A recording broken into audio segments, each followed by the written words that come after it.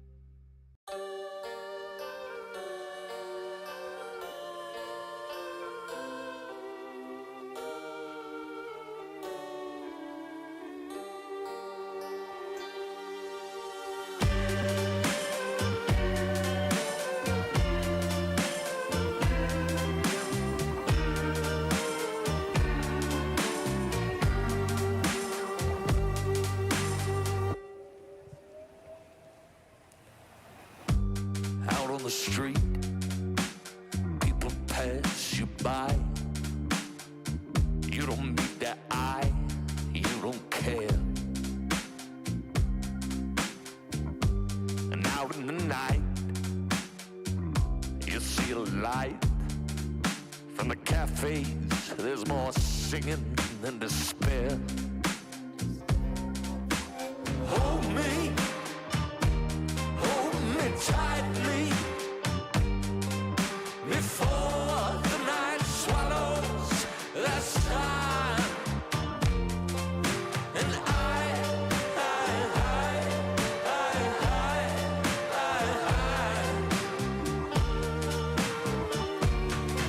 I'm done.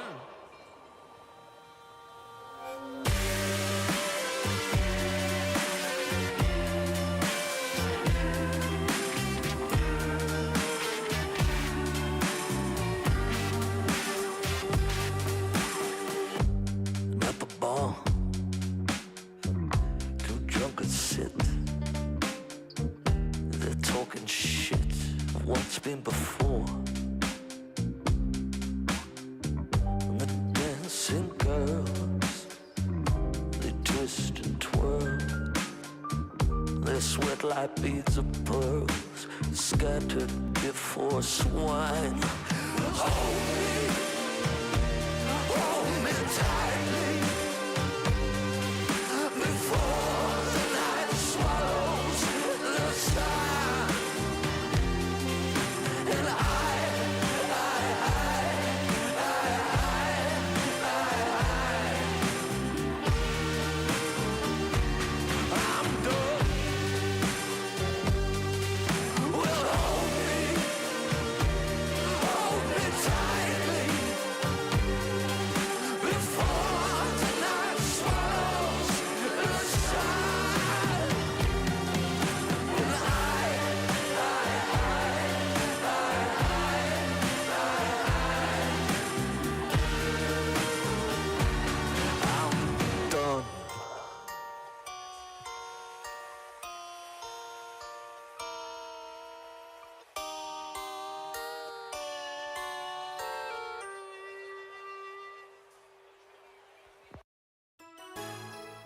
You broke this heart of stone. I always hoped that I would find you. Now the emptiness is gone, and the winds of change have almost blown through. You're right where you belong. So grateful you're beside me, always and forever. Just you and me from the stars, always and forever. You'll always be forever in my heart. You're the better part of me, one that I can always cling to. Was blind but now we see. You made a way for all we've been through. I'm right where I belong. So thankful you're beside me, always and forever.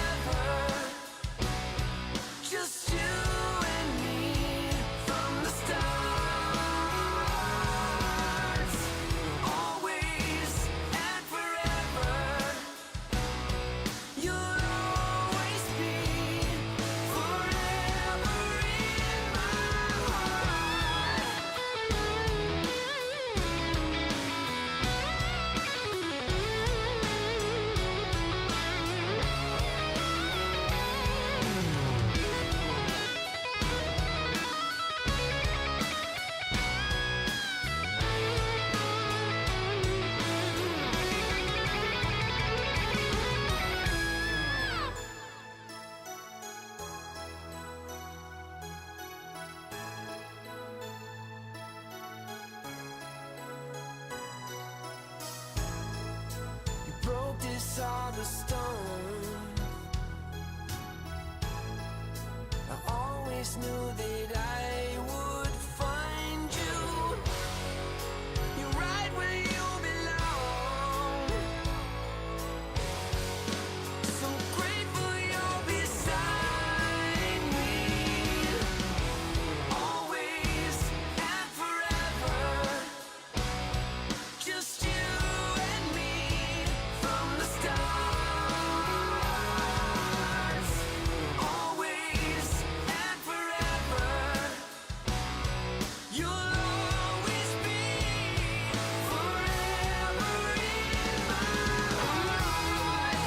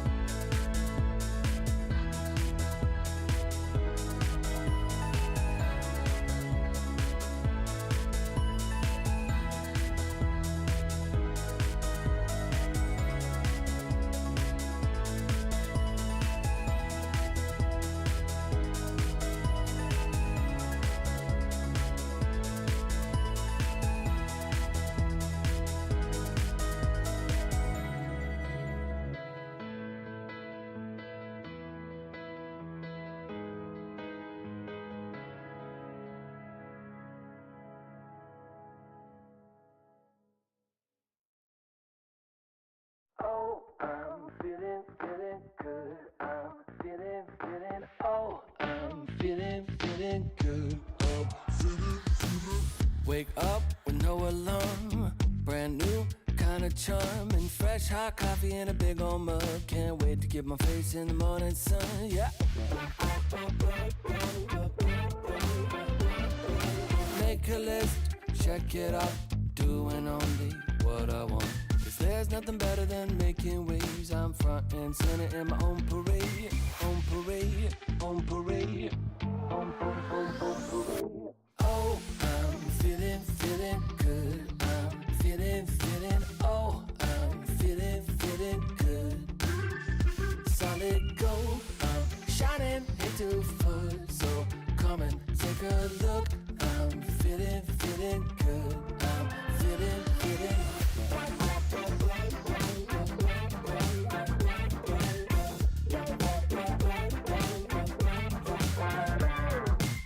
Hold up, windows down, rolling with the classic sound. Spent $5 on Walmart shades. Can't wait to stop traffic in my own parade, own parade, own parade. Oh, I'm feeling good. I'm feeling, oh, I'm feeling good. Solid gold, I'm shining into full. So come and take a look. I'm feeling good. I'm feeling.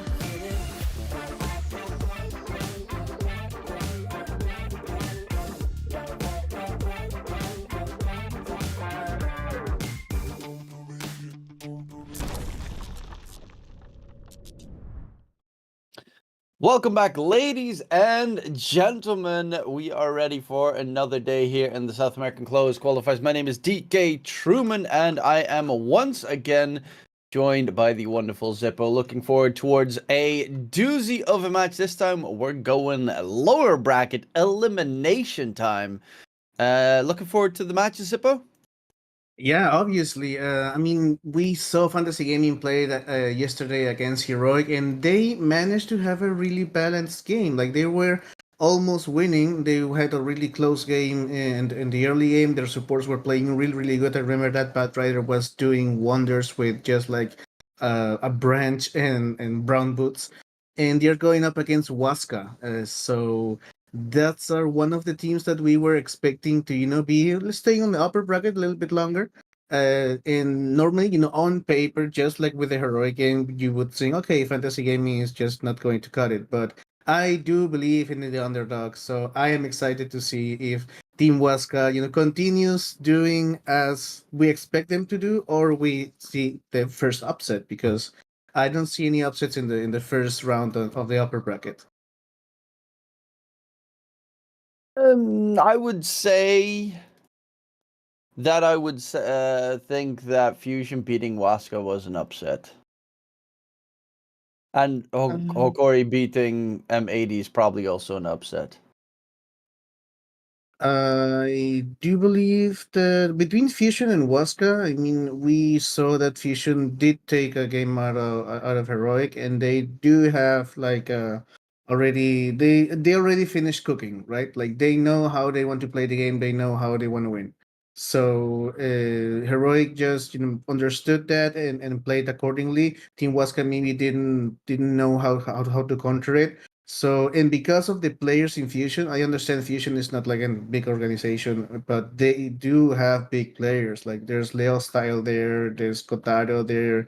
I believe there's well, Prada, Frank. Like I wouldn't consider it an upset, but I do agree that M80 and Hokori winning 2-0 is an upset. If they won 2-1, maybe not as much, but yeah, 2-0 it is quite impressive. Yeah, definitely think that is an interesting one going forward. Of course, the team has been like Waska as the org has had some success in the recent years, but my main focus would be really looking at Pike. He's one of the players in the South American region that really has stepped up. Played a lot of tournaments in the 2024. And with Beast Ghost, of course. And Beast Ghost, like, this was the hampered Beast Ghost. This wasn't the god tier Beast Ghost that ruled the region for 2 years. This was the new Beast Ghost that made its way back, and that's why I was surprised that Waska did not look too good yesterday. But of course, new round, new chances. They're up against Fantasy Gaming, a team that looked really good in game number 1, especially with that As you mentioned, Sexy Yogi, RZT on the Enigma, very scary. Probably going to get banned. It's already banned by Waska. Very heads up move. But that's the beauty of South America, right? Every team is like they all have players that have already made plays on a professional stage. There's so many different teams and players to go around that you always have a challenge going forward. Yeah, and it's always like, back in the day, you had like one guy you build your team around, right? And that was the case until a couple of years ago in South America. But then, like you mentioned, that the Beast Coast and Borghesa era, where there wasn't only like K1 would rule the world or win the game for the team, but every single player on the team could do something to win the game. Like everyone could carry. Maybe the position five not as much, obviously, but the other four could carry the game easily. And right now, we have a draft first of all, and Gyrocopter as a first pick for Waska. I do believe that's a Pike. That's the favorite hero of Pike, and like you said, he is the player who we want to see the most, right? Because he's been switching teams, he's been on the international level, doing pretty well. So he's a player to watch. Bristleback to as an answer for fantasy game. Yep, Bristleback, always a solid one. Flex is nice between a safe laner or an off laner most of the time. I mean, I've seen Yodomi played as boss 5 in the past, but don't really think that's what people are looking for at the moment. Even though I did see, I don't remember who it was, but in, I think, Eastern Europe this morning, there was a plus 5, Miposhka played it, plus 5 Terrorblade. Just wanted to let you know that, and there's always weird stuff going on around in pro matches. Yeah, I remember that was a thing like 2 years ago. The position five Terrorblade and the position five Faceless Void, I believe. But well, that was like I said years ago. And this is interesting because fantasy gaming, I mean, RSNT doesn't really play not Sue heroes. We saw his Enigma, we saw his Beastmaster, and Bristleback is like a different type of hero. So I would say that this might be a Bristleback on position one instead of, because I do want to see RCNT on a Beastmaster or on a Lycan, right? Not playing the best type of hero he knows how to play. And Bristleback is a hero that can face Gyrocopter as a carry head on, right? You just run at him, and you don't really need that many items to start fighting. Gyrocopter does need more space. He does need more items, and does need more space from his team. Yeah, Gyrocopter tends to be more of a Fort Protect 1 kind of hero in this current patch. We don't see too many IO gyros still, but it's still a scary one. Speaking of scary, Invoker let through in the drafting phase, which is normally a first phase ban. Yeah, and we saw like Wonderkind or James playing really good yesterday. He was sadly the one who got the power problems, and he had to DC, and they lost on the last Roshan fight. Let's hope that electricity is working properly in this series. And I'm really excited to see now combinations with Invoker. Like you mentioned yesterday, Invoker is not a right click hero. So the damage is not going to come just from one place, which is not, I wouldn't call it an error or a mistake, but it's like something that happened yesterday where all the damage of a team was in one hero, so they couldn't really vary in terms of win condition or in terms of play style. It was all about fighting and winning with one hero instead of splitting the map or having the enemy focus on two different targets. So I like this variation coming from fantasy gaming. Yeah, I think it's a pretty nice one so far. It's two of their cores already set in stone though, so that means you pretty much need to bring out the two supports. On the other side, Shadow Demon, hard counter for Bristleback. You get the Ags at one point, Bristleback is useless. Clockwork, very annoying as well for Bristleback. Even in the laning stage, you catch him in the cogs, you push him around a little bit, his mana is gone, Bristleback's half a hero. So even the disseminate from Shadow Demon really strong against Bristleback's team because you just pump damage on Bristleback, everyone around him dies. Yeah, well, that's what happens when you pick your core so fast, right? The Bristleback. And you just get countered by Shadow Demon. And they didn't really ban Shadow Demon, like you mentioned, as he being a counter. And Shadow Demon also is a really nice combination with Gyrocopter in lane. Like you just disrupt someone, and then Gyrocopter comes in and well destroys you with the Rocket Barrage. Also sets up a really nice hook shot later on. It is a really good high ground pusher, Shadow Demon, obviously with the illusions.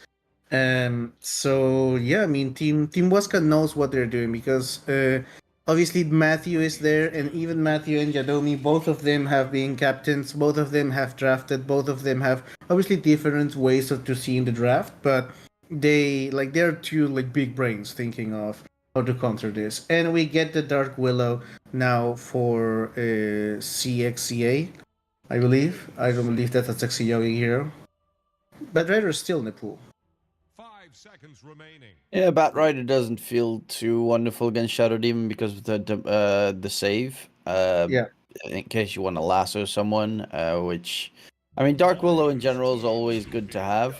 Granted, Shadow Demon with the Oh. shard is really good against Dark Willow, but that is not too problematic. Tusk comes out, and then there's the question if this is a Tusk 5 or a Dark Willow 5, because it could definitely be flexed around.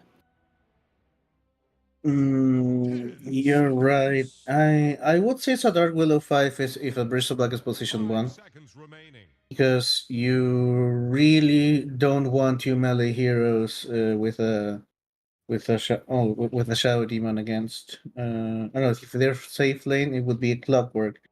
So yeah, it could be Tusk against the Clockwork. Yeah, it works with Bristleback. Yeah, I would say what was Vitali. Okay, Vitali plays Night Stalker. He plays also he played a lot of Aura heroes back in the day, like Underlord. We're seeing PP Ember Spirit, one of his signature heroes. Radiant's turn to PP Ember Spirit, same with PP Lena, very scary heroes to deal with most of the time. This time goes for Le Ember.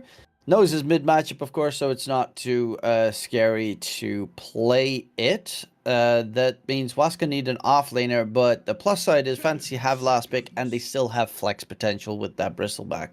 I would assume it's going to be an offlane Bristle, because if you play safe lane Bristle against Shadow Demon, it makes your game very hard. Yeah, it makes you sad, obviously. In that case, if Bristleback is going as a position 3, I'd say it's a Dark Willow 4. is the Radiant band. So because you can get more aggressive with Dark Willow as position 4, you also. But then again, as you mentioned yesterday, Tusk is a blink dagger kind of depending hero. He needs more mobility, so as a position 5, maybe it's going to be a little bit harder for him to have an impact in the game. Um, yeah, well, let's see what Waska thinks with his bans. Like, guys, well, they banned Night Stalker, so they think that Fantasy Gaming is missing an offlaner. Yeah, that is a possibility. Obviously, they could also just put the Bristleback, because Bristleback is a pretty strong hero against Gyrocopter and also Ember. He does. I mean, Ember's big problem to deal with for Bristleback is the Mage Slayer. It's gonna really hurt the Bristleback's damage output from his Quill Spray. But the one thing that is really good about Bristleback is when you get to safe lane Bristleback late game, all of a sudden your right click does 500 damage per hit, and you become a right click core, and then you don't really care that much about the Mage Slayer anymore, which is something that safe lane bristles do, but off lane bristles don't really go for, because at one point they do build into a bit more like defensive tools, or AC, for instance, is another one that bristles go for if they're plus 3 instead of like S and Y when they're safe lane. Yeah, and also, well, we saw that yesterday, right? Like a Mage Slayer completely destroying a Bristleback, but he managed to come back. Like we had our falling down of grace and comeback story. And if you give Bristleback enough time, he is able to farm enough, and he's able to, overcome the Mage Slayer. And there goes the Beastmaster for Waska. It's one of Vitaly's heroes. Yes, maybe it's one of his most played heroes. And let's see if Fantasy answers with an offlaner or with a carry. What would you match against a gyrocopter if a carry is what Fantasy is missing? Seconds remaining. Yeah, you're laning against Beastmaster, so you probably want something range if you want to lane it with the Tusk. And it's probably Beastmaster Shadow Demon. Okay, they're gonna go Tide, so it's gonna be a safe lane. Like, it's good against the Beastmaster because you don't care about the boars. And also Tide doesn't die this game. Except for, like, this is such a good Aghanim Scepter game for the Shadow Demon. That's why Matthew is the better choice to play it instead of, like, for instance, Yadomi, because then you can afford to buy the Ags. And once he gets Ags, Bristleback and Tidehunter are useless. Yep, you just have to decide who you want to be, who you want to counter, which most of the time is going to be the Bristleback, because Tidehunter, if he doesn't get like an amazing game, he is just reduced to a Blink Dagger Ravage, or just a Ravage, and that's it. The lane though is going to be a little bit hard, because it's going to be Tusk and Tidehunter against the Gyrocopter and Clockwork. So Tide is going to be really happy against Gyrocopter and Clockwork, because he, with the Anchor Smash, Gyrocopter is going to suffer a lot. You can also, if the late doesn't go as well, you can just stack as well, and a Tide Hunter can farm that up from the ancient stacks really easily, and starting at level 3 and going for, I believe it's going to be Aura's games here. You have Vladimir Suffering starting up for Tidehunter and start pushing early. That's something we talked about a lot in yesterday's matches. Like, teams are drafting compositions that don't really require, but are really strong at pushing early. But we just see maybe at minute between 8 and 10 first push on the Radiant safe lane, and after that, then the pushing stops for a while. Well, either way, we have a game, Truman. It's just starting. Yeah, that tends to be also one of the things that, for instance, in Europe you see a lot. Around minute 6, 7, you see these one of the teams safe laner take the gateway to the other side to take down the enemy tier 1 tower and start the aggression a little bit faster that way. It's also, this game is very important to see stacks. Both sides, incredible stack takers, really requires them to get it. I'm curious to see if they're going to make those stacks happen, because you're going to need to have, Matthew needs to have like a 5 stack of in his triangle by minutes 8, 9, 10 to make sure that the Beastmaster can get his Ags fast, or the Gyrocopter flat cannons it down pretty quickly. Same for, of course, the Bristleback on /Tide on the other side. It's just too much value not to go for it. Yeah, I do believe the Aghanim Scepter is the better pick here for the Beastmaster. And like you mentioned, Matthew, like Shadow Demon, is an excellent stack maker. So it's really easy for him to have huge amounts of creeps stacked up. Oh, wait. Tusk might be food right now. Is gonna just walk about. Should be fine, unless they're gonna chase for more, but it's gonna take so much time to try and kill him off that it's really not worth it. Yadomi walking in towards Yor. He is now trying to walk his way out. What? Nice damage coming in. Yadomi dropping low, and is gonna get first blooded by the Tusk. Wow. Bamboozled and caught by surprise. It will be the Tusk's first blood. I sincerely thought Waska was going to, at least try to chase the Tusk a little bit, but well, he just got a surprise there, and that's nice for a position 4 Tusk. That's easy early boots, which is huge for a position 4. Yeah, he also has the dragon, the wind lace as well, so he is very freaking fast. at the moment, and will be dragging the creep wave behind. Yudomi is trying to at least annoy it as much as possible, but yeah. I mean, not that the Tidehunter necessarily needs it. Innately, he's got blubber, so you can't even, like, lock him down pretty easily. For the Gyrocopter, Clockwork's a pain, though, with the power cogs. Yeah, well, I've seen a lot more of cog play with Autumn? Gyrocopter. Oh, JP, together with Yor, get the kill onto Vitally. Yeah, Bristleback, even though he's not the tankiest, if they don't focus him down, he is just pretty happy with the Quill Spray spam. Beastmaster's hero that doesn't have great armor. And obviously, the Shadow Demon, same story. yeah, you really have to be careful on the amount of stacks you have on you. Like, once you have 2 stacks, you might want to step back a little bit. Otherwise, this is going to happen. See, on the mid lane. Harassing PP, EMP, drain a little bit of his mana. He does have his bottle just now delivered, plus there's a water rune in the river, so it doesn't really matter too much.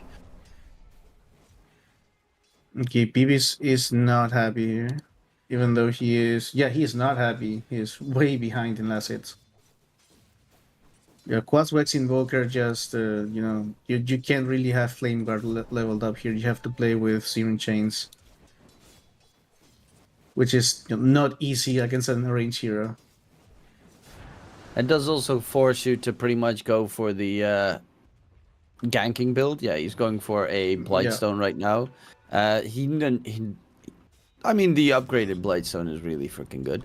No, not the upgraded Blightstone. It's actually the other one. Sorry, it doesn't have a Blightstone in it anymore. The Orb of Corrosion would be really good this game to have. You know, mini Scotty against the Bristle. It is surprising that he's going to go for the Blightstone though. Oh, Pike. It's getting run in. Dropping low. Lots of damage with the tag team. Nice Nice talk. Keeps save. fight going. Yeah. Nice save there from Yadomi. Pike was seeing red there. Kind of seeing red. Oh yeah, that's the facet for the Bristleback here.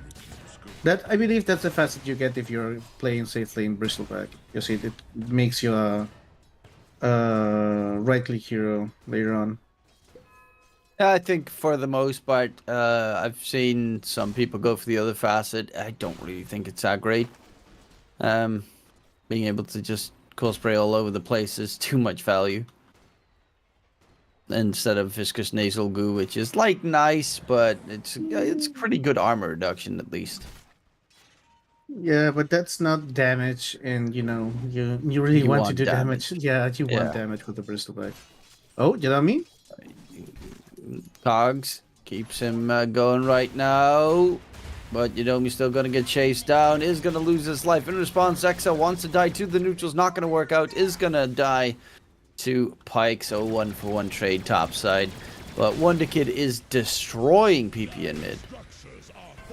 Yeah, it's you know, the Quaswex Invoker really makes something against Ember Spirit, and Pike gets a double kill. How did he do Yeah, that? but it's also, you know, you knew what your opponent was going to be, the Voker. Yeah. So Yeah. you pretty much said, I can take that matchup. You get annihilated like this.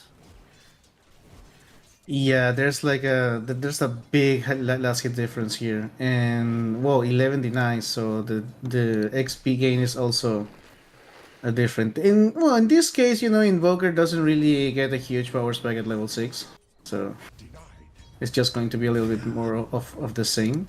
But PP does want that level 6 as soon as possible, and he is far away from it. In other news, we are... Oh, Yadomi once again getting caught. And Matthew bottom lane, dropping pretty low. Will be staying alive for now. They're going to go in onto Yor with the TP rotation. Topside, Yudomi is going to get chased by Zexa, but Yudomi is looking to disengage Arzenti out of range for the anchor smash. And now Arzenti is the one in a lot of trouble. Gets taken down. Pike on a killing spree. He's looking for the Tusk next. He's very fast already on the chase. And Zexa is going to get slowed. Pike Tried to get the rocket barrage. Oh, He actually he went got for the me. rocket barrage movement speed facet. Oh, bottom, Matthew. Yeah, he should still die. Oh.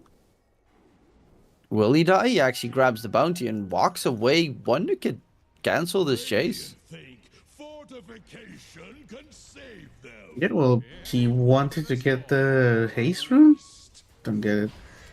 Okay, let's go on PP. Going in. Oh, he gets it. Dropping low. Taken down once again. PP though. Can he get away? Has a fire remnant. Jumps to the back. Will not get stunned in the process. Is going to just walk back to base with the fire remnant. Should be able to rejoin the fray. And yeah, looking pretty good for Waska right now. Even though Wonder Kid 16 denies. JP in the bottom lane is being left unchallenged. Going for the Ag's first item rush. He already has one of the pieces done. Zexa, nope, double wisdom coming out for Waska, and Zexa is dead once again. Arzenti, another chase from Pike with Wonder Kid out of mana though. Pike doesn't have anything to fear, he can just run it back. Yeah, Pike is having a field day here. I mean, he's not as big in terms of last hits, but he has 4 kills in 7 minutes. Oh, Bristleback, he's not a stanky with only level 1 Bristleback on the run, being chased more by PP, has another sleight of fist, is going to be enough, kills him off. And it's looking really good for Waska. Yeah, game's looking good, and they're really good in terms of net worth.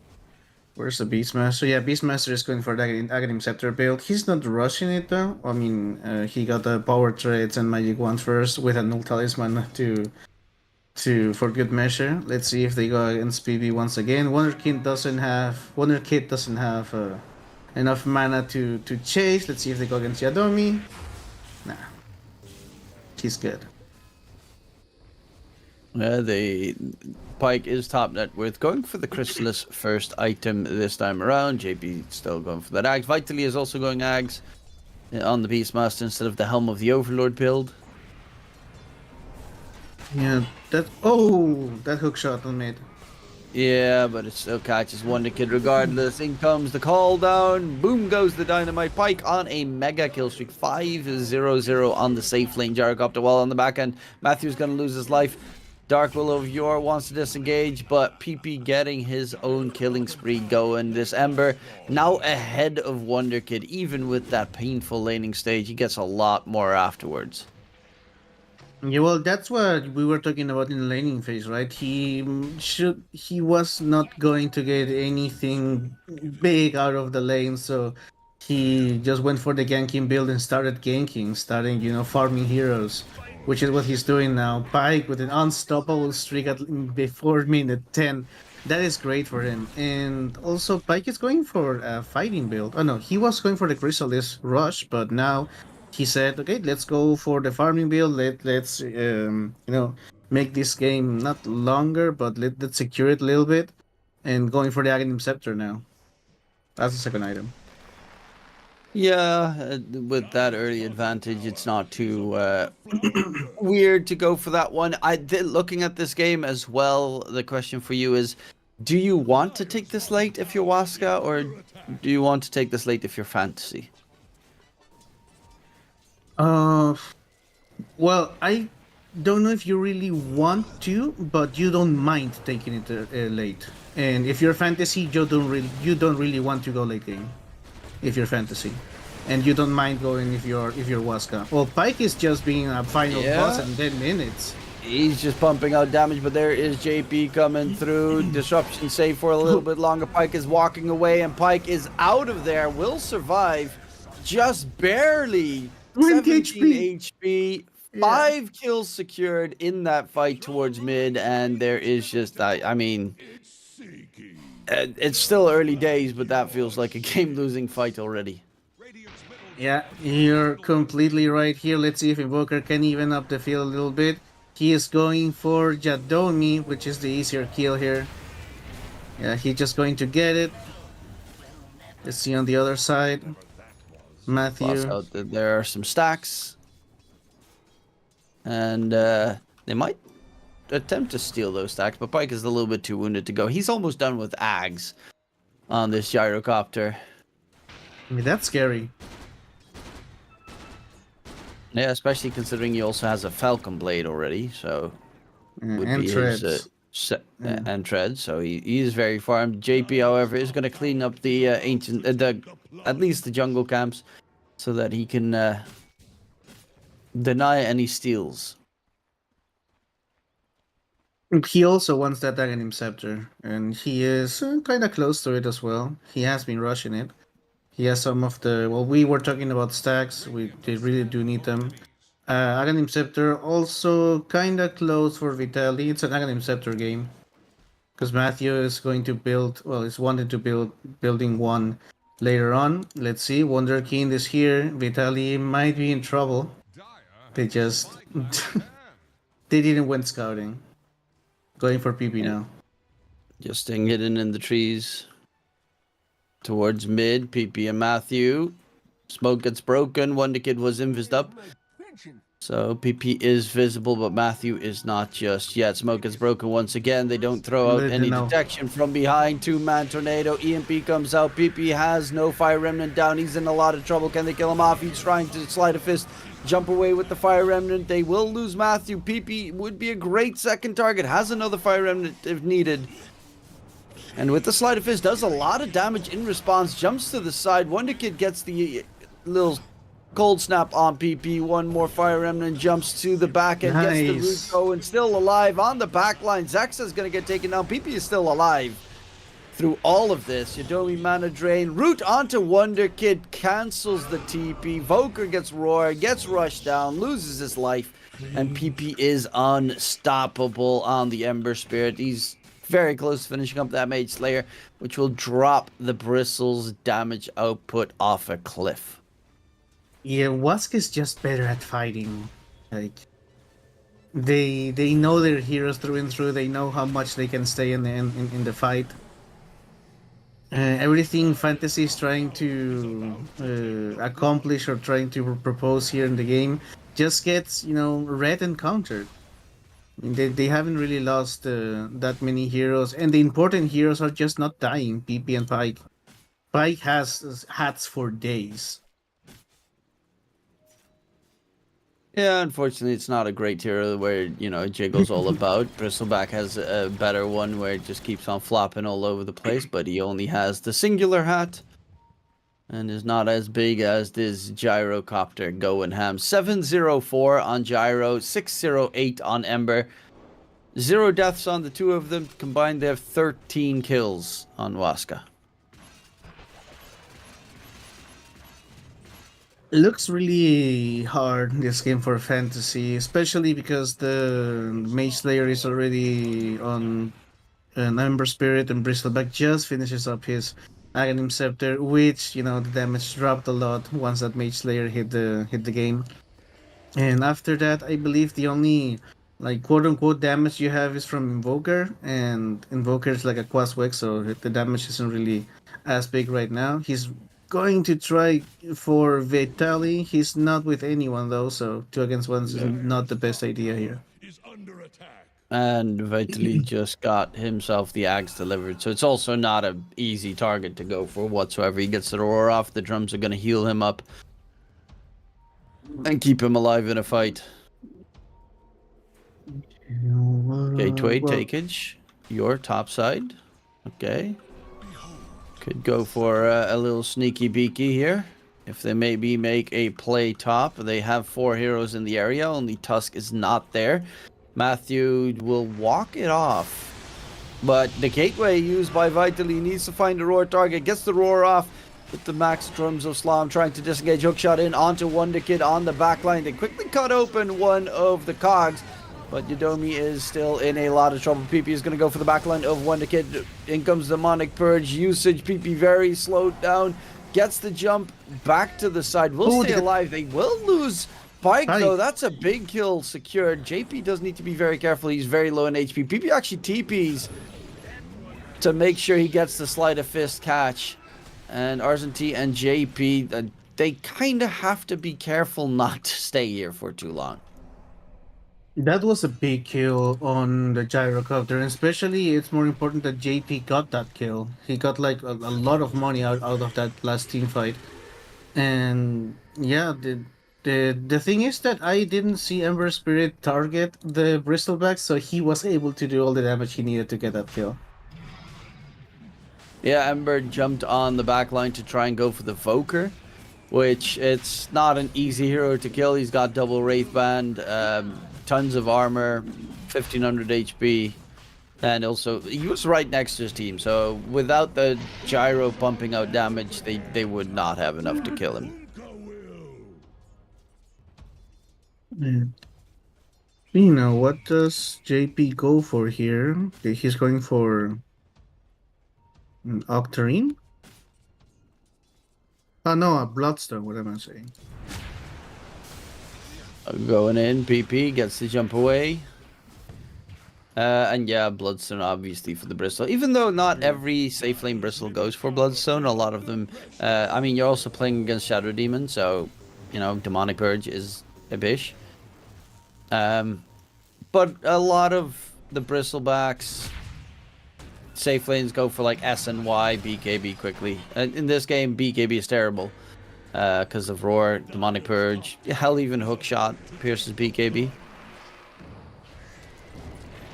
You're right, Sure. and yours going to be food now. Oh, PP. Is in a lot of trouble, needs to get himself back. Nice blink. Zexa has the blink dagger already done on the Tusk.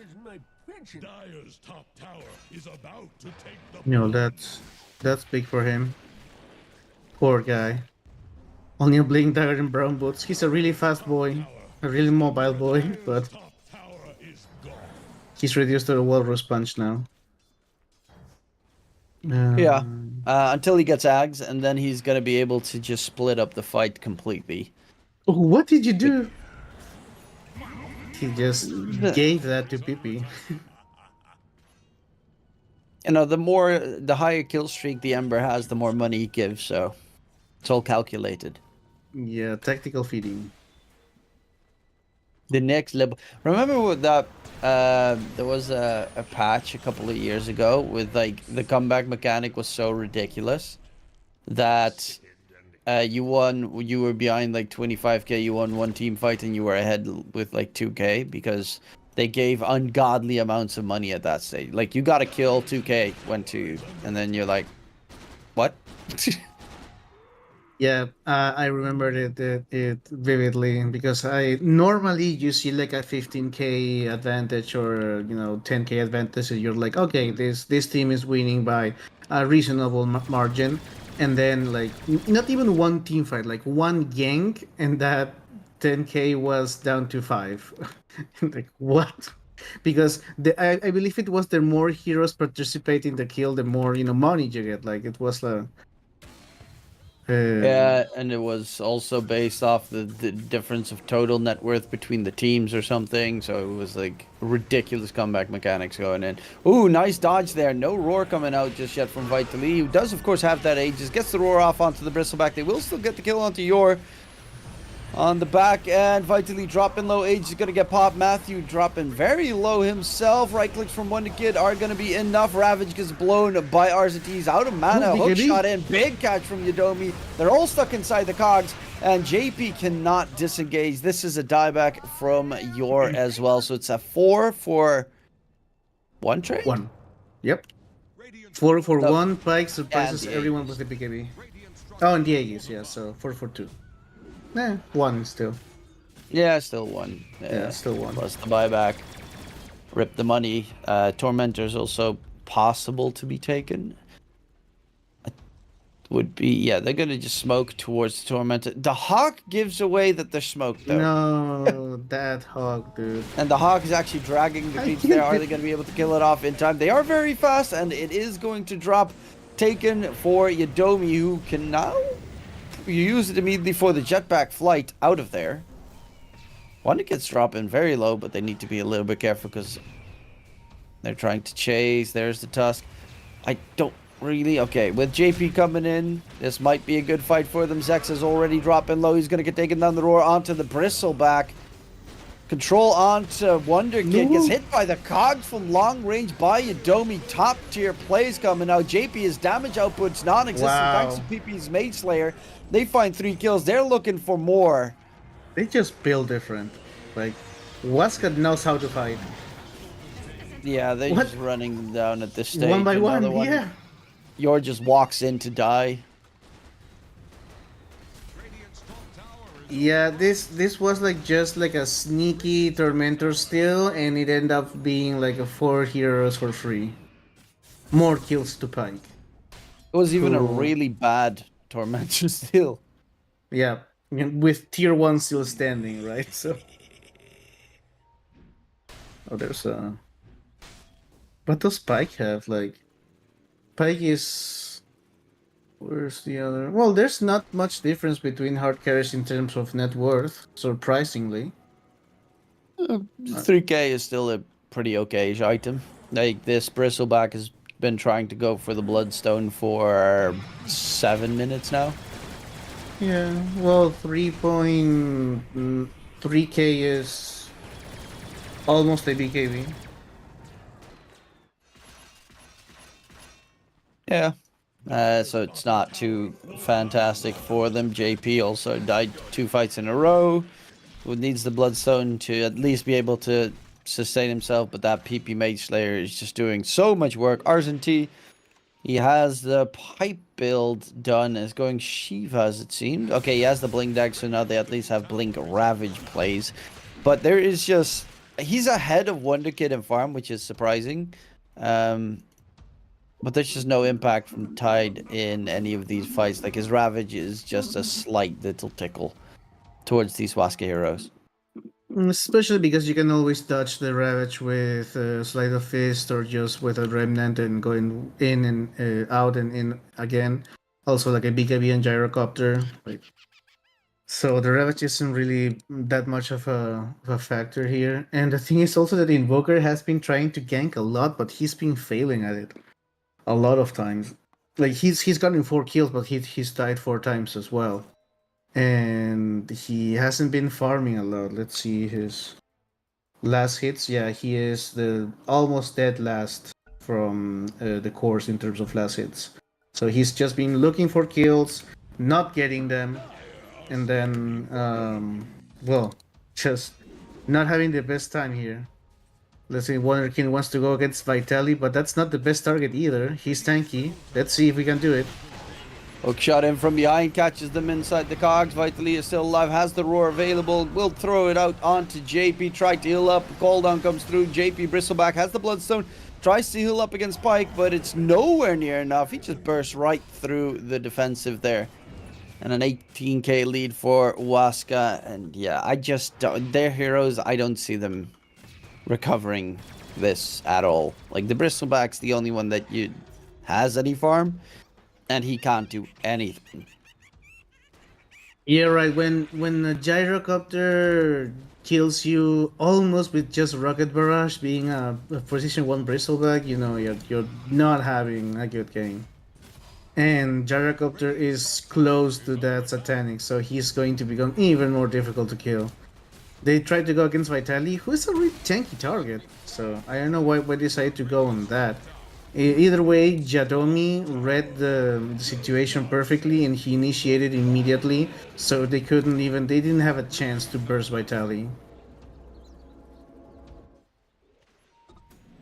I believe the Yeah, only one looking- you can burst is Jadomi. Jor. Yeah, I mean, Yadomi and Matthew are still killable, but of course, Shadow Demon has a Ghost Scepter plus the Disruption, so you need to like kill him in one fell boost, burst. Clockwork Yadomi with the Solar Crest, Force, Staff, and Jetpack. Not an easy target to blow up either. Has the hookshot, goes to the side, actually drags him to Vitali. The Ravage gets thrown out, and Vitali can just walk it off. Doesn't even get caught by the cogs there. The Ice Shard block. There is an amplified damage rune on the Ember Spirit. Pike is nearby. Goes for Yor. Finishes him off with the Aghanim Scepter. PP looking for any targets, but they will only find the singular one. They are just so much stronger at this stage, especially with Pike now done with the Satanic. I feel like Wask is just way more comfortable taking fights. Not only like right now when they have like 20k lead, but from the beginning. Like they at every single team fight they have, they are really focused on okay, who's the target, who's the focus, who do I have to save? Like Matthew has been doing incredible disruptions to save Pike to buy more time. So from the beginning, I just think Waska knows and is very comfortable with team fights at any stage of the game. And Fantasy, obviously, they are like good players, but maybe the synergy isn't as spot on as Waska in terms of team fights here. And well, obviously, also the Mage Slayer makes the damage output of Bristleback really negligible. So there's just no damage, and there's also almost no control because the rabbit just gets countered by BKBs and Slice of Fists. This is a hard game for Fantasy, and yeah, I don't really see a comeback here because the gyrocopter is just getting more and more ridiculous. Yeah, he's going for Silver Age as well, so a heavy counter to the Bristle and the Tide will be soon done. The Matthew Shed Demon is not going to go Axis yet, but they are going to go for Roche to get that Aegis plus the banner. And then, I mean, they still have the tier 2 tower bottom to clear.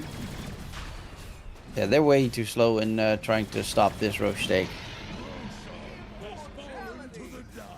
EP spots them out, quickly jumps out of there, goes over your, knows exactly where he was. They even scout out. He probably placed an observer ward in that position. Oh, here we go. They will go in onto Yadomi, find a kill there. Gateway taking of the Waska players. Matthew is going to be left behind and is going to die.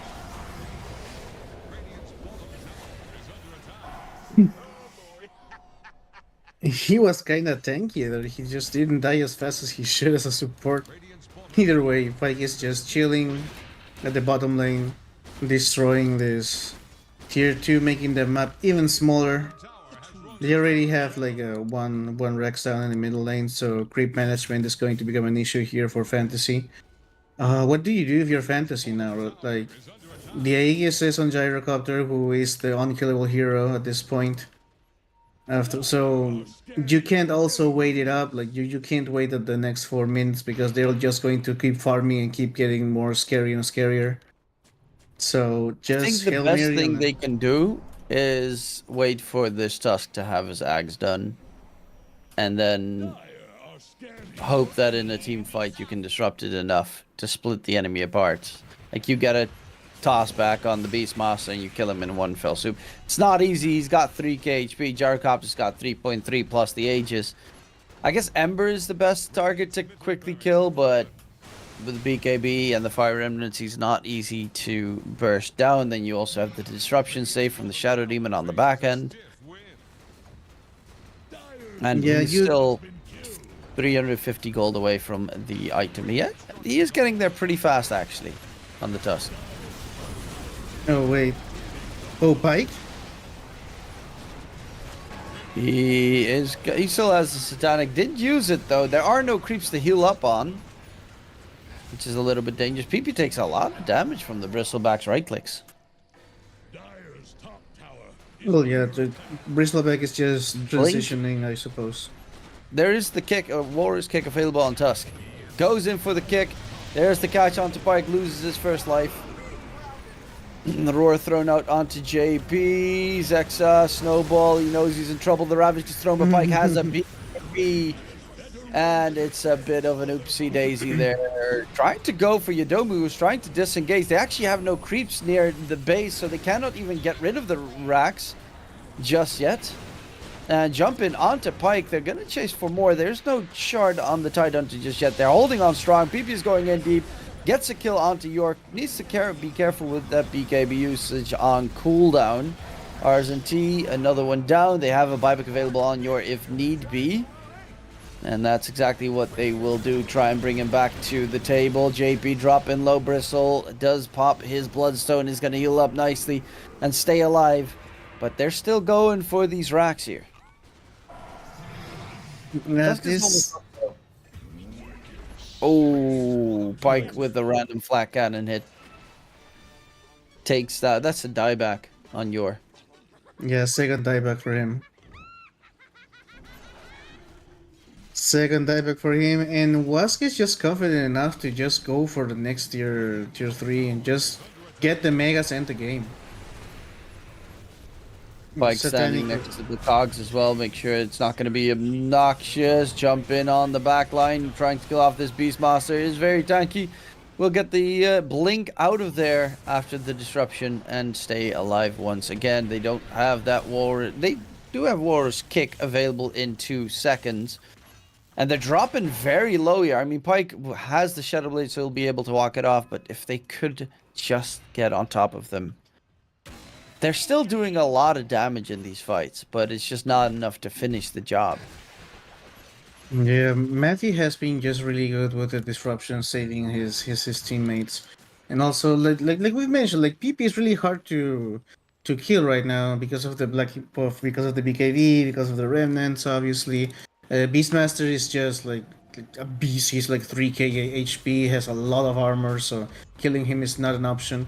And the other ones, like Clockwork, is also really slippery with that force stuff and using that hook shot to like defensively even sometimes. I mean, you don't really have much chase as fantasy. Now that I see it, like the only thing you can do is initiate with the task with a Walrus kick, position them, you know, next to your to your teammates, and that's all you can do. Like there's no chase. Maybe a tornado, but that's the only thing you have. Yeah, it's not fantastic for them. Gyrocopter also has the Silver Edge now, so they have the break against the Bristleback. E-Blade on Shadow Demon finished. So he's got a long-range save in case they want. Like, he's got 2 saves against this Bristleback at this stage. Jump in. Roar missed. Ravage gets thrown out. Vitally Beastmaster is going to pop the BKB.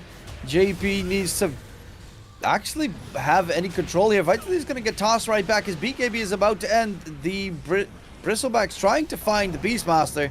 Vitally still not dead. Losing Matthew on the side. Vitally will be found and finished.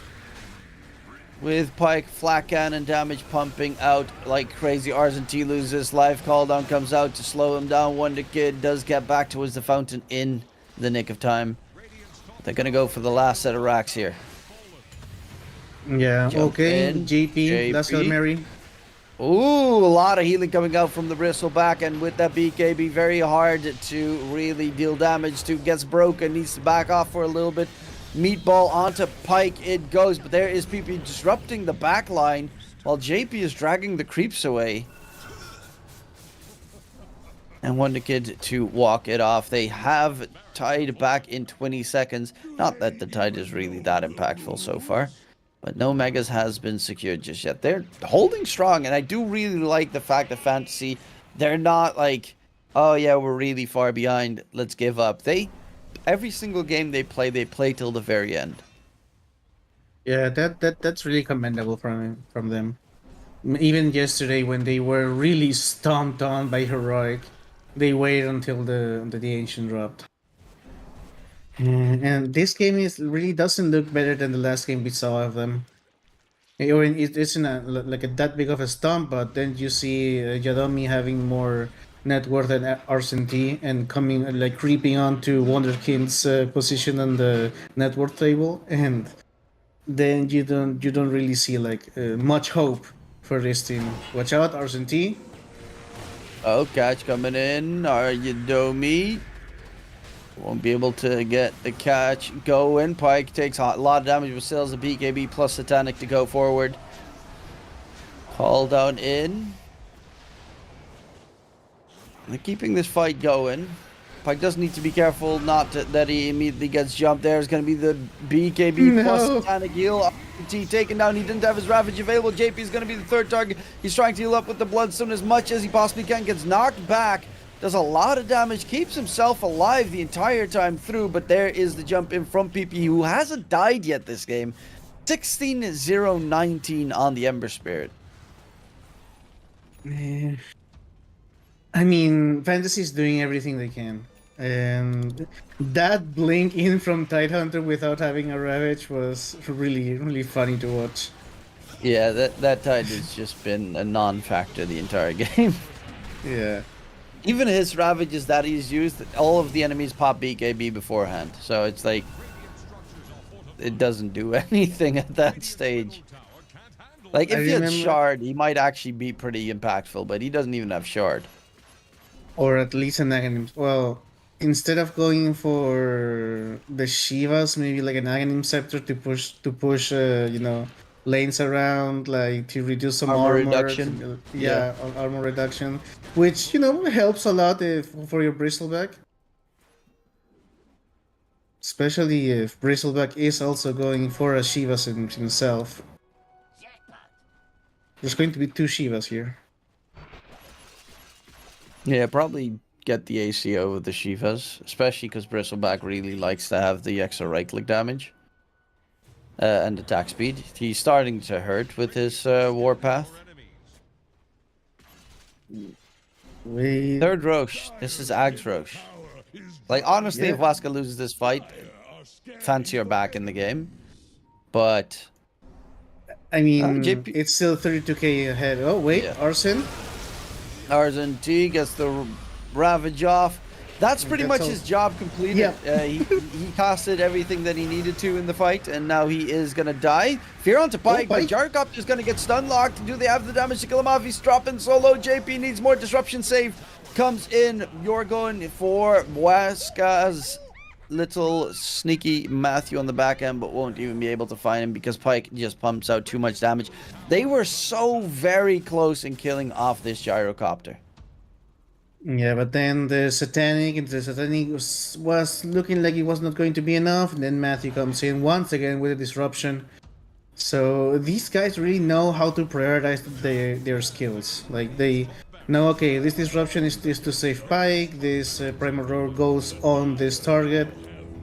Like, now they have Mega Creeps, now it is really like impossible. And even if they somehow won that fight and got that Aegis, in that what it was like 26k net worth disadvantage was maybe going down to like 20 or 22. So they would have needed like maybe more because of the axe, but they would have needed like 3 team fights like that or something like that. And now with Megas, it's just not that going to happen. 3 Ags for the Shadow Demon as well, very likely. Yeah. They probably should do that and not give it to the Ember. I'm hoping they do give it to Matthew, because his break is literally, well, game breaking. Yep. Yes, he does get it. So now he has double Demonic Cleanse, double Demonic Purge. Like, get a random Zexa somewhere else on the side. JP? Demonic Purge number 1, he gets broken. Pops the BKB, tries to run away. They have Demonic Purge number 2. Roar comes in. BKB is ending. Bristle is dying, and he melted. That's game. Yeah, he melted. Like, and there's it. There come the G's. Indeed, those are the G's, and that is game number 1 going to Waska, who honestly looked like the far superior performer in this game. From pretty much that fight in mid lane where no one died, it already started to get snowballing problematic. But there was just no impact coming out from the Tide this game. The supports tried to make moves, but Shadow Demon is just too good at keeping them alive. And Yadomi had so many clutch hook shots.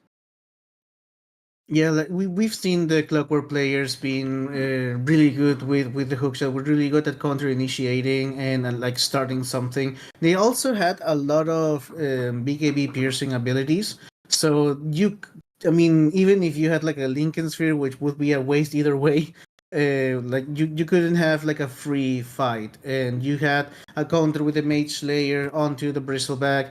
You had like even the Empress period also played like really well because he got almost dumped on that mid lane in a 1v1, and then he just managed to come back and said, okay, I can't get anything here in my lane, I'm just going to gank and move with my team and get something out of it, and then he never died. I mean, it was like really well played by Waska, and just in team fights in general, I feel like they flow really good in team fights in any stage of the game, not only with a lot of advantage. Yeah, well, it's got a very scary team to witness and to watch here in the South American closed qualifiers. But of course, that's the first in this series. We're going to go towards the break, get everything ready for game number 2 after the break.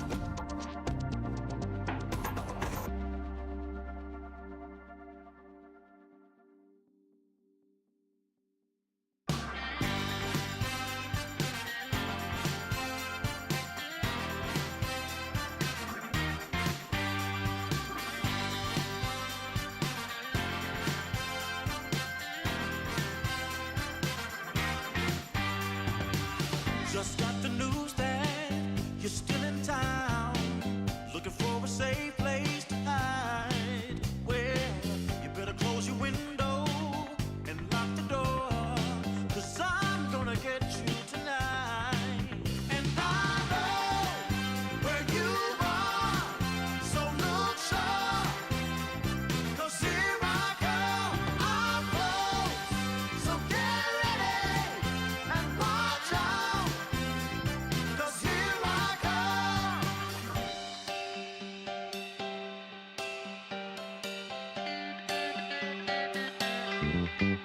Love has a way of seeing through all of your wants and the shadow of doubt. So just get dressed and know for sure I'm on my way to take you out. And I know where you are, so look sharp, 'cause here I come, I'm close, so get ready and watch out, 'cause here I come.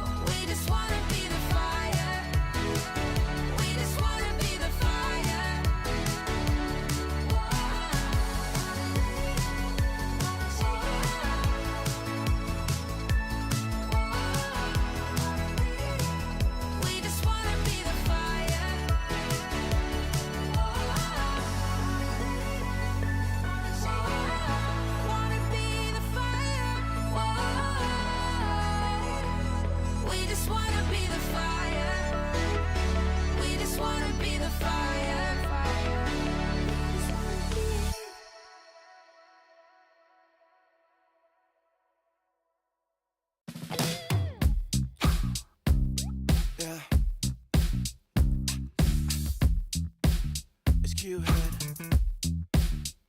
It's been love since we met. Right from the bar to the bed, all night long, roller coaster. A 5-inch scar on my shoulder. You smile, I'm high. I put my heart on the line. I'm addicted to you, I can't lie. It's whenever you kiss me goodbye. I'm high in your love, high in your love, high in your love, high. It's never enough, never enough, never enough. I'm so high in your love, high in your love, high in your love. I'm so high. I can't stop thinking of you. When the world is going down, I won't be there, won't be there. I'm in heaven with you. I'm in heaven with you. We'll be up and losing ground into the air, to the air. I'm in heaven with you. I'm in heaven with you.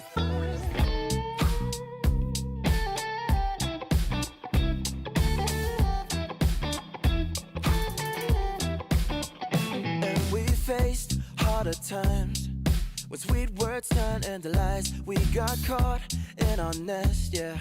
I put our love on a rest, hit the brake, I turn over. And never ever say that you know her. Got a flame to fuel every night. Keep her safe and hold her tight. High in your love, high in your love, high in your love, high. It's never enough, never enough, never enough. I'm so high in your love, high in your love, high in your love. I'm so high. I can't stop thinking of you. When the world is going down, I won't be there, I won't be there. I'm in heaven with you. I'm in heaven with you. We'll be up and losing ground into the air, to the air. I'm in heaven with you. I'm in heaven with you.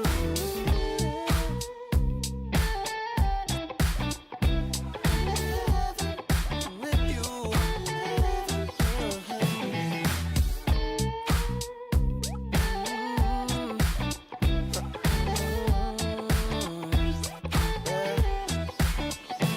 When the world is going down, I won't be there. I'm in heaven with you. I'm in heaven with you. We'll be up and losing ground into the air. I'm in heaven with you. I'm in heaven with you.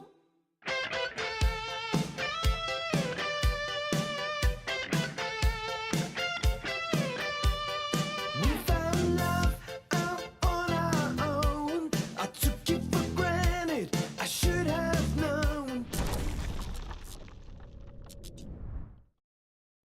Welcome back, ladies and gentlemen. That was game number 1, Waska versus Fantasy Gaming. Fantasy tried their very best, Hippo, but in the end, Waska was just too strong. Will that happen in game number 2? Do you expect any important changes in the draft? For starters, maybe a more traditional carry. And if you are going for the Bristol position 1, ban Mage Slayer carriers, which is basically just Ember Spirit, because there's I don't believe there's other, maybe Slark if you want to go back a couple of years, but after that, I don't know, like maybe the support duo wasn't really doing it for fantasy gaming. Like we were praising their supports. I mean, they didn't play bad at all, but they didn't have quite as much impact as they did in the first matches we saw of them. Also, the Invoker pick was really nice in laning phase, and maybe like everyone on pubs think if you win the lane, you are the better player. You're not. You just won the lane, and then you have to do something with it. Invoker was just too focused on ganking, too focused on trying to make something happen, and he just couldn't. So he fall back in farm, and then he fall back and that's it. He just fall back. And the other side, I don't know, like just in terms of composition, I would change a lot of things from Waska Gaming's draft. But the thing that you can't change, that you really can't improve from one game to another, is that Waska is so comfortable at fights. Those 5 players know each other through and through. That's at least what I felt. Yeah, the engagements that they had, the movements they made, it felt like they were a lot more grouped up in that sense, where fantasy was, you know, a Tidehunter blinking in, ravaging, and then or blinking in before you had ravage, and then instantly die, stuff like that. It just the Tide didn't feel like it had any fit in this game, and it's weird because like yesterday, RSNT on his Enigma, for instance, looked incredibly good. Yep. Maybe it's a different playstyle. It is also very likely that it's just the hero because Tide is very static, weak hero. If like it's a very strong hero unless the enemy has BKBs, and then you're useless. Like you have to wait out the BKB before you can blink Ravage. You'd rather have at that stage like a Magnus who has at least a BKB piercing tool available. Yeah, and I believe like Tidehunter was the last pick, if I remember correctly. Radiant's turn to ban. Yeah, Tide was their last pick. That was their last pick. I don't know if maybe, like you mentioned, like Magnus would have been a good fit. Dawnbreaker, I believe it was banned. But after that, RCT, there was no Enigma. There was maybe even go for the Lycan, right? Like you maybe don't get as much of team fights from the Lycan, but at least you can split up the map. You can, separate Waska because they are going to play together. At least I know the two supports and the offlaner roam around a lot, or they really coordinate in terms of okay, who do I go with now? Because the supports, it's hard for you to see the two supports going to just the two of them for a gank. Like they always coordinate with one of the two cores, mostly the two on the position 3. And yep, here once again, at least Wask is banning the gyrocopter themselves and banning the Enigma because RCMT is really good. The Dire get a ban. Yeah, with the Gyro also banned. They banned it themselves, but if the Enigma was picked up for fantasy, then you don't have the best counters in the laning stage for it anymore. They're gonna go for another round of the Voker for fantasy gaming, this time at first phase. First hero picked up, and I don't really see any problems with it. I think he played it really well. It was just, at one point, they were playing 3v5 in those fights, as Pike and their offlaner, can't really think of his name right now, we're constantly just charging at them. So yeah, it was really hard to make the Voker work. It's gonna be another Ember Spirit for PP. Struggled in the lane, as you mentioned, but once the supports came rotating through to help out, it was a lot easier with that Yodomi Clockwork, with the Shadow Demon for Matthew. 10 seconds. Yeah, that Ember Spirit just got way more support out of his supports. And Booker was just left alone a little bit in the lane. And also because, with a Tusk and the other support whose name escapes me right now, you can't really like counter initiate, or you can't really maybe with a Bramble Mace, and that's it. After that, you just become food if you are the Tusk with just brown boots and a Windlace without any HP items. Even a wand, he didn't have a wand. Right now, well, Invoker knows what he has to do. Like, he is going to play the lane just as he did in last game, but after that, maybe, group up with your team, or if not, take advantage of the fact that Ember Spirit is going to leave the lane and push that tower. Make them get something, lose something in return for the ganks if you're not rotating to help your team.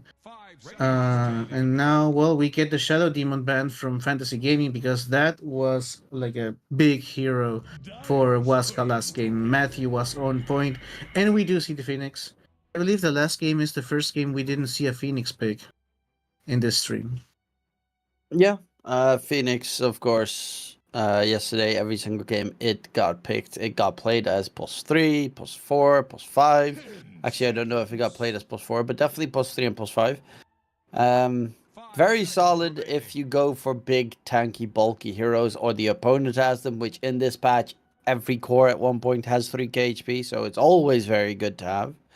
The mischance as well, from his innate ability, and just in general, you always have to focus the Phoenix. Like, normally, you immediately see the pickup of the Snapfire to counter out the Phoenix, though. Yeah, they didn't ban it as well, and I believe it's yeah. Well, no, Sexy Yogi doesn't play Mass 5, but as a position 4 is always good as well.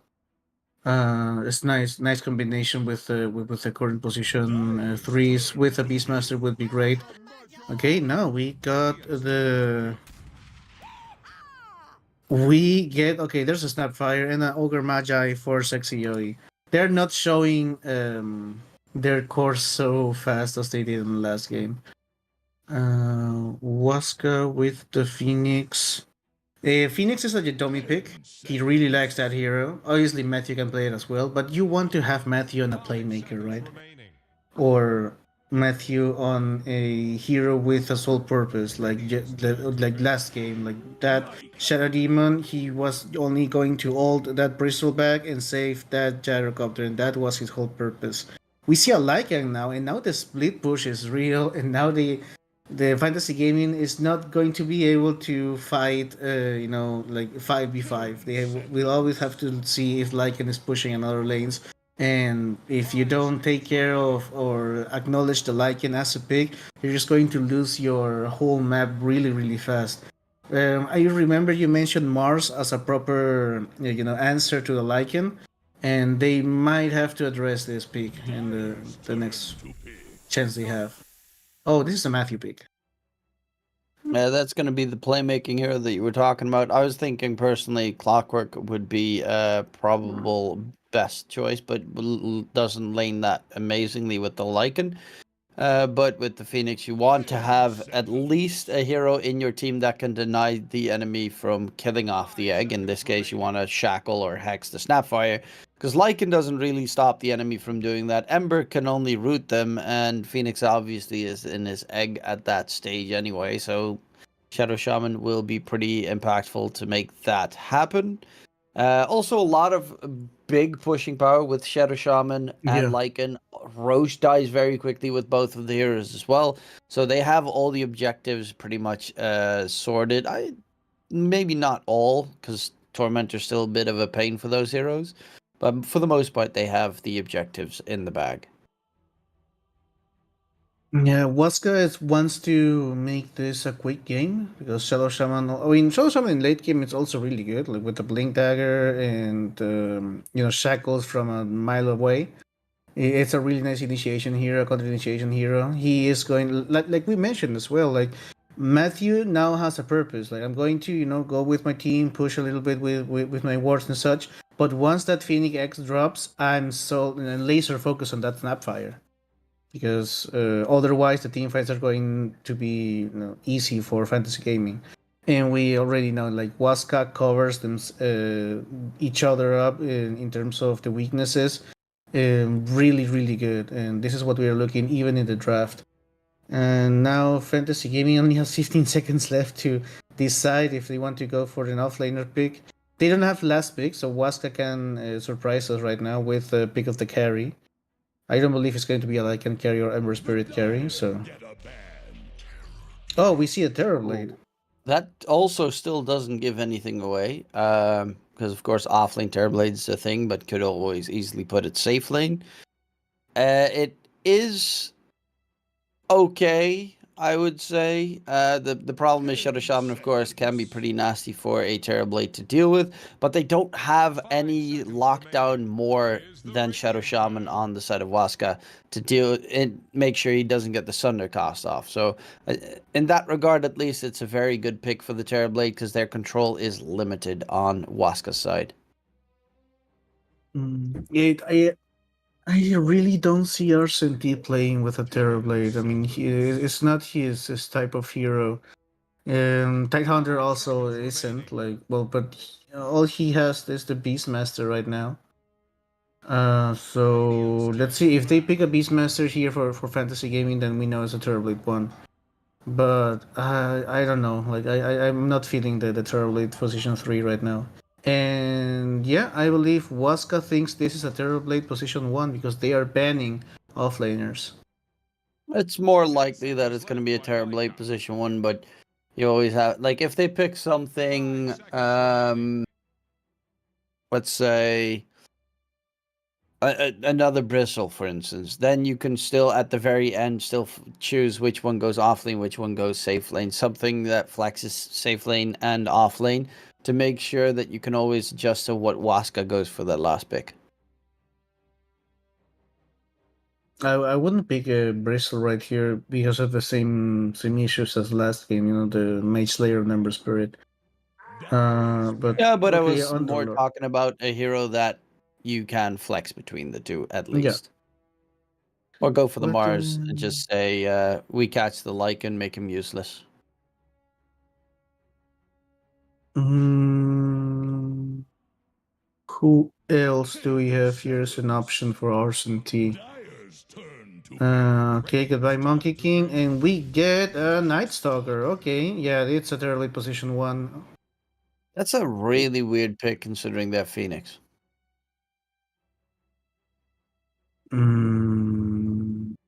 Well, if you get a Blink Dagger, you can always silence the Shadow Shaman, silence the Ember Spirit. seconds.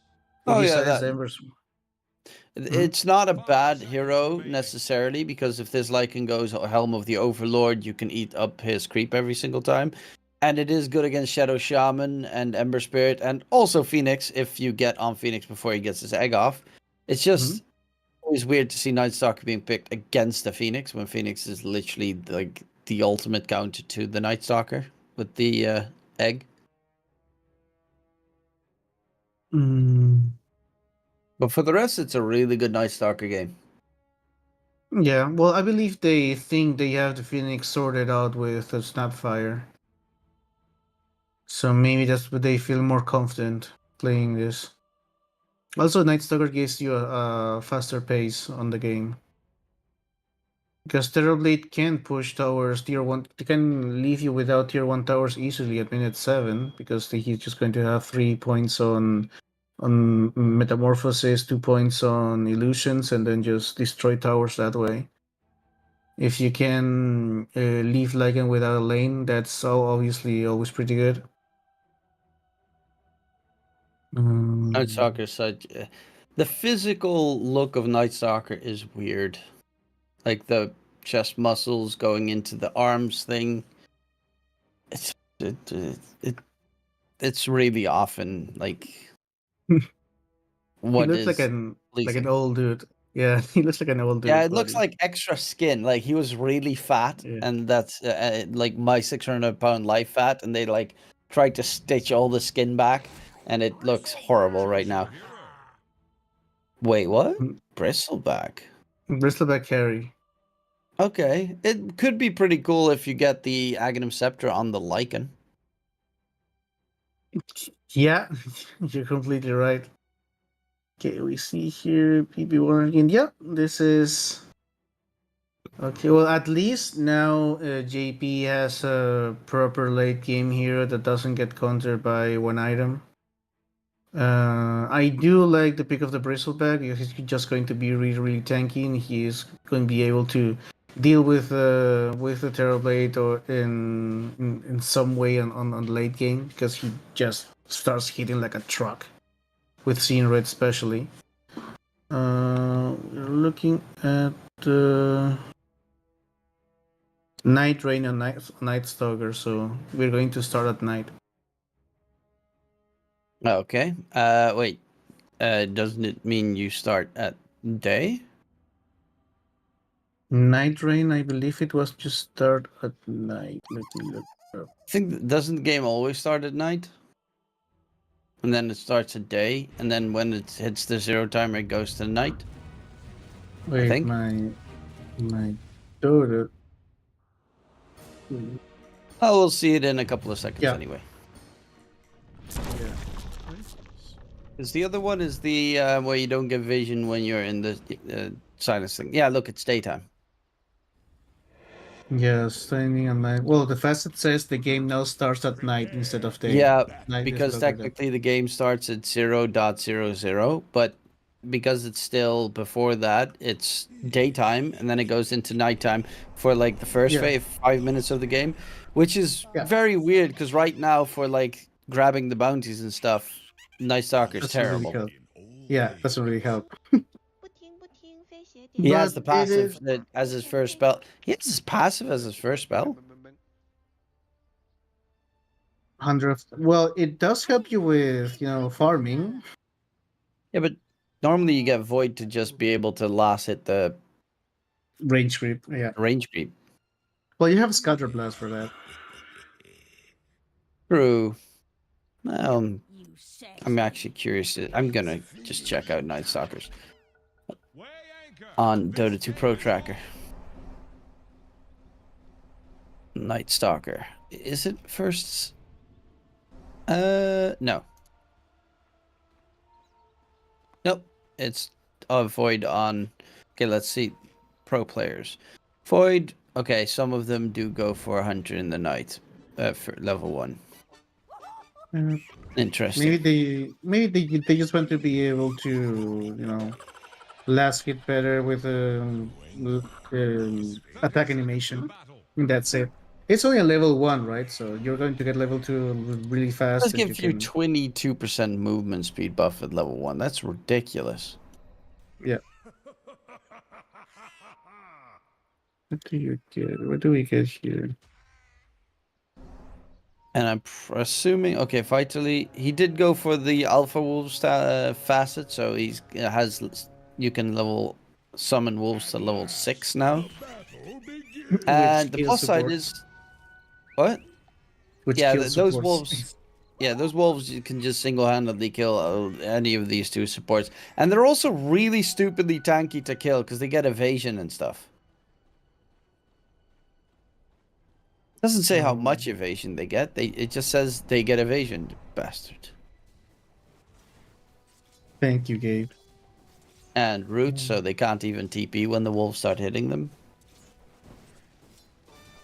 Okay, let's see if this Ember Spirit can overcome that Invoker if he already figured it out how to play the lane.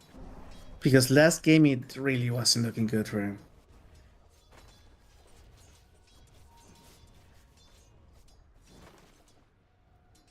Yeah, last game it didn't look too good, but it tends to be just Quaswax forcing you to go for that Searing Chains point. He did also go for the double impact facet that he also went last game instead of the Searing Chain works on Fire Remnant, whatever it's called, facet. So a bit more damage oriented instead of control for the Ember. There you go. I had to restart my Dota again because the bug was there once again. What, bugs in Dota? That's Yeah. unheard of. I mean, it's still in beta. That is true. Very beta game. I'm wondering how long Deadlock's going to be in alpha. It's still in alpha. I thought it was a. I mean, it's, No, it's almost. still in alpha. It's still invite only, even though everyone in the world has an invite, but it technically still is invite only. Yeah, well, Dota was with beta keys, and it was quote unquote hard to get, but everyone had a beta key. Yeah. Oh, I mean, that's it does make Been it on pretty top? interesting. Matthew, drop in low. You're going in, but Matthew, they managed to get first blood for Vitally, and Matthew stays alive. JP takes a lot of damage in response. And Vitally just right-clicking away at the moment. Not too shabby with that first blood, because he was not getting the most last hits that he would like.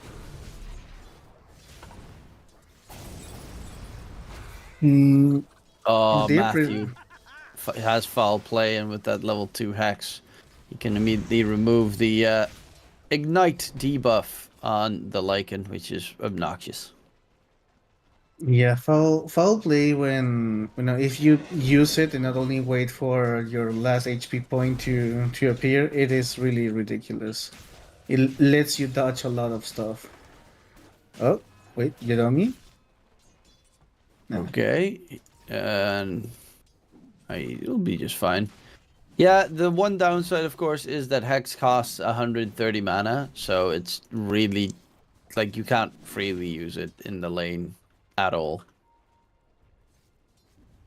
Yeah, Right it's now, his mana is completely gone on Matthew. He has to use a clarity to recover some, and that clarity gives him just enough to use another hex. it's Whereas for stupid Ogre, expensive. Ignite costs nothing. It's like 90. Yeah, and doesn't take too long for the Ogre Magi to get that at the ready. Fight continuing right now. A lot of decent damage being dealt topside. They're constantly harassing each other, but towards mid, that's the important one. PP doing a lot better than last game. Yeah, he is head to head in terms of last hits. He's even denying some. Middle tower So yeah, Wonderkin not destroying like he did on the last game. Introducing a lot of damage here. I wonder when they're going to make the jump, because when you're playing with a Lycan, you just want the shapeshift and then you just start running at supports. Supports are pretty tanky though here for fantasy, so they're not going to drop by just 2 swipes. Lycan is going for a Midas build instead of the Helm of the Overlord. Well, obviously against a Night Stalker, you don't really want that.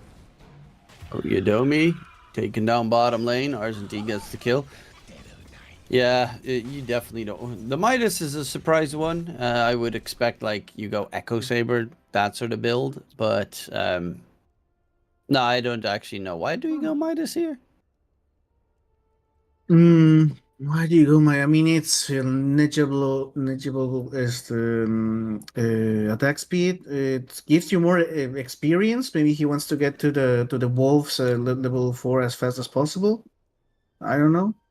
Maybe he wants to get to a specific talent as fast as possible, because Midas, it doesn't really pay out in terms of gold, but it does pay out in terms of experience. So maybe there's some timing he wants to hit faster, because otherwise, if he wants to play this faster in general, then he might go for a Vladimir's Offering, something like that, or drums or something like that. Oh, good, vitally, he dead. He very dead. Does get taken down topside. Yeah, one of the things that's also funny with Hand of Midas, if you build it, is that if you buy it separately, so the Gloves of Haste and the Hand of Midas recipe, it flying out also costs you money, which is a weird one. Oh, Matthew dropping low. Tries to foul play, gets the foul play number 2, but will get taken out. Yeah, the reason why I say that is because of the cooldown.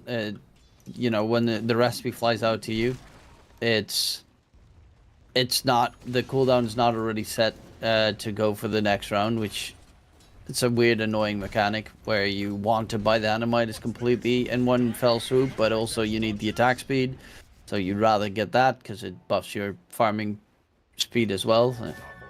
It's one of those annoying items. Then again, I normally play support. I almost always play support, and if I ever buy a Animitis on like Ogre, buying the Gloves of Haste is so absolutely just like useless for an Ogre. And no, it's not griefing. Ogre is the only hero that's allowed to build it.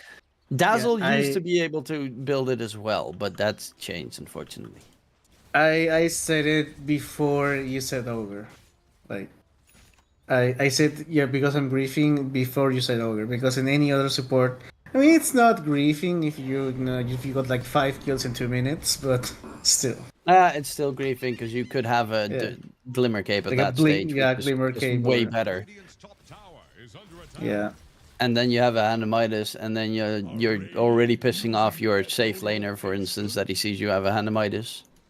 Yeah, and yet then you do nothing for the rest of the game because you don't really do anything. You just continue farming. You become a quasi core. So, as a Crystal Maiden, for example. So yeah, let's just drop it. No, Crystal Maiden, late game, Blink, Ags, BKB, bro. Crystal Maiden goes nuts.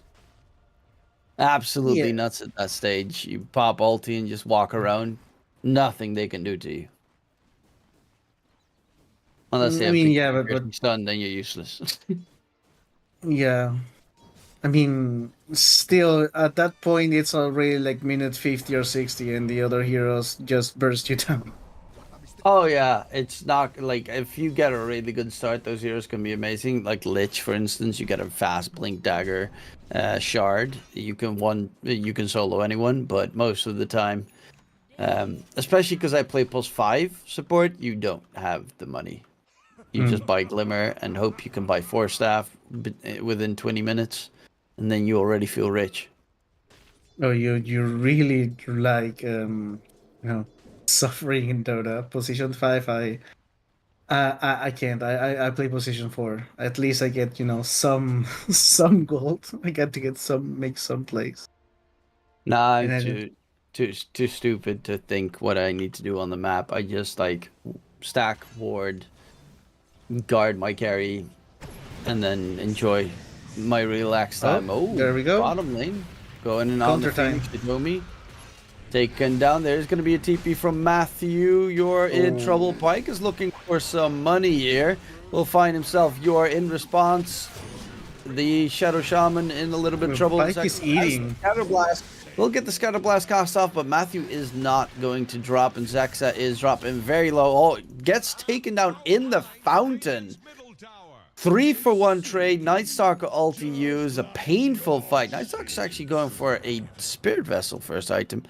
But they were having a pretty good time because JP's farming like crazy topside. He's already got the Yasha done. Unfortunately, his team did get crushed in that fight. Well, as you see, Waska just knows how to fight. They knew, okay, Yadomi's dead. What else can we do? And they just focused on the heroes, and Pikes knew he was going to could be beating at least 2 heroes. He was doing way too much damage. And now this Night Stalker is just sad. He has an Urn of Shadows. He got 1 kill but died for it. Gave 2 more kills from his team. Let's see how we are in terms of last of net worth.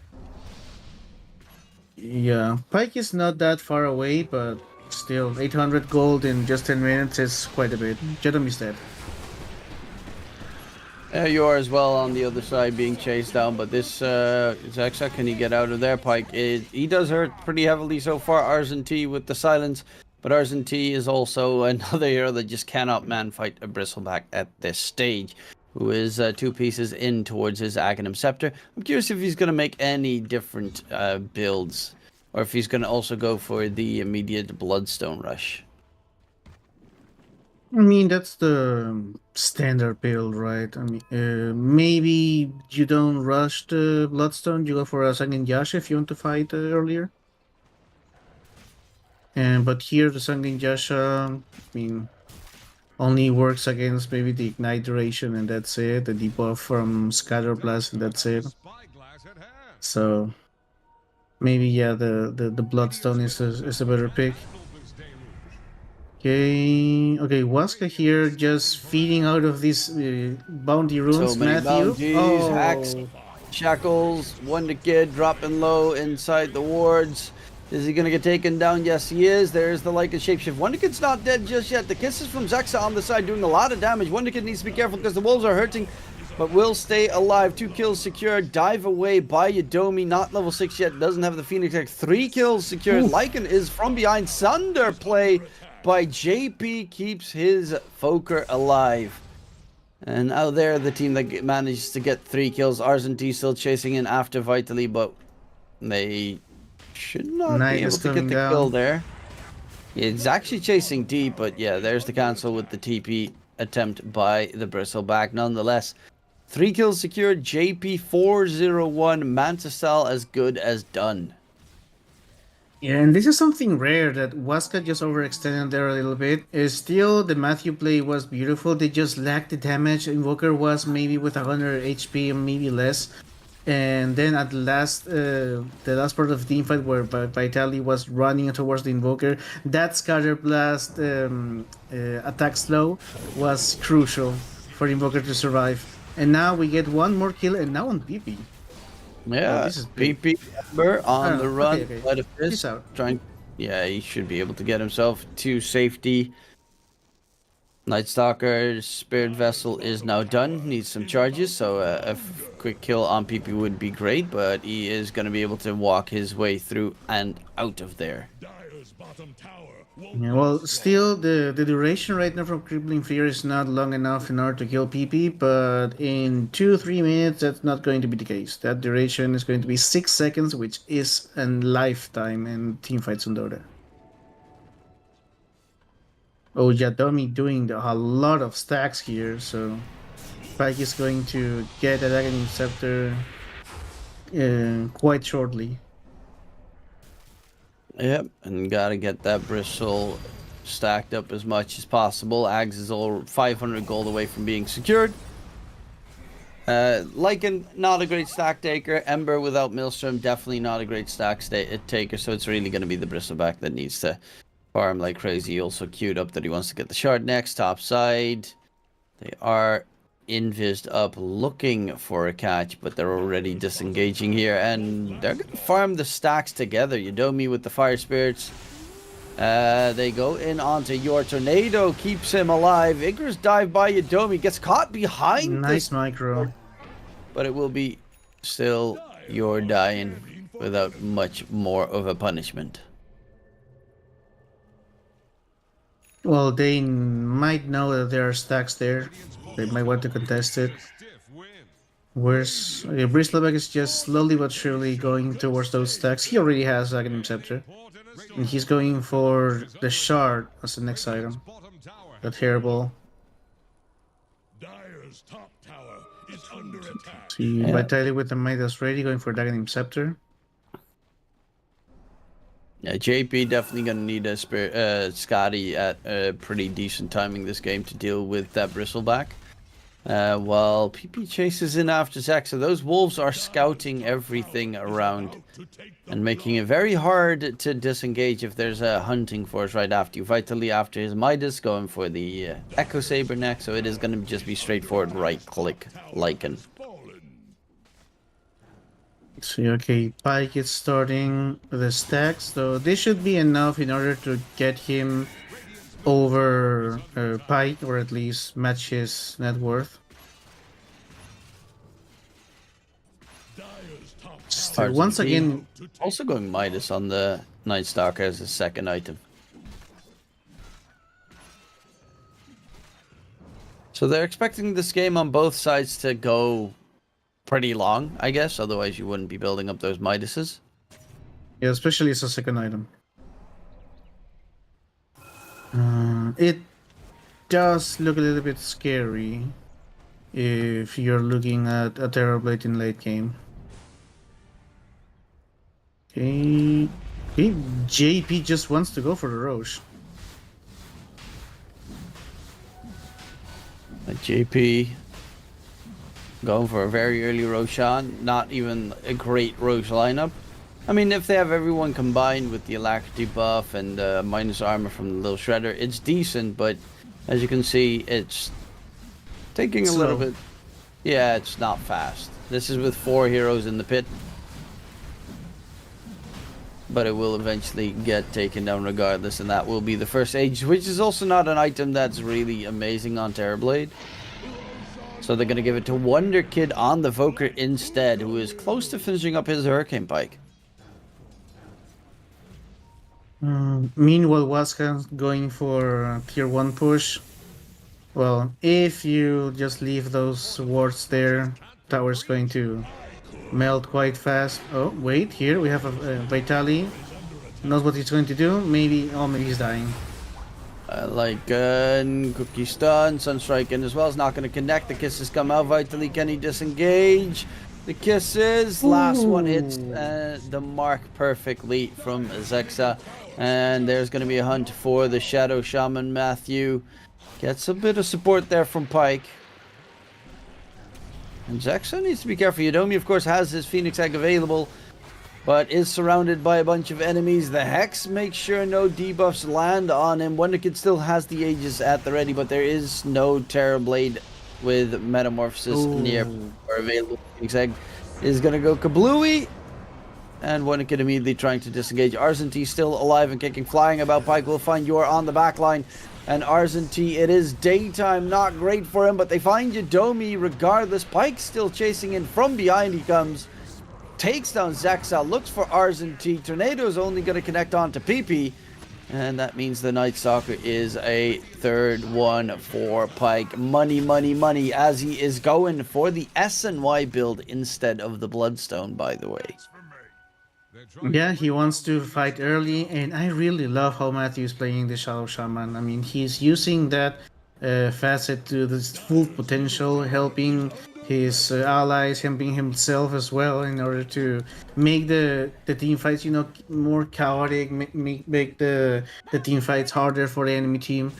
He's just playing really, really good to Shadow Shaman. Normally, I mean, maybe before facets, you might want to max the Ether Shock because, you farm better, you can harass better in lane. It's a more aggressive build, but right now he's just, like I said, he's a man with a mission. He has to make that everyone survives those team fights and control the ones who wants to get away. For example, that Night Stalker that was just flying around. And now Vitaly has the Echo Saber you were mentioning. And he just skipped the Aghanim Scepter, going directly for the Echo Saber and then a BKB. So more of a fighting build for him. Yeah, more of a in-your-face, let's go fast kind of a game, which is contradictory to the Hanamitis on the Lycan. But Lycan is very decently farmed as well. He's getting his shard delivered, so it's going to split the map apart heavily. Zexa taken down once again, and right now Waska are looking to aggress on these objectives. They have really good pushing power. Bristleback hits pretty hard. Lycan obviously is one of the kings of pushing. Shadow Shaman joins in with the Serpent Wards, and they're going in for the tier 2 tower bottom, which might open the chance to steal the Tormentor in 30 seconds. Yeah, I think that's the idea here. That's the plan. Vitaly is also coming in to take this Tormentor. Watch out, Yadomi is spotted. A tornado might get him. No, he just dives away. Oh, those are the wolves. Oh, they see him. Tap, Wonder Kid taking a lot of damage, gonna get hexed up as well. Wonder Kid dropping low, taken down. Quickly got to disengage. Zexa jumps towards the Serpent Wards that were still there. And gets rooted, taken down. They're going for the Tormentor most certainly. And a pretty solid fight here for Waska. This Bristleback feels incredibly powerful at this stage. JP, he's going for the Silver Edge on the Terrorblade, which is going to be a nice tool to deal with the Bristle. But it's... I mean, the plus side is he is still top net worth and he hasn't been hampered in his farm. But Wonder Kid is falling further and further down the chart.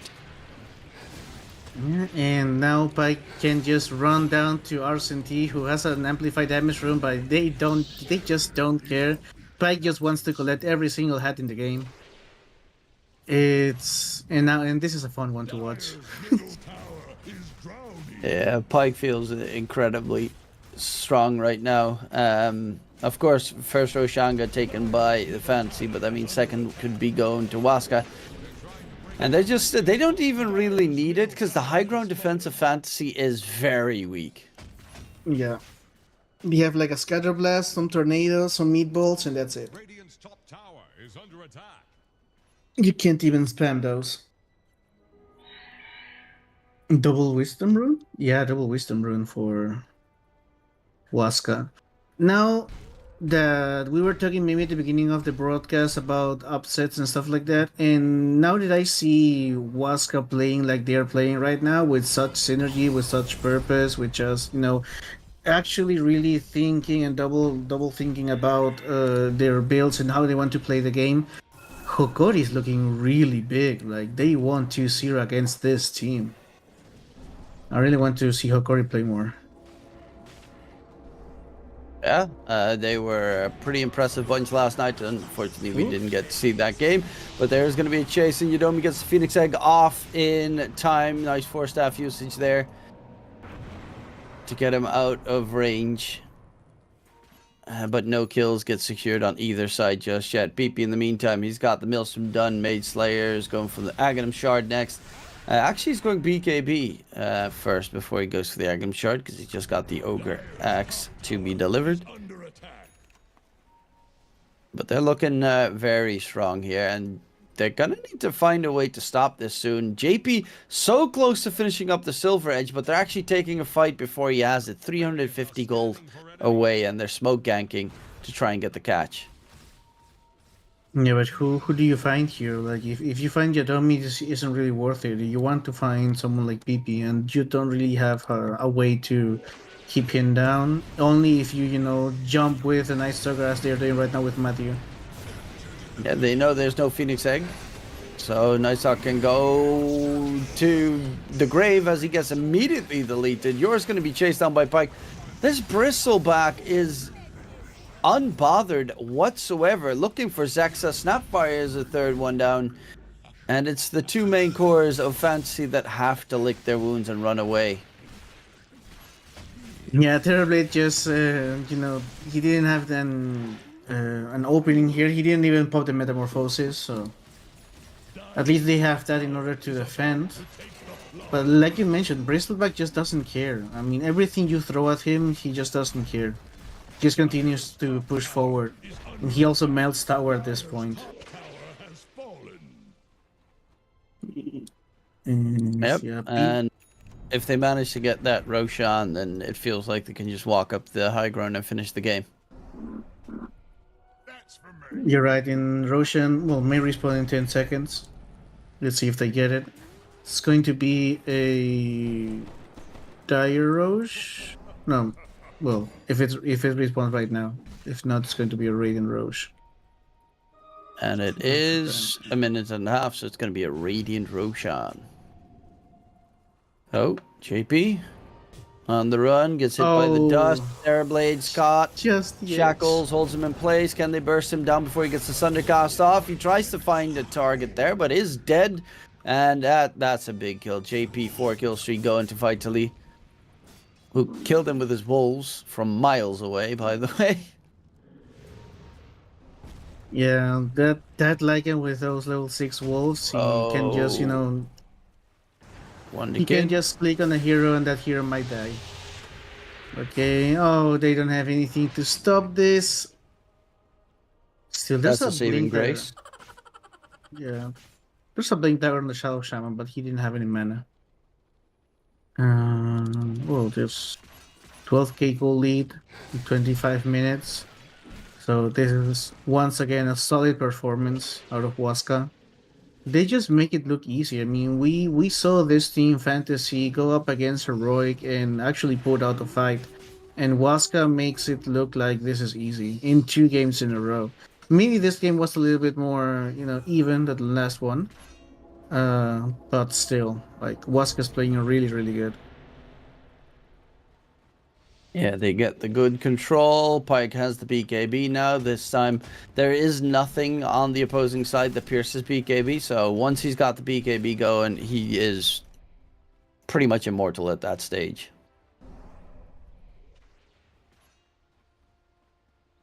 Yeah, now, Roshan is up. Yeah, next item for Vitally, Aghanim Scepter. Yeah, it has the Harpoon done with the Ags. Adding that to the Bristleback, he's just gonna rinse right through everyone. Well, Bristleback is already a final boss. I mean, they do have a Silver Edge, so there's a chance. But still, PP doesn't really care. He's going to get some Ogre. There you go. Dominating for PP. And now it's 5. It's going to be 3 against 5 for the Roshan fight. Arsene If they even want to go Roche, they could just walk up the high ground. Yeah, the creeps were there. The creeps were there, so the tier 3 is going to fall. They have a buyback on the Night Stalker, but I don't know if they really want to use it. Wonder King can just throw a tornado and delay it for 2 seconds. The Serpent Wards make it a little bit harder to do exactly that, because it just mows down the buildings. And Pyke, they want to get their racks. Terrorblade's Illusions, at least clearing up the Serpent Wards a little bit. Sleight of Fist, catch onto 2. Night Stalker's up in 8 seconds. They're going to back off on Huasca. and disengage from the fight. Shaman doesn't have that much mana left, so they might need to be a little bit careful if they want to take a fight here on the side of Waska. Well, Shaman already used the. He already used the important spell. Mass Serpent Wards already dropped. Let's see, Arsene out of position. Oh, he's running against Vitality. Oh, he did. But a BKB usage, Shadomi with the Phoenix Egg, but there's the Hex onto JP. Terrorblade just gets crushed by Pyke. Oh, no buyback. And that's 3 kills secured, and that the creep waves are pushing in mid. The creep wave is pushing in bottom. Is there any chance that you can even stop them from just destroying the rest of your base? You're gonna have to buy back if you want to go for one last rub. But without Terrorblade, without his metamorphosis, I don't really see a shot. I agree with you. This is basically game.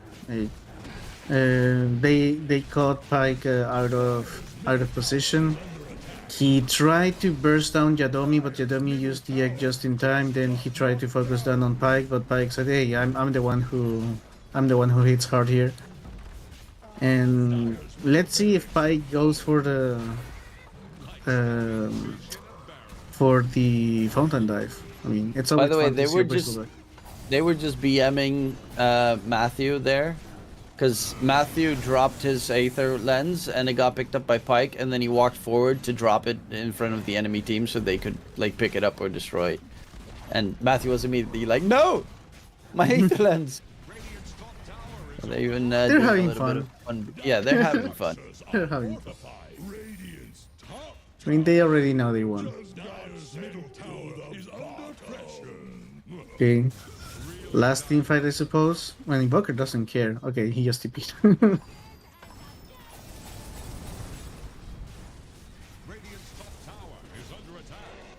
Okay, Metamorphosis in 15 seconds. Yeah, but they are gonna go in right now onto the Nightstalker. He's already gonna get taken down like in Shapeshift. Chase in for your backline interruption of the Mortimer's Kisses. Terrorblade has his Metamorphosis available right now. He's actually gonna TP and cancel his TP. Is gonna Metamorphosis pop it. Chase in for Yadomi. Phoenix that gets dropped. In the fountain he goes, and they're not going to GG out, but they are definitely going to lose. There is Pyke as a Lycan charging about. It does get broken, but it doesn't really matter because it's just finishing the job here. Oh, Lycan. Vitally. Last hit. It's enough to kill him, but it's not enough to do anything this game. GG. Fantasy get destroyed 2 games in a row. Yeah, there wasn't really anything they could do once Pyke gets started with the Aghanim Scepter, and once again, like Waska just now knows how to fight in every single stage of the game. Matthew it has transitioned a little bit. He was that pesky bounty hunter, that pesky Ricky that was getting courier snipes and dealing lots of damage, ganking and stuff like that. And now I see him transitioning into this Shadow Demon, into this Shadow Shaman, and it's more about control. Yeah, not much about damage, but more about control, more about keeping your allies alive, making sure that the important heroes don't get to use their ultimates as comfortable as they might want to. So I really like this evolution in terms of Matthew as a player himself, and I like this synergy of Waska, like being able to know who the important targets are and what they have to look out for in team fights. So I really like this iteration from Waska, and now they get to play against M80, so that's their prize for winning this game. Yeah, the prize is still a painful match against M80 coming up next. We're luckily enough going to be able to cover that match, so don't forget to check it on this channel. My name is DK Troom, and I was joined by the wonderful Zipper. We'll be going towards a 2-hour break before the next series starts. Don't forget to check back once the games are ready. And in case we don't see you, good afternoon, good evening, and good night.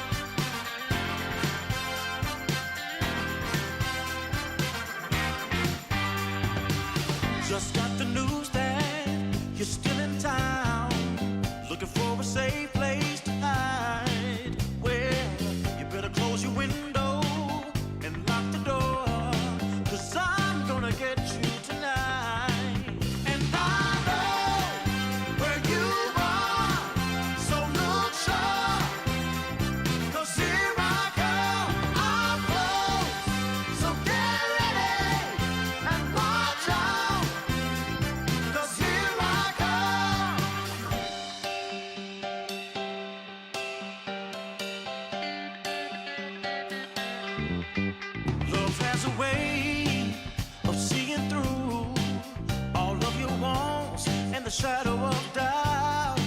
So just get dressed and know for sure I'm on my way to take you out. And I know where you are, so look sharp, 'cause here I come, I'm close.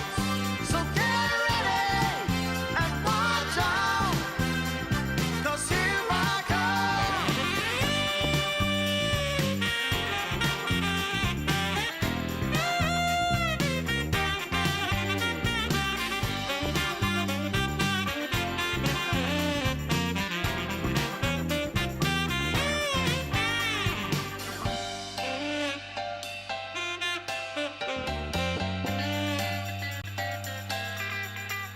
And I know where you are, so look sharp, 'cause here I come, time's up. Better be ready, can't stop me now, no, 'cause here I come, here I come, here I come.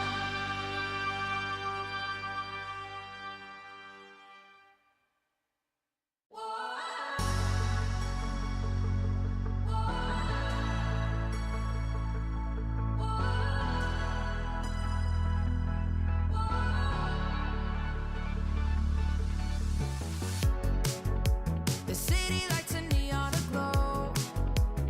We are stars covered in gold. Covered in gold.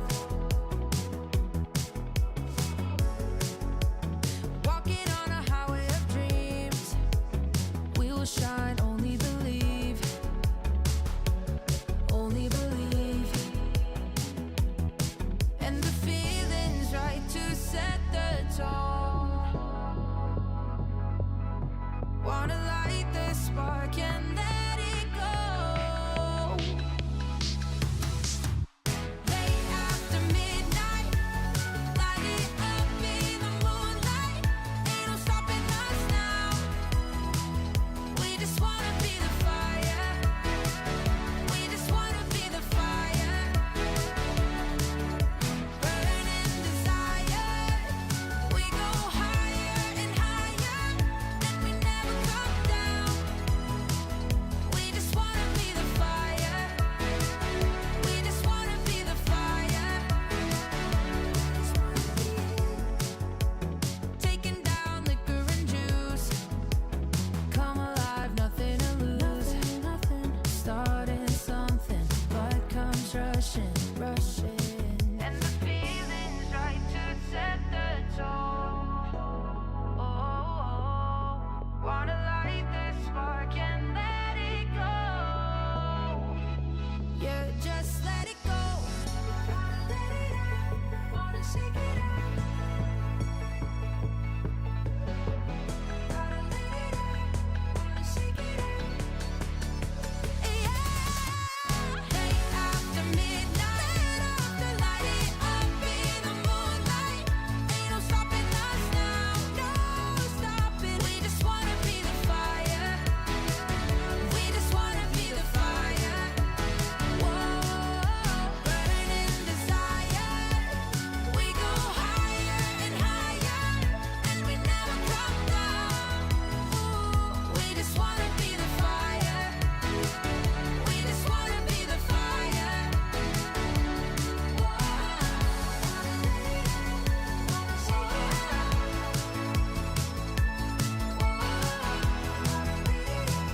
We just wanna be the fire.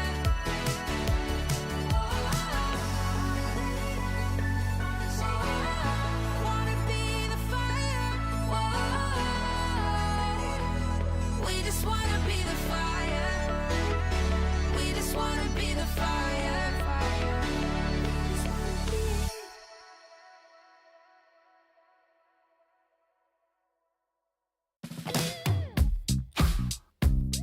Yeah. It's Q-Head. It's been love since we met. Right from the bar to the bed, all night long, roller coaster. A 5-figure scar on my shoulder. You smile, I'm high. I put my heart on the line. I'm addicted to you, I can't lie. It's whenever you kiss me goodbye. I'm high in your love, high in your love, high in your love, high. It's never enough, never enough, never enough. I'm so high in your love, high in your love, high in your love. I'm so high, I can't stop thinking of you. When the world is going down, I won't be there, won't be there. I'm in heaven with you, I'm in heaven with you. We'll be up and losing ground into the air, to the air. I'm in heaven with you, I'm in heaven with you.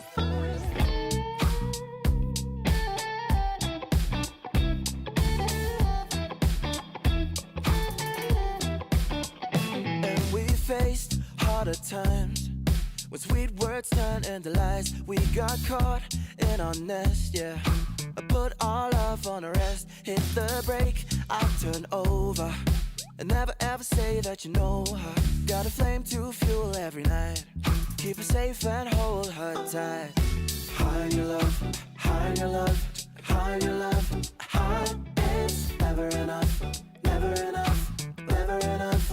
I'm so high in your love, high in your love, high in your love. I'm so high, I can't stop thinking of you. When the world is going down, I won't be there, I won't be there. I'm in heaven with you, I'm in heaven with you. We'll be up and losing ground into the air, to the air. I'm in heaven with you, I'm in heaven with you.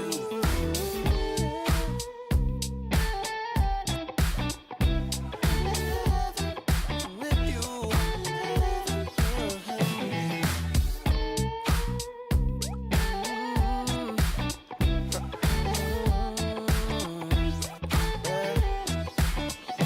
When the world is going down, I won't be there.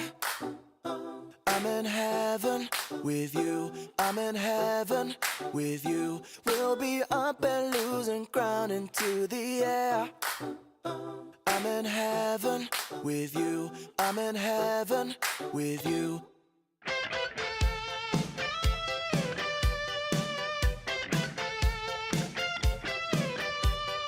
We found love out on our own. I took it for granted, I should have known. You walked right out, cut me to the bone. We were out of time. Now I close my eyes and see your face. You left my life, oh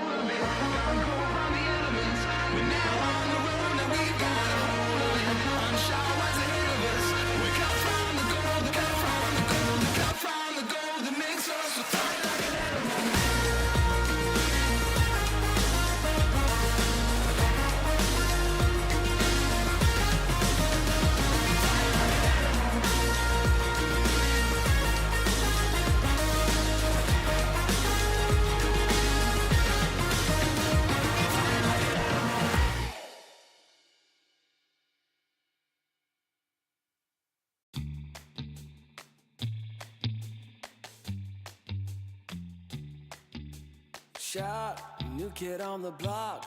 Currents running strong like a solar wave. I feel electric. Locked, plugged into the socket. Watch me burning hot, yeah, I radiate. I feel electric. Coursing through my veins like a power surge. Call it misbehaving the way I burn. If you're gonna wait, then you miss your turn. Charged up and ready, I'm going steady with you. Looking like you're blacked out, got that future shot now. Everybody stop, get that future shot now. Future shot, future shot, future shot. Future shot, future shot, future shot. Breathe, feel that energy. You can change the lights from red to green. See, I got what you need. Sparking a connection, go VIP. You feel electric. You feel electric. Looking like you're blacked out, got that future shot now. Everybody stop, get that future shot now. Future shot, future shot, future shot. Future shot, future shot, future shot. The future shock. The future shock. Once we started, there's no way to stop us. Like a rocket, not for static hearted. Once you got it, you'll go supersonic. You know you want it. You know you want it. You know you want it. You know you want it. Looking like you're blacked out, got that future shot now. Everybody stop, get that future shot now. Looking like you're blacked out, got that future shot now. Everybody stop, get that future shot now. Future shot, future shot, you know you want it. Future shot, future shot, you know you want it. Everybody stop, got that future shot now.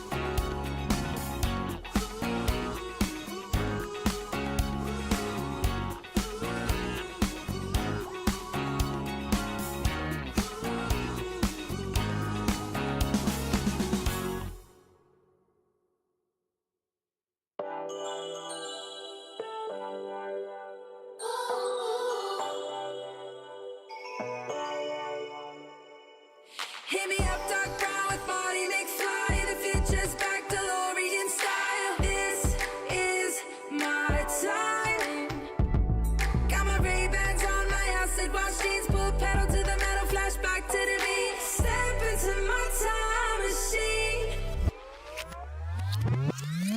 On a rooftop in electric Times Square, with the wind in my face and a scrunchie in my hair. Fold out my rolling D50. Gonna bring back the vibe, moonwalk back to 85. Yeah, you know I got my A-team, Hennessy pop loop drum machine. This is my 80s fluorescent pink dream. Yeah, you know I got my A-team, Hennessy pop loop drum machine. Better believe, still want my MTV.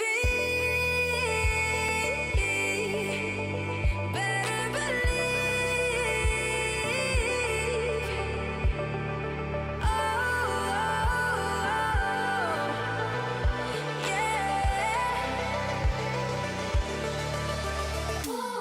Hit me up, talk brown with Marty McFly. The future's back to DeLorean style. This is my time. Got my Ray-Bans on, my acid wash jeans, put pedal to the metal, flashback to the beat. Step into my time machine. Through the vortex, crank up the reverb. Back from the future, haven't you heard? 85 is where it's at. Let's revive the whole world. Let's revive the whole world. Hey, y'all ready? You ain't seen nothing yet. Yeah, hop in my DeLorean, get ready, get set. Where I'm taking you now is on my own road. I pick my own path, bringing 80s recode. Put my hand on the throttle, best to buckle up. Rev up the gigawatts, hang on to your butts. I'm just a 90s kid. I just need a time machine to fire with. Hit me up, talk about with Marty McFly. The future's back to DeLorean style. This is my time. Got my Ray-Bans on, my acid wash jeans, put metal to the pedal, flashback to the beat. Step into my time machine. Through the vortex, crank up the reverb. Back from the future, haven't you heard? 85 is where it's at. Let's revive the whole world. Let's revive the whole world.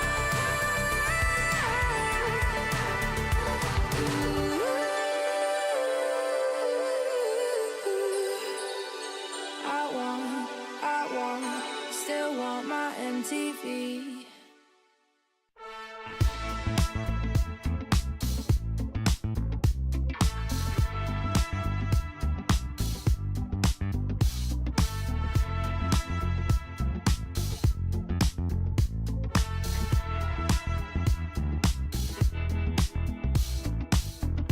Welcome to my private garden. It's my own menagerie. If you're looking for a party, I own everything you see. Heavy is the head, where's the crown? They said it's my time, and I'm gonna run this scene. If you don't like the way I rule my empire, you can go ahead and you can kiss my ring. All eyes on me, yeah. When I enter the scene, quit it. All eyes on me, all hail to the king, get it? If I say so, then it is so. If I say no, you better get low. On bended knee, yeah. All hail to the king, get it? Make way for the king, yeah. All hail to the king, get it? If I say so, then it is so. If I say no, you better get low. On bended knee, yeah. All hail to the king, get it? There's only room for one hustler, sitting way up on that throne. Guess I'm showing my true colors. 24 karat gold. I'm gonna wear that crown. Y'all better hit the ground. It's my time, and I can guarantee, if you don't like the way I rule my kingdom, you can go ahead and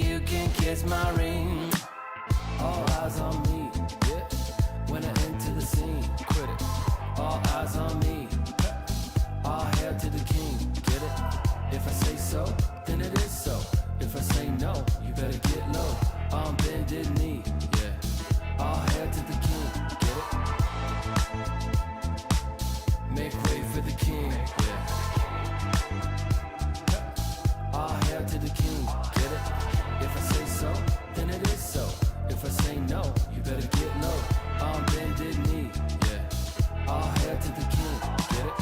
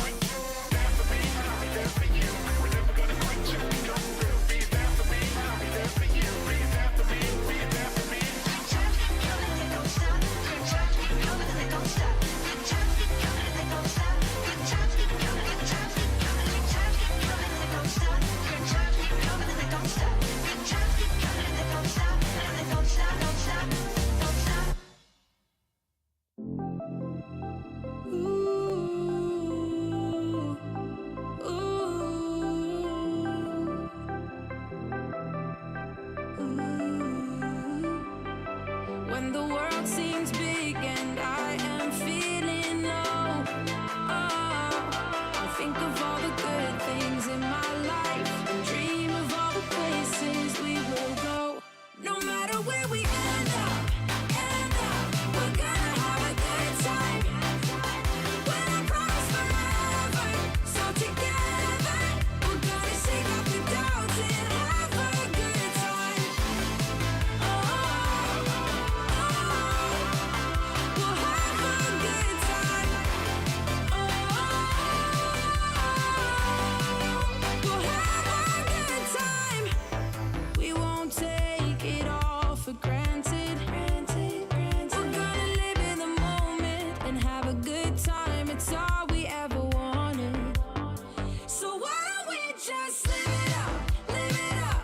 We're never gonna give it up, give it up. No, the clock won't stop for anyone, so let's just live it up.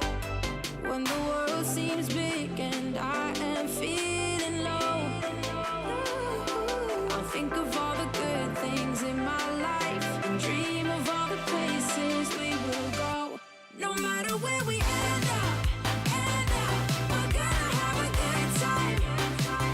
When I promise forever, so together we're gonna shake off the doubts and have a good time. We'll have a good time. We'll have a good time. We're gonna live it up. We're gonna live.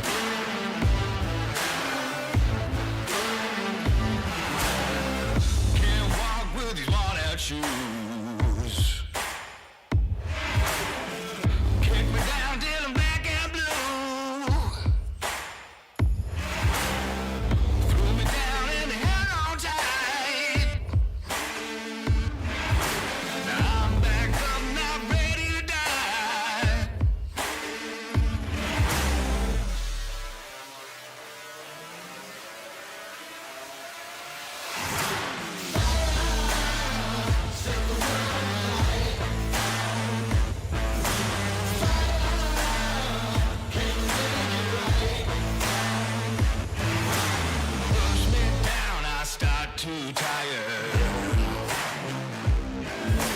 I'll rise up like the ash from fire. Oh, my back, but it's made out of iron. I won't give up, I'm not scared, I'm trying.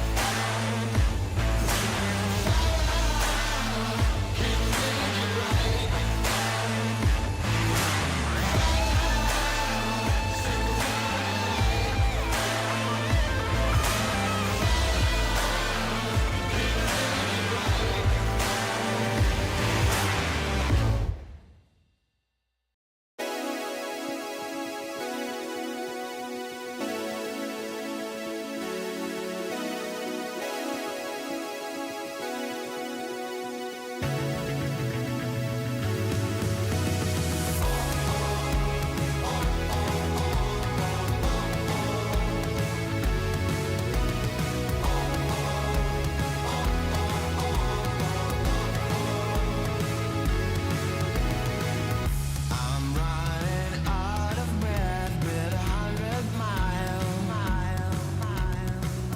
I crawl over shaky ground to escape from life. Gravity is pulling me down again. A remedy is still to be found.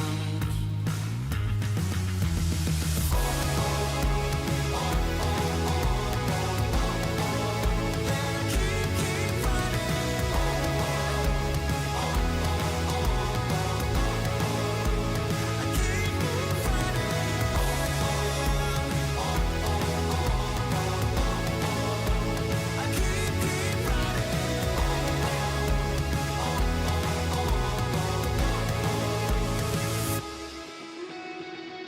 I'm running out of time, I feel crucified.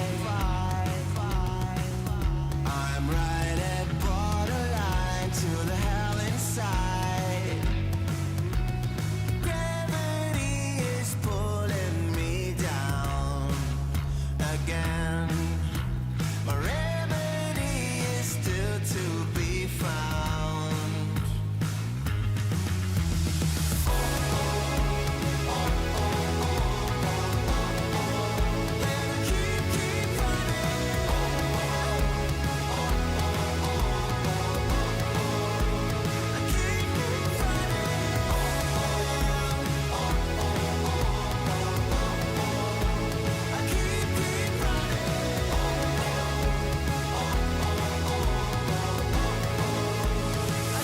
Keep running.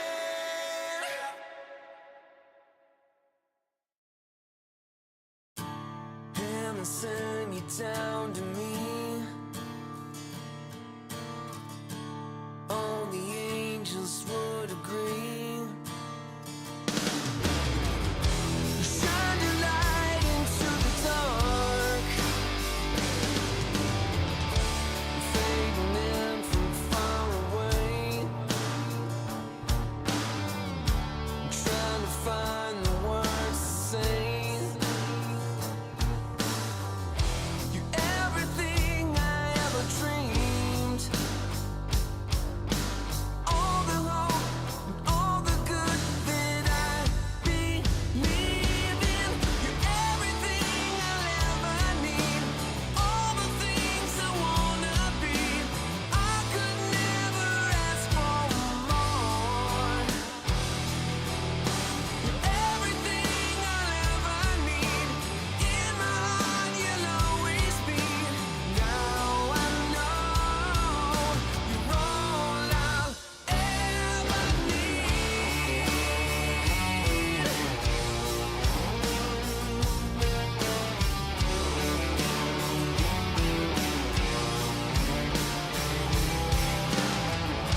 I killed the world that touched the sky.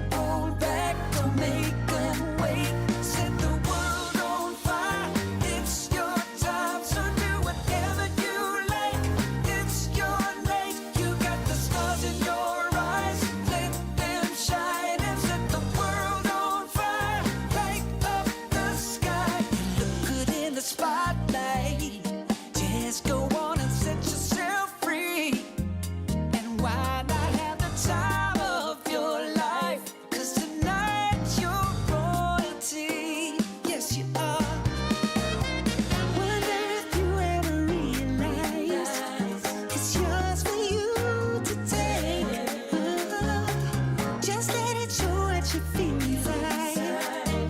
Don't hold back, don't make them wait. Set the world on fire. It's your time, so do whatever you like. It's your light, you got the stars in your eyes. Let them shine and set the world on fire. Light up the sky. Just let the music take you anywhere you wanna go. Oh,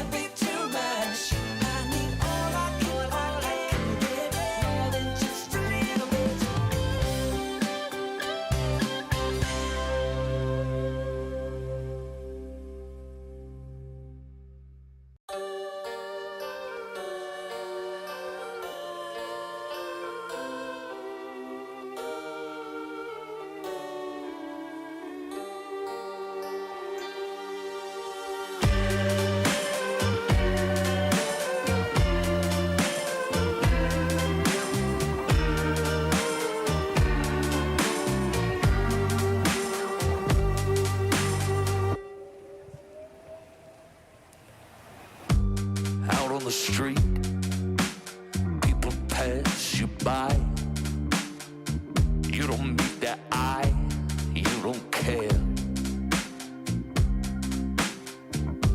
And out in the night, you see a light. From the cafes, there's more singing than despair. Hold me tightly before the night swallows the sun. And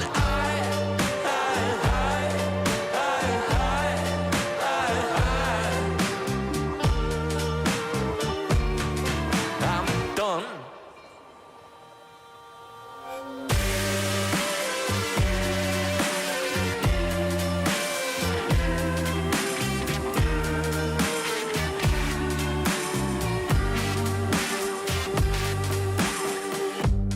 At the bar, too drunk to sit. They're talking shit of what's been before. And the dancing girls, they twist and twirl. They sweat like beads of pearls, scattered before swine. Hold me tightly before the night swallows the sun. And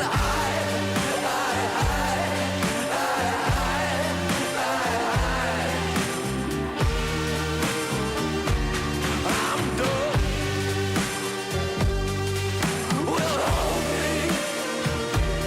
hold me tightly before the night swallows the sun. And I'm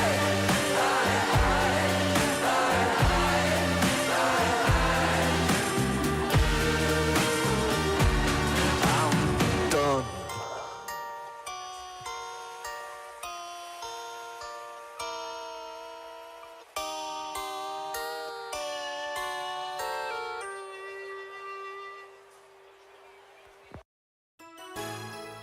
You broke this heart of stone.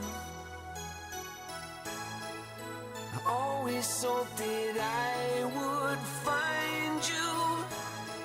Now emptiness is gone, and the winds of change have almost blown through. You're right where you belong. So grateful you're beside me, always and forever. Just you and me from the start. Always and forever.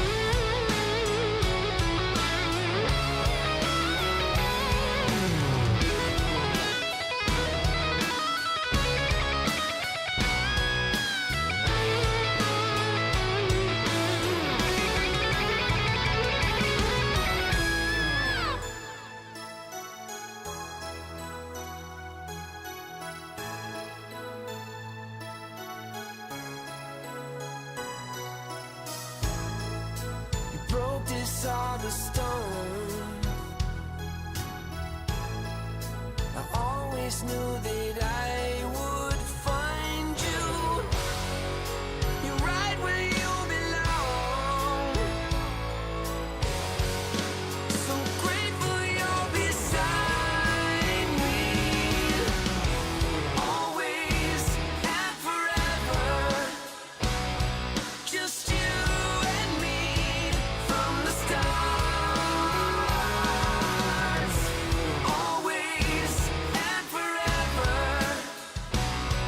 You'll always be forever in my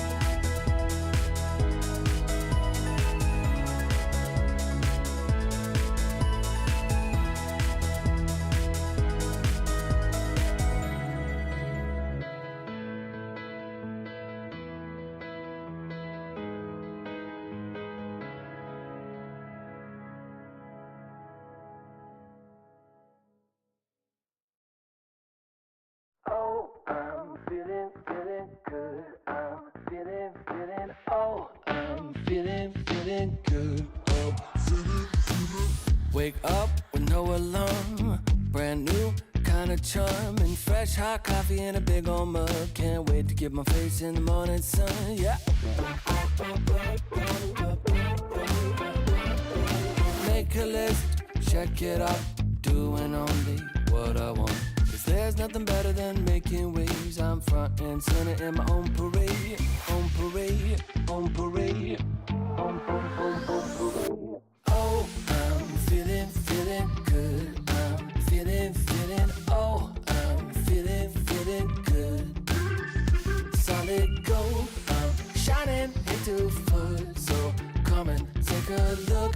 I'm feeling good. I'm feeling.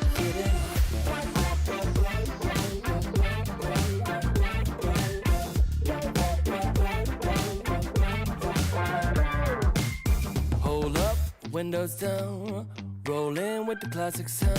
Spent $5 on Walmart shades, can't wait to stop traffic in my own parade. On parade, on parade.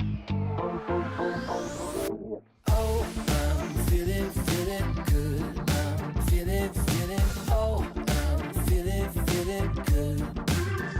Solid gold, I'm shining into foot. So come and take a look. I'm feeling good. I'm feeling.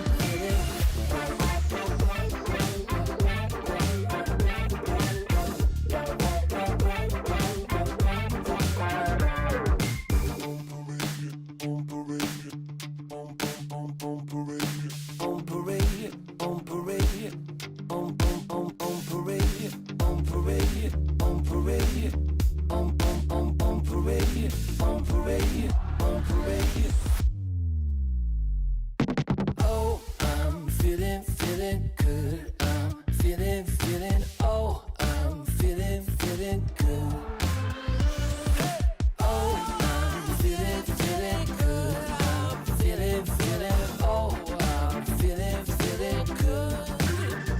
Solid gold, I'm shining into foot. So come and take a look. I'm feeling good. I'm feeling so good.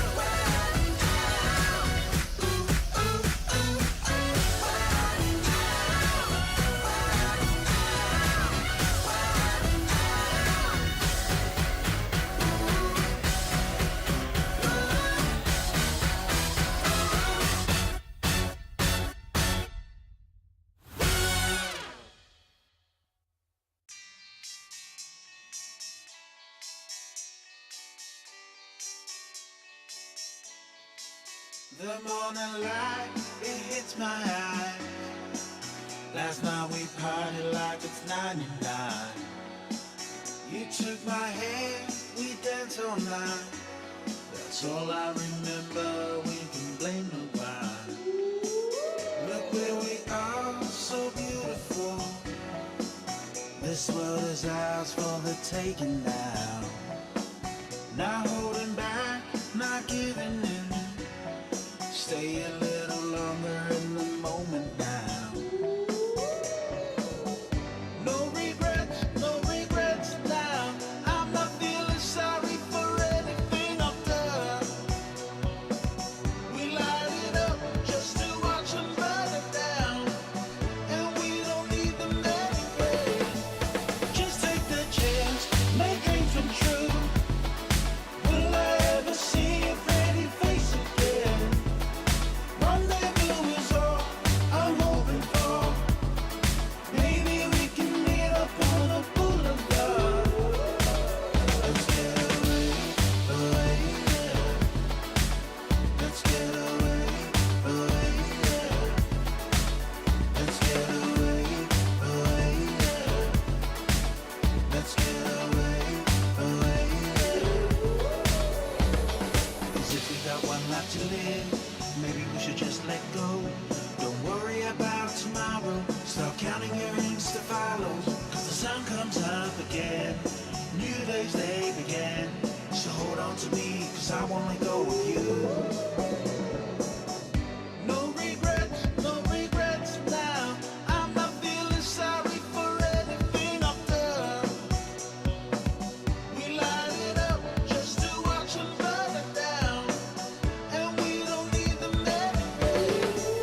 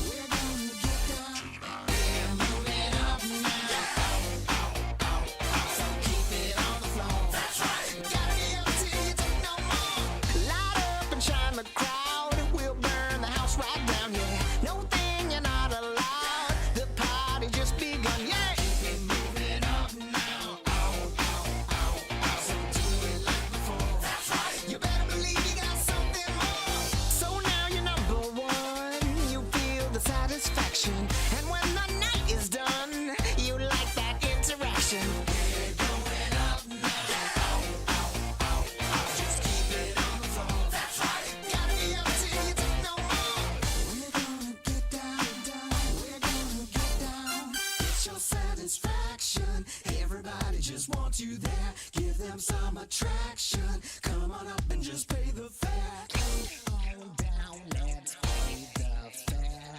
1, 2, 3, 4. Get your satisfaction. Everybody just wants you there. Give them some attraction. Come on up and just pay the fare. Get your satisfaction. Everybody just wants you there. Give them some attraction. Come on up and just pay the fare. We're gonna get down, down. We're gonna get down. We're gonna get down. I wanna get down. Get your satisfaction. Everybody just wants you there. Give them some attraction. Come on up and just pay the fare. Get your satisfaction. Everybody just wants you there. Give them some attraction. Come on up and just pay the fare. We're gonna get down. We're gonna get down.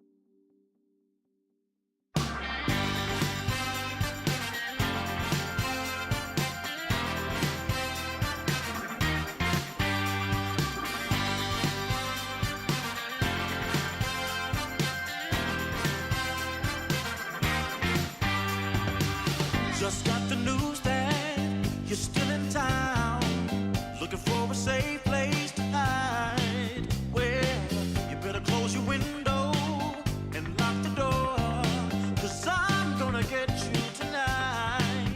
And I know where you are, so look sharp, 'cause here I come, I'm close. So get ready and watch out.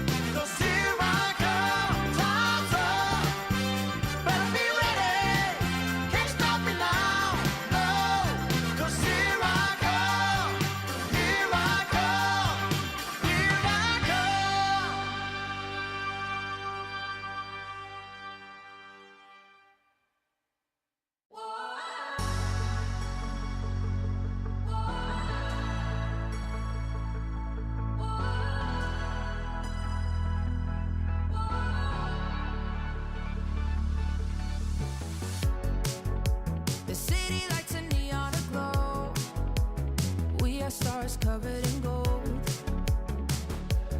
Covered in gold. Walking on a highway of dreams. We will shine, only believe. Only believe. And the feeling's right to set the tone.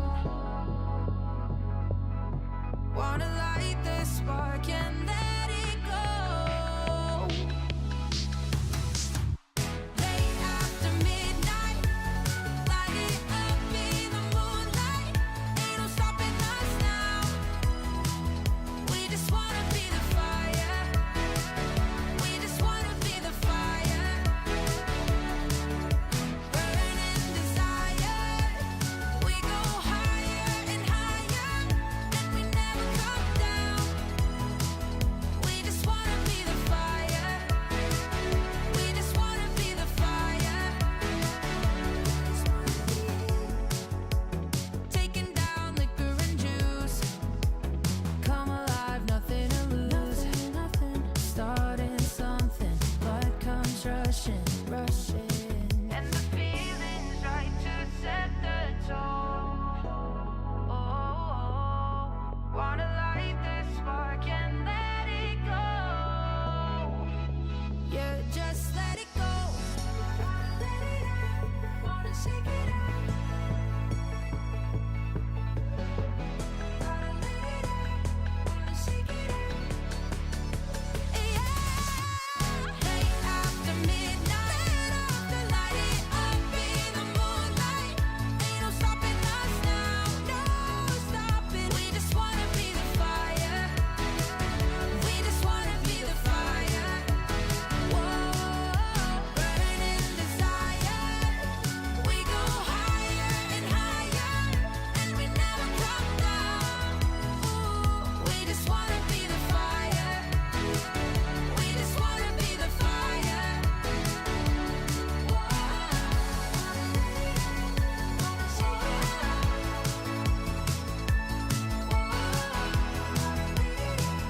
We just wanna be the fire.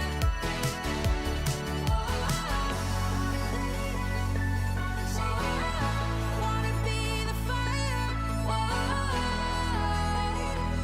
We just wanna be the fire. We just wanna be the fire.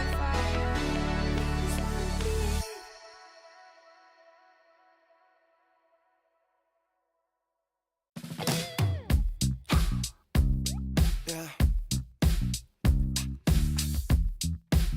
It's Q-Head. It's been love since we met. Right from the bar to the bed, all night long, roller coaster. A 5-inch scar on my shoulder. You smile, I'm high. I put my heart on the line. I'm addicted to you, I can't lie. It's whenever you kiss me goodbye.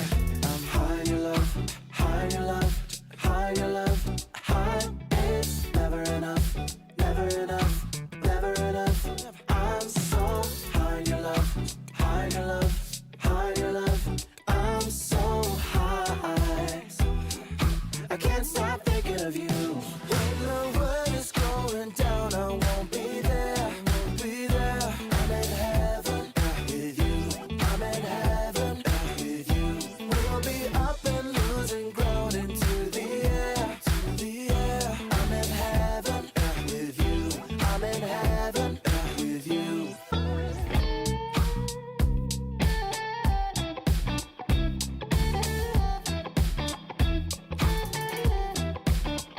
And we faced harder times when sweet words turned into lies. We got caught in our nest, yeah.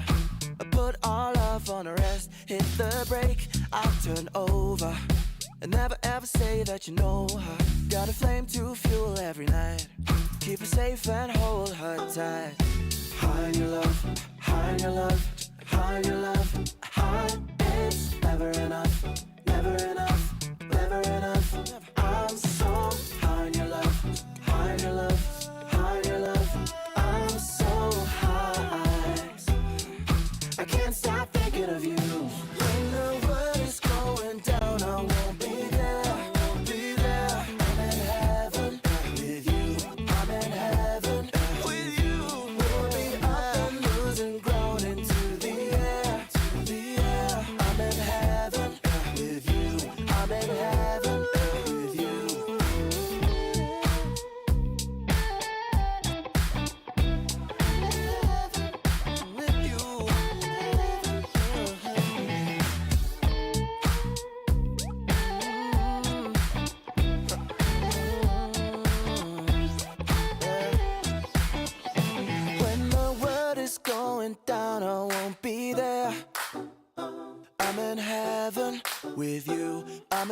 heaven with you. We'll be up and losing ground into the air. I'm in heaven with you. I'm in heaven with you.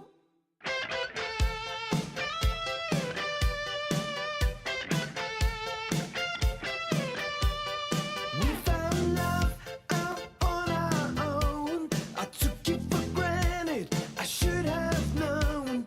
You walked right out, cut me to the bone.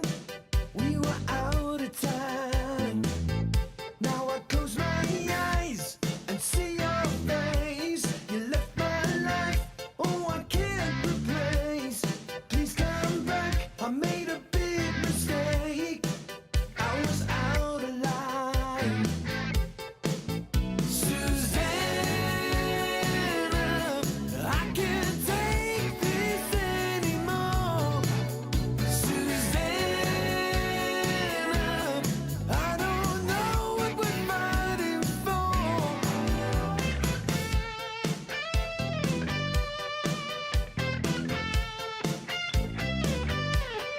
Upside down, I got to explain. Take it all back, I got myself to blame. I played the fool, but your love ain't a game.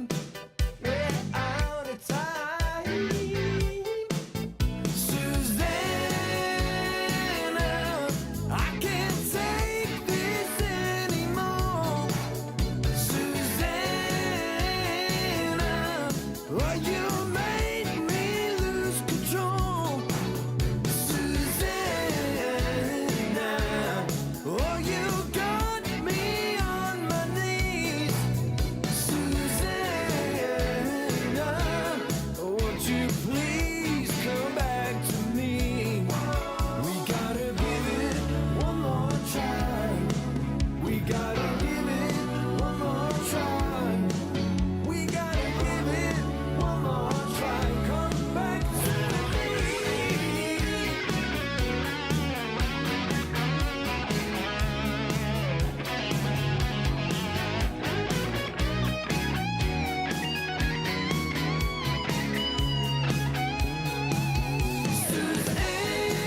Susanna, I can't take this anymore. Susanna, I don't know what we're fighting for. Susanna, I can't take this anymore. Susanna, oh baby, you got me.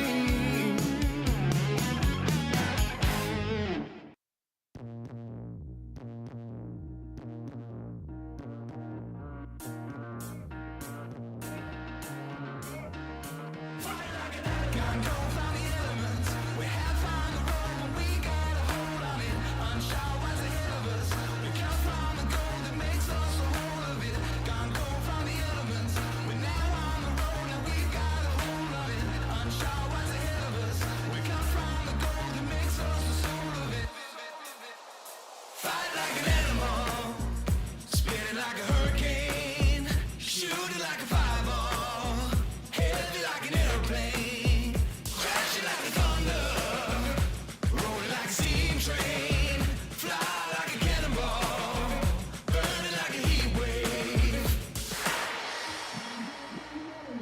We're half on the road, but we got a hold on it. Unsure what's ahead of us. We come from the gold that makes us a whole of it. Can't go from the elements. We're half on the road, but we got a hold on it. Unsure what's ahead of us. We come from the gold that makes us a whole of it. Can't go from the elements. We're now on the road, and we got a hold of it. Unsure what's ahead of us. We come from the gold that makes us a soul of it.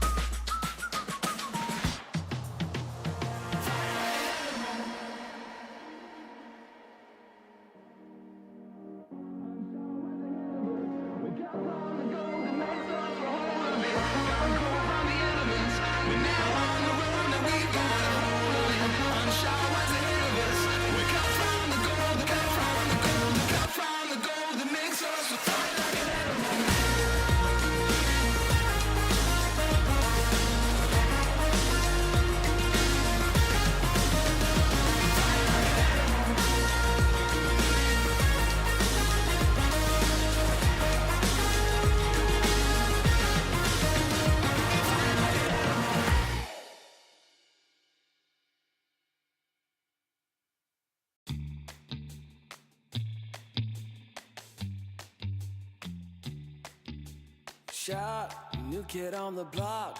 Currents running strong like a solar wave. I feel electric. Locked, plugged into the socket. Watch me burning hot, yeah, I radiate. I feel electric. Coursing through my veins like a power surge.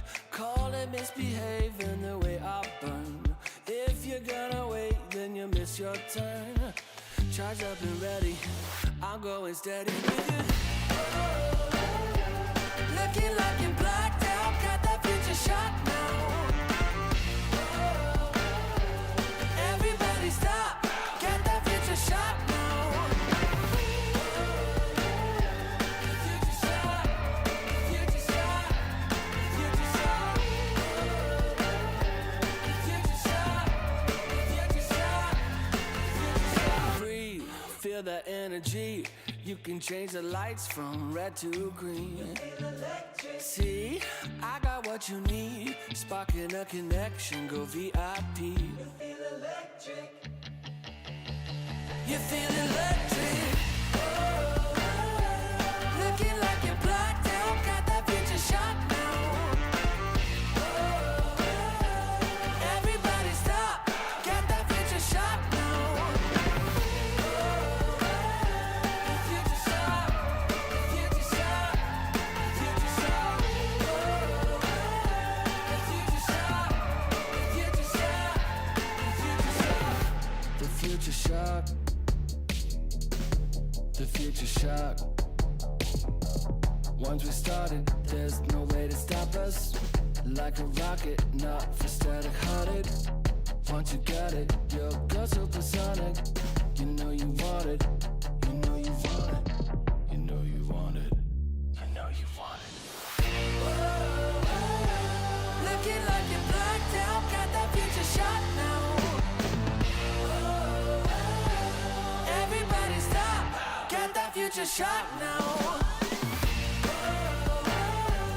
Looking like you're blacked out, got that future shot now. Everybody stop, got that future shot now. Future shot, future shot, you know you want it. Future shot, future shot, you know you want it. Everybody stop, got that future shot now.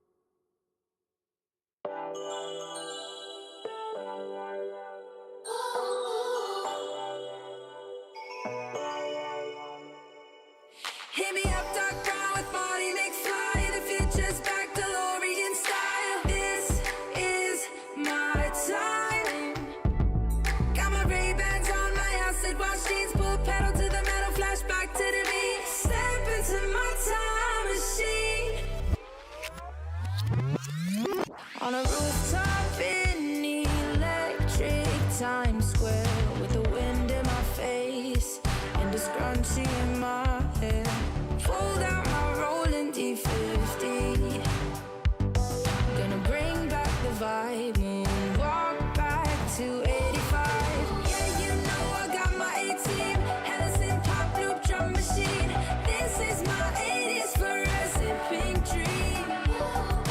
Yeah, you know I got my A-team, Hennessy pop loop drum machine. Better believe, still want my MTV. Better believe. Oh, yeah. Hit me up, talk brown with Marty McFly. The future's back to DeLorean style. This is my time. Got my Ray-Bans on, my acid wash jeans. Pull a pedal to the metal, flash back to the beat. Step into my time machine. Through the vortex, crank up the reverb. Back from the future, haven't you heard? 85 is where it's at. Let's revive the whole world. Let's revive the whole world. Hey, y'all ready? You ain't seen nothing yet. Yeah, hop in my DeLorean, get ready, get set. Where I'm taking you now is on my own road. I pick my own path, bringing 80s recode. Put my hand on the throttle, best to buckle up. Rev up the gigawatts, hang on to your butts. I'm just a 90s kid. I just need a time machine to fly away. Hit me up, talk brown with Marty McFly. The future's back to DeLorean style. This is my time. Got my Ray-Bans on, my acid wash jeans. Put metal to the pedal, flash back to the beat. Step into my time machine. Through the vortex, crank up the reverb. Back from the future, haven't you heard? 85 is where it's at. Let's revive the whole world. Let's revive the whole world.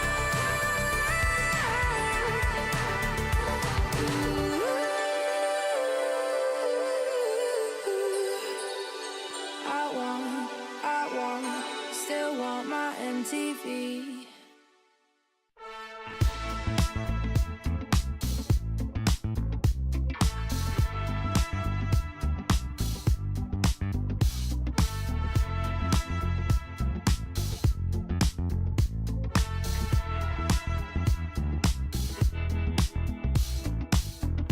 Welcome to my private garden.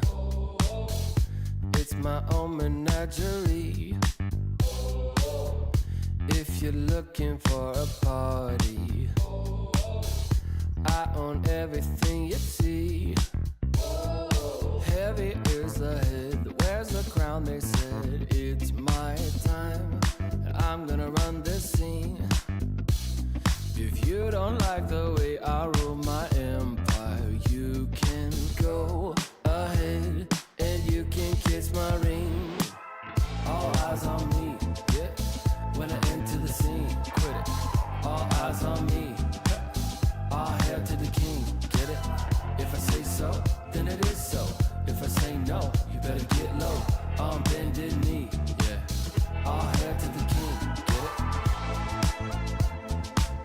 Make way for the king, yeah. All hail to the king, get it? If I say so, then it is so. If I say no, you better get low. On bended knee, yeah. All hail to the king, get it?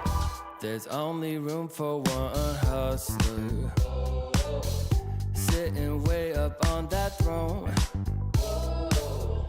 Guess I'm showing my true colors. 24 karat gold. I'm gonna wear that crown. Y'all better hit the ground. It's my time, and I can guarantee, if you don't like the way I rule my kingdom, you can go ahead and you can kiss my ring. All eyes on me, yeah. When I enter the scene, quit it. All eyes on me. so, then it is so. If I say no, you better get low. On bended knee, yeah. All hail to the king, get it? Make way for the king, yeah. All hail to the king, get it? If I say so, then it is so. If I say no, you better get low. On bended knee, yeah. All hail to the king, get it?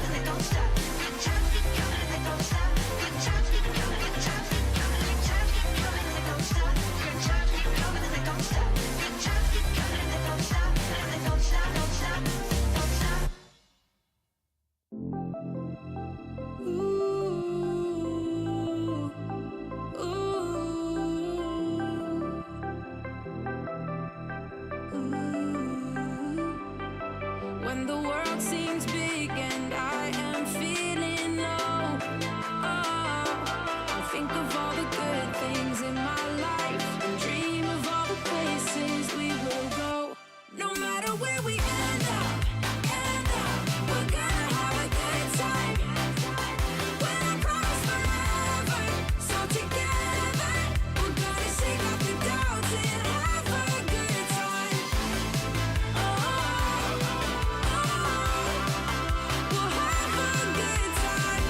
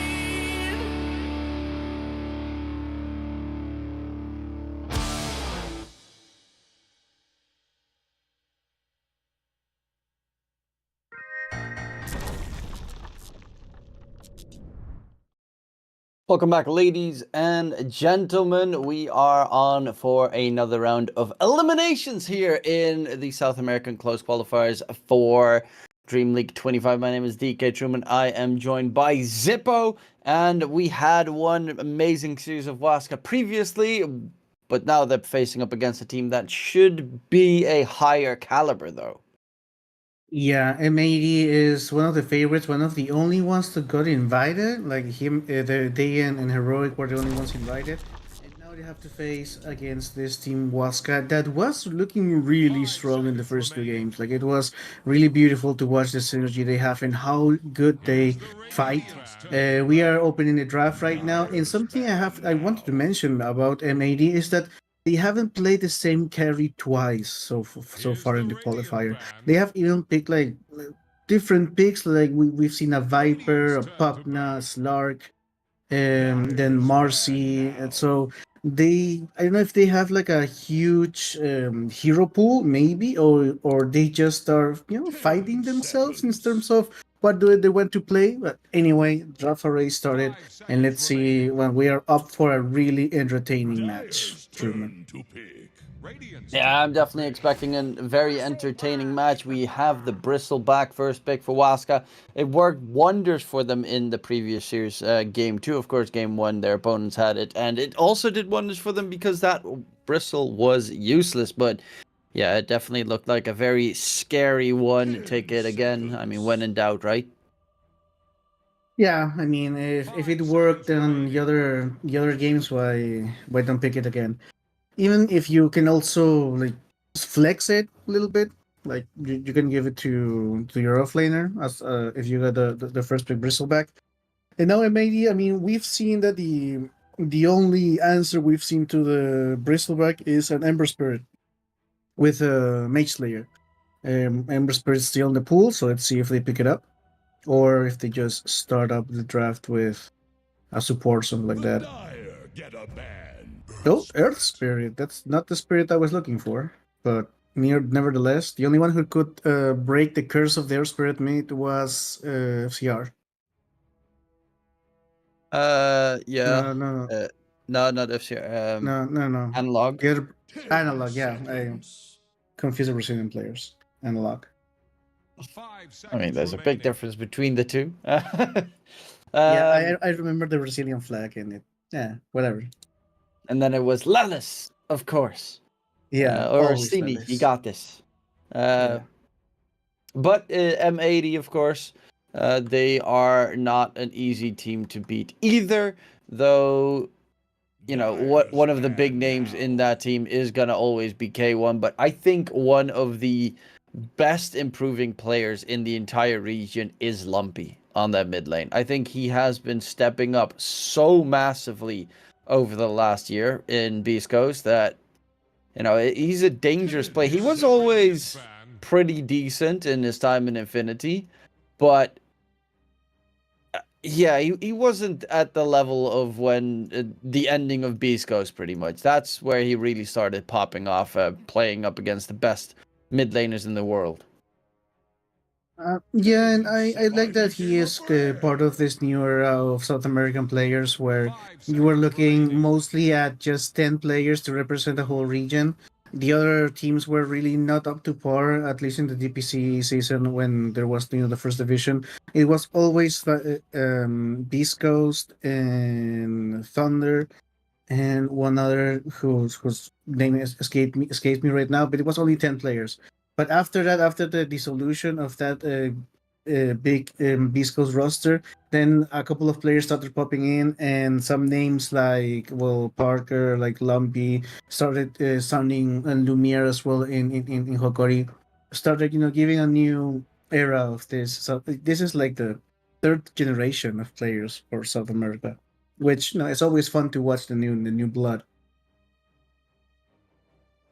Yeah, South America ripe and filled with talent, of course, especially Peru. Brazil has been, struggling for the last couple of years. They used to always be kind of the kings of the region, but they are, I guess they're more focused on CS2 these days. I don't know if they have like a great league scene in the region or something.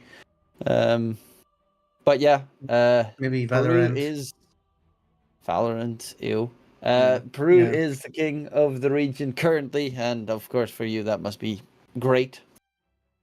Knowing all Yeah, these we are players. the we are the only ones who play Dota in the region. So yeah, we are uh, 5 we are seconds we are the remaining. kings here. We still have though some players from other countries joining. For example, Juma, who's from Nicaragua, I think. Obviously, Whisper and Michael from Bolivia, and there are some Brazilian talent still here in the pool. We see now the Pugna, which was a really popular pick like couple 10 of maybe a year seconds. ago or a year and a half ago as a position 5, and 5 seconds I don't remaining. really know what he stopped getting picked. Maybe something to do with facets. But Dyer's well, we see turn him to again, battle. and now Muerta, which is a pick we've seen time and time again as a position 4. Now coming for Matthew, loves to play it. Radiant's turn to Yeah, battle. Muerta is so good, especially against Pugna, because anyone that gets decrepified, you can still attack. You can't decrepify Muerta because it does nothing to stop Yeah. him from right-clicking. It is the ultimate Pugna counter, and Ogre Magi is just Ogre Radiant's Magi. turn Like, to there's battle. nothing more to get out of that. But because they also have the Pugna and now the Tusk, I would assume that this is probably going to be a Bristle off lane with the Muerta pulse 4. Because Ogre lanes better with, you know, any ranged hero in the safe lane, to be fair. Yeah, well, we 10 saw Ogre seconds. Magi being paired up with Phantom Assassin, and it still did 5 like seconds did a little remaining. bit. Ogre Magi is just going to babysit your core, so you can get away by picking some core some carry that is a little bit more fragile, like the ranged carries that you were mentioning. Dyer's turn to And build. now we see, okay, Dawnbreaker. Okay, we have a lot of team fight here coming up from MAD. Dawnbreaker, Pugna, Air Spirit. I mean, you underestimate that ward, but that ward will destroy you. It does so much damage. Especially, well, Bristleback is 10 not going to feel it a lot. seconds. He's just going to get burned a lot by the ward because he's 5 going seconds to spam remaining. abilities. But mana intensive abilities are going to kill you. Let's see what Waska does with it. Yeah, it's always, the Necro is always the hero that springs to mind first, because Reaper, and then he insta one-shots himself. But it's also during the laning stage, if you're up against heavy magic using opponents, the healing and mana that you gain every single time, which I assume he's going to go for that facet, because the other facet's kind of dog shit. The It's really, Dire really get terrible. banned.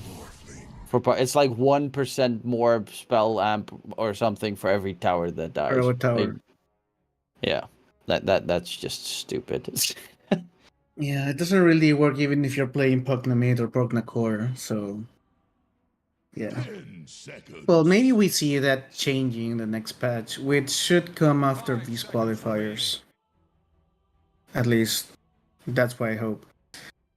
Well, did Morphling, which is going to be the carry. Now we know the Bristol is going to be used as an offlaner. Radiant's turn to battle. We are kind of missing some control here for Waska. I mean, obviously you have Ogre Magi stun and an Adaptive Strike, and then that's it. A couple of slows, but after that, there's no too much catch. So MAD could get away with high mobility carry, 10 which is why seconds. the Waska is thinking. That's why they banned the Dyer's Anti Mage. ban now. And the puck as well, another hero that has good control. One thing that Waska has to be very careful of this game is the amount of save/sustain on the side of MAT. They've got Dawnbreaker, obviously, with the healing the entire time. Pugna, Decrepify 10 plus heal, Tusk seconds. with Snowball save, Earth Spirit's kind of hard to control. That you 5 mentioned, seconds they're remaining. lacking control, very much so. And then you can have the Earth Spirit just roll on out every single time. I am looking at the Welcome back, heroes. landlubber. Maybe you put Got up any that salt in your lungs? Invoker mid. It's not the greatest against Earth Spirit, but it is a lot of control for your team. Yeah, it could be. There's still Magnus in the pool. No, Magnus first banned. Puck is already gone. Then another mid laner that has control. Oof. A little Well, bit of most control would be like Lena or a Dyer's Shaker. turn Shaker would be a good pick mid for Waska. There Yeah, it there is. we go. Yeah, it's the control. It's great in lane against Earth Spirit.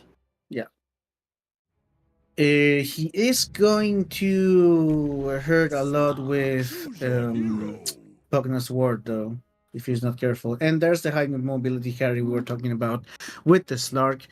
Really like Slark because he's a really fast-paced carry. He can just, get one diffusal blade and start moving around with the team. You can push really fast in the early game, at least with Pugna. So this could be a high tempo, fast paced composition coming from MAD. Waska has shown us that he knows how to deal with that. They even like playing that way as well themselves. But I think that maybe Vitali and Pike might want a little bit more time, even PP, because Earthshaker needs his Blink Dagger, and you don't really see him move around as much until he has that Aghanim Scepter, which is still like 15 minutes or 20 minutes into the game. Yeah, looking at these heroes, M80, they have some very nice tools. You've got the Earth Spirit and the Tusk for catch, and the Slark as well. So 3 heroes that can set it up, Dawnbreaker to join in the team fights. They're gonna be really hard to catch, mainly this game. I mean, even the Shaker, you can just pounce over the Fissure. But this game does really feel like all M80 really needs to do is survive the wombo combo from the Earthshaker, and if they do, they can out-sustain most of these fights. Dawn ulti, Slark with, of course, his shard and his ulti, Pugna. All of those heroes are really hard to kill because they have multiple ways of staying alive. Yeah, and also your Morphling is going to come online later on in the game. Also, your Bristleback. So maybe M80, like I said, they might want to play this a little bit faster. I mean, they don't really have to because Slark is still really good in late game, and Dawnbreaker with the Aghanim Scepter is going to make him immortal. But later on, yeah, their spirit does fall off a little bit. So they might go into the aggressive once they reach a certain ceiling, a certain timing. Okay. Yeah, there's a good shot going forward. Let's see. K1 Hector playing the Slark. I haven't seen the Slark in quite some time, actually. Well, it has been played here in the qualifier, and I think the Open Qualifiers was also one of the not the most big, but it came up from time to time. So, and Hector really likes the Slark. Hector started out being just like a 1 or 2 hero player, but then he just expanded his pool, starting with Slark and Abaddon, and now he's just comfortable playing any type of carry, not only the ones that farm a lot, but also the ones that start fighting with the team once he just gets an item, which would be the Diffusal Blade, I believe, here, because it's really good against the Morphling, really good against the Bristleback. Oh, here we go. Matthew taking some heavy damage here in bottom, will be taken down. Did manage to, of course, secure the bounty rune, so it will be... Actually, it's going to be 3 bounties for the Radiant side, plus a First Blood. That is not fantastic of a start for Waska. Yeah, the only saving grace is that Moose is the one who got the First Blood, so there's no... He isn't as scary as, for example, Hector, if he got that. Let's see. Now, in terms of the lanes, I think Morphling is going to have, once he gets level 3, the lane's going to be easy for him because there's 2 melee heroes. He can just go away with Waveform, so he shouldn't die in the laning phase. In the mid lane, I think PP has obviously this small advantage against Lumpy, but like we were saying, Lumpy is one of those mid laners that is, showing that he is up there in levels, in skill level.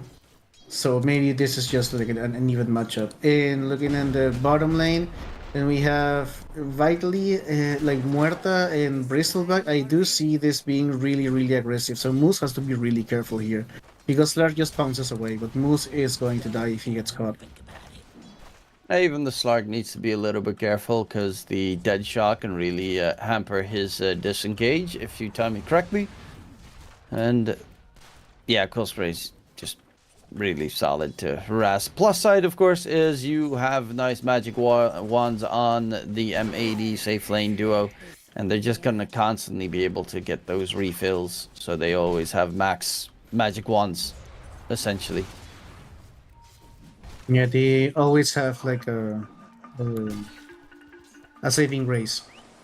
And yeah, well, MAD just stopped being aggressive in the top lane. They know they can't kill the Morphling there.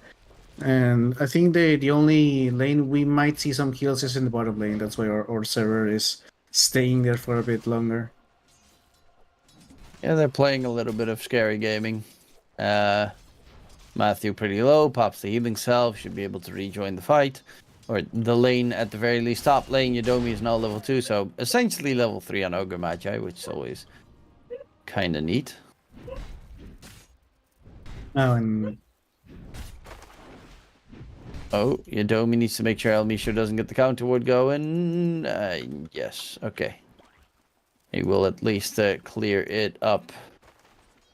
So Yeah, Misho the needs to send war- out the new sentry. the ward wars is always the most stressful part of playing support. Oh, nice save. A little dodge there with the snowball. We'll secure the Lotus as well in the top side. For bottom, it's going to go for Waska. And Vitali is dropping a little bit low in terms of mana here in the lane. He's actually sending out a null talisman on the Bristleback. We did see that. No, it was Beastmaster who did that. Probably, maybe he just needs a little bit more of mana regen. It gives you 1 mana regen, which is Yeah, not almost really doubling. great. It's almost doubling what he has. It's So true, better than but nothing. you spend pretty, 500 gold for 500. 1 mana regen, Oh. and a little bit of stats, of course, but not Yeah. that you really need the int stats as much. Nah. Even the max mana bonus. Well, they know why they do it. I mean, they might have tried before.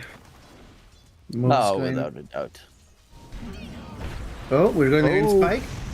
Spike almost got taken down there, but playing close to the edge is exactly what Morphs do, though they are gonna dive the tower right now. Yodomi takes a heavy amount of damage. We'll get the slow going. Actually, okay, it did connect onto the Illich Dawn. Towards mid, Matthew being chased by Moose, rolling boulder in from Lumpy. Catch comes out, Matthew taken down, and Lumpy gets that kill secured. A little bit of like we were saying, this in terms of just lanes matchup, there was not much going to be going on, but then with some rotations the story changes. Obviously now Vitali with infused raindrop, he's really going for that region, because Nether Blast does get a little bit annoying. It's nothing you can't survive as a Bristleback. The Bristleback is pretty good and comfortable at the moment in the lane. He is bottom of the cores, but normally Bristlebacks, at least a lot of the time, Bristlebacks get taken down at level 1/2 before they get really tanky. And now he's already at a point where Pugna can't control him, so most of the time you should be able to just walk it off.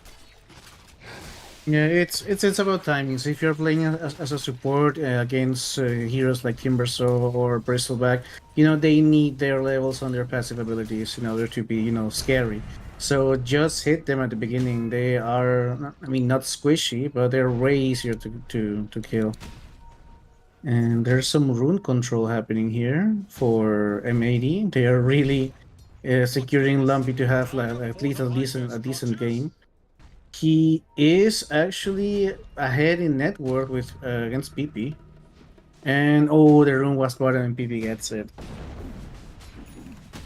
Yeah, PP did start the laning stage pretty solidly, but currently Lumpy has caught up nicely, and also with that kill, Lumpy is a little bit ahead. No really big aggression moves coming in right now. El Misho did rotate towards bottom, looking for Vitali. Snowball in, moves. Joining in, can they kill off the Bristleback? He is taking a heavy amount of damage, and he does drop dead. Needed a little bit more to be able to get a possible double kill there. Just the slightest bit. If Muerta was there a bit faster, it would have been perfect. Speaking of which, Matthew needs to be careful that Elmisha does not grab the experience rune here. Yeah, that now would that- be bad. And Elmish is now Yeah. just the Dead. toy of the Happy Meal. Yeah. Dying for free. Or maybe not. Yeah, he nice. gets feared back. Smacked away. Kill goes to PP. Bottle gifted to Matthew so he can get the refill.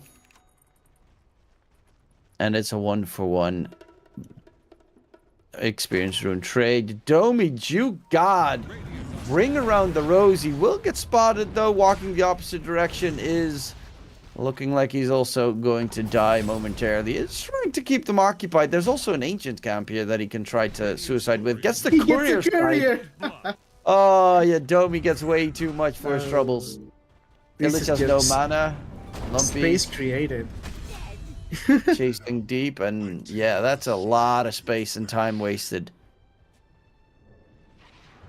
And Lumpy has to just, walk down to the base. He doesn't have a TP to get back to lane. So this is just field real estate for PP. AP experience rune spawn. Sorry, the lane rune spawns. It's Elmisha with a amplified damage rune picked up. And PP is going to go for that blink dagger item pick up. Well, build up. It's going to take quite some time before he has it done. K1 in the meantime. Top net worth on the safe lane Slark. Always just pesky to deal with. The amount of healing that he gets from his innate once it's he gets his ulti available is just so nuts.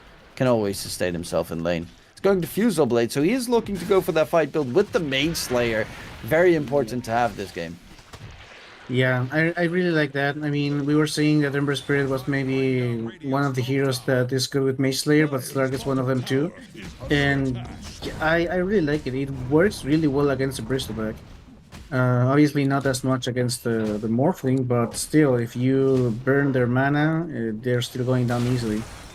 And this is just going to be a timing. You were saying that we are not seeing so many aggressive movements coming up from both teams, but I think that once that Diffusal Blade is up and running for Hector, we're going to see some blood spilled.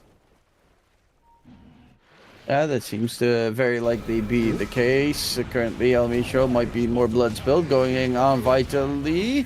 Dawn ulti as well. They're making sure this Bristleback will not be able to get away. And they take him down. The Bristle is going for the Ags build, but he doesn't have a single piece secured just yet from his Aghanim Sept. So it's going to be probably a pretty late one. There are also no stacks here for him to work with. One triple stack Ancients on the right side, actually. Oh yeah, on the right side. On the triangle, I think like Moose has been doing some stacks as well.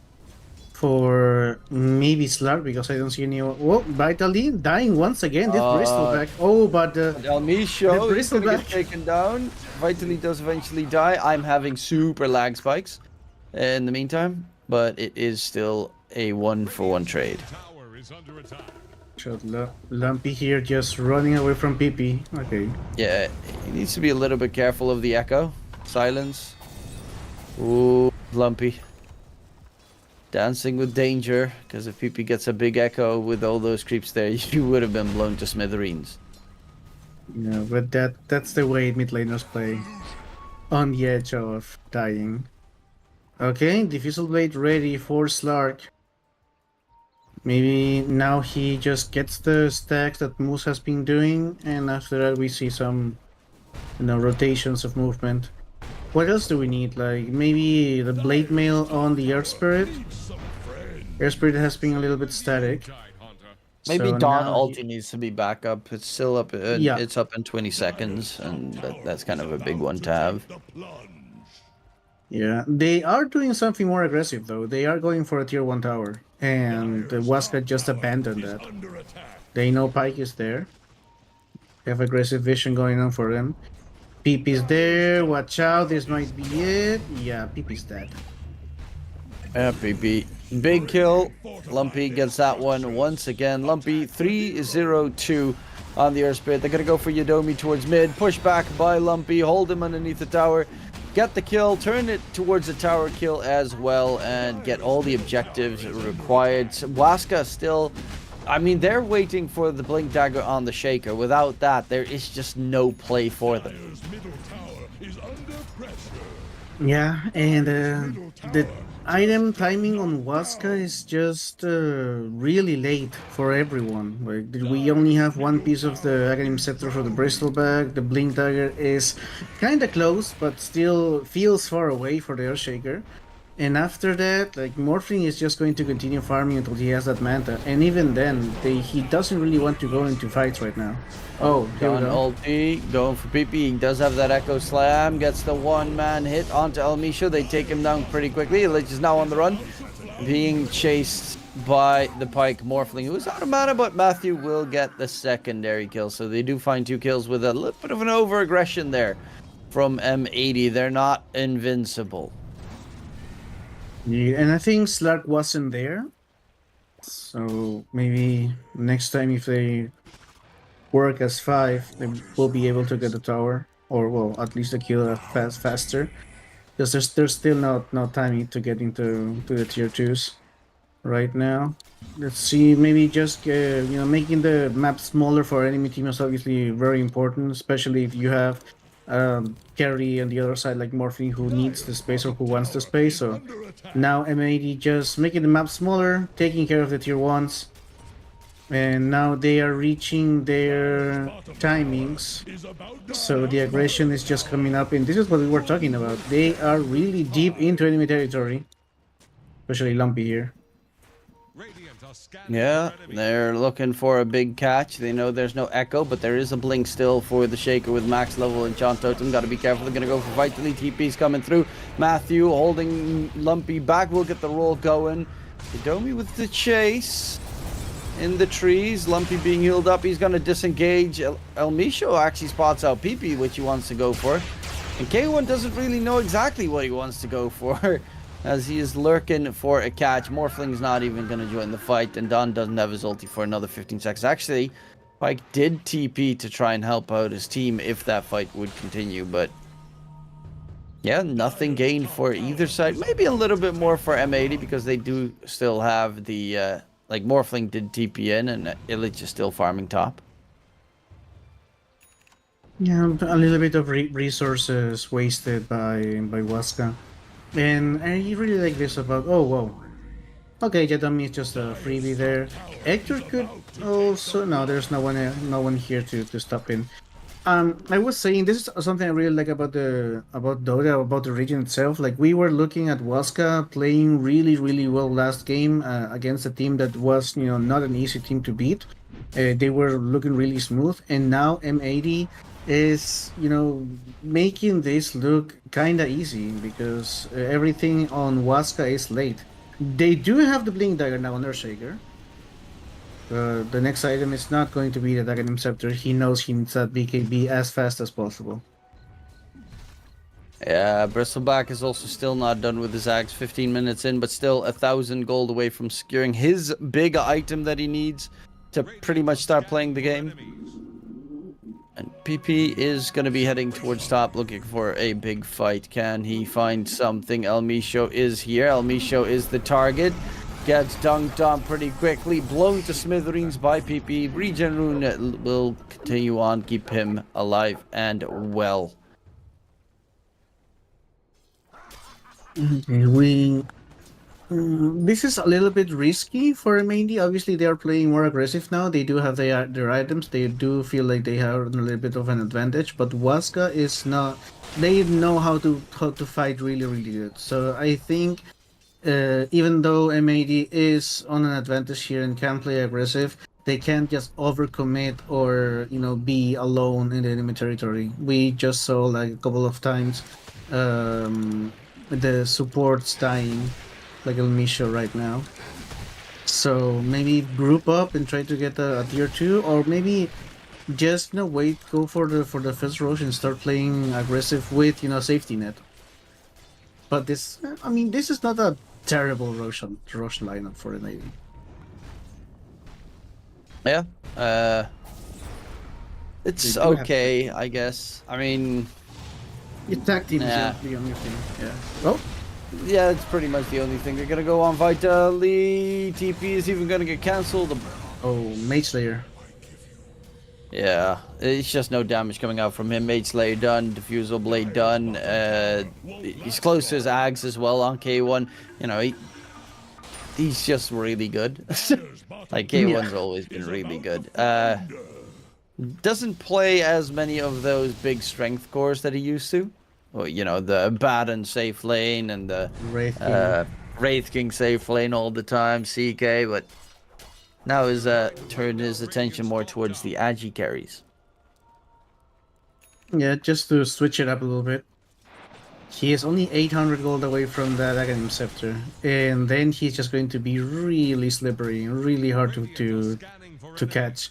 And it's going to be even more, you know, hard when you don't have a reliable stun, and the only reliable stun is a Fire Blast, and if you're close enough to cast Fire Blast, you might be already dead.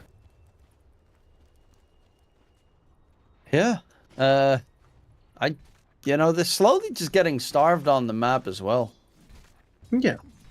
Vitali does have his Ags finally done and being delivered, so that is a big item, but it's very late, 18 minutes when he receives it on a bristleback for the Ags. Normally, you see Aghanim Scepters on bristle at like 13 minutes in the game. Yeah, and that's without like rushing completely into it. So, what they do, they just need one good fight. I mean, maybe two. Like one fight maybe is not enough to cover the 7k difference. But we know Waska know how to fight, so we just popping a smoke, getting an important kill. Slug is a little bit of a hard target to burst or to kill easily, but maybe you He's know go also for got that. Ags now done, so you can't even run away from the Slark. Dawn's got Orchid finished up, so they've got the extra added silence. Luckily enough, Morphling does have a Manta, so he can at least get rid of the silence, but the Shaker still needs to get his BKB finished. Yeah, he's still a little bit far away from that. Oh, here we go. Jump in, no fear coming out here from Slark. Very survivable. Will take a decent amount of damage though on the back end. Lumpy is going to get the magnetized damage off onto Yadomi, looking for more. Two supports are taken care of. And they didn't really invest that much here on the side of M80. And this is the tier 2 and the starving continues. Like Waska can't farm on their side of the map, Tower is under attack. you know. And you're probably going to have to smoke to just be able to like go to the bottom side of the map and get some farm in that area. Because, as you said, they are just hunting them the entire time. You're going to need to find gold somewhere on the map. Slowly but surely, they're being starved out of the game. Tormentor will be up in 5 seconds. It's not a great Tormentor lineup on M80 to get the steal. And especially considering you're up against a Bristle, he might be able to clear it pretty quickly there. He will find themselves a kill onto El Micho. The Tusk was lurking about behind a little bit too much, and this probably should give them an opportunity to at least get the shard.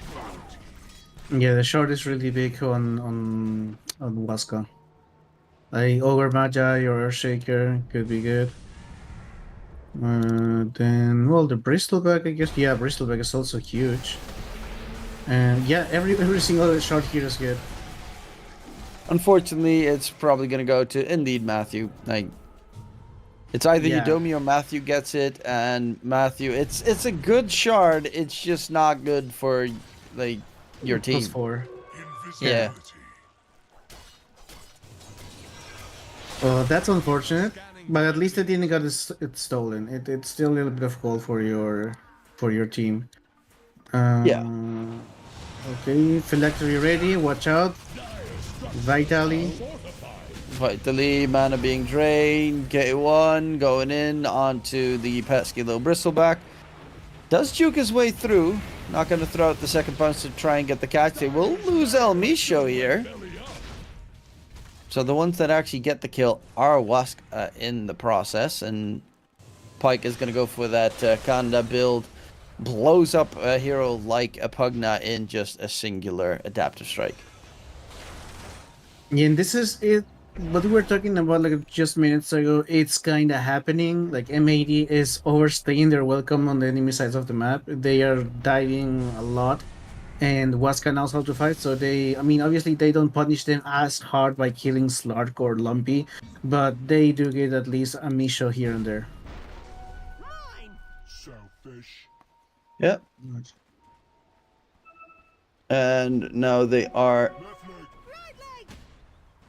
at least keeping the net worth advantage about even, with Pike still getting solid farm. Their two other cores a bit struggling, but this is still, you're up against a Shaker.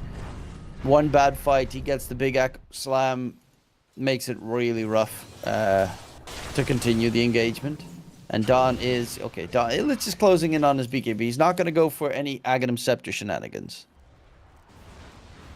Yeah, and the thing is here that even though Pike is not that far away, he's still 2k away, which is, half a BKB. He is not that far away. He's the only one getting farm on his team, basically. So the rest of his team is really far behind if you compare. For example, the Bristleback to the Dawnbreaker, that's 3k gold, and that is a big item for an offlaner. It's basically almost 3/4 of an Aghanim Scepter. Oh, let's see. They know Roche is up. They know they want to go for Roche. Bristleback is really far away, though, so I don't know if they should take this. There's a Echo Slam opportunity. They look at Lumpy. He might be the consolation prize. Yeah, they'll get a quick kill. That's a pretty big one. Oh, And they're continuing the Roche take. Echo still up. Out Lumpy in the pit. There's a continuation. Echo gets dropped. Dawn ulti comes in. They do have the Aegis picked up, but they lose the supports. And now Illich is in a very tough part of town. Big fight. Triple kill for Pike. They're going to take the tier 1 tower bottom lane as well. And yes, Hector does get out, but... Pike gets a triple kill. Yeah. Yeah, you said it. Like, Echo is still up. What are you still doing in the pit? Why are you still there? Oh, that was a nuts move. Maybe they thought he used it, but then why wouldn't you say it so if you're Lumpy? Like, didn't you say, "Go, get out"? But well, what happened just happened. And well, like we said, they needed 2 good fights. They got 1. Like from 8k to 4k. Now they need just 1 more and they're good. Oh, Slark. He's going for Silver Edge as the next item. He's focusing a lot on that Bristleback. Yeah, Bristleback, they really want to take care of him, but we've seen it yesterday as well. Whisper, I think it was, had a really rough lane, but eventually you still become really incredibly tanky. Even against the Slark, because he doesn't actually do that much, like, burst damage at all. He is just very obnoxious because he keeps draining your mana. Oh, he's dying. Well, as I say that, he does lose his first life. They're going to need to try and keep him alive. He does have a BKB at the ready, rolling boulder in, going here for Matthew. Chase from K1. Matthew does pop his ulti, trying to stay alive. Can he get any damage going? We'll find off El Misho in the very end, but K1 still alive and kicking. They're going to focus towards Lumpy. Dawn ulti comes in. Do they have the damage to kill him off? Wait for him forward by Pike, but Lumpy gets the roll out of there. Pike to be still very tanky. K1's got those Essence Shift stack going in. Chasing for more. Pike gets a double kill. K1 actually needs to be very careful because this damage from Pike is huge with the Kanda. Adaptive Strike needs to get the hit. That was a little bit of an oopsie daisy. Probably wanted the Adaptive Strike more than that triple kill for Pike. They lose K1. Big tips coming out for Pike, and the net worth advantage is just gone. Yeah, Pike saying I was the better Beast Coast carry. And this was huge. Once again, like they overstated their welcome. They tried to go for a really aggressive play, and Waska knows how to navigate these fights. And mostly because the whole build of Slark revolves around making that Bristleback miserable, and you are just not taking care enough of that Morphling, and he is doing whatever he wants in these fights. Oh, Moose is dead. Okay, Glimmer Cave is going to save him, but just one adaptive strike and he was dead. Yeah, Moose gotta be very careful against this Morphling, he is getting pretty huge, going for, has the BKB, actually, something that normally Morphlings do not even build. Afterwards wants to go for the butterfly. Interesting that he did go BKB though. Well, the silences here are really annoying. Also Radiant's middle tower is under attack. the yeah, you know, the leashes, the orchids, the silences from Earth Spirit. Middle tower just You only have one manta. That is very Radiant's true. scanning for enemies. He's going for Agony Shard next, and then the butterfly. Radiant's middle tower can't It could also possibly steal the enemy shard, because it's still up the Tormentor of M80. They didn't clear it themselves. Yeah, do they know that though? Well, they can just check on the minimap. tower is on the Yeah. On map, not in the minimap, you know. Fog of War. It's weird that with Radiant's top tower is the Tormentors, that you can see them through Fog of War, if they're up or not. Radiant's top tower has fallen.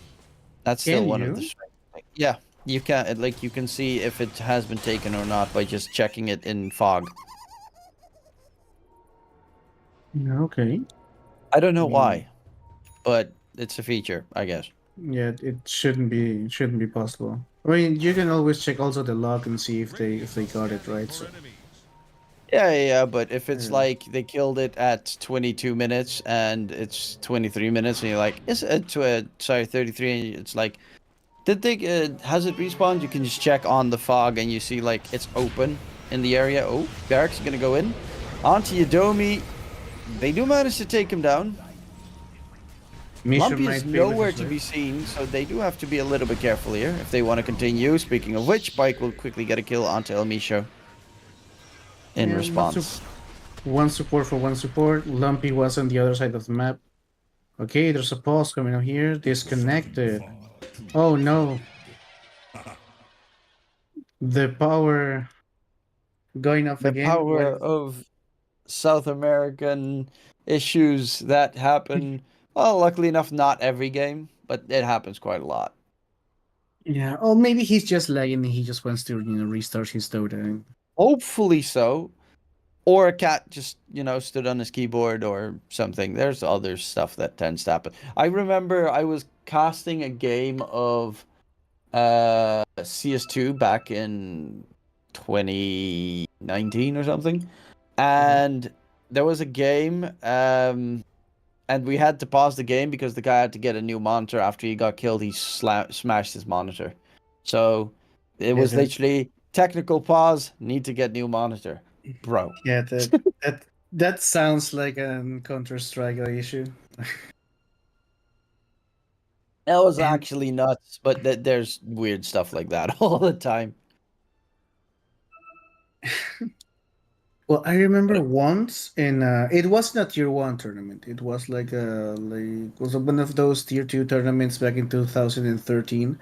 One guy disconnected and they were taking a long time to unpause, and we were like, what's happening? It's like his cat jumped into his computer and by accident turned off his PC, and he had like a slow ass PC, so it was like a 15-minute pause. It was 2013. Everyone had a slow ass PC. Yeah. I mean, we were on the beta key days. Yeah, I mean, I used to also have like the laggiest PC ever back in the day. It's horrifying to just think about how laggy some things were. Yeah, Playing so- some games and literally playing it with like 10 FPS and still able to play it because I have no other option. Yeah, that's how life was. Kids these days have it easy. Exactly. I mean, we were like, look at these graphics, bro. This is next gen. It's amazing. And now you look at the Red Dead Redemption. Yeah, it's okay. Yeah, exactly.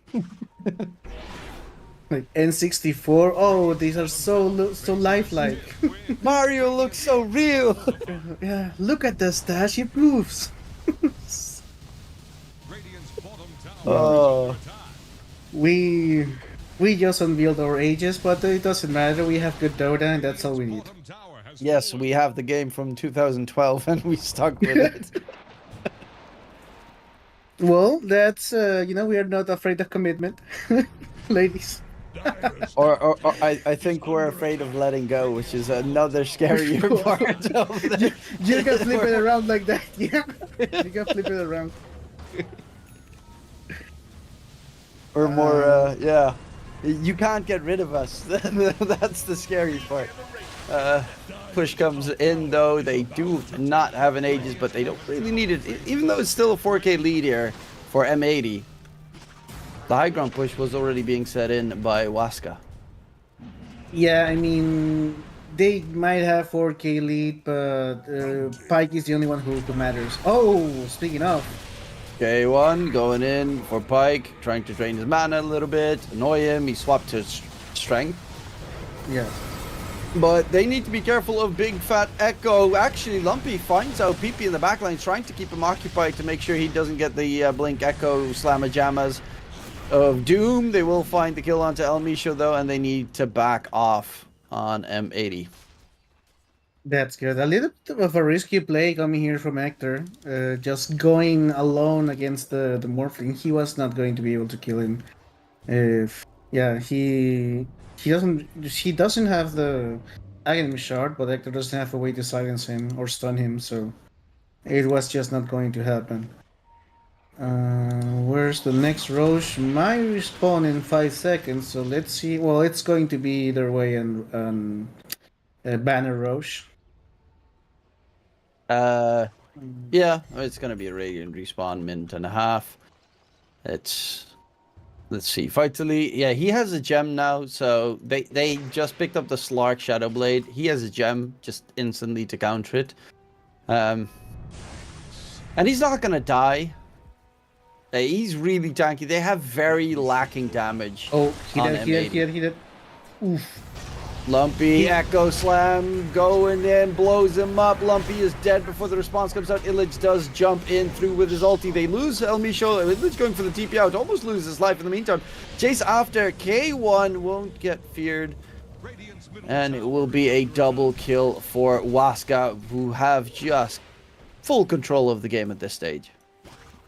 Yeah, the game, they just came back. They were playing as they know, just guys. Trust in Pike, trust in the process. Let's just fight these team fights the way we know how. And Pike just became the monster he needed. His team needed him to be. Everyone was focusing on Vitally. He was ganked over and over again. And this is just, if you focus too much on one core, the other core is going to come get you. And let's see if Hector can do something about this, because he's been completely ignored by Waska. I love this. El Misho going in. They want to go for at least the Ogre. El Misho died. Double kill for... Oh my god, that damage from the Morphling. Chasing in after K1. And K1 makes that a triple kill for Pike. And that is, I mean... I know you don't want to call it. Yeah, but it feels like it. Hey, what's stopping them? There's no buyback available on K1. It's at least Megas. Yeah, this is at least Megas.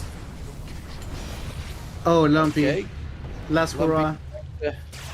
Defend. No buybacks are coming through or anything. So Lumpy's BKB is about to end. They're getting ready to just jump him. Lumpy is dead. Going in is Illich. BKB popped. Quickly disengages. Has Bloodthorn. Blade Mill, BKB Bloodthorn. Interesting build on the Dawn. I guess it is against Butterfly pretty good, but I'm not a big fan of the item choice there. Still, well, we just saw that Waska knows how to play from behind, and M80 maybe got too overconfident in terms of, they dove a lot on their tier 2s, and not a single tier 2 is down for Waska. So, this Yeah, is their lineup doesn't have push, they don't have Roche, they don't have... Hell, they don't even have a Tormentor take lineup. Yeah. Like, the only... nothing their lineup does is really that great. Except for extended fights.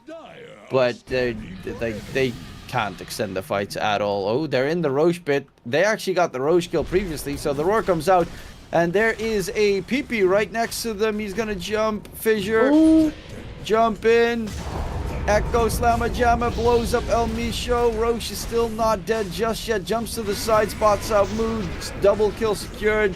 Illich gets silenced when he wants to spot the Solar Guardian. Matthew even starts pumping out damage with the Pierce the Veil. And there's the Aegis picked up by Lumpy at the very least, but it's 2 cores against everyone else. Matthew's going to lose his life, but they're going to pop that game. Aegis. And Here Lumpy comes the is G's. surrounded. Oh, the G's are not coming. They really no. want to, but what? There it is. Okay, there we go. Yeah, there was no chance. They got, Yeah. they had a, Yes. what, 12k net worth lead on M80. One bad team fight. One reasonably bad team fight, I think, top they had. And then one at Roche where they lost Lumpy before the fight even started, got echoed in the pit, and then it was just, at that point, all the net worth advantage was gone, and Pike was just... Like, he killed the support. One waveform, he killed 2 supports in most of the fights. That's the amount of damage the Morphling pumped out. Yeah, it was really ridiculous. At the end of the day, like we were saying, they were really good at the beginning of the game. The early game was really, really aggressive. They took the tier 1 towers really fast, and it looked like they were going to starve Waska to death. But one good team fight, which is what Waska knows how to do. Pike got 3 kills there, then the 8k difference became 4, then there was the Roshan fight that you mentioned, where Pike got an ultra kill, I think, so the tails turned, and after that, you really can't come back from behind with this line of M80. They did overstay the welcome on the enemy sides of the map, and they did play maybe more focused on kills more than, structures, but you pointed it out correctly. They didn't really have a lineup to take objectives at all. Yeah, the lineup was very weak in that regard, so it took a little bit longer to get the objectives done, and it gave the enemies time to come back, and it was another game where Bristleback gets crushed in the early game, and I obviously Pike did amazing, PP did amazing, everyone, the recovery was great, but the Bristleback, it comes back into the game to bite you. And at one point, it just becomes too tanky if you don't win in time. So when you play against Bristol, you gotta hit him hard and hit the game fast, because the hero always tends to come back in the end. Nonetheless, that was game number 1 in this series. M80 lose it after a nice comeback by Waska, but there is more to witness on the Mango stream with me and Zippo. We'll be right back after the break.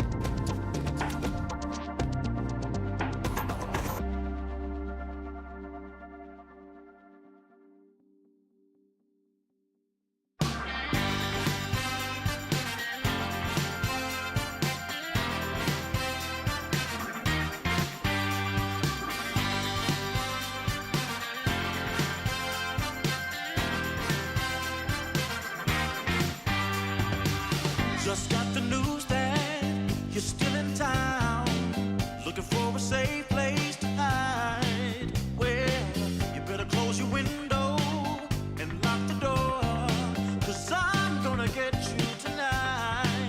And I know where you are, so look sharp, 'cause here I come, I'm close, so get ready and watch out.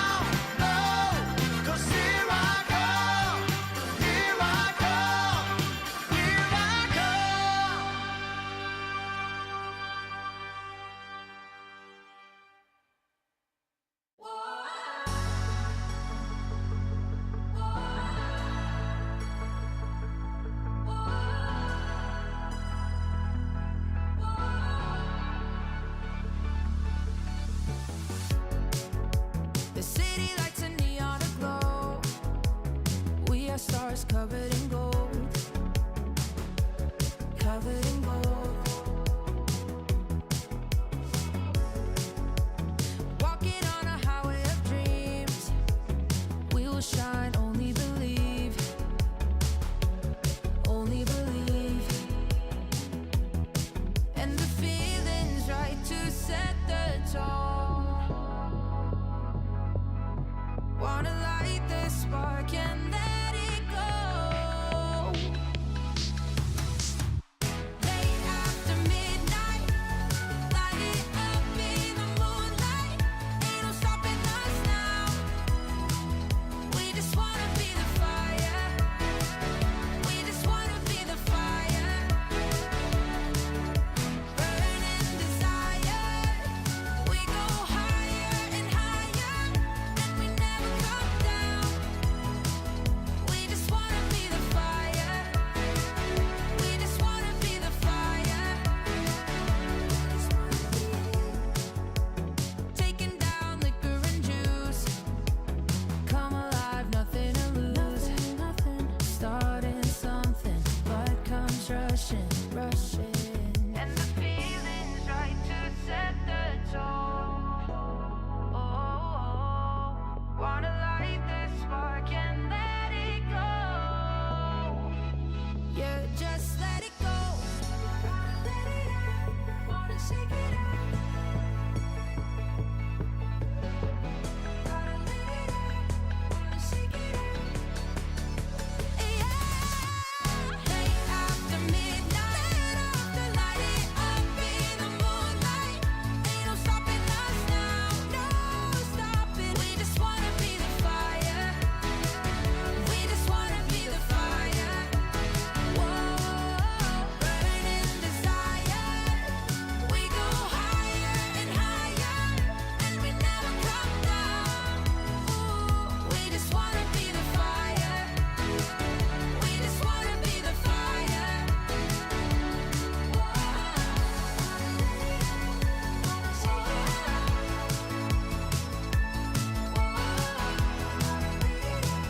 We just wanna be the fire.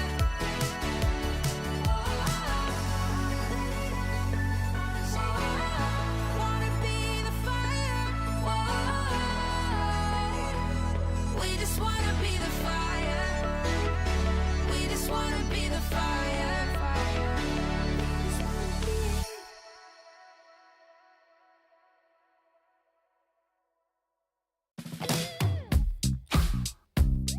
Yeah. It's Q-Head. It's been love since we met. Right from the bar to the bed, all night long, roller coaster. A 5-inch scar on my shoulder. You smile, I'm high. I put my heart on the line. I'm addicted to you, I can't lie. It's whenever you kiss me goodbye. I'm high in your love, high in your love, high in your love, high. It's never enough, never enough, never enough. I'm so high in your love, high in your love, high in your love.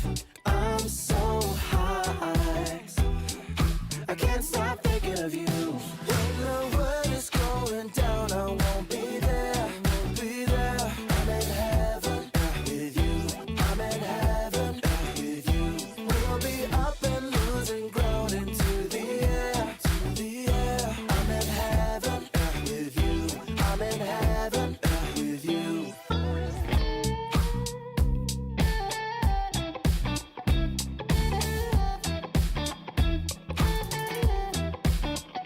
And we faced harder times when sweet words turned into lies. We got caught in our nest, yeah. I put our love on a rest. Hit the brake, I turn over. And never ever say that you know her. Got a flame to fuel every night. Keep her safe and hold her tight. High in your love, high in your love, high in your love, high. It's never enough, never enough, never enough. I'm so high in your love, high in your love, high in your love. I'm so high, I can't stop thinking of you. When the world is going down, I won't be there, I won't be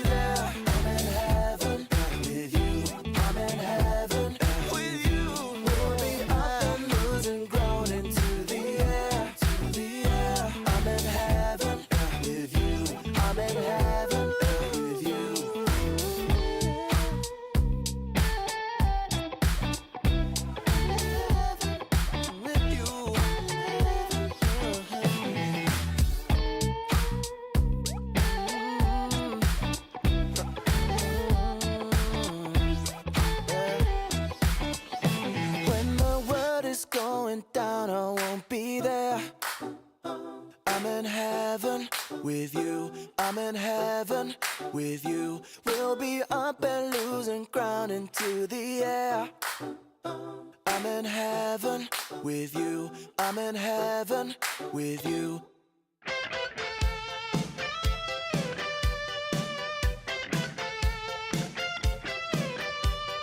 We found love out on our own. I took you for granted. I should have known. You walked right out, cut me to the bone. We were out of time. Now I close my eyes and see your face. You left my life, oh I can't replace. Please come back, I made a big mistake. I was out of line. Susanna, I can't take this anymore. Susanna, I don't know what we're fighting for.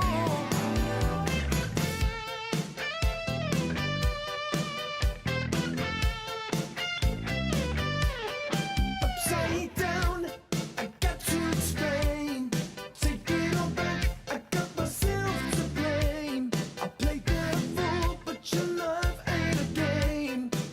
We're out of time. Susanna, I can't take this anymore. Susanna, oh, you made me lose control. Susanna, oh, you got me on my knees. Susanna, won't you please come back to me? We gotta give it one more try. We gotta give it one more try. We gotta give it one more try. Come back to me.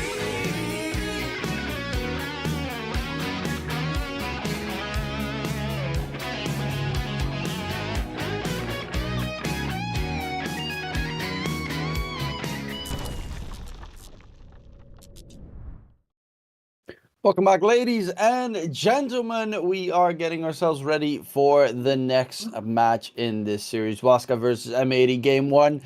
Zippo, it was a doozy. It was a beauty. But what went wrong for M80 in that game? I do believe they were overconfident in terms of they were just focusing on kills basically, and their supports. I mean, you were saying that they are good in extended fights, right? But they didn't really use that to compensate for their lack of pushing heroes, right? So what they might have wanted to do in the last game was, have Pugna, burst the towers down slowly but surely, and then if a fight breaks up, they fight on an extended fight on the enemy side of the map on that tower, and still continue to push towers, because they really started really great. They started by destroying the tier 1s, making the map smaller for the enemy team. They were starting a little bit to death. There was a point where the only one getting any farm was Pike, so he was catching up to Hector, but the rest were really low in terms of in economic wise. But then, they took so long to take objectives. They took so long to get towers to at least get for a set of racks, that it was time enough for the Bristol back to make a comeback, for Pike to get a good team fight, and they flopped one team fight, and out of that one team fight, the snowball started rolling for the comeback, and we saw Waska executing it beautifully. Yeah, pretty much sums up exactly how the game went. Perfect to a T. Looking at what they then had in the last game, do you think that they should focus more on pushing, or is it a different hero for Hector? What's needed for M80 to turn this one around?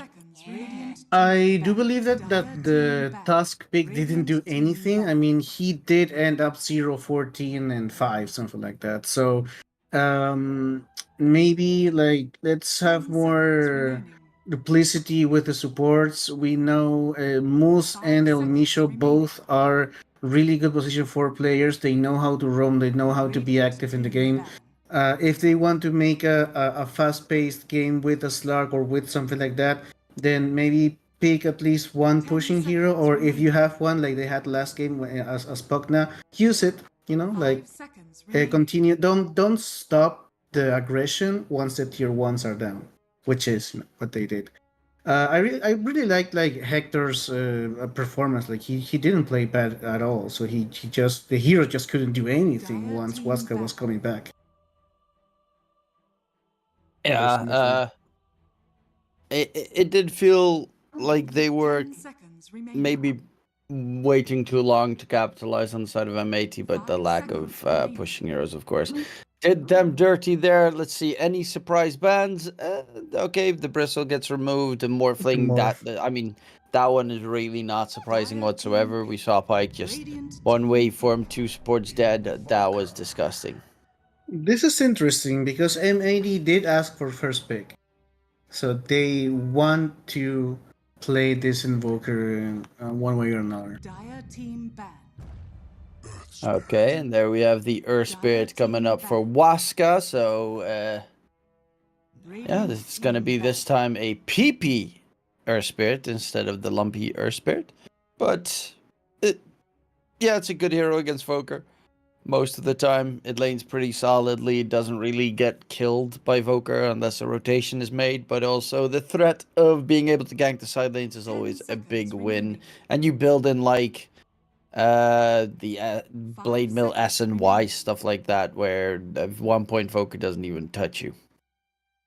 Yeah, and I believe we haven't seen an invoker do exceptionally well in this stream in across all the matches we have casted. I think it only been like 2 invoker games, but even so, they didn't really got to a point where they were, a menace in the game. We just saw a couple of tornadoes, CMP, and that's it. So I do want, because M80 have really prioritized this invoker pick. They asked for first pick once they were sorting that out, and they have banned things that are good against invoker, like for example the morphing the puck. So I want to see this invoker pop off, and we get the mandatory Phoenix, which we didn't see last game, but at least there's one per series. Yep, Phoenix at the ready. Let's see what we have going here. M80. I would assume another Snapfire, probably, would be on the cards to get rid of the Phoenix Egg pretty quickly. That one I did not expect. I have not. That hero doesn't exist anymore, right? That's a Misho pick. And I mean, it's great against Earth Spirit. It's great for ganking and moving around. It actually is also great within Exhort Invoker. So this makes the ganking potential a little bit more global. It is a lot of early game, because on late game, only if you've had like a great game with Scarlet Mage, you can do damage on late game. But it is really like snowball dependent. I like this. I mean, this is a risky draft. Let's see how they pair it up, because he does need someone to keep the enemies in place, so his ultimate does some damage. It does work really good against the Phoenix and against Air Spirit. I mean, it's not a conventional pick, but it is a good one. This is more conventional. Yeah, the Lich. It's great against physical damage. Granted, you're up against magic damage, but in general, it has great tools. Sinister Gaze, you can cast spells during it. I like the mechanic on Lich where he doesn't have mana regen, and he just has a flat percentage each mana gets regened every creep that dies near you, which is a really cool mechanic, I would have to say. It does have some problems with the fact that if you are low on mana, you just, and your team is nowhere nearby, you literally won't get any mana back, unfortunately. But I do really like Lich. Yeah, it kind of forces you to play the babysitter, or it kind of forces you to play with your team, which is, an elegant way of Valve to make you play as a proper support. Yeah, it's always nice to be able to get that done. Of course, on the opposing side, Shadow Demon. 2 great factors this game. You've got the Disruption Cleanse. save, against the Skywrath Mage. You have the Cleanse against the Silence, and you have Demonic Purge against Frost Shield. Yeah, It's this is a great such a good game. Shadow Demon game. It's a really good Shadow Demon game. I am actually really liking Mars for M80. I'm liking Mars for nearly every single game these days. Even though every single time I see it play, it falls flat significantly. Yeah, It's a good combo with Skywrath Mage as well.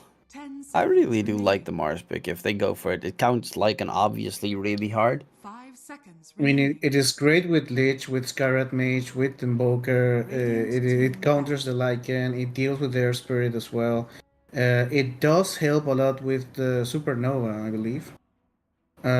So yeah, and you can't really save people if you can't see them, right? With the facet in terms of Shadow Demons. So I really like the 10 Mars here. seconds remaining.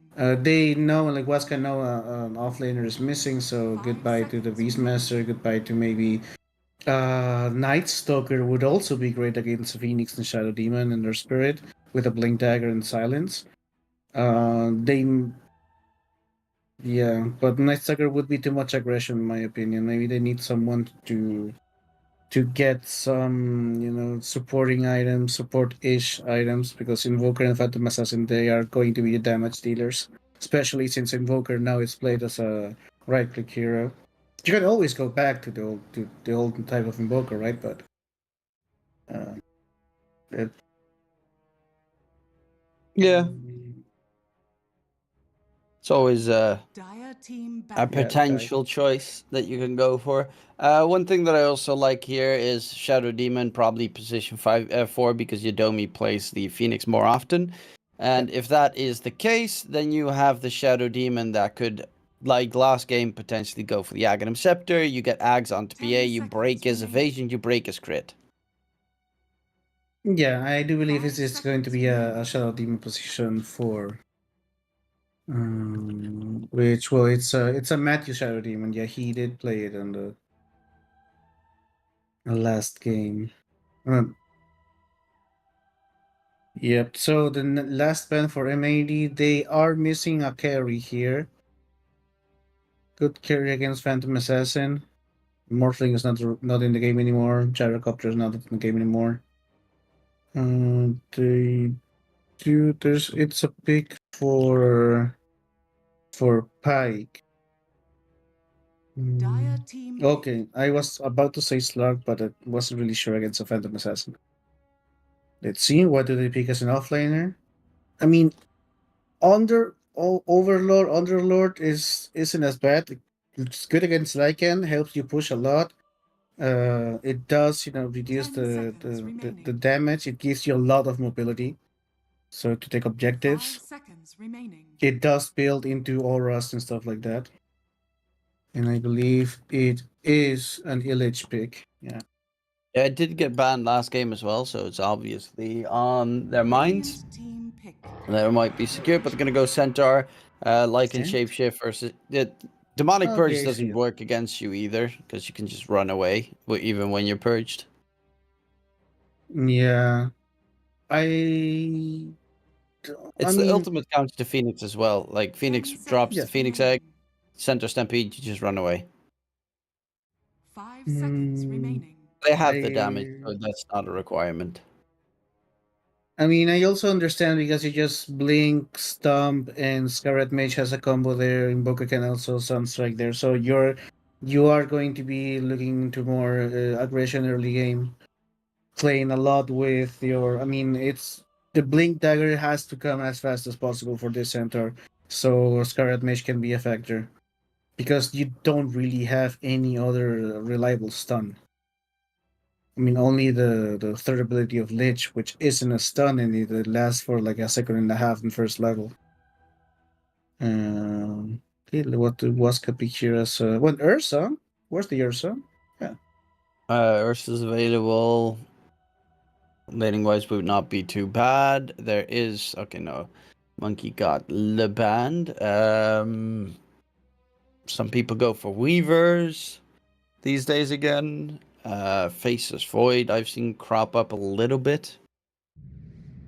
Uh, Terrorblade is Terrorblade. Hero. still a hero that exists somewhere, but okay. It it's has a one lot of of armor at least.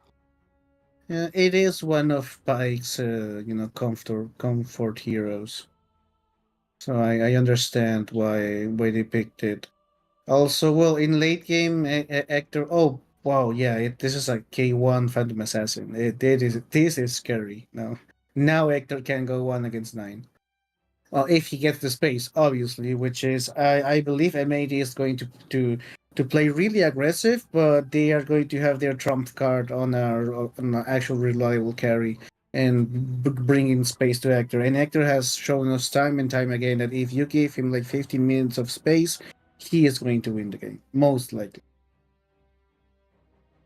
Um, okay, I like that the MAT draft is a lot about going in, being aggressive, and playing aggressive in the first minutes of the game, and initiating a lot.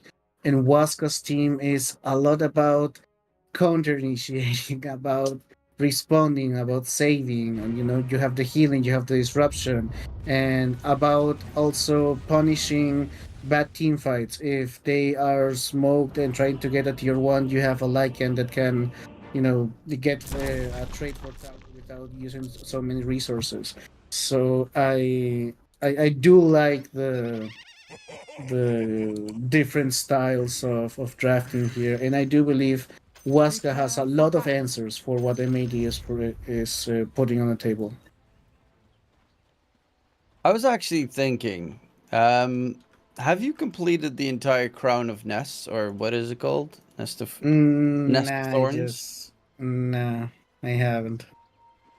Yeah, no, I saw Skyrith Mage and I was thinking, that bastard. I had to play with that bastard every single time. Yeah, no, I Well, wanted the pathetic voice line. the pathetic. I mean, yeah, I just played a game where one of the guys had the pathetic voice line. He lost, so I'm happy. Yeah, but he already has, like, I think a couple of days. It's probably like, what was it, 17th it ends or something? Yeah, something like that. So if anyone still wants to get the pathetic, don't forget to hurry up and spend all your candy works things, because I only have 3 candies left anyway, so it doesn't matter for me.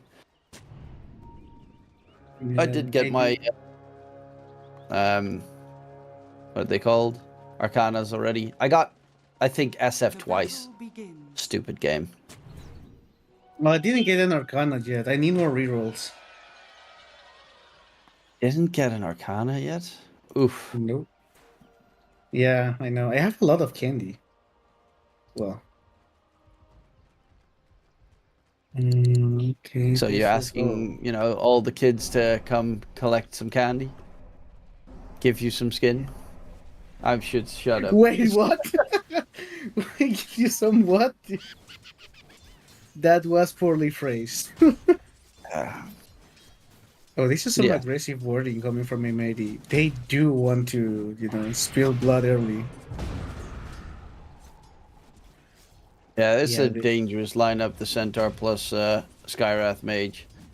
Such an easy kill situation. Topside, know how that would go. Lycan, what does he actually have? He did go for the Alpha Wolf, so this is a really good Alpha Wolves game because you're up against the Skywrath and the Lich, and you can just solo them with the Wolves randomly finding them. They just select them, A-click into the Scarlet Mage, and just continue with your team fight. Oh, Let me wait. show. Hello, me? We'll get the TP away. No Sinister Case just yet. We'll have to wait. Oh, he's got healing self, so should be just fine. It's actually interesting to see that Yadomi is playing the Pulse 5 on the off lane, and they're putting Matthew as the defensive tool, which makes a lot of sense to keep K1 alive, because you really need that disruption. Otherwise, Terrorblade does crush. It's such a squishy hero. Like, that's the one thing that is really terrifying in this lane. He is really terrible against magic damage. And between Centaur and Skywrath, there is so much magic damage. Yeah, I believe Magic just used the disruption aggressively because there's no double edge yet on Centaur Warrunner. But later on, if they see Magic use the disruption, they are going for Pike. Oh, there you go. Matthew taking a lot of damage, dropping low, disruption comes through. Matthew will be able to walk it off. Pike did pop the meta, and Illich actually is the one that's taking a heap of damage, but they won't be able to continue for more. Radiant's courier has There's been a lot of aggression here. Well, like we said, Centaur Warrunner really needs that Blink Dagger as fast as possible. So if he can get a couple of kills here, it's perfect. Yeah, that's the plus of Centaur. You don't have to buy boots because you're a dumb horseman. It's that stupid. I don't even know what the other facet does. Zero Which clue one, of Centaur. let me get you. The other one, double edge is increased when Centaur is attacked. are fortified. Wow. Okay. Wow. Yeah. That or not have to wear boots. Yeah, you just need to buff up a double bracer into treads or something like that. Ah, Just treads are get for beefy. suckers. Yeah. Get a heart and you're fine. Get beefy, get fast. Exactly. The fatter you are, the faster you go. Just like real life. Yeah, that you roll down a hill really fast. Well, in mid, Lumpy versus PP, pretty even Stevens, bottle refill.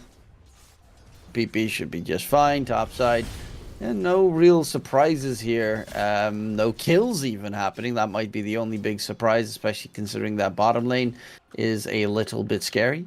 And now that they're level 3, with Centaur not deciding yet what he wants to level up, but it wouldn't be too surprising if he goes for 2 points in double edge. Oh, he actually went 2 points in Host Stomp. Yeah. Well, you do get a better boost in damage from level 2 stomp than from level 2 double edge. Oh, That is true, and the cooldown reduction is also nice. I mean, double edge does have percentage-based strength increase thing that I guess the boost in damage is about the same, but it's mainly the cooldown of double edge, like 3.5 seconds, so it's kind of nuts. Where you can just keep spamming it most of the time. I'm still missing my first bloods. Well, at least they got plenty of time to build that snowman. Yep, gotta get your hats or whatever it is. The hot cocoa. Yeah, I'm not gonna get anything. I have just finished the tier 2 one, and now I need to get 100 of the. Oh, Chico. No, wait. There's like I can a actually snow stuff, like a loaf potion, a cocoa, and like a cologne. Yeah, the cologne. Okay, I just realized I can actually unlock one of the things now. Yay! Yay!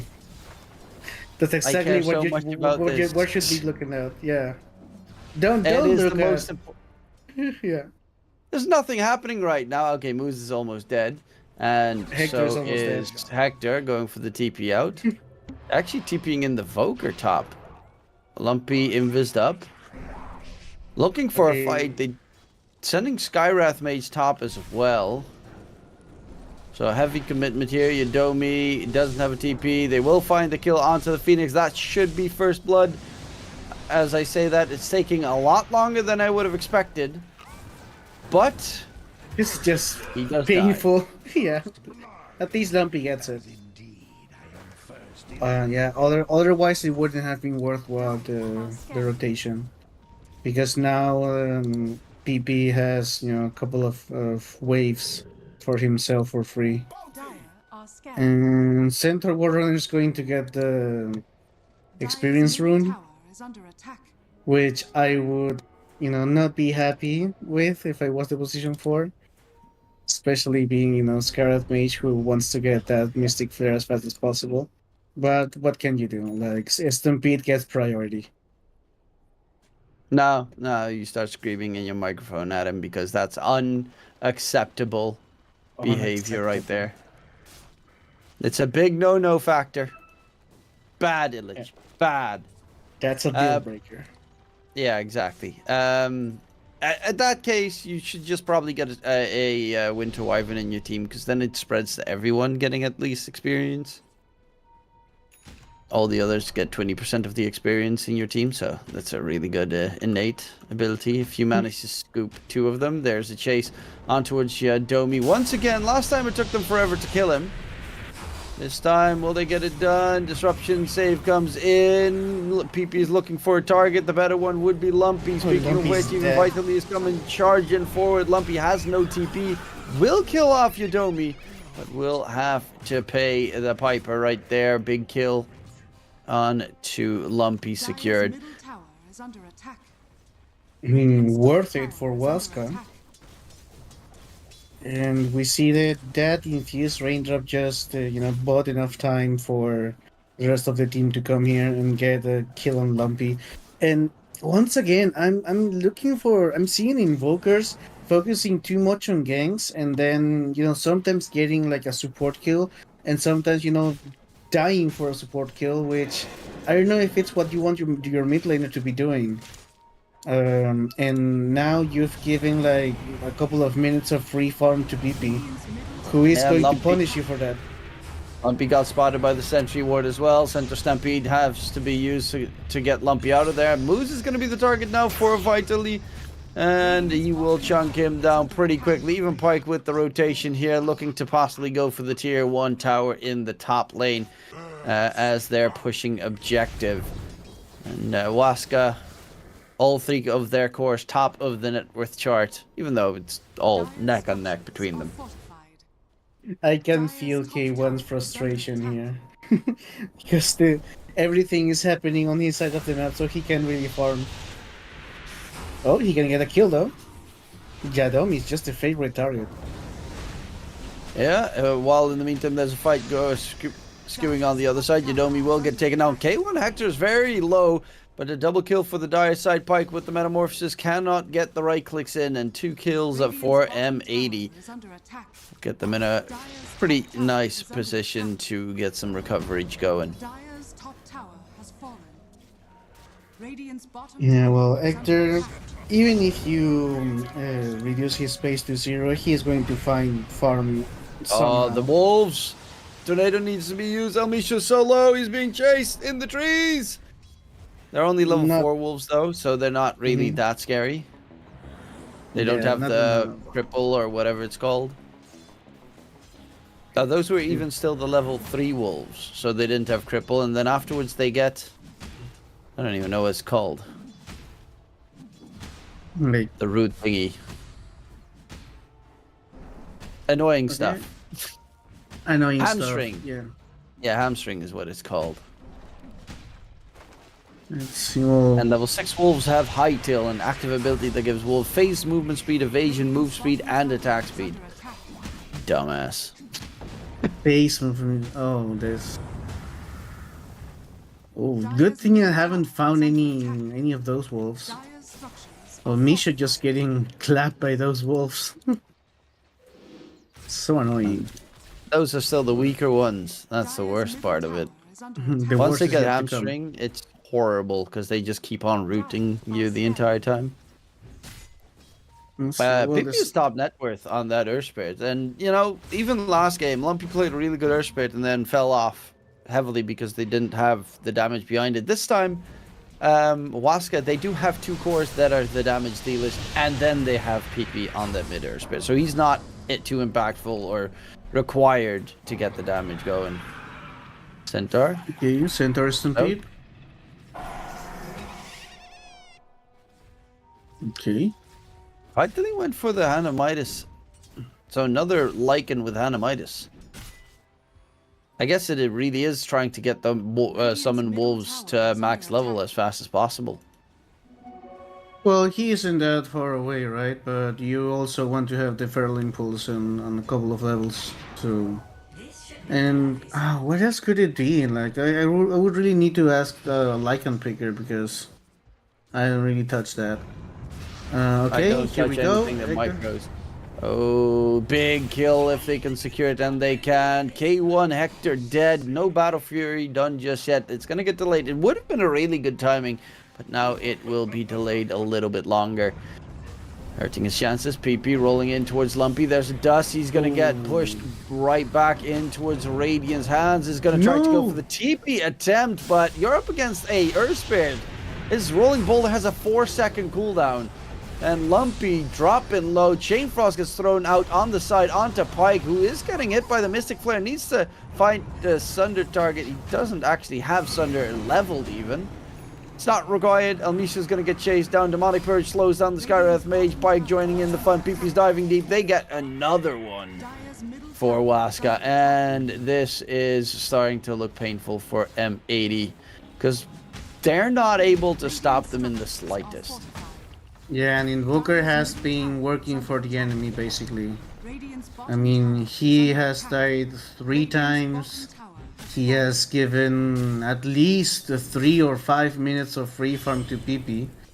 And he hasn't really gotten much for it.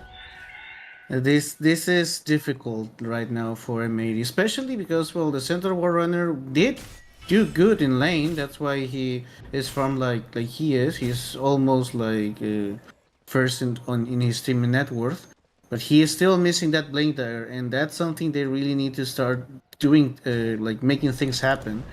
Especially, you have to take advantage of the Terrorblade that isn't really that tanky right now, but once that going in onto Lumpy Voker on the hunt coming through. There's going to be the Phoenix Egg dropped in the area. Lumpy is going for the right click fight. Lumpy's Tornado comes out. Lumpy will lose his life. PP is going to stay alive. And now Illich, no center stampede. Doesn't have the blink yet, but they're not going to chase deeper. And they'll actually steal some of the stacks that were still left in the triangle. Big fat fight, another death for Lumpy on the Voker, and it is in a bit of turmoil because, yeah, it's not a Slark, right? They've got a Terrorblade, they've got a Lycan that's going for the right click build. They have damage at any stage of the game. Yeah, and this is starting to look like the Save Me Hector kind of party. And Hector, even though he hasn't been participating in any fights, he hasn't been, targeted as in ganks. He just, tanked one. But he is still on that semi-decent timing for his Battle Fury, like maybe just 1 minute behind, which is, not as bad as he could be. He is fighting for that top position still. Well, now that he has his Battle Fury, maybe he gets it. And maybe just have to survive here, which is not what they wanted to do in terms of what they drafted for. But I do believe the Centaur War Runner is going to, turn things around a little bit. At least they can start being the ones on the aggressive. There it is, the Blink Dagger. Maybe a smoke here. Yeah, there's a smoke on Scarlet Mage, but this illusion is going to scout it. They're smoked up now on Waska, looking for a fight. There's Echo Saber done on the Lycan.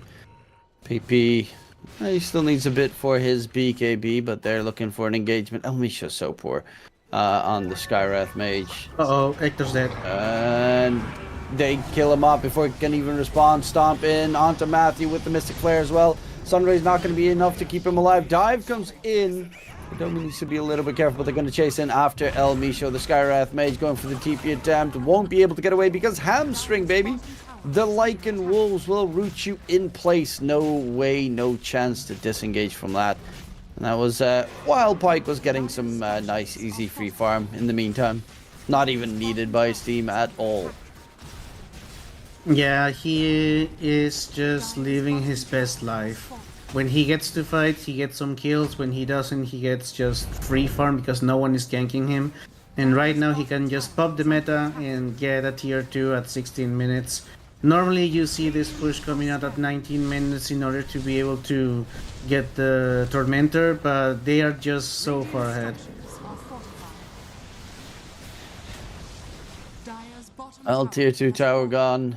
They at least delayed it a little bit with the frost shield, but yeah, I know Skywrath Mage can be very impactful. I don't know what you're gonna do against a Lycan in this game. Yeah, maybe it was a little bit of a fast pick, the Scarlet Mage, because it's not a contested pick, right? So, I mean, it is good against the Earth Spirit, against the Phoenix, even against the It's good Terrorblade against before Earth he has Spirit Manta. until Earth Spirit rolls on you. Then it's terrible against Earth Spirit. Yeah. Like, it's great if you can silence him before he spots you, but PP just immediately starts rolling all over the place. He's an Earth Spirit. He doesn't really care if you jump on him, because he can normally just push you away, jump the other direction, and be out of there.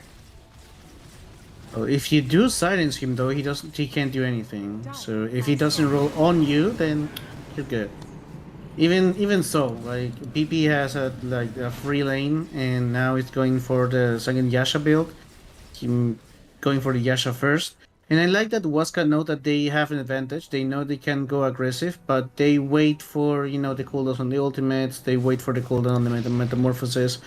And they do it like systematically, not just on all at once and trying their luck.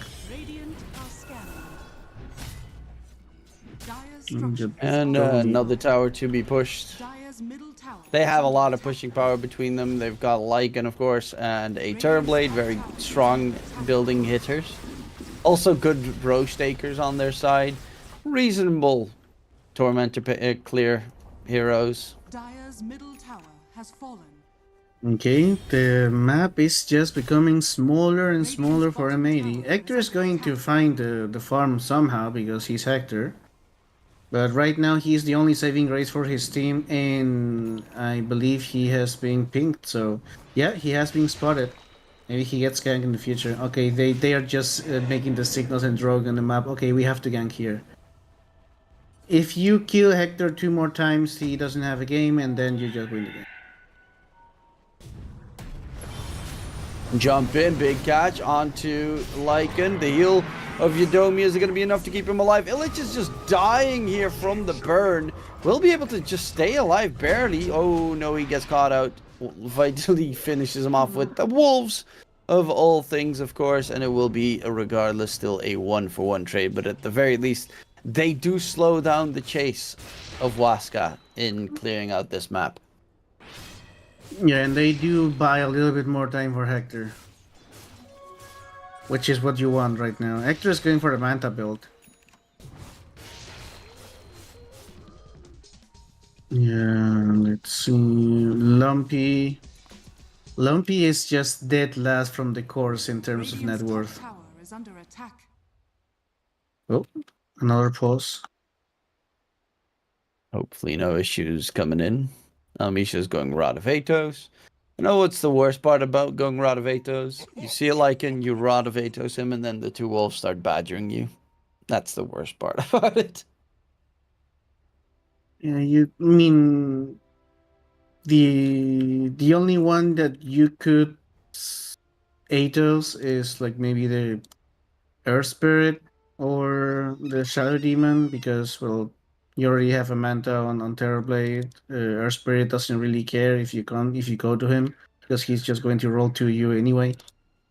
And the Phoenix just pops the Supernova if he's with his team. So yeah, but I do understand that that's the build on Scarlet Mage. Like that's the only one that works basically. He is really far away from the data. So Yeah, still a long way to go. Going further. Gonna smoke up. There is a Tormentor that they can try and steal. The Shard is really good on both their supports if Waska can get it. Like the Shadow Poison, the what's it called? Demonic Lens is amazing. Illich is very dead, and that's the But these meta are tier used. three. Pike is just gonna knock on the high Yeah. ground here. Yeah, like he can. There's nothing to impede it. They don't even have. They have no fortification either. Yeah, indeed. They actually don't need have- levels in Frost Shield on Radiant's bottom Lich. tower is He's under only got Yes. 1 point in there. Dire's It's just yeah. This is a set of racks. There's nothing they can do actually. And Hector is just farming because he doesn't really. He can't really burst people right now. And Pike just hitting for free set of racks. Radiant's A Tormentor to get with your meal, and Huasca just looking really strong. It's just the illusions as well, because they also have the Shadow Demon that can throw out the illusions, go for the Tormentor immediately. Have free set of racks, Tormentor to boot, Radiant's middle tower walk is under into probably the Roche pit right now, get that Aegis. I mean, life's looking pretty good if you're a Huasca fan. Yeah, and it's looking really bleak if you're a M80s fan because they were one of the 2 invited teams and they are dropping to like they just dropping out of the qualifier because it's a lower bracket. There's no second chances here. So they have to figure it out and execute properly. Otherwise they're just going home. And into the pit they go.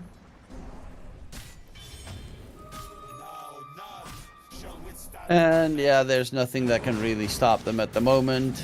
They're looking for maybe a catch or I assume some vision placement in towards the Radiant Triangle. Actually looking to get the something topside maybe. Yeah, the Lycan also has a shard, so you're gonna have all lanes pushing out the entirety of the game. I think that's probably the most annoying shard in the game. Especially with the wolf facet. Yeah, they're so not just stupidly strong. Radiant's top tower is under attack. Let's see, well at least they didn't even get a tier 1. They might get it denied though. Vitaly's got BKB finished up, so the Lycan doesn't really care about really anything in the upcoming fight. Because you're not at a point where the PA can quickly crit you down. Actually, maybe he can, because he did go for the blur facet. Which means he does have the percentage chance to crit. Yeah, And then if well, you're lucky, you just crit like 5 times in a row and then you kill all of them. Which, you know, fingers crossed for K1. Yeah. Lady Luck is going to decide. Okay, what I saw, he's not so lucky at the moment. At least against creeps. Okay, he got 1. Okay. Gotta Well, get that value. This is just a second lane of rags. I mean, Pike has the Aegis of Immortal and he does have the Metamorphosis Dire's top ready to tower go. has fallen. There are just so many answers to what M80 is doing. And this is something we discussed at the draft, right? Like, Shadow Demon is just really good here.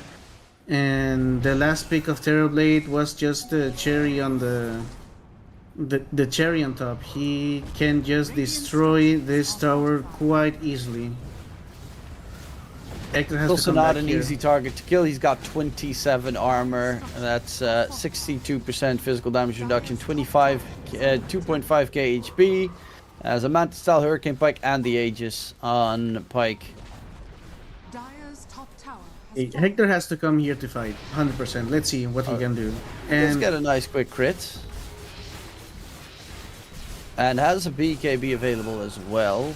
So is going to delay the take of the range racks, at least. But also one of the big annoying factors of this game is even if it goes a little bit wrong for Huasca, they can cut the creep waves very easily with the Wolves and the Terrible Lady Illusions. And just constantly keep shoving in M80 space, especially now that the bottom racks are gone. And the top lane, the range racks are very close to dropping. You can just constantly keep backdooring those. wait. Huasca has vision. Huasca has vision. No, M80 has vision. I'm sorry. Well, Maybe has jump vision. in, but they don't get the Oh. catch. Hey, Pike here's is still Pike. there. You're looking at him. But he has the Aegis. They don't want to go for him. They want to go for Oh. Vitally, which is a bigger target. But the disruption save comes out. In comes the Phoenix Egg. Can they kill off the Phoenix Egg? Yes, they can. Blow him up. Yudomi is dead, but there is more in this fight. Pike needs to be a little bit careful. As the Sunder is waiting Sunder. for the Sunder onto the PA of K1. Oh, Chop, chop, that's- baby. Chop Chop gets the kill. Pike destroys K1 there. No BKB is an easy Sunder target, and they find a 4-for-1 trade. And the worst part of it, yeah, that disruption save, keeping the Lycan alive in it as well. It was so close, and yet so we were far. just saying, like, the MAD, this was maybe their first rotation as 5, trying to get something going for them, and then they just, look at the disruption, and they just have to wait for those almost 3 seconds, I believe. And then, okay, they just lose the game right now. There are just too many illusions with meta. As Dire's top tower has fallen. Yeah, and Pike, you got a Frost Shield, he's just going to go for a different target. Dire's middle barracks They're pushing 2 lanes at the same time. The Wolves having fun. Yeah, Mega set up. has fallen. Also, that high tilt of the Lycan Wolves that they can use, it gives them 100% evasion. That's just bullshit. Oh, Pike. He does need to be a little bit careful. He's going to lose his first life. Won't have Metamorphosis for the second. But he has. They really want to get rid of the melee racks. K1 is still here. Double Buyback comes out from M80. Diving from Yodomi. Puts him in a rough spot. Needs to be careful. But they don't get the Mega secured. So M80 still alive. Barely, but yeah. And also, terribly isn't as bad here with Aegis because he does has Demon Seal. So once the metamorphosis goes down, he just pops out the Demon Seal and continues to do stupid amounts of damage. Okay, this is the last hurrah for M80. Let's see if they can make something happen here. They don't have a Centaur though. This might be too dangerous. If they kill Hector, the game is over. Okay. Ooh. Just roll past them. They actually kill off Moose. But he was so very close on the PA. Oh, the Wolves. Jumps in Dire's trees. The Wolves, can they spot out anyone? Lumpy is invised up. But the Wolves get hit by the slow from the Invoker, so they know someone's nearby. Diving from Yodomi. Oh, there's a shield rune to be picked up. Elmisha's so close, yet so far away. They're still looking for Lumpy, but he'll be able to skedaddle out of there. And Pike, yeah, he pings out, I want that melee Rax. Rushes up, has the Metamorphosis available again. Lumpy is just farming the other side of the map. That Invoker has had like a really difficult game. Okay, it's free megas. Dire's middle And To be fair, so far every Invoker we've seen has had a very troubling Yeah. game. yeah, even if they win the lane, which is, interesting. I'm even thinking of, go for Exort Invoker and play with your team, like dropping Sunstrikes and stuff like that, at least to get more farm. Oh, Oh, K1, dodge and weave. PP looking for a target. There's going to be a jump onto Pike. Chain Frost is doing nothing to Pike so far. And the center Stampede to try and get themselves back in towards the fountain. K1 jumps back in. K1 pops the BKB. Needs to get some big crits. Has no way to sustain. And K1 is a goner. Looking for GG. more. GG, well played, gets called. Even the good luck added because, of course, M80 is eliminated in 2-0 fashion by Waska. And, this was the reason why I was curious why Waska was in the lower bracket. They're really freaking good. yeah, they're really good as you mentioned, and I want to see why they were on their lower bracket. They got sent there by Fusion. Fusion, yeah, and then Fusion lost against Heroic. So well, it was maybe like one game where they just bad play in late game and on the third map and they just lost. I mean, Fusion also is playing really really good. I'm not as surprised that Waska won, but I am surprised that the first game was a comeback, right? And the second game was a stomp. So they really won really comfortably against M80. So these guys are just, one of the favorites maybe to qualify. You still have your Heroics, your Hokoris, but still they are looking pretty strong. And I like that they are really synergize in terms of the draft, in terms of how they play. They are really like structures and one discipline. So I hope to see more of them in the future.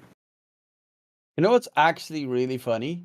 In the first open qualifier, Fusion eliminated Waska. Oh. So they lost in the open qualifiers to them. They lost in the upper bracket to them. And there is a very good chance that Fusion has to play against Team Waska in the next series later today in about 2 hours. Because they're going on towards... Fusion did win game 1 against Perro Negro. And they're playing game 2 right now. They have a slight lead, but obviously still early days. But there's a very good chance that Fusion might be their next opponents. And then we have another game of the same teams that, of course, we are going to be lovingly cover because, a little bit of Leah style versus PP action is always fantastic. And love to watch some Frank going wild. But nonetheless, that concludes it for now. We have another 2-hour break. Any plans for what you're going to do in the meantime, Zippo? I'm just gonna play one Dota. I mean, just one Dota and then back to casting. That's the life. That's the dream, right? I wish you the best of techies and have another 2-hour game so that you only need one game to play. Nonetheless, we'll be going towards the break. Ladies and gentlemen, we'll be back for the last match of the evening here on the Mango Stream. My name is DK Truman, joined by the lovely Zippo. And in case we don't see you, good afternoon, good evening, and good night.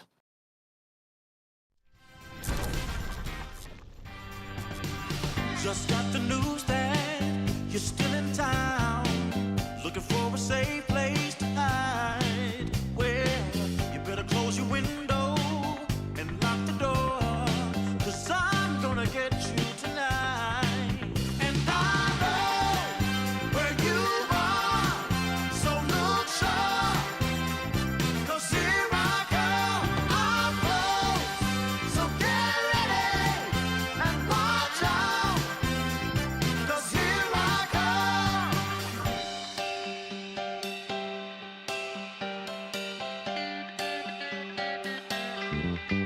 Love has a way of seeing through all of your wants and the shadow of doubt.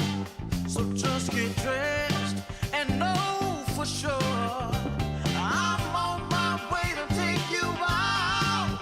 And I know where you are, so look sharp, 'cause here I come, I'm close, so get ready and watch out, 'cause here I come.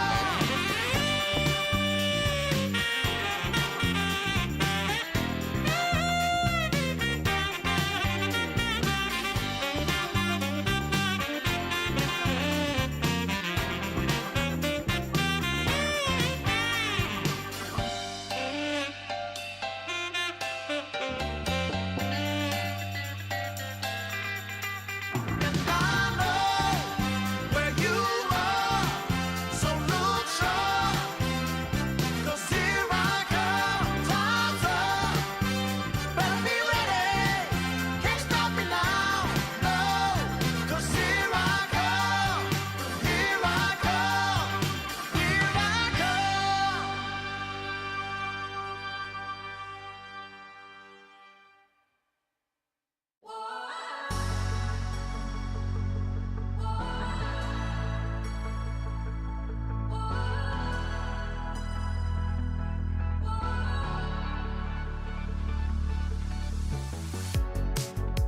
The city lights a neon aglow.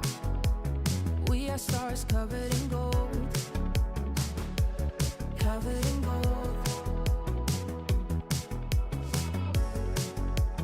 Walking on a highway of dreams. We will shine, only believe. Only believe. And the feeling's right to set the tone. Wanna light the spark and let it go.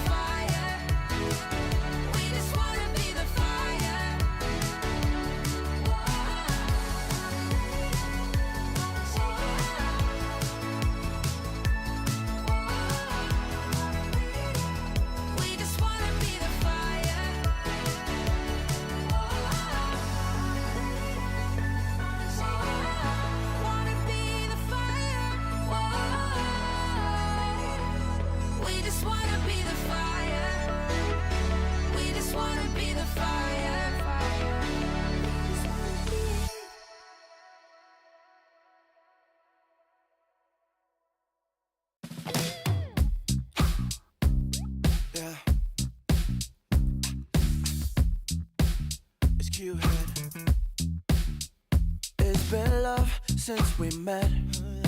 Right from the bar to the bed, all night long, roller coaster. A 5-inch scar on my shoulder. You smile, I'm high. I put my heart on the line. I'm addicted to you, I can't lie.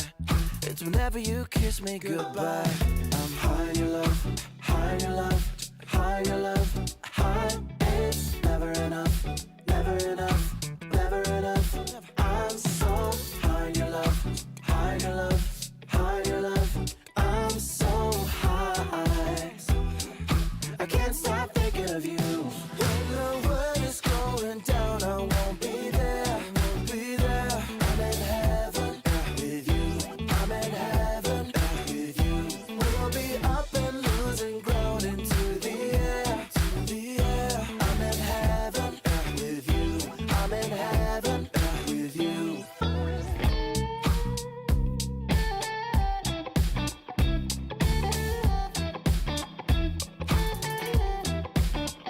And we faced harder times when sweet words turned into lies. We got caught in our nest, yeah. I put our love on a rest. Hit the brake, I'll turn over. And never ever say that you know her. Got a flame to fuel every night. Keep her safe and hold her tight. High in your love, high in your love, high in your love, high. It's never enough, never enough, never enough. I'm so high in your love, high in your love, high in your love. I'm so high, I can't stop thinking of you. When the world is going down, I won't be there, won't be there. I'm in heaven with you, I'm in heaven with you. We'll be up and losing ground into the air, to the air. I'm in heaven with you, I'm in heaven with you.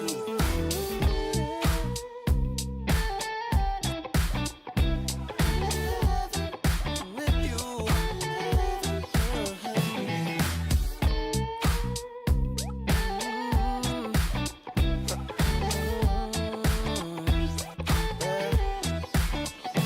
When the world is going down, I won't be there. I'm in heaven with you, I'm in heaven with you. We'll be up and losing ground into the air. I'm in heaven with you, I'm in heaven with you.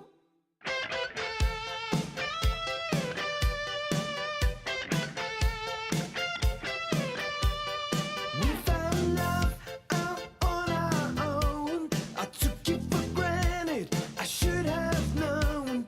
You walked right out, cut me to the bone. We were out of time.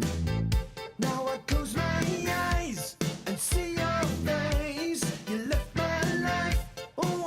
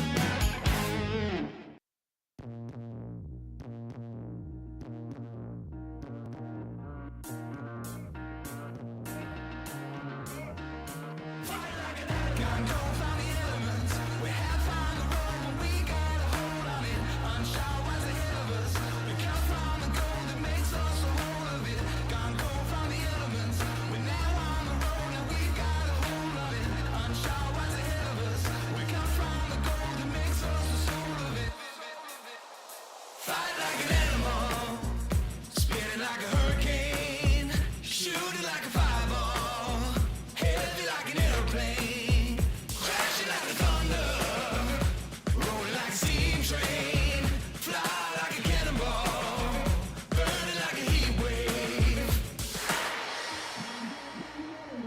We're half on the road, but we got a hold on it.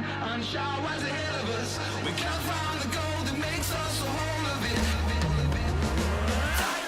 Can't go from the elements. We're half on the road, but we got a hold on it. Unsure what's ahead of us. We come from the gold that makes us a whole of it. Can't go from the elements. We're now on the road, and we got a hold of it. Unsure what's ahead of us. We come from the gold that makes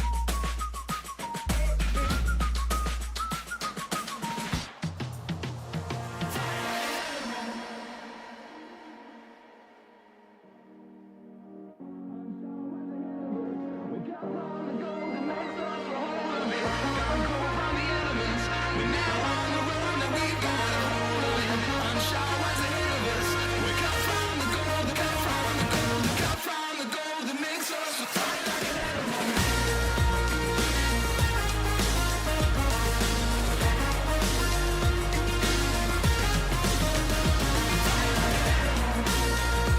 it.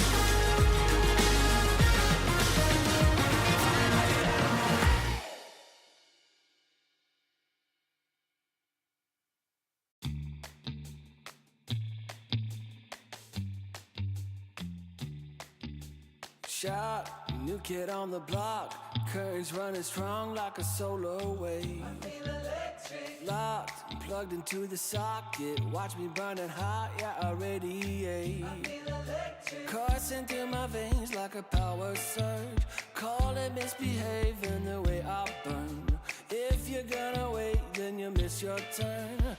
Charged up and ready, I'm going steady with it. Looking like you're blacked out, got that future shot now. Everybody stop, get that future shot now. Future shot, future shot, future shot. Future shot, future shot, future shot. Breathe, feel that energy. You can change the lights from red to green. See, I got what you need. Sparking a connection, go VIP. You feel electric. You feel electric. Looking like you're blacked out, got that future shot now. Everybody stop, get that future shot now.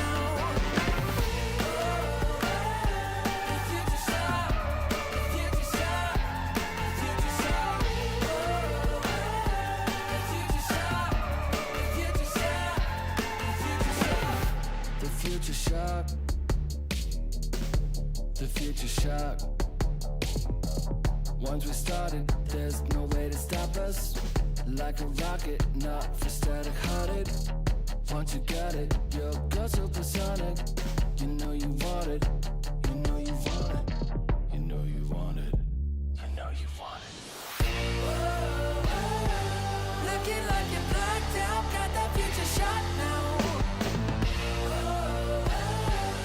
Everybody stop, get that future shot now. Looking like you're blacked out, got that future shot now. Everybody stop, get that future shot now. Future shot, future shot, you know you want it. Future shot, future shot, you know you want it. Everybody stop, got that future shock now.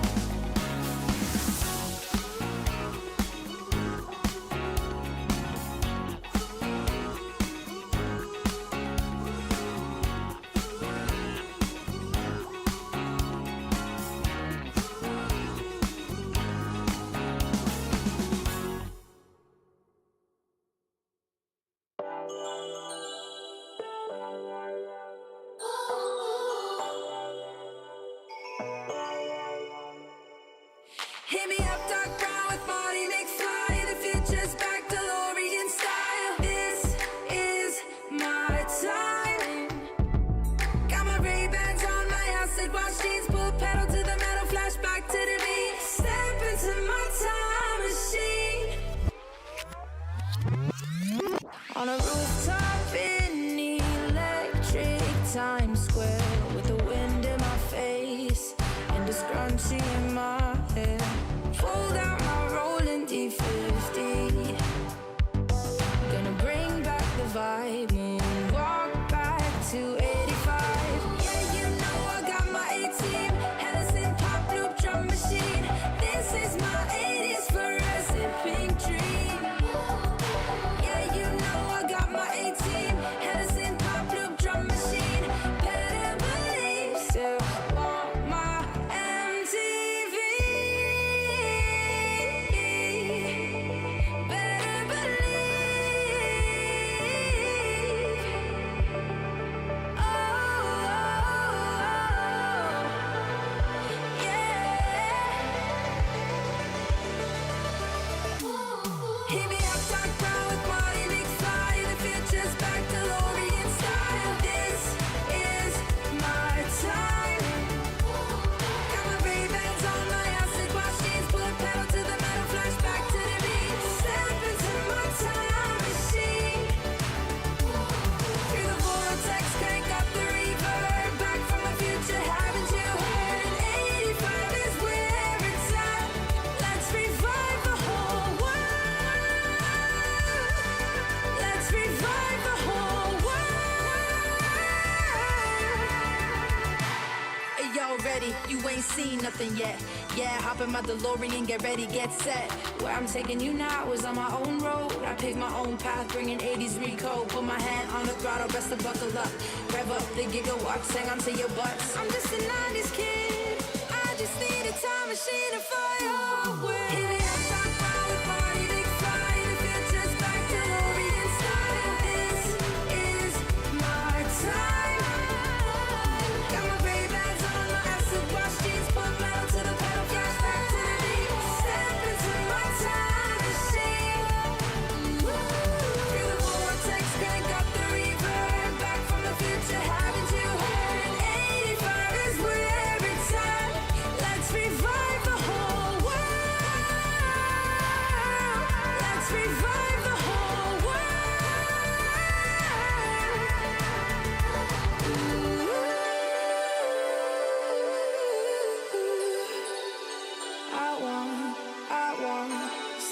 on my MTV.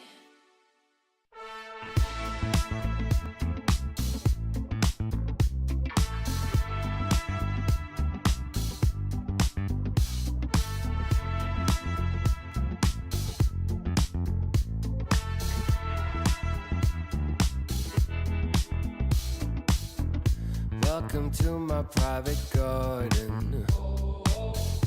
It's my own menagerie. If you're looking for a party, I own everything you see.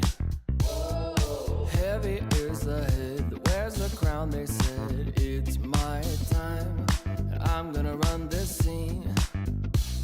If you don't like the way I rule my empire, you can go ahead and you can kiss my ring. All eyes on me, yeah. When I enter the scene, quit it. All eyes on me. All hail to the king, get it? If I say so, then it is so. If I say no, you better get low. On bended knee, yeah. All hail to the king, get it? Make way for the king, yeah. All hail to the king, get it? If I say so, then it is so. If I say no, you better get low. On bended knee, yeah. All hail to the king, get it? There's only room for one hustler, sitting way up on that throne. Guess I'm showing my true colors. 24 karat gold. I'm gonna wear that crown. Y'all better hit the ground. It's my time, and I can guarantee, if you don't like the way I rule my kingdom, you can go ahead and you can kiss my ring. All eyes on me, yeah. When I enter the scene, quit it. All eyes on me. All hail to the king, get it? If I say so, then it is so. If I say no, you better get low. On bended knee, yeah. All hail to the king, get it? Make way for the king, yeah. All hail to the king, get it? If I say so, then it is so. If I say no, you better get low. On bended knee, yeah. All hail to the king, get it?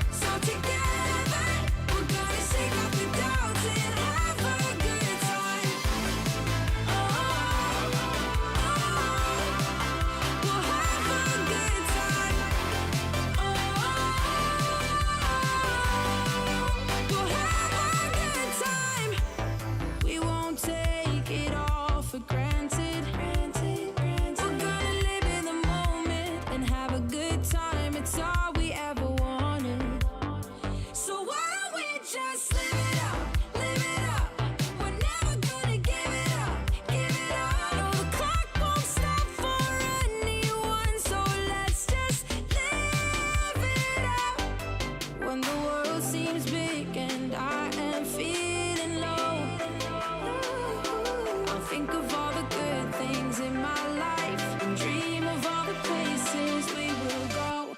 No matter where we end up, we're gonna have a good time. Well, I promise forever, so together we're gonna shake up the doubts and have a good time. Oh, we'll have a good time. Oh,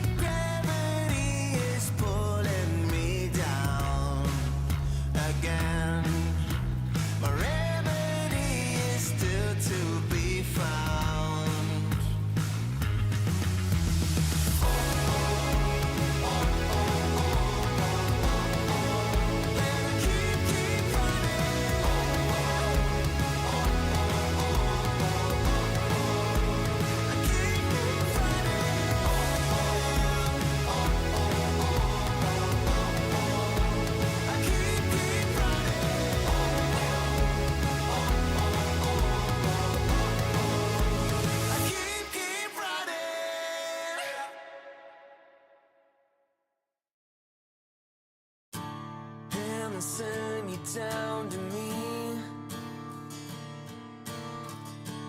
All the angels would agree. Shine your light into the dark,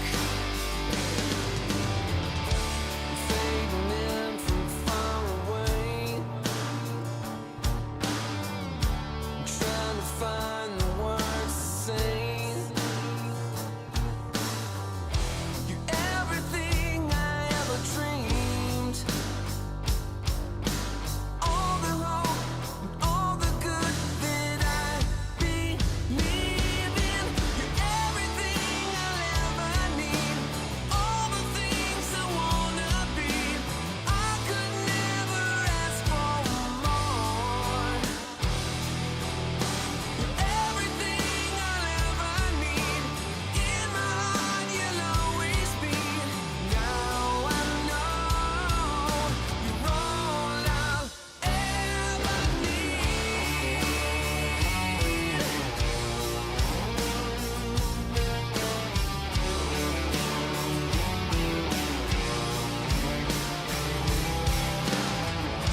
I give the world to touch the sky and keep you safe here by my side. I give you all the brightest stars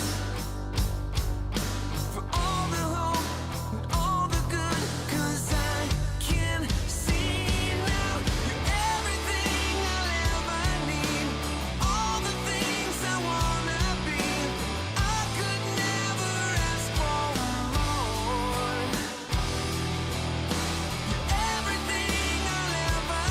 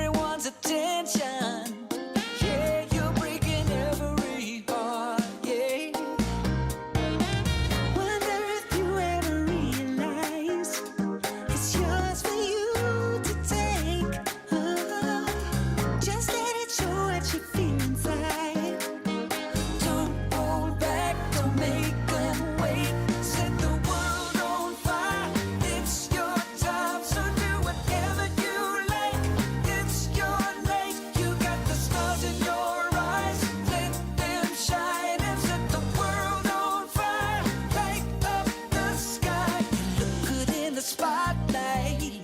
Just go on and set yourself free. And why not have the time of your life? 'Cause tonight you're royalty. Yes, you are.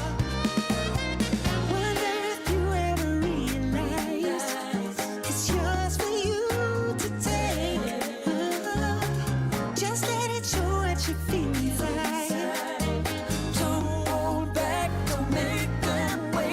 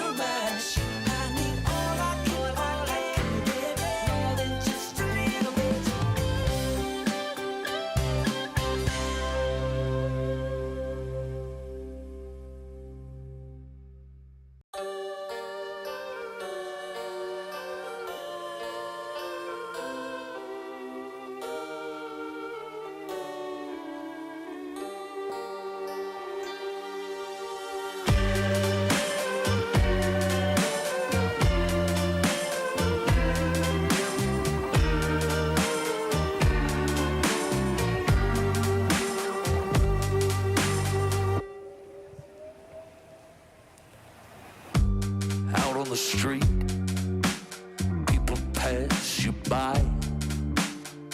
You don't meet their eye, you don't care. And out in the night, you see a light. From the cafes, there's more singing than despair. Hold me tightly before the night swallows the sun. And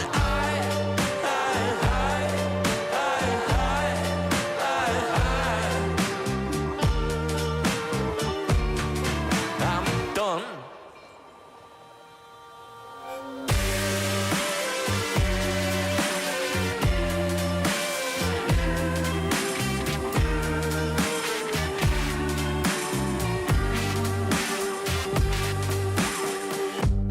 At the bar,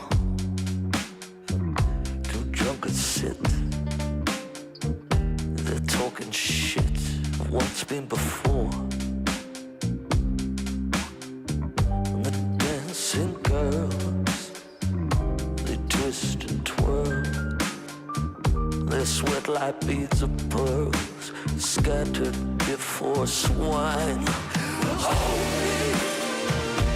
Hold me tightly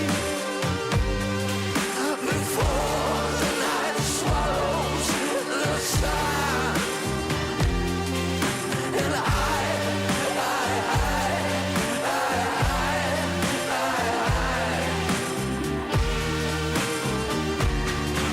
done. Well, hold me tightly before the night swallows the sun. And I'm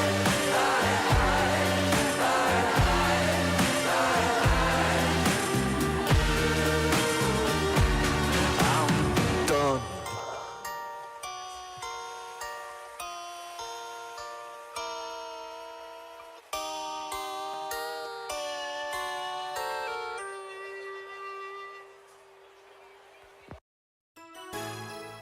You broke this heart of stone. I always hoped that I would find you. Now the emptiness is gone, and the winds of change have almost blown through. You're right where you belong. So grateful you're beside me, always and forever. Just you and me from the stars, always and forever.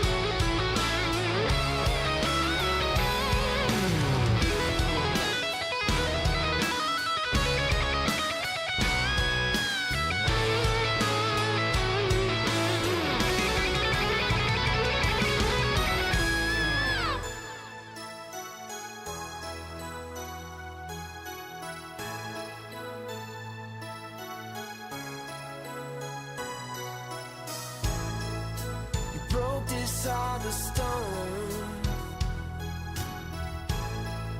I always knew that I would find you. You're right where you belong. So grateful you're beside me, always and forever. Just you and me from the stars. Always and forever. You'll always be forever in my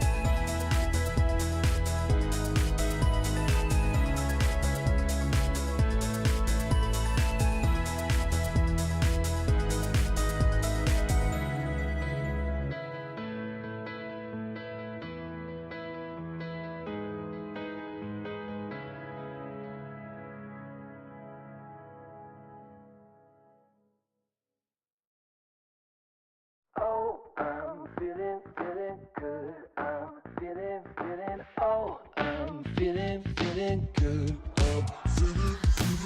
Wake up with no alarm, brand new kind of charm, and fresh hot coffee in a big old mug. Can't wait to get my face in the morning sun. Yeah.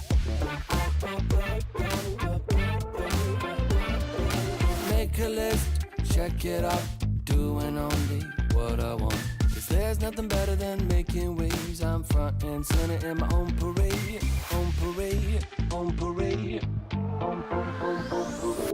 Oh, I'm feeling good. I'm feeling, oh, I'm feeling good. Solid gold, I'm shining into foot. So come and take a look. I'm feeling good. I'm feeling.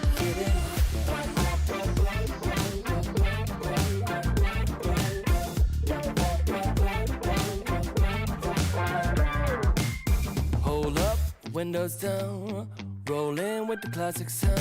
Spent $5 on Walmart shades. Can't wait to stop traffic in my own parade, own parade, own parade. Oh, I'm feeling good. I'm feeling, oh, I'm feeling good. Solid gold, I'm shining into foot. So come and take a look. I'm feeling good. I'm feeling.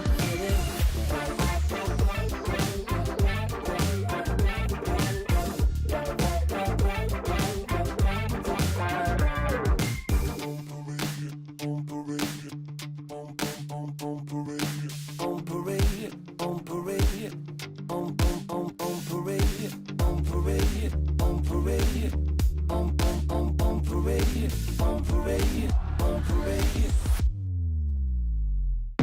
Oh, I'm feeling good. I'm feeling, oh, I'm feeling good. Oh, I'm feeling good. I'm feeling, oh, I'm feeling good. Solid gold, I'm shining into foot. So come and take a look. I'm feeling good. I'm feeling so good.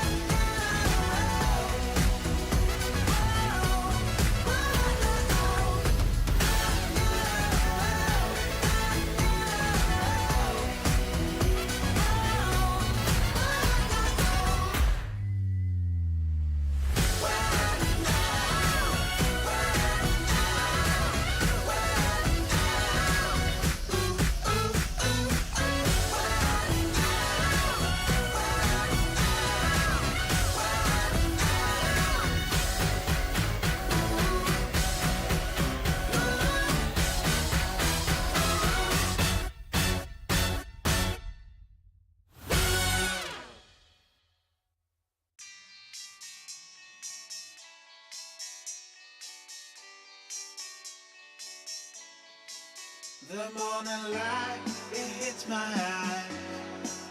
Last night we partied like it's 99. You took my hand, we danced all night. That's all I remember, we can blame nobody. Look where we are, so beautiful. This world is ours for the taking now. Not holding back, not giving in. Stay a little longer in the moment now. No regrets now. I'm not feeling sorry for anything I've done. We light it up just to watch them burn it down. And we don't need them anyway. Just take the chance, make dreams come true. Will I ever see your pretty face again? Rendezvous is all I'm hoping for. Maybe we can meet up on a boulevard. Let's get away, yeah. Let's get away, yeah. Let's get away, yeah. Let's get away, yeah. 'Cause if we got one life to live, maybe we should just let go. Don't worry about tomorrow. Start counting your Insta follows. 'Cause the sun comes up again. New days they begin. So hold on to me, 'cause I won't let go of you. No regrets now. I'm not feeling sorry for anything I've done. We light it up just to watch them burn it down. And we don't need them anyway. Just take the chance, make dreams come true. Will I ever see your pretty face again? Rendezvous is all I'm hoping for. Maybe we can meet up on a boulevard. Let's get away, yeah. Let's get away, yeah. Let's get away, yeah. Let's get away, yeah. Let's show the world what we're made of. The fire in our bones never faded. We cannot hold it any longer. 'Cause every day the feeling's getting stronger. Just take the chance, make dreams come true. Will I ever see your pretty face again? Rendezvous is all I'm hoping for. Maybe we can meet up on a boulevard. Let's get away, yeah. Let's get away, yeah. Let's get away, yeah. Let's get away, yeah.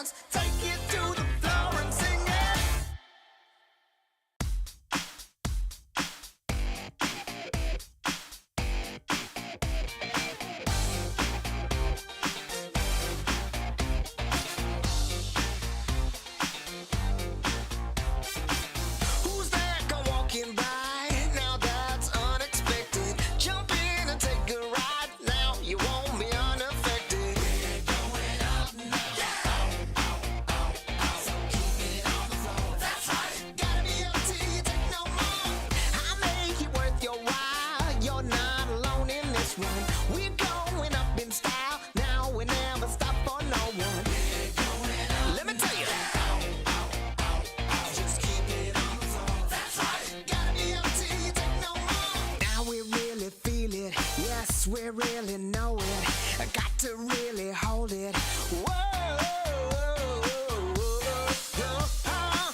We're gonna get. Who am I?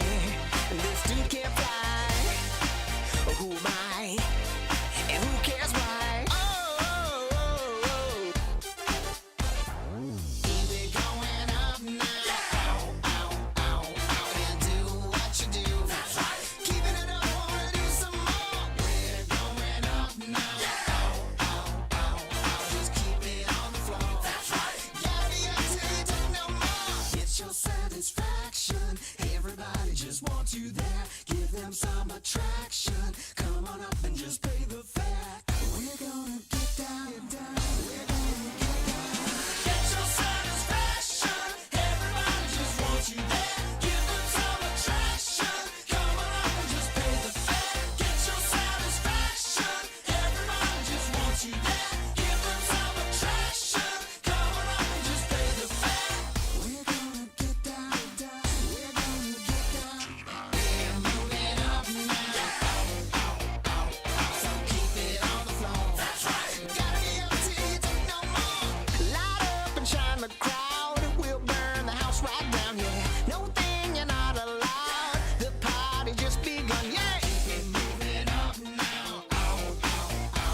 So do it like before. That's right. You better believe you got something more. So now you're number one. You feel the satisfaction. And when the night is done, you like that interaction. We're going up now. Just keep it on the floor. That's right. Gotta be up till you take no more. We're gonna get down. We're gonna get down. It's your satisfaction. Everybody just wants you there. Give them some attraction. Come on up and just pay the fare. Come on down, let's pay the fare. 1, 2, 3, 4. Get your satisfaction. Everybody just wants you there. Give them some attraction. Come on up and just pay the fare. Get your satisfaction. Everybody just wants you there. Give them some attraction. Come on up and just pay the fare. We're gonna get down. We're gonna get down.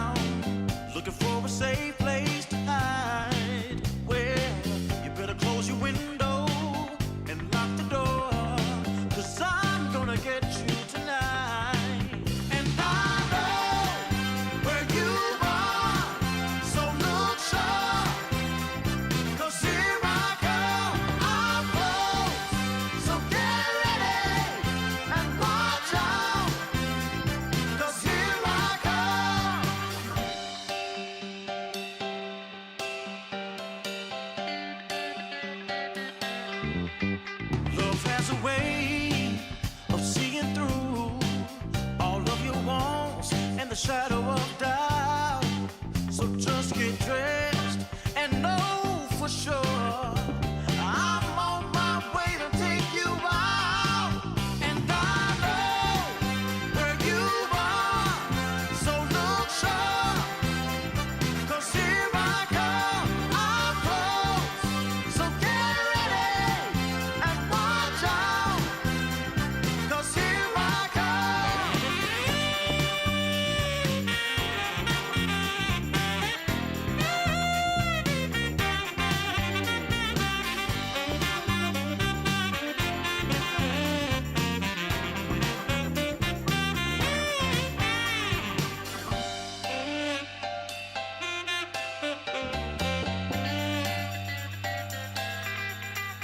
And I know where you are, so look sharp, 'cause here I come, time's up.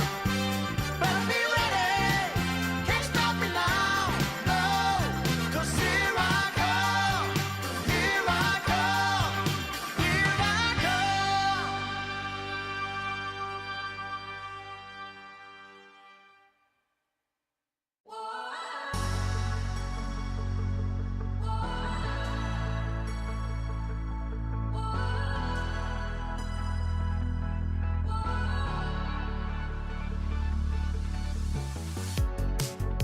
The city lights a neon aglow.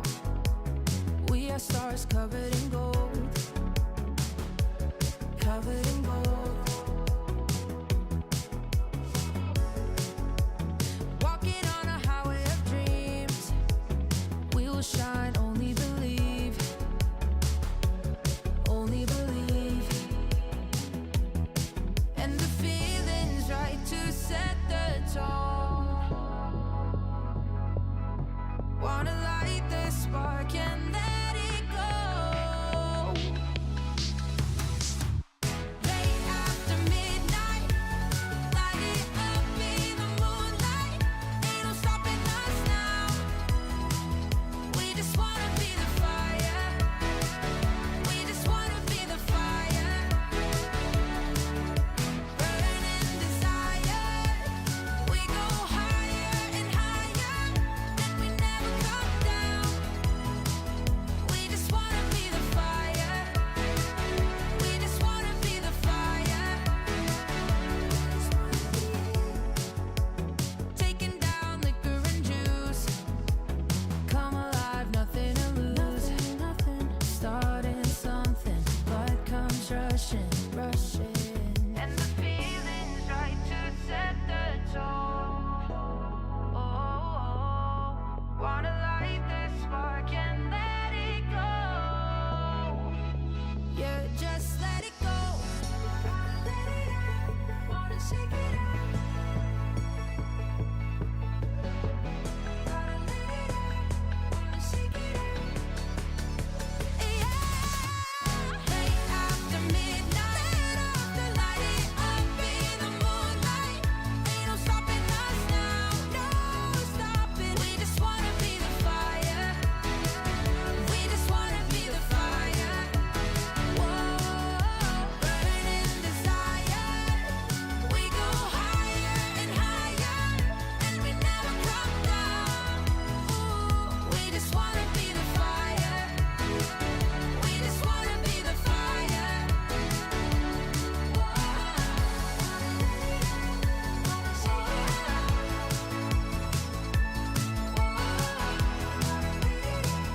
We just wanna be the fire.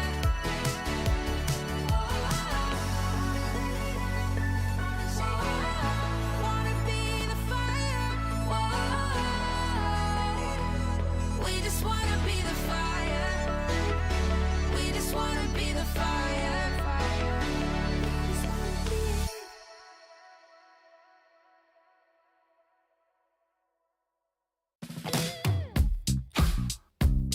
Yeah. It's Q-Head. It's been love since we met. Right from the bar to the bed, all night long, roller coaster. A 5-figure scar on my shoulder. You smile, I'm high. I put my heart on the line. I'm addicted to you, I can't lie. It's whenever you kiss me goodbye. I'm high in your love, high in your love, high in your love, high. It's never enough, never enough, never enough. I'm so high in your love, high in your love, high in your love. I'm so high, I can't stop thinking of you. When the world is going down, I won't be there, won't be there. I'm in heaven with you, I'm in heaven with you. We'll be up and losing ground into the air, to the air. I'm in heaven with you, I'm in heaven with you.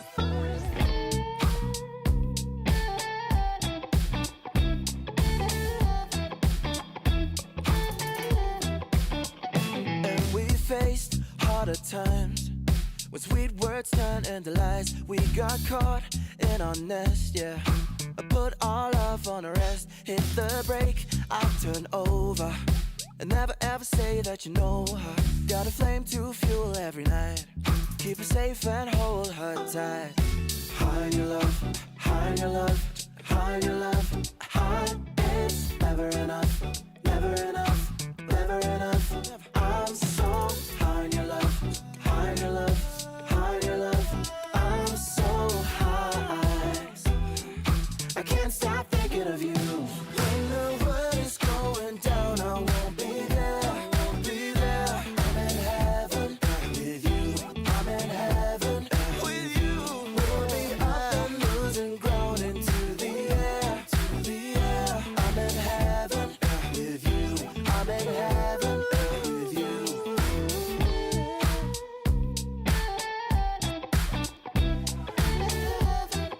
With you.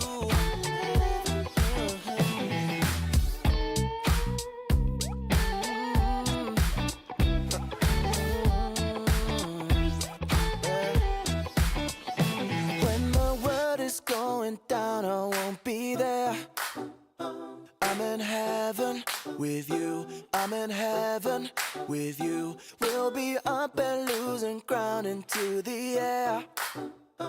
I'm in heaven with you, I'm in heaven with you.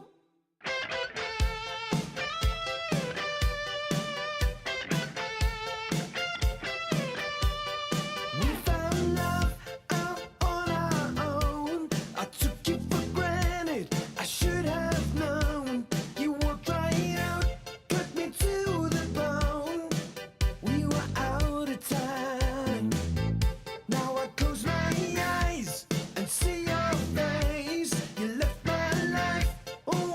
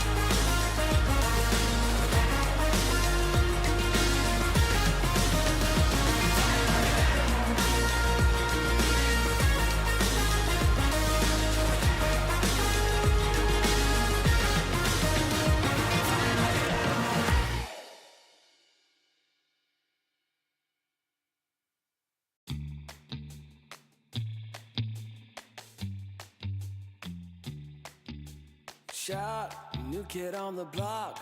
Currents running strong like a solar wave. Locked, plugged into the socket. Watch me burning hot, yeah, I radiate. Coursing through my veins like a power surge. Call it misbehaving the way I burn. If you're gonna wait, then you miss your turn. Charged up and ready, I'm going steady with you. Looking like you're blacked out, got that future shot now. Everybody stop, get that future shot now. Future shot, future shot, future shot. Future shot, future shot, future shot. Breathe, feel that energy. You can change the lights from red to green. See, I got what you need. Sparking a connection, go VIP. You feel electric. You feel electric. Looking like you're blacked out, got that future shot now. Everybody stop, get that future shot now. Future shot, future shot, future shot. Future shot, future shot, future shot. The future shock. The future shock. Once we started, there's no way to stop us. Like a rocket, not for static hearted. Once you got it, you're go supersonic. You know you want it. You know you want it. You know you want it. You know you want it. Looking like you're blacked out, got that future shot now. Everybody stop, get that future shot now. Looking like you're blacked out, got that future shot now. Everybody stop, get that future shot now. Future shot, future shot, you know you want it. Future shot, future shot, you know you want it. Everybody stop, got that future shot now.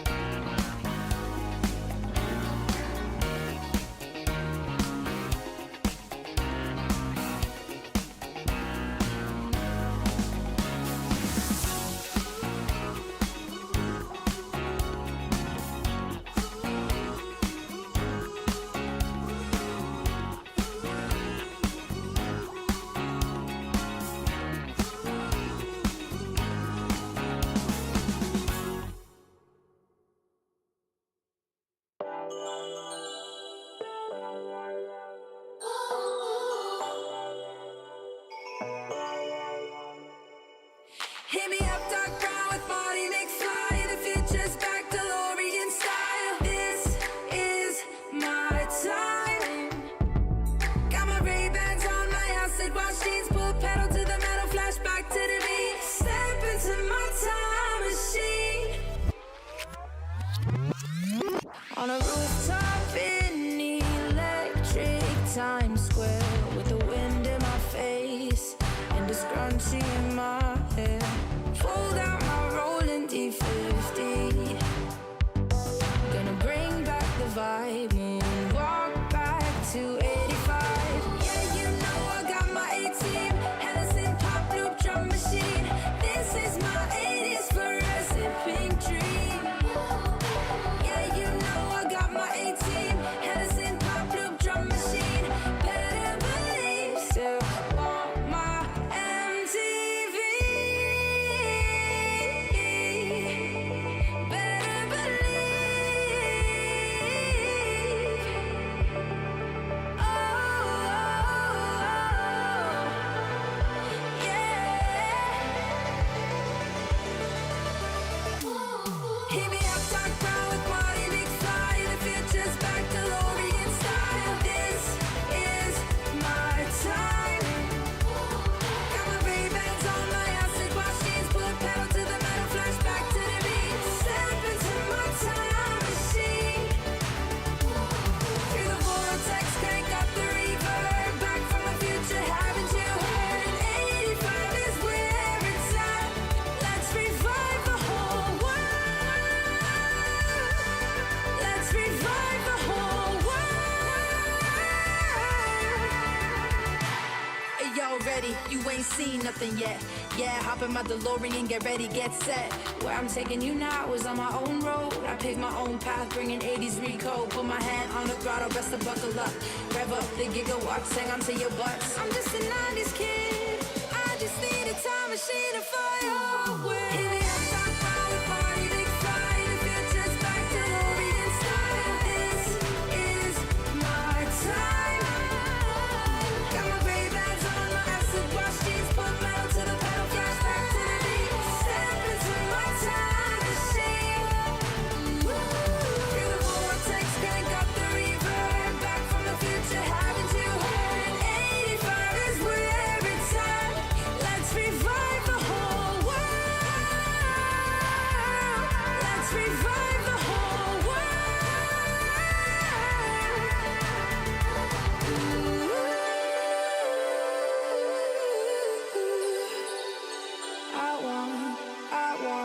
Still want my MTV.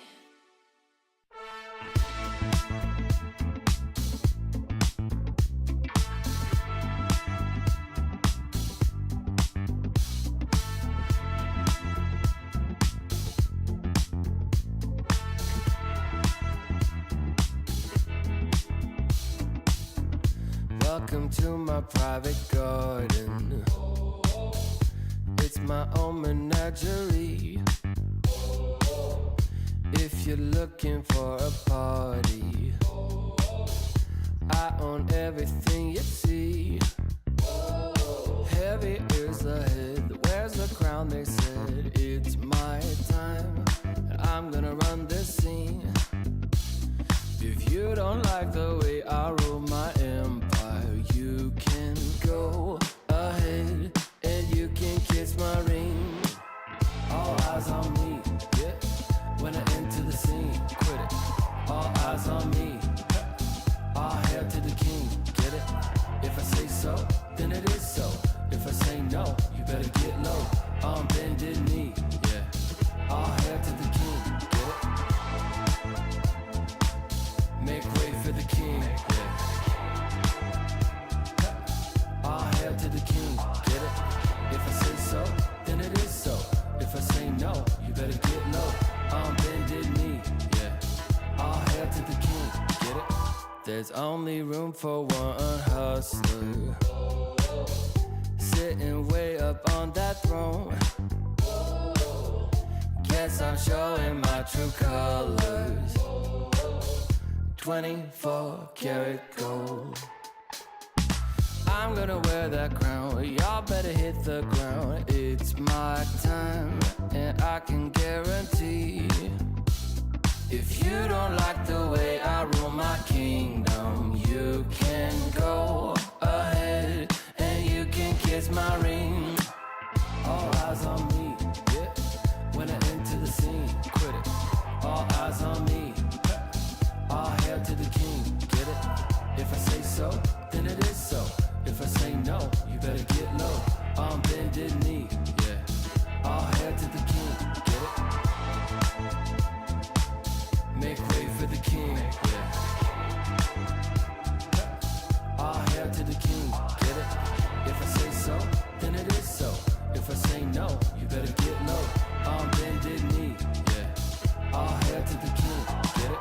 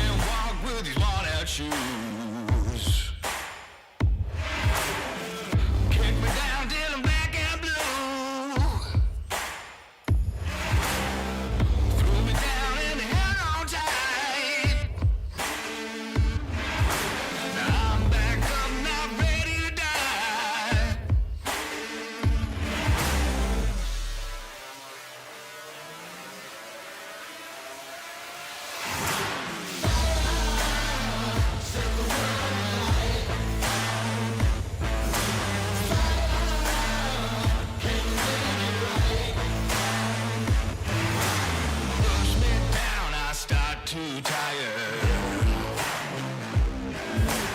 I'll rise up like the ash from fire. Oh, my back, but it's made out of iron.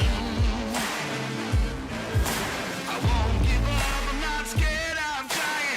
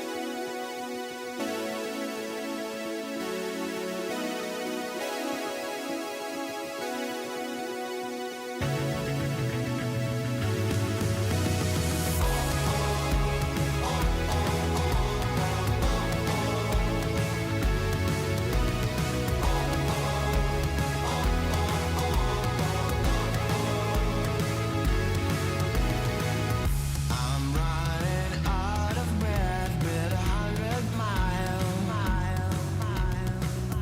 I crawl over shaky ground to escape from life.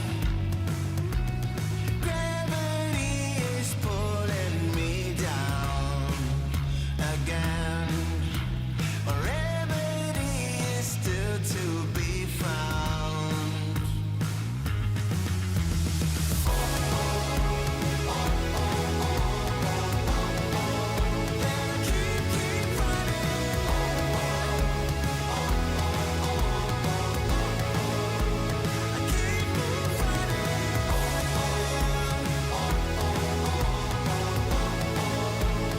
Keep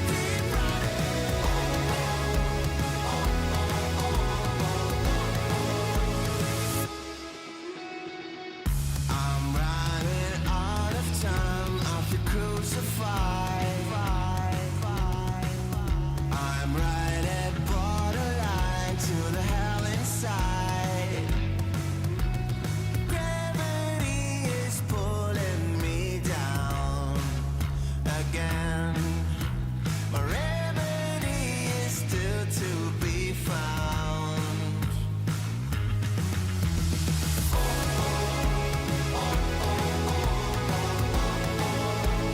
Keep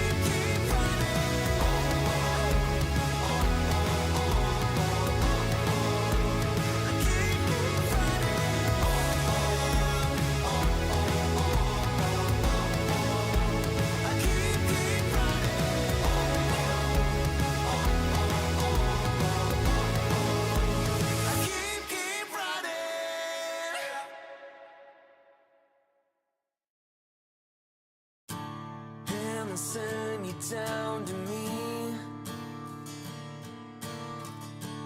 Only angels would agree. Shine your light into the dark, fading in from far away.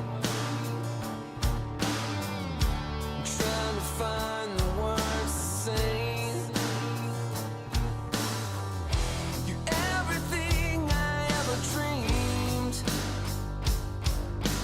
All the hope and all the good that I believe in. You're everything I'll ever need. All the things I wanna be. I could never ask for more. Everything I'll ever need. In my heart you'll always be. Now I know you're all I'll ever need.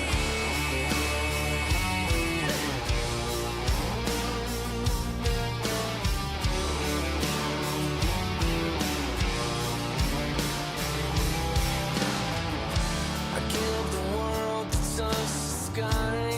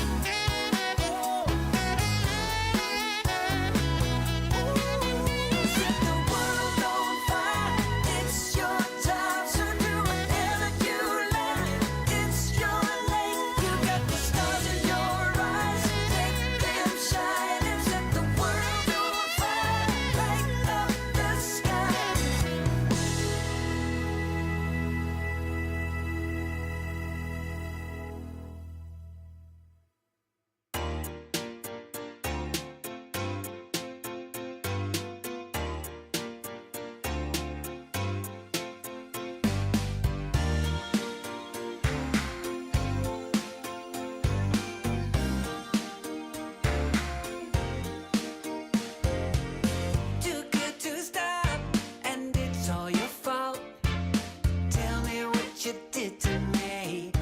Yeah. Temperature's hot and you got me caught just the way I wanna be. Yeah. My favorite addiction, you know you are just what I've been waiting for. You know that you had me right from the start, and I keep on coming back, begging for more. 'Cause just a little bit is never enough. 'Cause just a little bit, when it comes to your love. 'Cause you know there can't be too much. I need all I can get, more than just a little bit.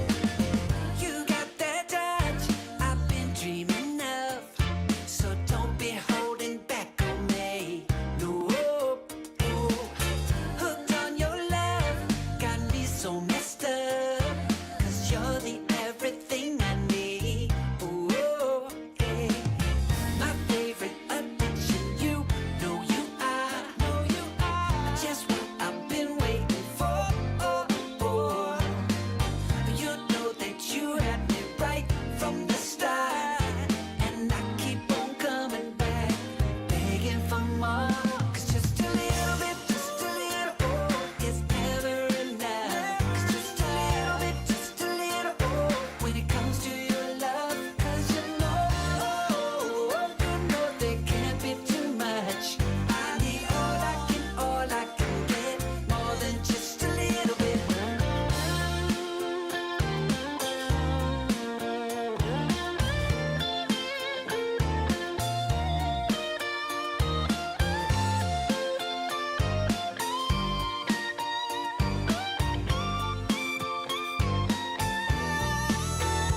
Just a little bit is never enough. Just a little bit when it comes to your love. 'Cause you know there can't be too much. I need all I can get, more than just a little bit. Just a little bit is never enough. Just a little bit when it comes to your love. 'Cause you know there can't be too much. I need all I can get, more than just a little bit.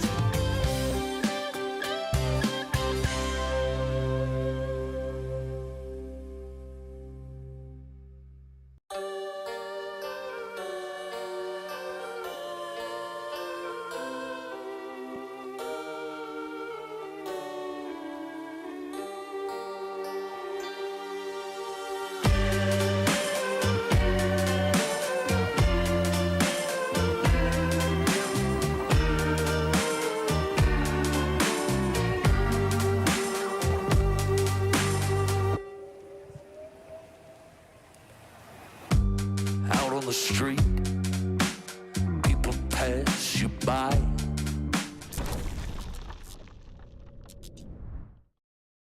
Welcome back, ladies and gentlemen. We're ready for the last series of the day. My name is DK Truman. I'm joined by the wonderful Zippo, and it's going to be a rematch of one of the upper bracket matches here, Waska versus Fusion Esports.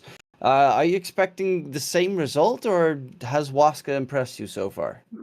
Well, I was digging into the history between these two teams, and Waska is 0-4 against Fusion. They've lost every single match they've played against them. Sometimes on a series they could take like one game, but then they lost to one.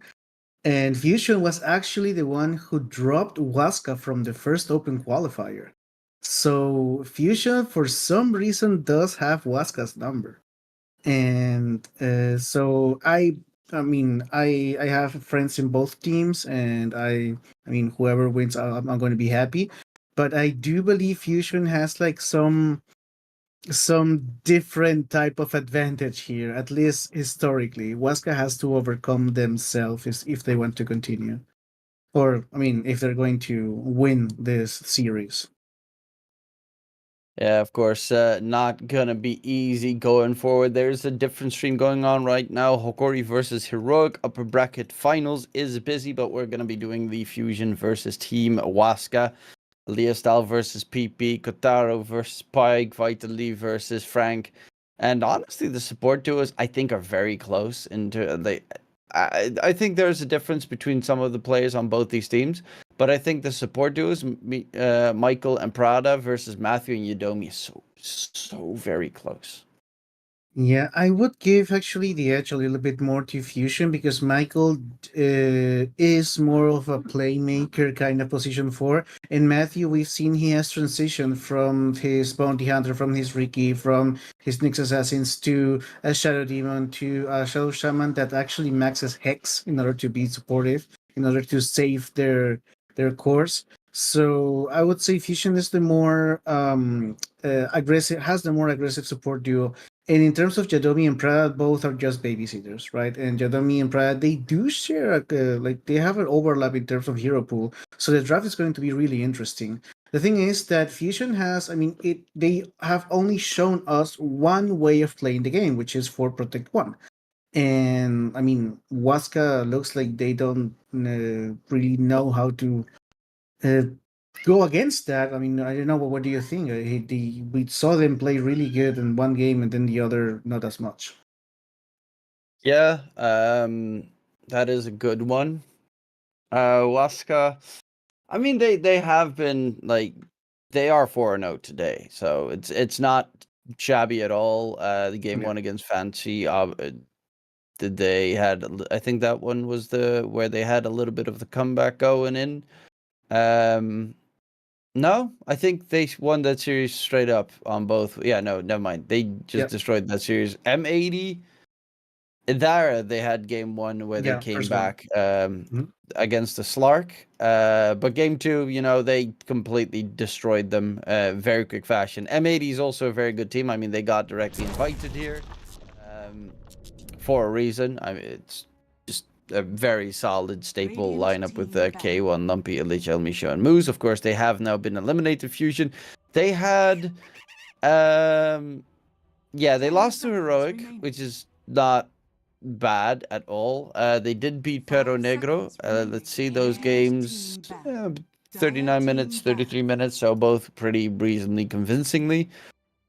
The question is now, a lot on the line. Upper Radiant bracket, team back. sure, you play your best, you try your hardest, but it doesn't have the same threat of elimination as a lower bracket fight. So it might just be different heroes that they're going to pick up in this case, try to bamboozle their opponents. I do think that Frank is a very scary player, as we've seen yesterday, so they have to be careful that he does not get a good hero to play. Radiant team picked. The thing is that I believe both teams are really similar in terms of their playstyle. The only big difference being between Matthew and Michael, but Frank and Vitali, they basically played the same heroes for a while, being the Underlord one of their favorite heroes. But I do see Vitali playing that Beastmaster, Frank playing that Beastmaster. Frank had 5 amazing seconds performances with the Beastmaster.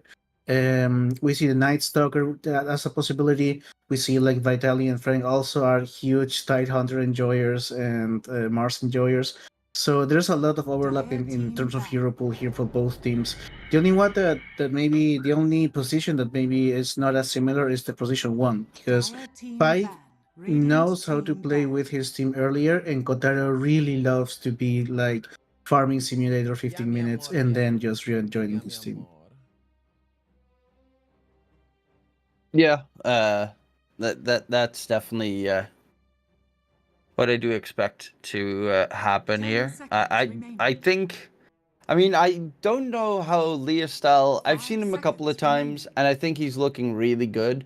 I still don't know. It's because, of course, as you mentioned yesterday, the carpal tunnel that he had, and he was gone for such a long time. The first couple of games that I saw him back, he looked a little bit lost. He has been looking a lot better, but he is up against a PP who, honestly, on that Shaker, on that Ember Spirit, has been looking ridiculously good in the last couple of games. Yeah, I think that, well, also back in the day, Leo style was a little bit of a coin toss. So I believe that maybe he is coming back into professional level Dota, but he is not taking like a huge responsibility in terms of the win condition, and that's why Kotaro is taking all the heavy, making all the heavy lifting here. He is playing Magnus. I mean, he plays it as a mid laner. He's playing more of a utility style mid laner, not a mid laner who roams around and gets kills and gets the godlike streak going on. He's more like positioning the heroes in a way that Kotaro can kill them easily. He helped with Empower. So, well, PA is still in the pool, so maybe they pick it right now. And I do believe that Leo is still getting comfortable to the professional level, and that's why maybe he's playing these types of hero that were not really his bread and butter when he was in his prime. 5 seconds remaining. Yeah. Obviously, the meta changes. You kind of linger on in the past, and that might be a little bit problematic to continue. But we do have a couple of hero picks so far. Phoenix for Waska, we've seen it. I think only one game we have not seen a Phoenix in these qualifiers. For the rest, Magnus has been banned almost every single game. And the Tiny is an interesting one because it does have a little bit of a flex, but normally it would probably be a mid Tiny. Yeah, I do believe that you want to blink dagger as fast as possible on that Tiny. And, well, I mean, PP plays it really good. We haven't seen PP play it, though. We do know, however, that it is a Matthew hero. So if he wants to go back to his former play style of being the playmaker, then I would love to see that. Ogre Magi now for Fusion, which is, I mean, this is almost the same draft we saw the first Fusion match we 5 casted. seconds remaining. Magnus, Ogre Magi. Now we go into the PA as the last pick. Oh, one to last pick. And last pick is for Waska, so they are the ones who can, flex a little bit or give us the surprise pick at the end. Yeah, you're probably playing a Phoenix 5 here on side of Waska, and you're gonna lane with them against a Magnus Dark Willow, which is a scary lane. A good skewer into brambles really does a lot of damage to you. You can't dive away when there's brambles in front of you either, making it very rough for the Phoenix to escape. So you're gonna need to get a safe laner that actually can play well together with you, which is a pretty tough task most of the time. I do think this might be more of a Magnus position too, with Leostan. Oh, a Rubik. No, that is a Matthew hero. Yeah, very good Rubik game. Dark Willow, every spell you steal from Dark Willow is amazing. Magnus, pretty much every spell you steal from Magnus is pretty good, but obviously the 10 RP is seconds remaining. it's a very easy spell to steal most of the time because you just stay hidden in the trees. You have Blink Dagger. The moment he pops RP, every single other spell's cast animation is kind of crap on Magnus because of how long the RP lasts. So it's a very easy spell to steal most of the time. Yeah, you have to be careful just not to be in the RP range. Well, also the blood loss from Ogre Magi on late game could be insane, depending on who your carries. If it's a Morphling or something like that, or a PA, they steal it. Yeah, you get the Bloodlust buff. You steal power from Magnus as well for the PA. Then this PA is going to be pretty scary to deal with. Does mean that the lane is Phoenix PA. It's pretty okay if they put this as a Magnus off lane because PA couldn't, of course, just jump away if you get skewered back, which is a plus. And I have a lot of faith in Pyke in general. He's been really one of the more. He's not like, I would say, the flashiest. He's not Parker, but he does it more consistent, I would say. Like, he's consistently really good, whereas Parker is most of the time amazing, but he also has his flubbers. Whereas I don't really see Pyke whiff at all lately. Yeah, well, it always depends on how much space they can get in, but I do agree with you. He has been really consistent, which is something you really like on everything in life, especially your carry. And we are going for the Drow Ranger now, which is interesting because Phantom Assassin can just, tiny Phantom Assassin, they can just jump at you and kill you really easily. So they are really trusting their supports to keep him alive somehow. I don't know. Well, I also don't know who else would you like to play against a PA. Also, Draw Ranger is not 10 going to farm seconds remaining. fast, even with an item. Phantom Assassin gets the Battle Fury and just skyrockets in terms of net worth. So, well, let's see how they close this draft up. Offlaners, we're missing offlaners. Radiant Just team back. the last games that Fusion has been playing Magnus, it has been on the middle position. So I am expecting this Magnus to be on the mid lane with Leo style. Okay, if that's the case, then you're probably looking at something like a centaur. I would say off lane for fusion, get out of the Phoenix's range very quickly.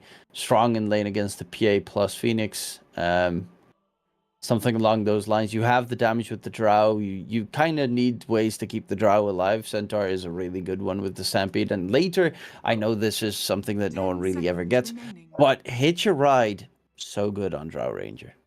5 seconds remaining.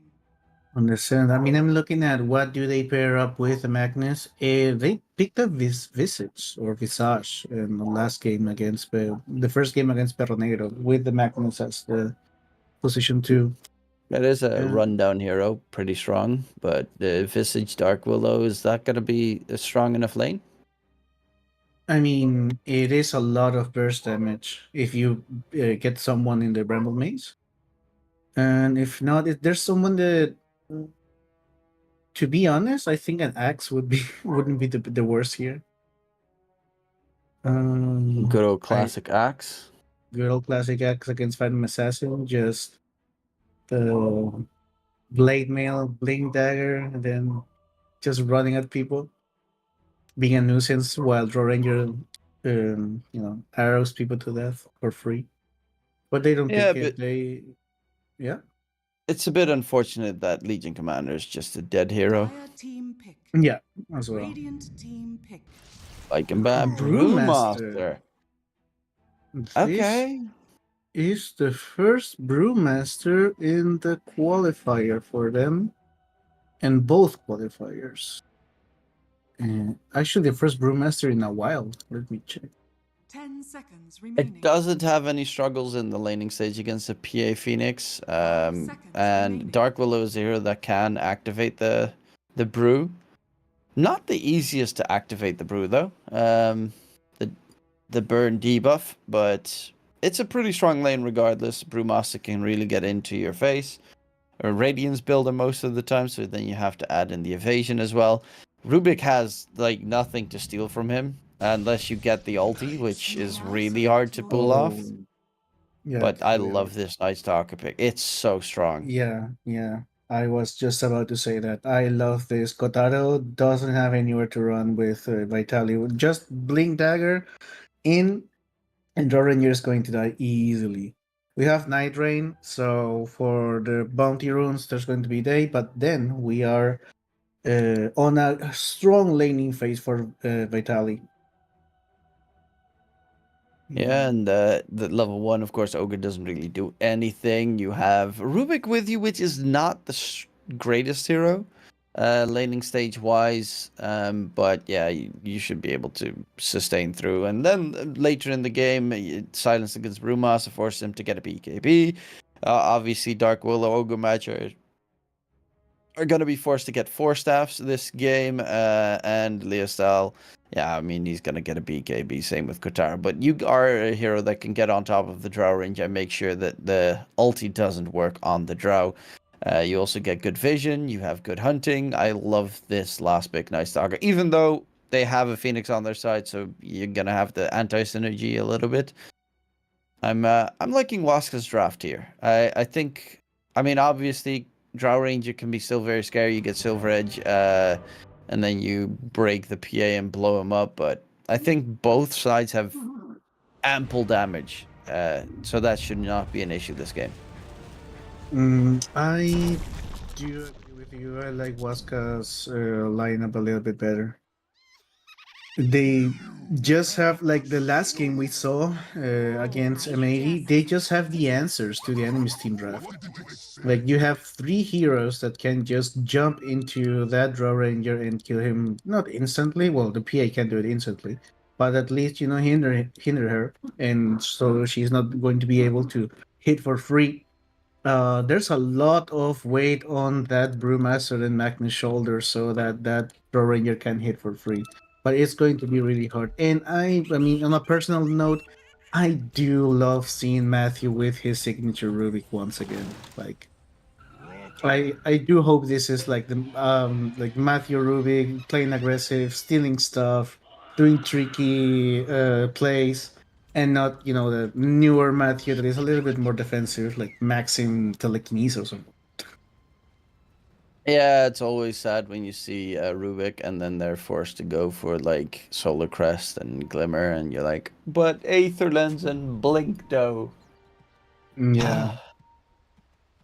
I mean, either lens is a little bit of an overkill because you're passive, so Yep, but that's what makes it so beautiful. You steal Skewer and you just take them all the way to the fountain. I mean, I don't. I won't argue with you. I mean, that is hella fun, but on a professional match, maybe the Blink Diaries might be enough. Okay, they really want to go aggressive here, the Fusion guys. On Waska, just going for Later smoke on Waska. It's an interesting level 1 fight as well if they do manage to duel it out here, because Tiny, of course, has Tree Grab as his level 1 tool. They're not great at fighting because Night Stalker, it's still daytime. But on the other side, Ogre literally dumb, no spells. Like, it's a terrible level 1 fight for both these teams. Oh, Vitally not fast enough to secure the bounty room. We'll go in for a little bit of harass onto Prada. Actually going to slow him down, and he's pretty fast here with the Hunter and the Knight, the extra 22% movement speed. Matthew nearby. He's going to throw out another blood grenade, and Prada is going to get first blooded by Vitally. Okay, that is big. Like, you don't really want a Night Stalker to have an advantage here. He is going for bracers really fast. And, well, this is... I was just thinking, right? If Ruby had to level Telekinesis in order to get the kill, it was going to be sad, so the second blood grenade was really useful there.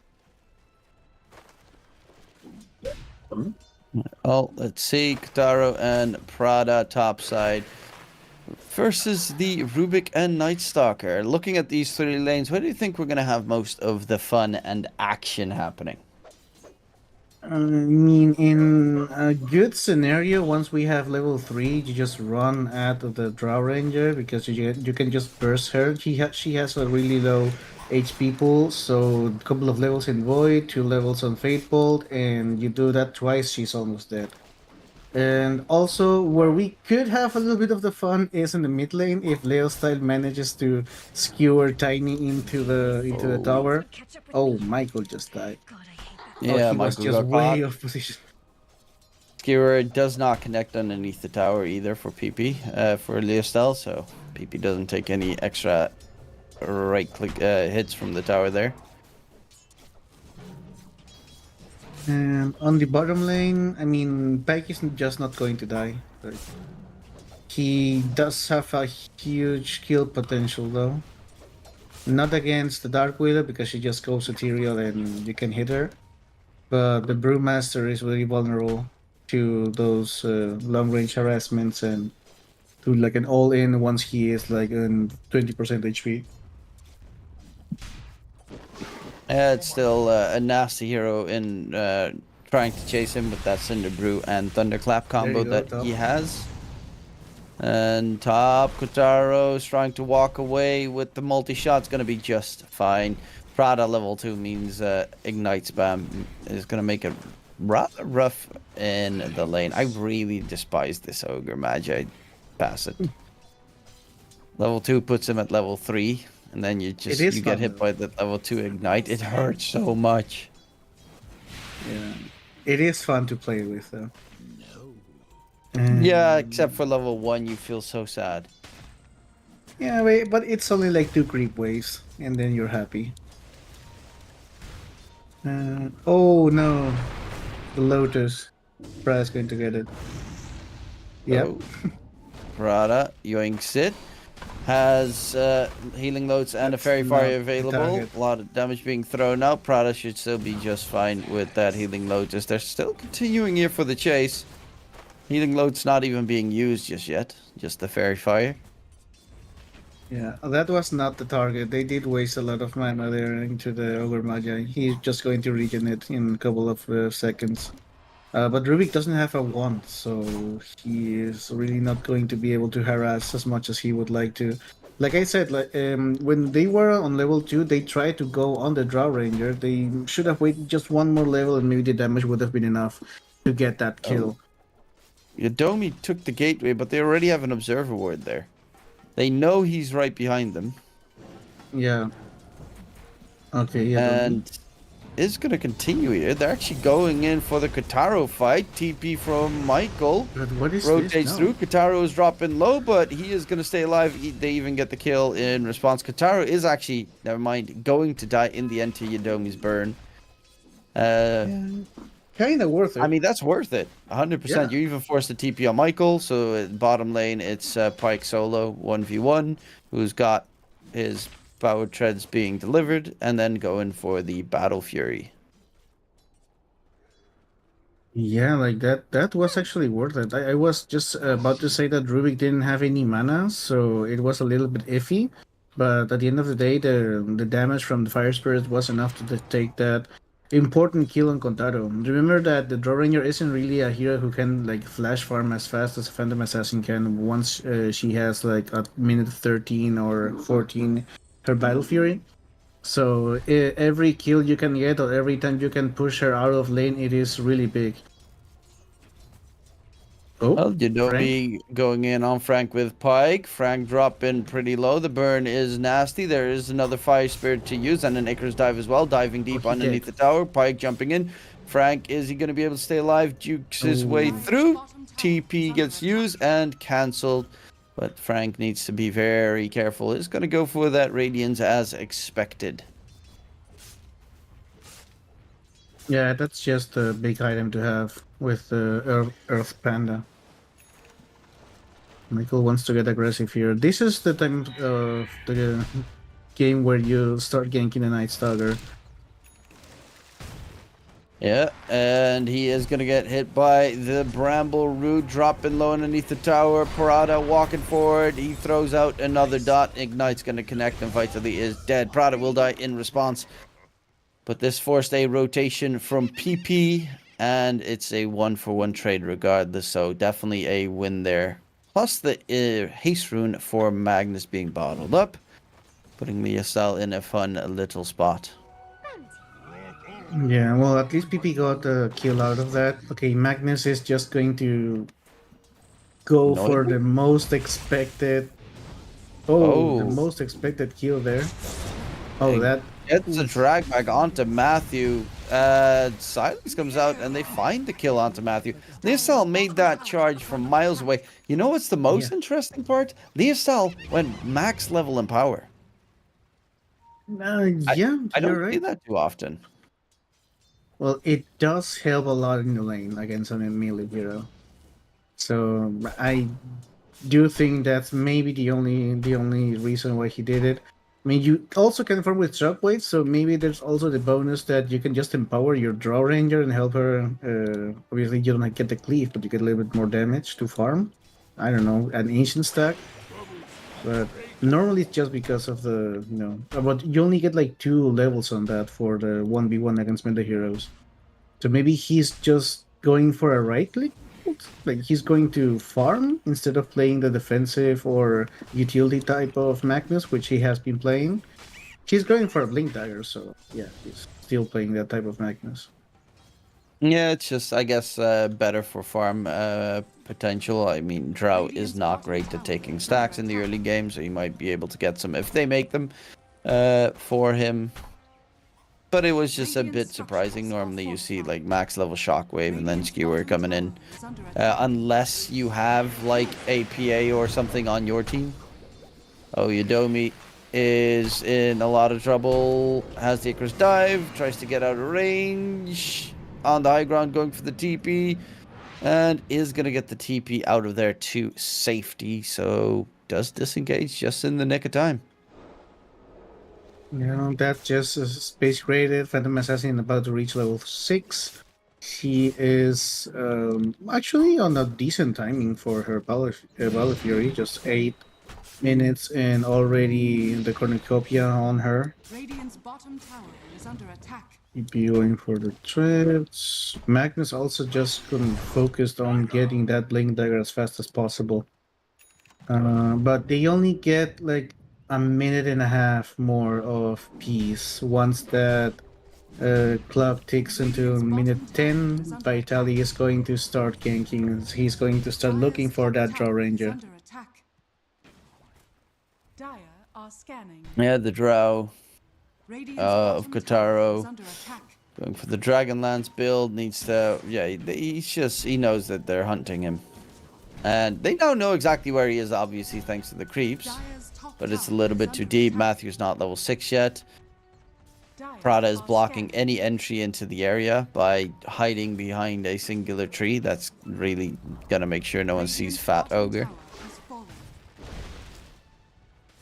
Dire's But top they lose the tower bottom is tier under 1 tower in the meantime. They will have to find a trade themselves on the side of Waska. And this style is just free farming. His Blink Dagger's not gonna take too long. Dire's top tower is under Yeah, he's attack. actually just like 2 camps away or one lane of He creeps. actually put points and attributes on the Magnus. Dire's top tower Yeah, I mean, has fallen. that's a right click build, right? Yeah. That normally means Echo Saber, so I'm wondering if he's going to go Echo Saber next item. I mean, otherwise it wouldn't make much sense, I believe. He already has his Blink Dagger, which is a great time in 10 minutes. Blink Dagger power trades on 10 minutes is really, really good. Bottom tower is under Yeah, He's Tiny top is on- just starting farming for his Blink Dagger. Yeah, he's top on net worth. Like, maybe Fusion knows that Wask is not going to, overextend or commit. They know that Pike doesn't really have a hero to start moving with his team fast enough. PP is also a hero that needs that Blink Dagger. So, and yeah, as long as you ward correctly, or as long as you read their intentions correctly, you don't have much to be worried about in terms of surprises. Rubik is also not like a huge ganking hero. Like, he is more of a teamfight hero. But maybe Fusion said, okay, let's just farm. Let's just get our timings a little bit faster, focus on farming, and then once we have the 2 items we need, let's go for it. I mean, I wouldn't be surprised if we see the Brewmaster just start joining the fights once he has that Radiance, which he is not that far away from. He is the lowest in terms of net worth from his team, but he is still above almost every other carry of Watzka. Yeah, Frank getting some good farm. He doesn't even have brown boots yet. He's just going to rush that Radiance so that it accelerates his farm pretty quickly. The hairstyle, of course, as you mentioned, as we mentioned, Empower and the rest of his points in the attributes so far. Vitally on the Nightstalk is going for a Hand of Midas as well. So they're both looking to take this game late. I would not know why you'd otherwise get the Hand of Midas on Nightstalk at this time. Yeah, I would have expected more of maybe not a Blink Dagger, but an Echo Saber, so you can get the Harpoon later on, which is really good. Oh, there we go. RP from Leostal, but there's the lift drag back, stolen RP from Matthew. Puts him right next to Matthew, not where he wants to be, but the Phoenix Egg makes the fight a little bit more problematic. Matthew is going to get taken down. Vitally can go back to flying up in the high sky. Leostal skewer attempt is going to get taken down. Pike's going to get rooted up, though. Pike Gets the jump to the side, still has 2 healing lotuses and will walk it off. So you have a 1-for-1 trade, and it's a very good one because the top net worth of Fusion has been taken down. Yeah, and it was like it was a nice RP steal that maybe it's an omen for what is to come in this match. Almost everyone TP'd or walked to the fight, and well, Pike got really lucky there to be able to survive. Well, he did have 2 hit in Lotus, so maybe luck had nothing to do with it. But this is Waska starting to play more aggressive. Like they just took 1 tower, the safe lane, which is the easiest to take. Maybe they have their sight set on that mid tower in order to open them up a little bit more. Oh, speaking of, tasty Michael for Vitaly. Yeah, went to Vitally, unfortunately, because Pike is starting to fall behind a little bit. They have some nice ancient stacks available. Well, 1 big ancient stack available for him to clear. The problem is, he still needs to get that Battle Fury money, and, well, Dire are scared. you don't want a random Magnus walking in that direction and be like, oh, free jungle camps. Give me the ancient stack. Especially with an empowered attribute building Magnus, who can get it easily. He actually didn't even get RP level 2.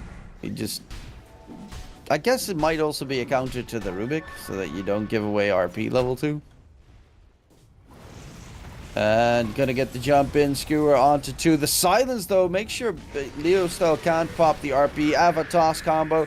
He wants to get the RP. Onto Matthew, actually. He knows Matthew is probably the best target to try and yoink there.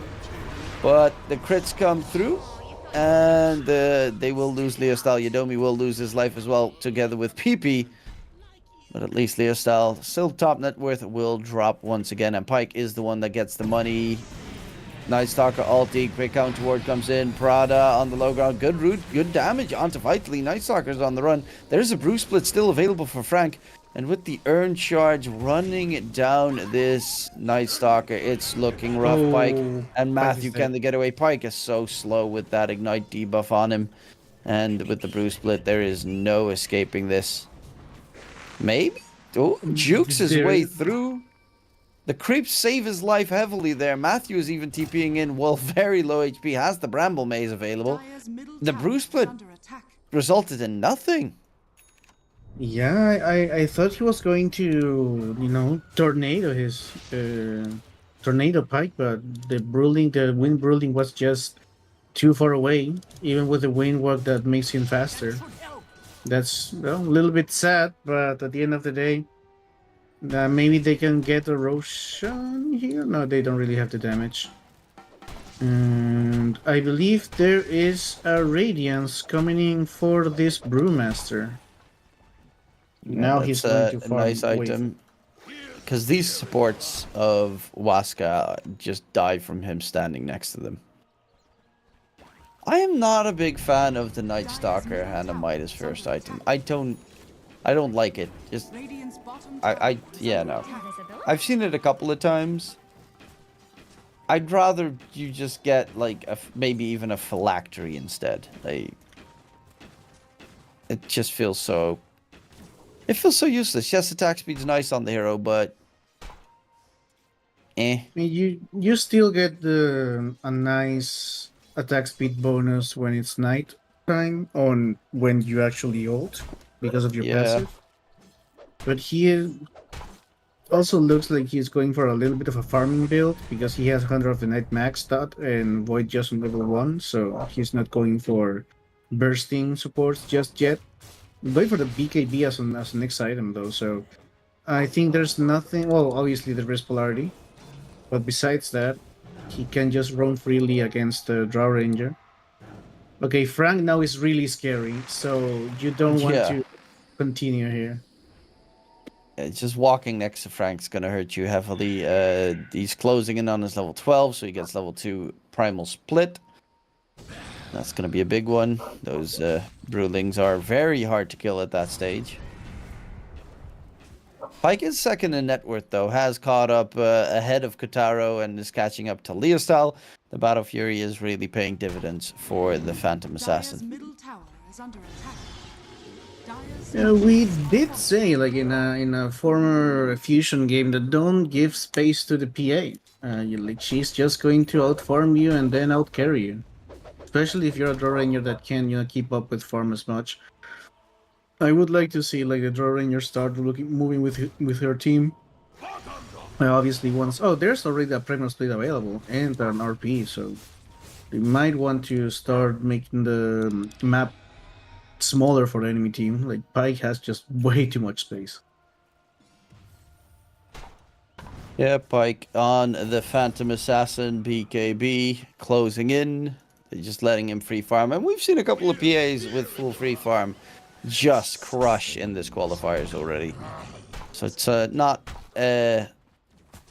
I wouldn't recommend doing exactly that, but for the most part, is it only the PA that you feel in the later portions, or are the tiny Night Stalker also going to be scary? It depends on the build of the Night Stalker. I do fear a little bit of the Tiny. He can always go for the Kanda, and that is going to burst a lot of people. For at least the Dark Will is going to die really easily. Ogre Magi is a little bit more tanky, but I believe the burst damage is going to be enough if he gets that Kanda. And later on, I mean, Radiant's middle tower is under people attack. tend to underestimate the power of a Rubik because a stolen RP or even a stolen Gust, which would be great. I do believe that Waska doesn't really have to play as fast. They are really comfortable in the late game. However, Fusion is willing for this to take a little bit longer because that draw ranger needs a little bit more time. So it's a slow cook for Fusion, and Waska doesn't really have to, but it would be better if they start pushing the envelope a little bit more. Yeah, maybe a little bit more haste behind it. PP, he's going for the BKB, so not picking up the, as you mentioned, Dire's bottom the tower is Kanda under just yet attack. as his item progression. So they're really just trying to get BKBs on all three of their cores. I mean, if you're gonna go for the BKBs, that tends to be the moment where you want to take a fight. Otherwise, you wouldn't build up a BKB at second item after Night Stalker, the Hanamitis. Yeah, you're right. And he's just focused on Dire's farming right bottom now. tower is under attack. Maybe he can just get the BKB and then the Blink Dagger, and after the Blink Dagger, just Dire's start bottom tower going, has fallen. to hug that Draw Ranger. I did not expect from the previous series that we've covered, all the matches that we've had, that it would be a 20-minute game with 14 kills in total. It's one of the slowest games we've had so far. This is probably the slowest game we've had so far. Yeah, but I do believe this is just the calm before the storm, because the team fight potential here is huge, especially for Fusion. And the Tormentor stolen. maybe Dire's bottom Experience rune is up in a couple of seconds. RP control onto the Night Stalker. And it will be double wisdom for Fusion. Radiant's top tower is under attack. But they did manage to, of course, get a free shard for Matthew. So he... the shard is actually pretty nice if you still like Shockwave, for instance. You get the reflected one, the Dark Willow. You steal Curse Ground, really solid. I'm checking out the other one. Okay, Glacier, no. Ogre, no. Primal Split, technically. But Primal Split's really hard to steal. Just like Phoenix Egg or something, it's incredibly hard to make that happen. I mean, you can do it with either Lens and Blink Dagger. The steal range is just ridiculous, and you can just stand out of the... Yeah, but normally it's the moment they get out of like Phoenix Egg that, or yeah, Bruce Split's even tougher because he tends to just run away. But with the Phoenix, you usually, if he has Shard, you definitely can't get the Supernova Steal because it's the second spell normally what he uses. And normally, at the moment Phoenix Egg ends, he instantly pops Fire Spirits. But yeah, they did manage to get the shard for Vitali as well. So the free shard for the Night Stalker is a really good shard to keep him alive in those quick team fight scenarios. Yeah, in terms of sustainability. Like you said, this is one of the slower game we've had. The only thing going on for Fusion here is that Kotaro more or less has been able to keep up with farm. I mean, he had a little bit more of an advantage, and Pike has just catch up to him. But this is still a moment in time in this match where Fusion could go on still can go on the aggressive, even though they don't really have to. But I want some blood to be spilled. I'm also South American. Yeah, they're gonna try and spill Roche's blood at least. They do have a pretty decent lineup for it with the Empower buff plus the Bloodlust and 2 right-clicking cores at this stage. Dire's middle tower is under attack. So that should is be the something. first Aegis. Yeah. 3,000 gold for them. Are scattered. 3 Aegis for the Drow. Structures are fortified. Roshan has fallen to the dark. And And the Shadow Blade, so that's definitely going to be a Silver Edge kind of a drought game. Need to get that break against the PA. nope. They do know they are here somewhere. That smoke though. And now they just can start going into the aggressive. Okay, I like this. They could have gone into aggressive and they said, let's just have a safety net with this Aegis of Immortal. Then we can go to get the tier 2s. Or actually, look for someone to kill. Which is what Fusion is doing now, like grouping up as 5. Oh, wait. This is a good kill if they can get it on Frank. Yeah, they're gonna go in. Do they have the lockdown to burst him? Silence from Vitali comes out, looking for more. Prada on the run, but Vitali is a little bit too fast, and so is Pike jumping further forward. Leosel, he does have the RP, but really doesn't want to use it, so they're gonna get a second kill for Pike charging in on towards Michael. Katara trying to pump out some damage, but it's nowhere near enough. 3 kills for the side of Waska. And they've got the creep wave walking in bottom as well. They're going to ignore it though and just continue farming. Okay. But that was a really good team fight. They found like maybe the best hero they could find besides of Kotaro. That Brewmaster, getting rid of that Radiance burn is really important. Especially that you don't really want to have missed chances with Phantom Assassin because you already depend on the RNG here. Oh no, he's playing methodical, so he doesn't rely on RNG. But Then you depend on getting multiple hits connected to get the crit. Indeed, like crit count, no hit count.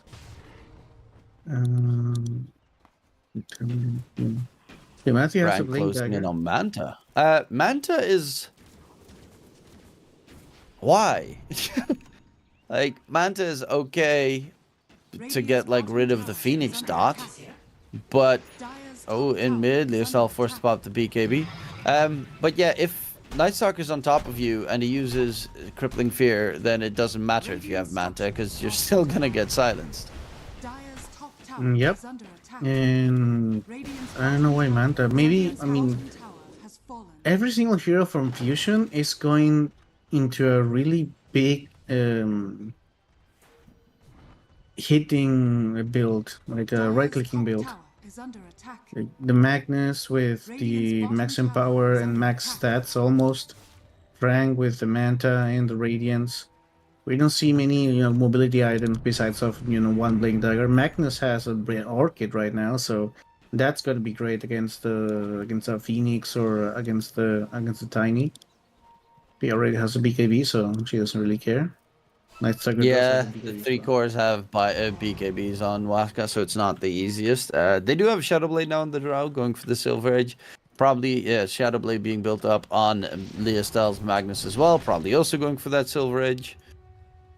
And they placed the ward. They spotted out Pike, but won't be able to get a catch. And Yodomi is... Yeah, he tried to break the smoke. They know exactly where they were playing. I do believe that he might want to use that Aegis of the Immortal in this tier 2. At least get something out of it. I mean, obviously you have an advantage in team fights, and they were looking for something to happen, but at least get one tier 2 and see if they can make the map smaller for Pike. Okay, 28-minute Wisdom Rune coming up. Pike's got the SNY done. Vitali has got the Sange done. He's also going for the SNY. PP's got Echo Saber. So he's just going right-click tiny completely here. Jump in, pops the BKB, gets the toss-up.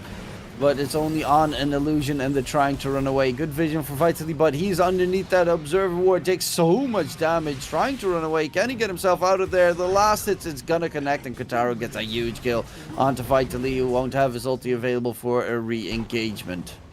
And it cost them pretty much nothing here on the side of Fusion. Yeah, Fusion is just happy here. They didn't use any ultimate, so they can still go in for this tier 2 because they still have the Aegis. It's going to run out in 15 seconds, but still. Yeah, Waska can't really Brew defend split. this. Radiant's top tower. Like Primal Split's available, BKB RP is available for Magnus, Radiant's top and barracks are under attack. well, at least they have fortification for a little bit, but Radiant's top a big barracks fight, big catch. And now it's daytime. Night Stalker is pretty useless at this stage, with Dark Ascension still on cooldown for 70 seconds. Radiant's top barracks has fallen.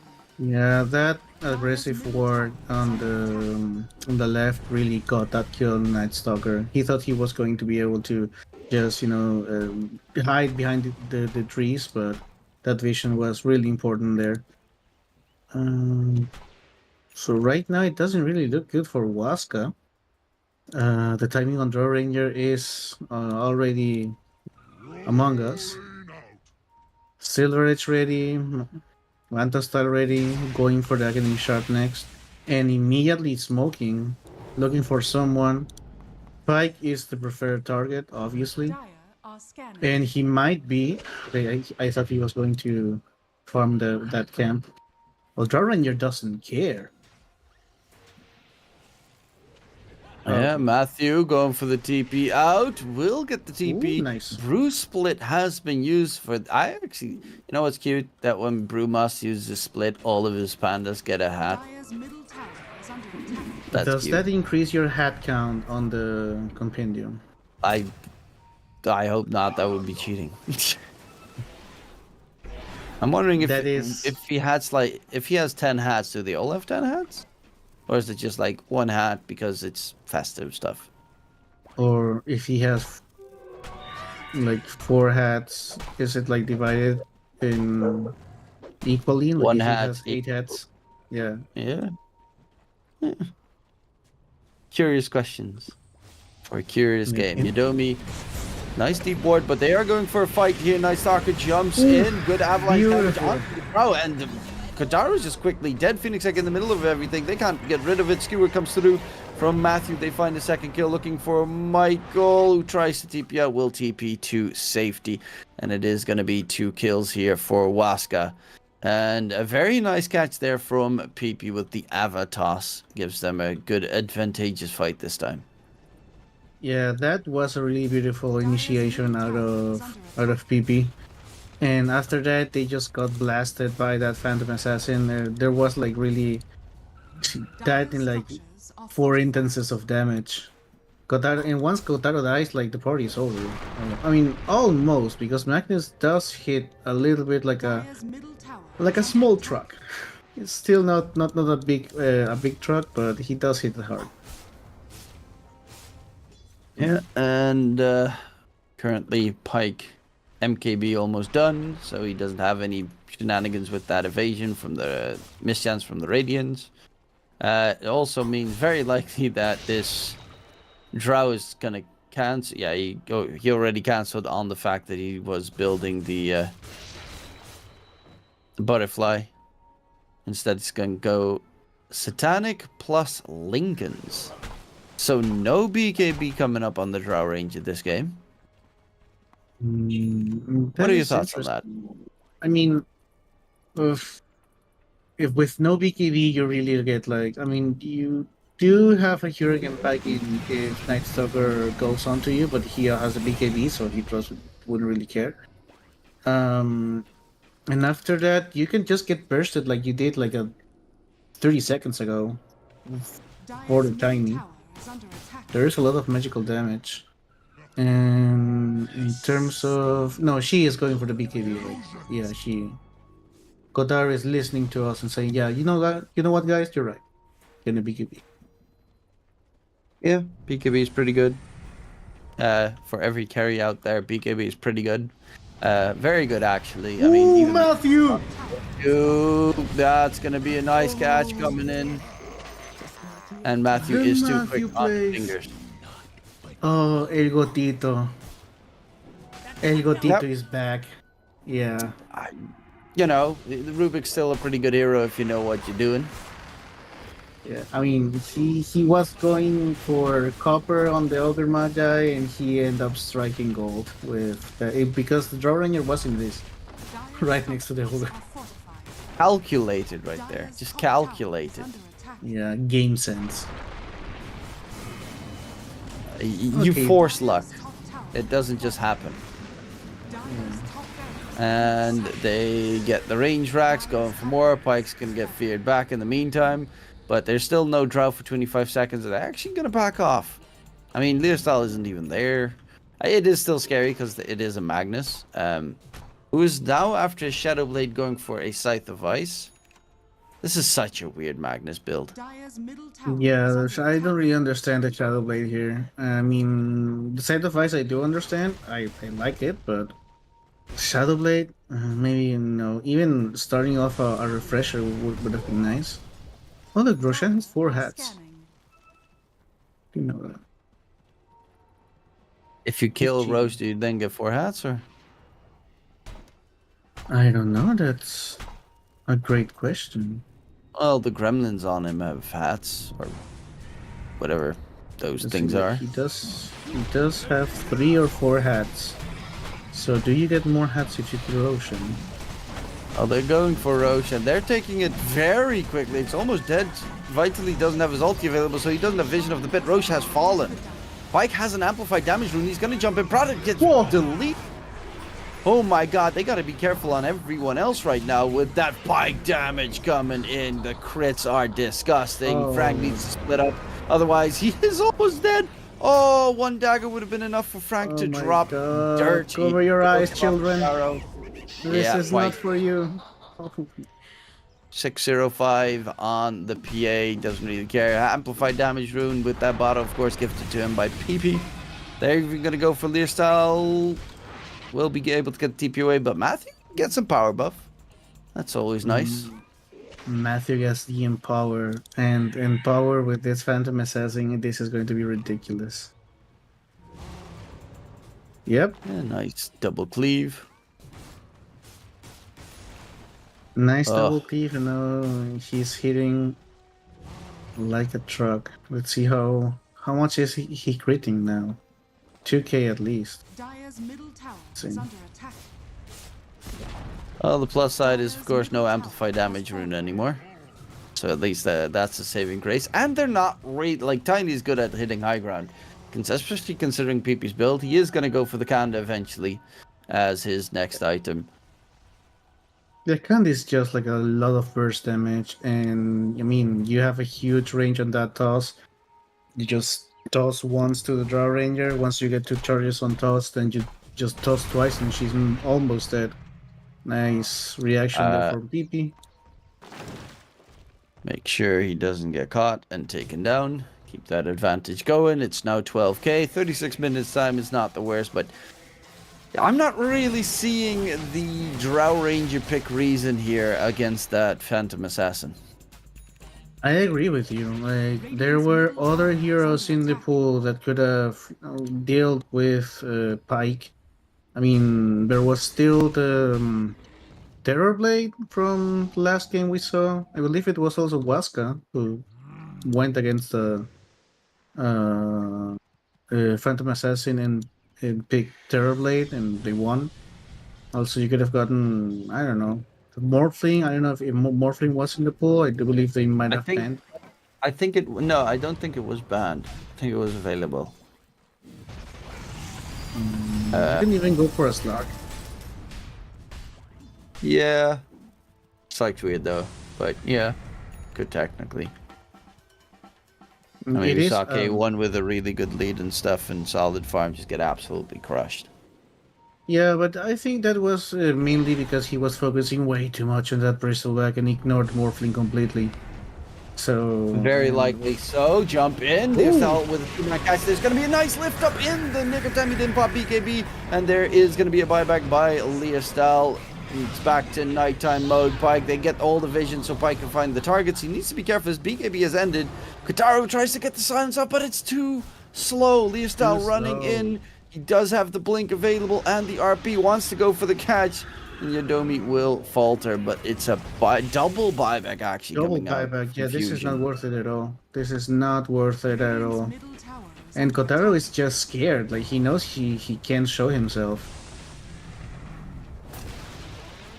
The only saving grace here is that, well, there is still an RP available. under attack. So And no BKB. Oh, stolen skewer. There we grab the Frank into the middle of the Radiant side. Pike's going to crit him down. Taken out of the equation. And the rest of Fusion need to run away. It's again, you know, Matthew. He's playing Rubik, but he is the most aggressive one of them all. Maybe a little bit too aggressive sometimes. Buyback by Frank. They really need to take this fight. Skewer RP onto this is the last throw. of course, Pike, he's in a bit of trouble there. Pike didn't have a BKB this time around. And PP, they're losing everyone here. No buyback on the course. But luckily enough, just in the nick of time, PP will find the big kill onto the Drow Ranger. Matthew on the run. Will be a dieback on the Rubik. And it's all onto Yodomi. Not a single buyback available on the rest of the Radiant heroes. I want to see how. Okay, it bugged. Damn it! I wanted to see how Pike died, because he died out of pure last hit, like pure right click. Oh, Night Stalker does have a buyback now. Radiant's But middle tower is Night Stalker Phoenix, he is going to buy back. Oh yeah, Doran, you're He's just. not going to do anything, but he's going to buy back. Radiant's middle Yeah, barracks it's the thought that counts, obviously. has fallen. Radiant's bottom Yeah, the style throws out the silence. They're going to go for megas, and it looks like they're going to be able to get it. So all of a sudden, the game is now back in hands of Fusion. Frank? Yeah, and I mean the right click builds on every single one of their cores paid up. Like the damage is not only on that Drow Ranger. The Brew Split as well. Very annoying because you get Demolish on the Earth Panda. And it does so much damage to buildings. Dropping it low. He wants to kill that panda because otherwise he's just going to respawn there. And Frank gets out. Yeah, full mega secured. Great RP from Leostal, by the way. The skewer RP onto both cores, the Night Stalker and the Phantom Assassin. Puts them in a really solid spot. And yeah, Pike's already queued up that he wants to go for the Rapier because he feels this game is getting a little bit out of hand. So needs a saving grace. Even Well- though they're still ahead in net worth. Yeah, but once you see megas against you, it's time to go for the Rapida. Like, all you really need like a fast team fight, and then being able to just melt towers. And the only reason why Leostal felt comfortable enough to use that RP, because he was really saving it, is because Kotaro just two-shot the Rubik. So okay, no more steal, go in. And then they got a team fight they wanted. And this is also, something that shows you that you can be in the verge of coming back into the game, but just one bad team fight and it's mega creeps against you. Pike has a really difficult task right now. I mean, it's not only that he has to burst the Drow Ranger, he has to try to burst everyone grouped up and cleave everyone to death. Otherwise, there is enough damage on Fusion to take care of business. Yeah, and they're definitely taking care of business right now. Kotaro Silver Edge Duns going for the dateless. He does hurt pretty hard at this stage if he gets the chance to hit, and that's, I think, the most important factor. He needs to be able to get Leostyle to make some space for him to be able to right-click any of these opponents. But Leostyle, he's got the Scythifies backpacked. Has the Arcane Rune bottled up as well that he can use. And then just swap in the Scythifies. Make sure they can go for a big play. Roche is up in 50 seconds. And that, was that third Roche? That's the third Roche, yeah. So this one has the X. That's Who going to would be you pretty give that? important. Yeah, who's would you? Oh well, if the Draw Ranger gets it, it's almost game over. Are scanned. Well, Yeah, then he even gets the big though- frost arrows. But that's if, of course, Fusion get it, because you technically could also get it on Waska. It's a lot harder for them, considering they're going to have to defend the base. Tiny is really going to have to buy a shard at one freaking point, because he's otherwise not clearing these creeps. But he's in trouble. ESL's going to jump in with the Hex. RP control comes out. PP drag Dead. back towards Kataro, and he is dead. Has a buyback available. And they're going to try and run away. Oof. Dive forward. Vitally is going to go in with the Night Stalker ulti. Spots out Frank on the side. But, yeah, this is Frank popping his little brew split. PP has a Going buyback for here. just pushing power. There's going to be a buyback coming out. They do drop the Phoenix Sag, and there's Kataro getting jumped. The Drow Ranger dropping low. The crits from Pike are enough. And Kataro is not immortal, but their tier 4 towers are now finished up. Frank needs to run away. Mantistal is not going to be able to disengage. And they will find a second. That is a chance to go into the Roche bit. Yeah, the only thing against that is mega creeps. Like, Yeah, you need have to- a tiny, he can hold on. And then you, because Pike, the only one you need in the pit is the PA. Essentially, especially now that he has Rapier able to be finished up. Yeah, what do you? I mean, I guess you put down your BKB and your power traits and go for the Aegis and Rapier. Rapier was 6k, right? At least in my days it was. Okay, 5.6k. So, yeah, it's a little bit. I guess he wants to make sure he has buyback. In case he gets caught by another one of those Magnus RPs. Roche is going to be going Radiant side in 15 seconds. I always forget about the 15-second marker thingy from the Night Stalkers nighttime facet. Yeah, I mean, It feels so minimal. yeah, it is like, I mean, maybe sometimes it makes a difference, right? But I 30 seconds, guess, I'd be like, okay, this is pretty decent.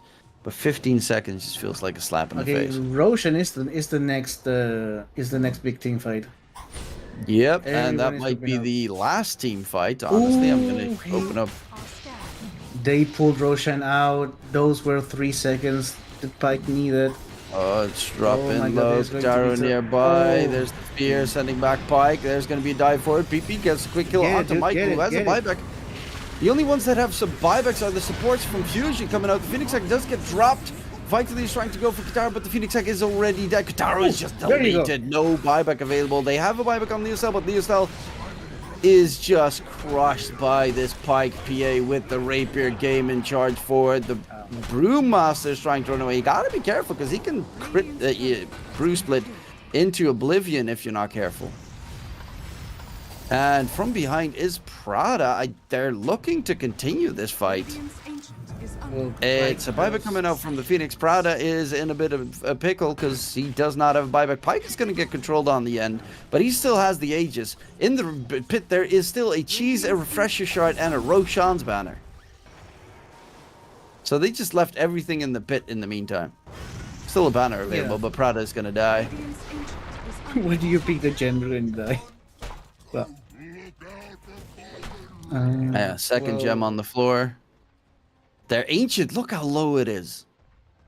yeah, well, PA just two-hitted that Draw Ranger. She has no way to survive once she gets jumped on. Especially now, I mean, they have 3 minutes to end this game. And I mean, I love this region, man. It's like comeback after comeback after comeback. Like Waska was doing good, then they lose one fight, they lose one lane of Rax. Fusion is doing good, but then there are a couple of fights from Waska. Waska loses just one fight, they get megas, and now we are looking at the divine situation. I mean, this is just interesting to watch. Like, I don't really care who wins. The next game definitely is going to very likely also be so beautiful of action-packed shenanigans. They do need to make sure that their base does not get pushed in, because there's always the backdoor potential with the Brewmaster, for instance, later down the line. And Pyke is going to try and at least even it out to another set of racks. Or problem is bottom tier 2 is still standing, so they can't even go for megas right now. They need to first push that out, but the lane is getting pushed in because of the mega creeps. Dire's middle barracks. They can try and end.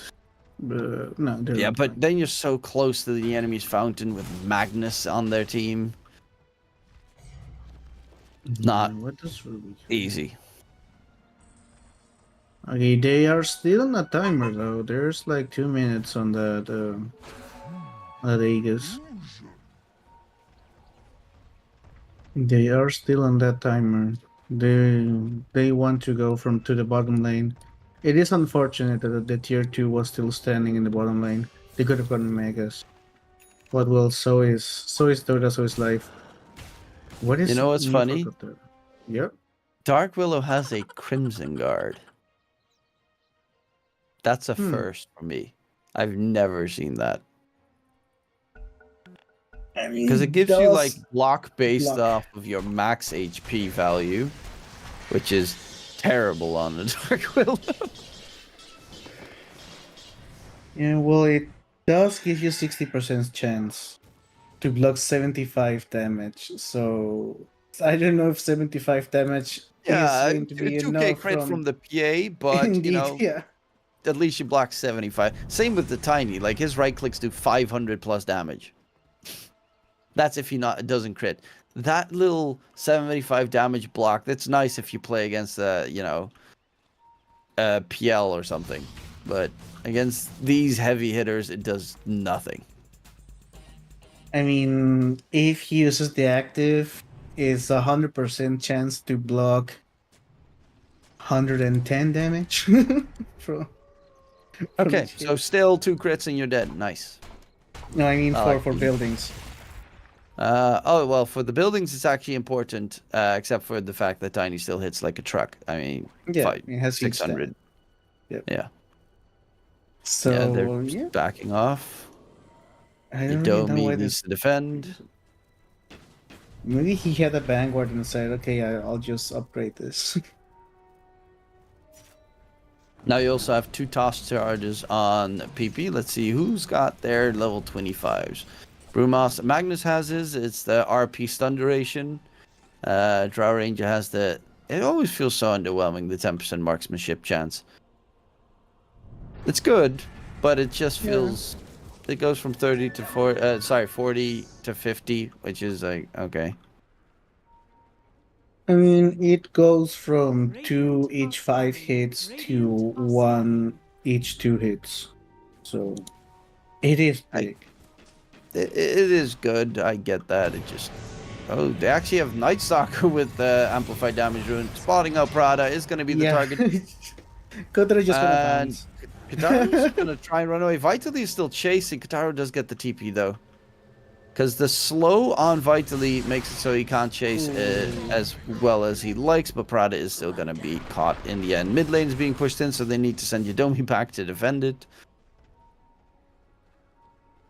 And yeah, they need to be careful for it. Luckily enough, there is fortification, but there is, of course, backdoor shenanigans that you can go for if you ever leave your base.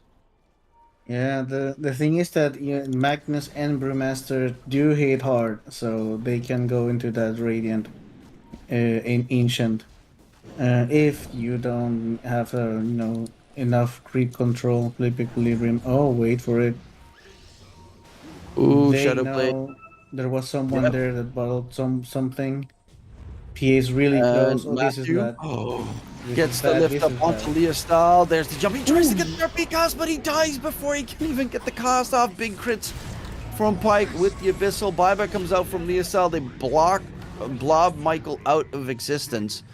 And right now, they're still a tier 2 bottom lane, so they still can't get anything but attempt megas, which is not really doable with Magnus backup. Yeah, if they are going top, they just want to end the game maybe. Oh, Leah, what did you do? Oh bro? my What did god, you Pike got do? 3 shot. The Rapier's dropped. They need to get themselves back, and they're gonna lose 3 heroes. Katara Oh, just because the 3-shot Rapier- him. The Rapier is there. Oh, this is game. This is just game. Oh my lord. Okay, that's a That- very heavy damage Drow Ranger right now. How the hell did she die? He Okay. got 1 hit on him, and that dropped him from 100% to about 25%.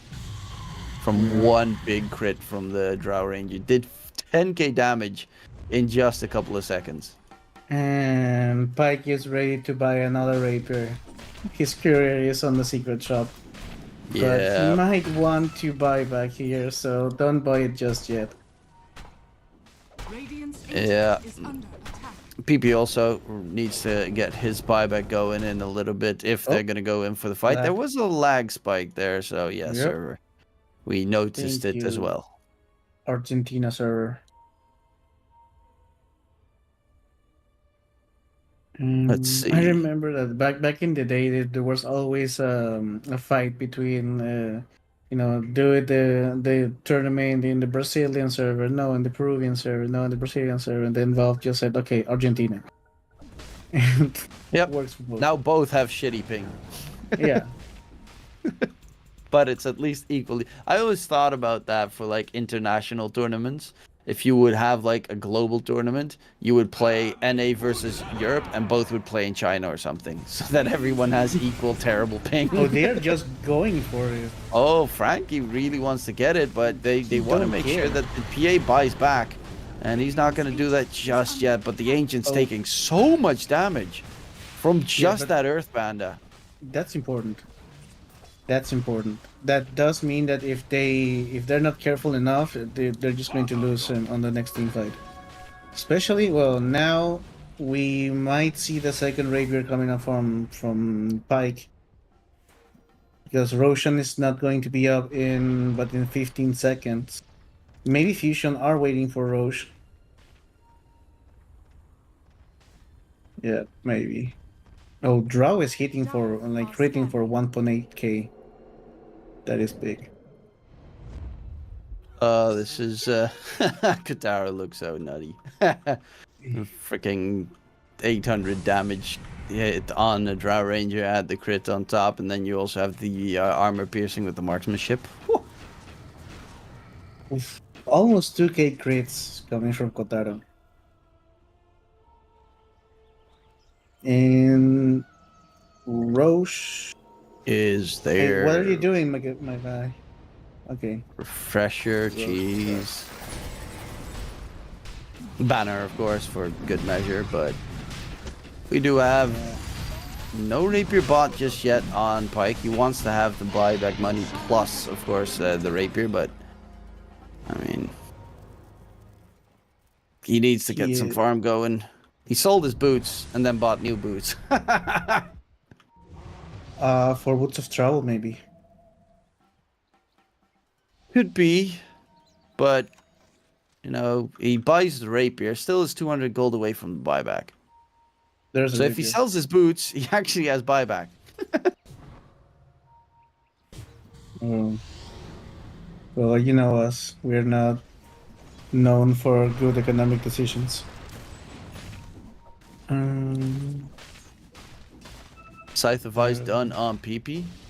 And so they have another way of control for their team. Let's see. There was also... This is actually a really cool one. Cinderbrew applies fear when ignited on Brewmaster is a really cool level 25 talent. It does give you a And lot more control, yeah. Phoenix has his level 25 as well with the Supernova hit counter. He actually has bots level 2 on Phoenix. Of all the items to get. No, he is a good split pusher. Oh, he Oh, is there's another once split. again going for it.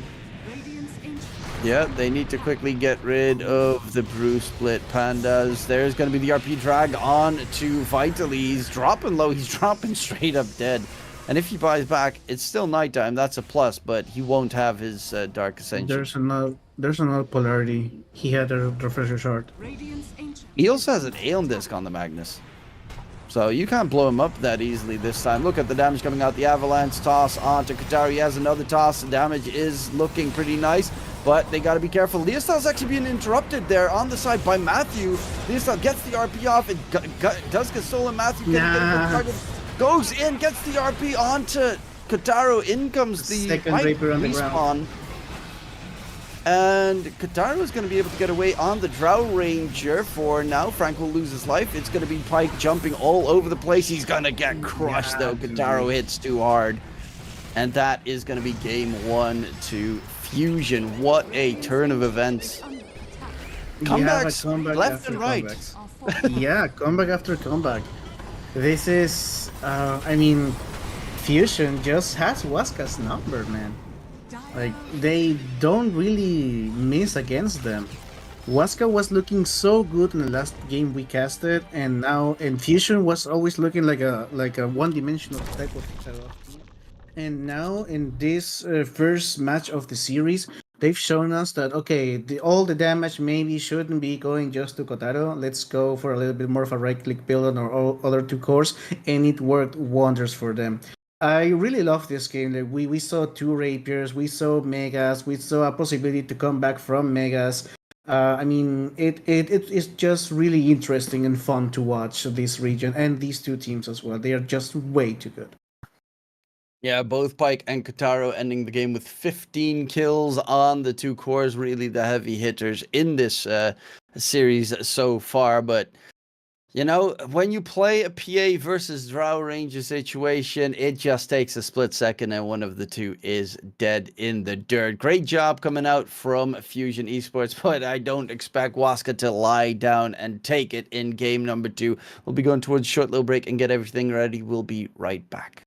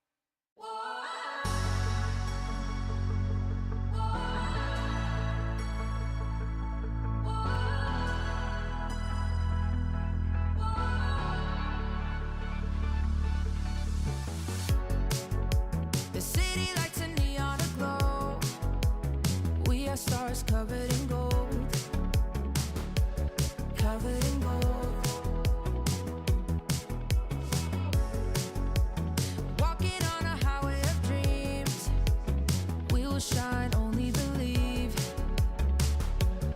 Only believe. And the feeling's right to set the tone. Wanna light the spark and let it go. Late after midnight, light it up in the moonlight. Ain't no stopping us now.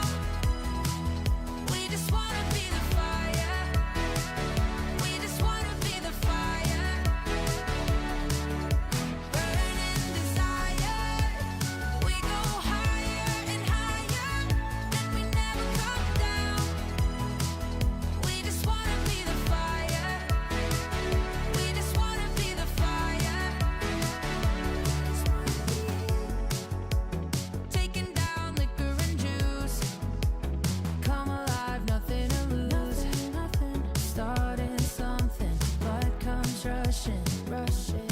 And the feeling's right to set the tone. Wanna light the spark and let it go. Yeah, just let it go. Wanna let it out, wanna shake it out. Gotta let it out, wanna shake it out. Yeah. Late after midnight, light it up in the moonlight. Ain't no stopping us now, no stopping. We just wanna be the fire. We just wanna be the fire. Whoa, burning desire. We go higher and higher, and we never come down. Ooh, we just wanna be the fire. We just wanna be the fire.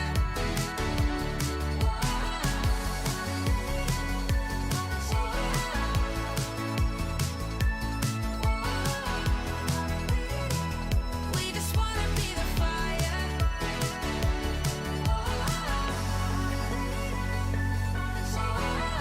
Wanna be the fire. We just wanna be the fire.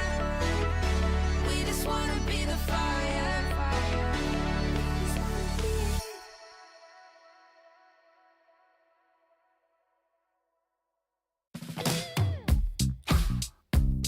Yeah. It's Q-Head. It's been love since we met. Right from the bar to the bed, all night long, roller coaster. A 5-figure scar on my shoulder. You smile, I'm high. I put my heart on the line. I'm addicted to you, I can't lie. It's whenever you kiss me goodbye. I'm high in your love, high in your love, high in your love, high. It's never enough, never enough, never enough. I'm so high in your love, high in your love, high in your love. I'm so high. I can't stop thinking of you. When the world is going down, I won't be there. Be there. I'm in heaven with you. I'm in heaven with you. We'll be up and losing ground into the air. The air. I'm in heaven with you. I'm in heaven with you.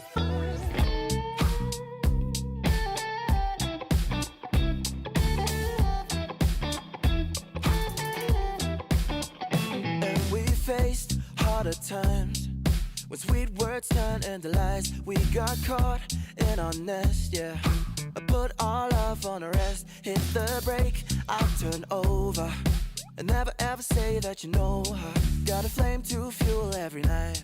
Keep her safe and hold her tight.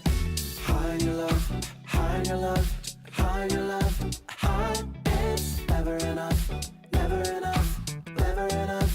I'm so high in your love, high in your love, high in your love. I'm so high. I can't stop thinking of you. When the world is going down, I won't be there. Be there. I'm in heaven with you. I'm in heaven with you. We'll be up and losing ground into the air. I'm in heaven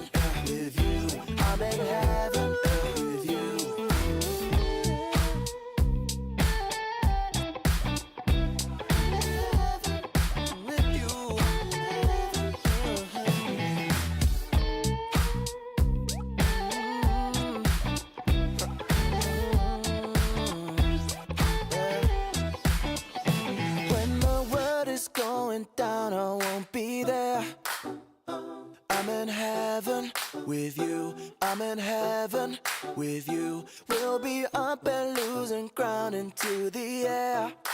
I'm in heaven with you. I'm in heaven with you.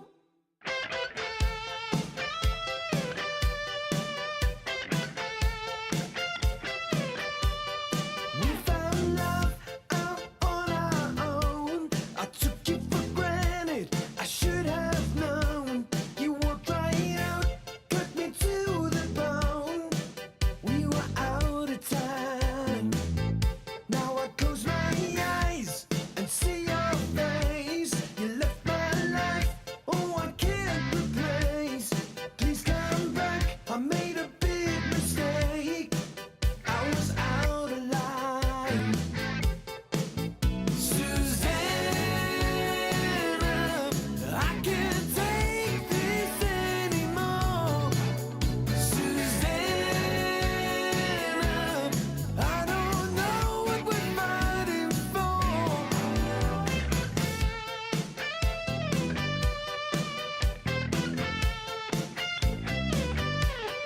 Upside down, I got to explain.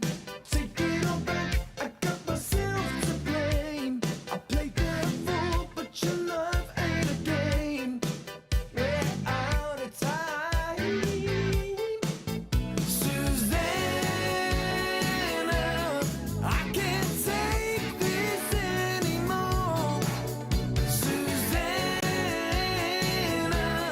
oh, you made me lose control. Susanna, oh, you got me on my knees. Susanna,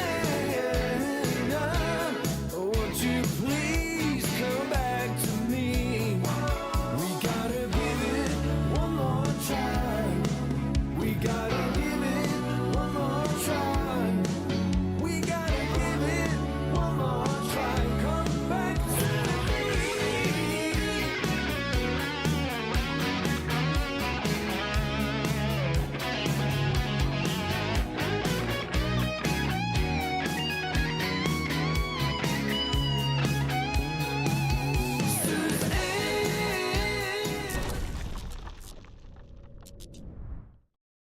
Welcome back, ladies and gentlemen. We are pretty much getting ready for game number 2 in this series between Fusion and Waska. Game 1 was a very close affair. At the very least, it was action-packed. It had everything, didn't it, Sippo? Yeah, it got 2 rapiers, it got mega creeps, it got comeback after comeback after comeback.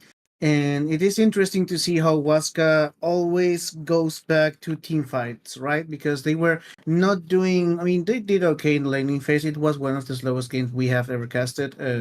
But it was interesting that Fusion was able to get an advantage, get map smaller for Waska, but then Waska went back to what they know how to do, which is fighting. Get one fight, get one set of frags out of it. Then Team Fusion was coming back in terms of getting pickoffs here and there, going for towers, making the map a little bit smaller as well for Team Waska. But then just another team fight, and Waska get mega creeps. We saw the potential for a comeback with that first rapier and rapier plus Roche. But there came a time where it didn't matter if you went into, right next to the Draw Ranger, she still was hitting like a truck. So, PA got two-shotted, and Rapier went to the ground, and so did the game. Waska is just, they just didn't have enough, and Fusion has their number. Yeah, Vision seems to know how to counter Waska. They made the game at least very entertaining. It looked like the draw wasn't able to really do anything until all of a sudden he just 3-shot the PA, and the game turned on its head with a free rapier drop. While they were trying to backdoor the melee racks top lane, that's also a little detail that I think Waska jumped the gun a little bit too fast. They tried to rush the game down. They saw there's no, the tier 2 tower bottom lane is there. We can't get the megas. Going for that melee racks top side might have been a little bit too risky with the fortification up and the fact that you still are playing against the Magnus at any stage of the game. So it's, Leo's style was very scary in his approach. Our cameras are gone, but it seems we are still on that screen. But the draft has started. Okay, we're back. We're back. Draft has started at least. I would have assumed that was the reason why our cameras just vanished randomly. Dire team ban. We do have a draft here, as you mentioned. Goodbye to that Beastmaster. Dire team And yeah, I do think that Fusion knows how they want to win the game, which is farming and going into the late game. That is where they are most comfortable, I believe. And Waska is maybe just not fast enough. 5 seconds. I mean, they do end up giving Kotaro the space he needs because, I mean, they knew the PA was going to come online faster than the Draw Ranger, and they did, push the towers a little bit, but then maybe they are not risking enough. They're not being bold enough. They maybe just not being successful enough in terms of going for, those smokes or I don't know. Fusion just reads them too good. But Fusion, and at the end of the day, always end up doing what they want, which is getting into that late game, getting into that 20-minute farm for Kotaro, and just sometimes coming back, sometimes just crushing it because they still have like good off laner and mid laner that can make the early game good for them. Yeah, they have a very solid offlaner, and I mean, honestly, both these teams are very scary teams to deal with. Last game, it was very much two cores against each other. You did mention, of course, the Magnus going for the bit more of a core build, and then also the Brewmaster with more right-click oriented builds. What I found interesting about that game was Leo Styles' right-click did not matter the entire day game. Like, it was about the blink RP. He played really well, don't get me wrong, but his build up was very strange considering he was going to do the same thing that a blink plus Aether Lens Ags Magnus does. Yeah, well, Matthew did have one of the most 10 seconds. impactful plays of the game. It is exactly when they got at least a melee rack stop, and they also managed to push the Braxis in the mid lane because he skewered the Ogre and the Drow Ranger, and they just got obliterated. And I mean, nobody played badly. It's just that Fusion, as a team, know how to play against Waska. This is the first Doom we're going to see in any games we've casted. But Doom is a hero that is being picked a lot on this qualifier. Yeah. Very interesting so far that we do get to see a Doom. It did get banned a lot of games, but finally we do get to see it. Maybe we also get to see why. But the Clockwork is a heavy love for these qualifiers, as well as the Phoenix, which is still available. It's not great against the when you play against Doom because of the Doom, obviously, but it could possibly drag the attention away from the Doom target to be on the Phoenix so that your cores won't be that harmed in the process. Well, Doom does make the game a little bit faster because you only need the level 6 and you can start roaming. He has a lot of sustain as well. He is one of those run down heroes. I do like the Clockwork for Fusion. Like Prada plays it really well. Michael can also play as a position 4 with huge impact.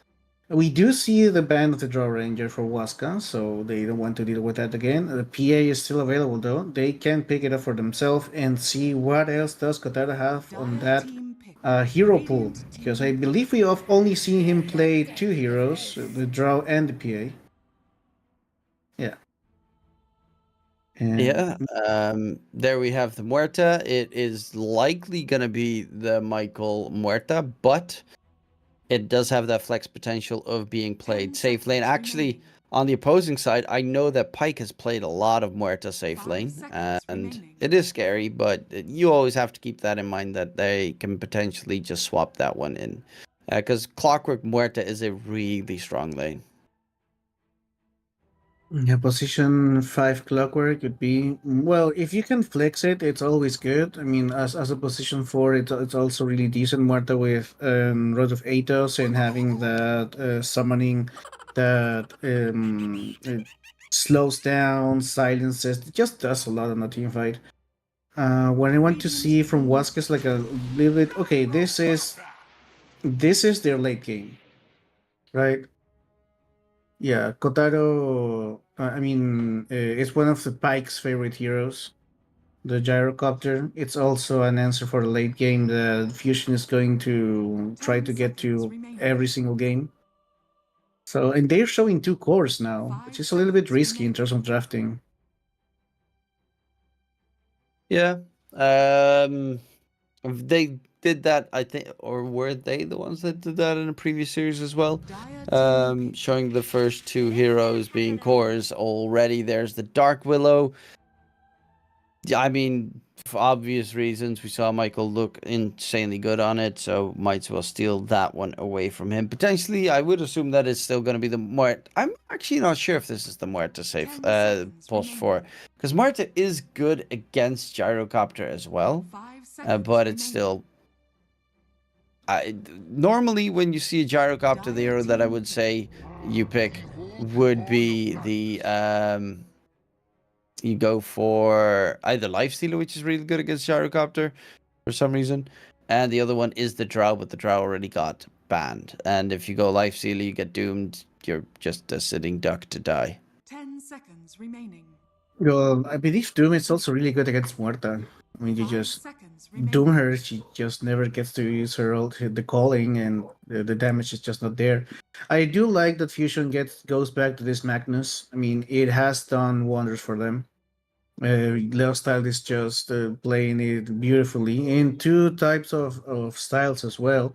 We've seen him with the Magnet that is all about helping his core, helping his carry with some utility items, going for Vladimirs and stuff like that, and also the right click Magnus we saw in the last game going for stats, going for the max amplify damage, the max. It wasn't skewer. Well, the second ability of Magnus. And I mean, I like that Fusion already knows how they want to play the game with their cores. And I'm a little bit surprised that Waska didn't ban the Magnus because it was really good. Yeah, Waska played a. Leostyle plays a really good Magnus. It's still flexible as well. Frank could possibly pick it up if you play with Muerta. You can have some pretty nice combos. Radiant team pick. But now we're going to see what it's going to be. It's going to be the Nyx Assassin. So it is the It is safe lane Muerta. Muerta. Yeah, it is a safe lane Muerta. I like the Nyx. I mean, it feeds out of Dark Willow. It 10 does. seconds It is remaining. really good against Gyrocopter in the early game. Like you just get level 6, and 5 Gyrocopter seconds could die remaining. if he's just farming in the jungle with low HP or with half HP even. It is like a little bit more of a snowbally draft though, because Nyx Assassin does want to be constantly ganking, constantly moving around, and getting those kill streaks as early as he can. Because later in the game, he's just not going to be as impactful once the BKB start rolling out, once the supports start building, keep a little bit more HP, Radiant team back. or just get a Glimmer Cape. We get the Tiny for Waska, which should be in the hands of PP. And with Yeah, that, we're another just Magnus versus Tiny matchup mid, it yeah. seems.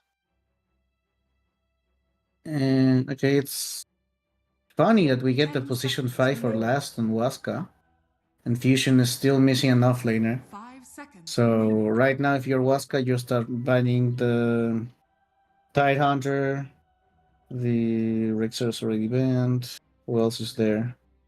Night Stalker. Dire team back. Terrorblade. Okay. Wait, so they're thinking this is offlane? No. No, they're banning carries. Well, there is an offlane Terrorblade, but I don't think it's enough. Yeah. It's good enough for banning, right? Yeah, I did. 10 seconds Maybe. remaining. Because the thing is, Hmm. if they get offlane Terrorblade and someone 5 gets seconds doomed, you can remaining. still health swap with them. Actually, they might have even. Yeah, no, I think that's the main reason. Because Terrorblade, the Sunder could be game changing. You doomed a Muerta, Muerta gets Sunder saved, and then Dire you're team ban. very far away from home. Oh, they're Well, expecting this to be a gyrocopter support. I don't know. I mean, Gyrocopter support isn't really that good right now. It Yeah, but I mean, they 10 ban out the seconds Slark, remaining. so they expected on the side of Fusion that this is a gyro 5 seconds plus 5, remaining. maybe. Yeah, or maybe Tiny Post 4 and the Slug Mid is a South American thing. So why not? That's psycho. Radiant But Like, I it know is a South Amar, American thing. I know Amar playing it off lane. Okay, it's Amar, but what South America? When? What? No. Yeah. It was on the Beast Coast, the former Beast Coast. I know his nickname, but 10 not his seconds official remaining. nickname. The one who played mid for the Beast Coast when it was with 5 Schofield seconds and remaining. K1. Oh, Um, was that? so something Radiant style. No, team Smile. ban. Yeah, Smile played Slark mid, and then I think China adopted it, and then it was a thing for a while. So Slark mid is a thing. And yeah, they thought it was a Terrorblade offlane That's because they some just weird went. Thompson level BS. Like, don't play Slark 10 mid. It's seconds remaining. trash. I mean, right now Dire it is, team but back in the day it wasn't. Disruptor. I like the Okay. Disruptor pick. I love the Disruptor pick. It's really, really good against Magnus, really good against Muerta. It's... You are Okay, food against for Nick. Nick's Assassin, though. You are... Yeah, but if you get vision on him, you can annoy him, I guess. But yeah, for the most part, the moment 10 Clockwork or Nick seconds sees you, remaining. you die. Yeah. 5 Yeah, that's not seconds great for the remaining. disruptor. Same with the Dark Willow. This is like we saw a couple of games in this tournament already where Nyx Assassin had no impact. This is not the case now because he has very easy to eat targets. Yeah, do we have another Brewmaster game? Nope, Bristol. Whoa, how did this guy slip in? How did... Oh, Uh, Frank. yeah, they're still playing the Muerta safe lane because otherwise they would have the weirdest draft ever if they would put like Muerta mid. Yeah, and I was thinking of the Bristleback as an offlaner 100%. But it is decent against Gyrocopter. I mean, and once again, And Fusion is going disruptor. for... Yeah, it is going for a composition where the all the damage is not on Kotaro, right? We are maybe going to see Leo Style going once again for the stats build with the right click build. And Frank, I mean, even if you focus him, and this is maybe the first Bristleback in 3 matches that is not going to be soft countered by a Mage Slayer. So No, the but it's gonna damage is... get hard countered by Doom, so I mean, he is a Doom target, but if you Doom Frank, then Kotaro is free. If you Doom Kotaro, Frank is free. So you have to choose your who. I mean, if it's not a gank, if it's a team fight, you really have to... Tough choice for Vitaly. I would still Doom the Bristle, I think. The rest you can kill without Doom, but you can't really kill the Bristle without Doom, unless you get like a super fast Silver Edge on Gyrocopter or PP, but I don't really think that's going to be on the cards here. Yeah, I think this might be a 2-0. I think they have a really good dangerous lineup where even you want to Doom the Magnus because you don't want to deal with RP skewer shenanigans in team fight. Like there's too many Doom targets. Nyx Assassin has good targets to take down. Prepare I'm for liking it battle. on the side of Fusion. Their supports are... You have one support that's a walking ward. The other support gets vision all over the map. So like they have really good combos on their side. I'm actually curious. Did he go Ofrenda? Yes, he did go Ofrenda on Yeah. Muerta. Yeah, he does have the ofrenda. I do believe like Huasca still has, things to deal with Fusion, but there's just too many things to deal with in the Fusion lineup. Like you have RP, you have a Bristleback that can go nuts. You have a Nyx Assassin. You have to be like a little bit paranoid if you're a support, especially if you are that disruptor. But are you so you're feeling Fusion's draft more? You 30 think this is a seconds 2-0? to battle. Yeah, I think this might just be a 2-0. I like the draft. I think Gyrocopter is nice, but they have a lot of heroes that deal damage enough to deal with the Gyrocopter, whereas I did not feel any impact from PP a little bit of impact last game, but not really. And Doom is, I don't know, I haven't seen Doom be very successful in a while. The last one was, the Octarine Core Hanamitis build Doom that That was a while ago.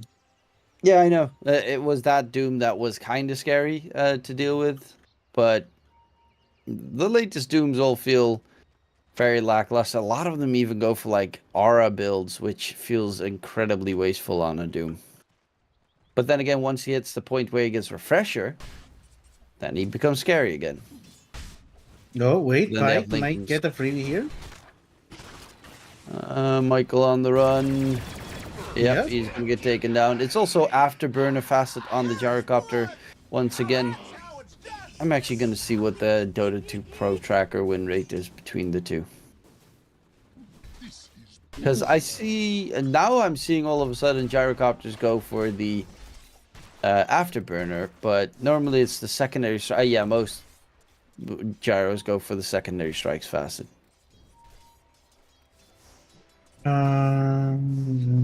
Yeah, I mean it is better for team fights. I mean, at the end of the day, facets are all about how you want to play a hero. Like, That is true. I mean, to a degree, because there are some facets that are just really Yeah, good, and that- some yeah. facets that are just like Magnus's facet. We talked about it Yeah. yesterday. RP is really good. The other one's trash. yeah, that's just stupid. Also, It- the nasal go on Bristleback as well. It's just not Yeah. just not good enough. I mean, it is pretty good in certain situations. If you go like full tanky build, as an offlaner, I have seen it be pretty successful. You kind of can't chase him, but it's against specific heroes that either don't have a purge or are movement speed related without like blink daggers. Like in this game, viscous nasal goo on everyone keeps spreading. Could be really freaking good. For instance. Oh, nice, beautiful. I really like that, but Pride's going to die anyway. Radiant's courier has been Beautiful combination from the Muerta and the Clockwork. Yeah, that's a lot of bouncing all over the place inside and outside the cogs. Guitaro's having a pretty good time so far topside. Bit out of mana though.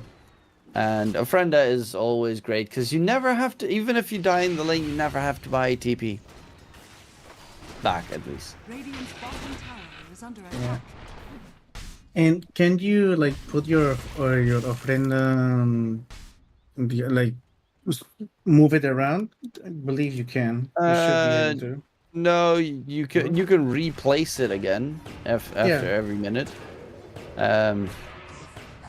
So you can do that, but you can't like say go there. It costs you 50 mana and it has a cooldown of a minute. Oh, Vitally taking heavy damage, but they need to be a bit careful on fusion as well. Oh. Nice route onto Kataro. Muerta dropping low, gets back underneath the tower and need to be careful not to get dove upon. Vitally has Scorched Earth in 5 seconds. Are they gonna go for it? No, Prada's got the power cogs available again. That would be suicide. Well, Michael is actually making sure that PP doesn't get any farm. He's just looking to zap some creeps with the Mind Flare. Oh, Jadami, he got spotted. Dire's They are going for top tower Kotaro is here. under The attack. glimpse is just level 1, so the range is not going to be enough. Michael's coming in as well. Prada with the cogs catch.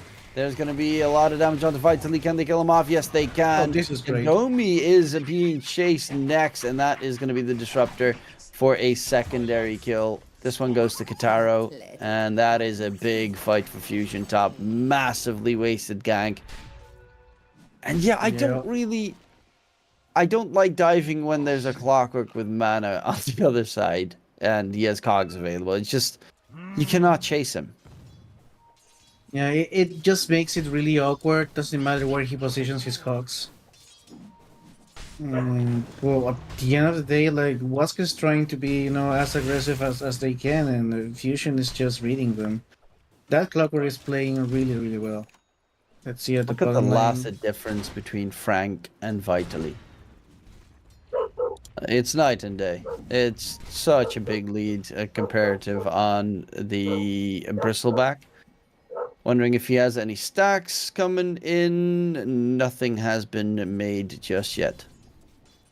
Also, the difference in last hit between Leo Style and PP is quite big, considering like 5 is a creep wave, a whole creep wave, which means polarity is coming faster.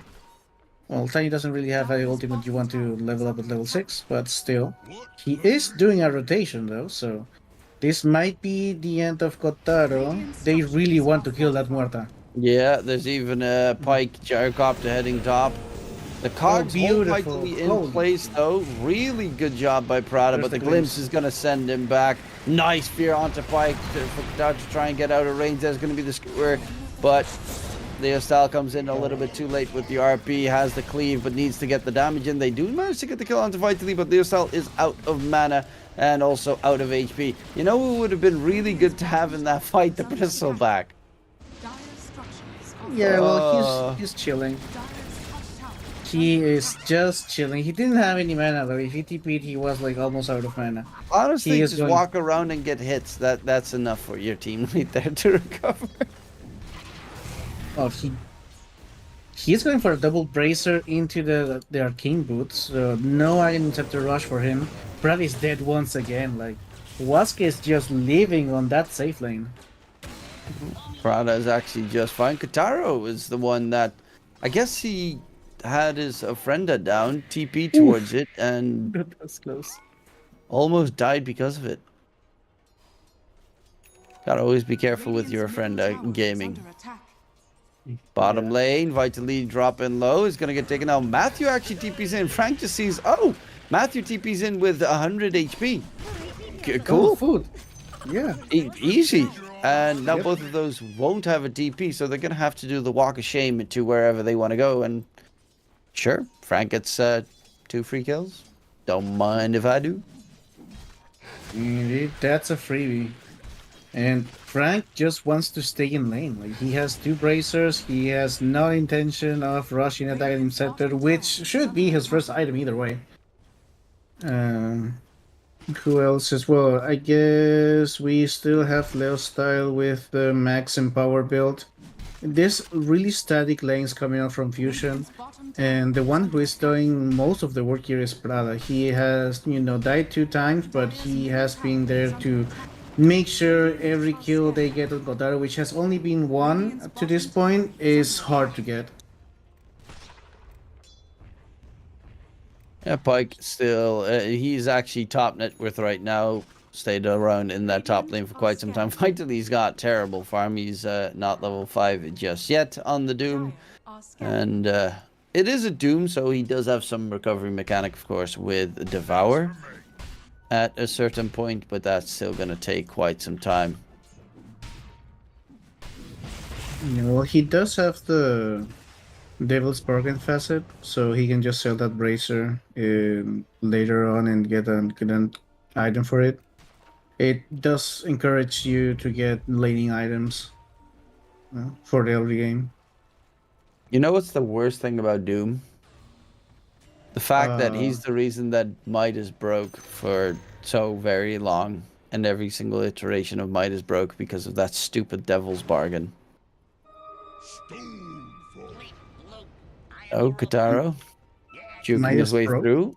They don't know. Brothers did. Dire's top tower is under attack. Wait, what? Sorry. Brothers did. There you Yeah, go. Prada is dead. Kataro is going to be able to walk away.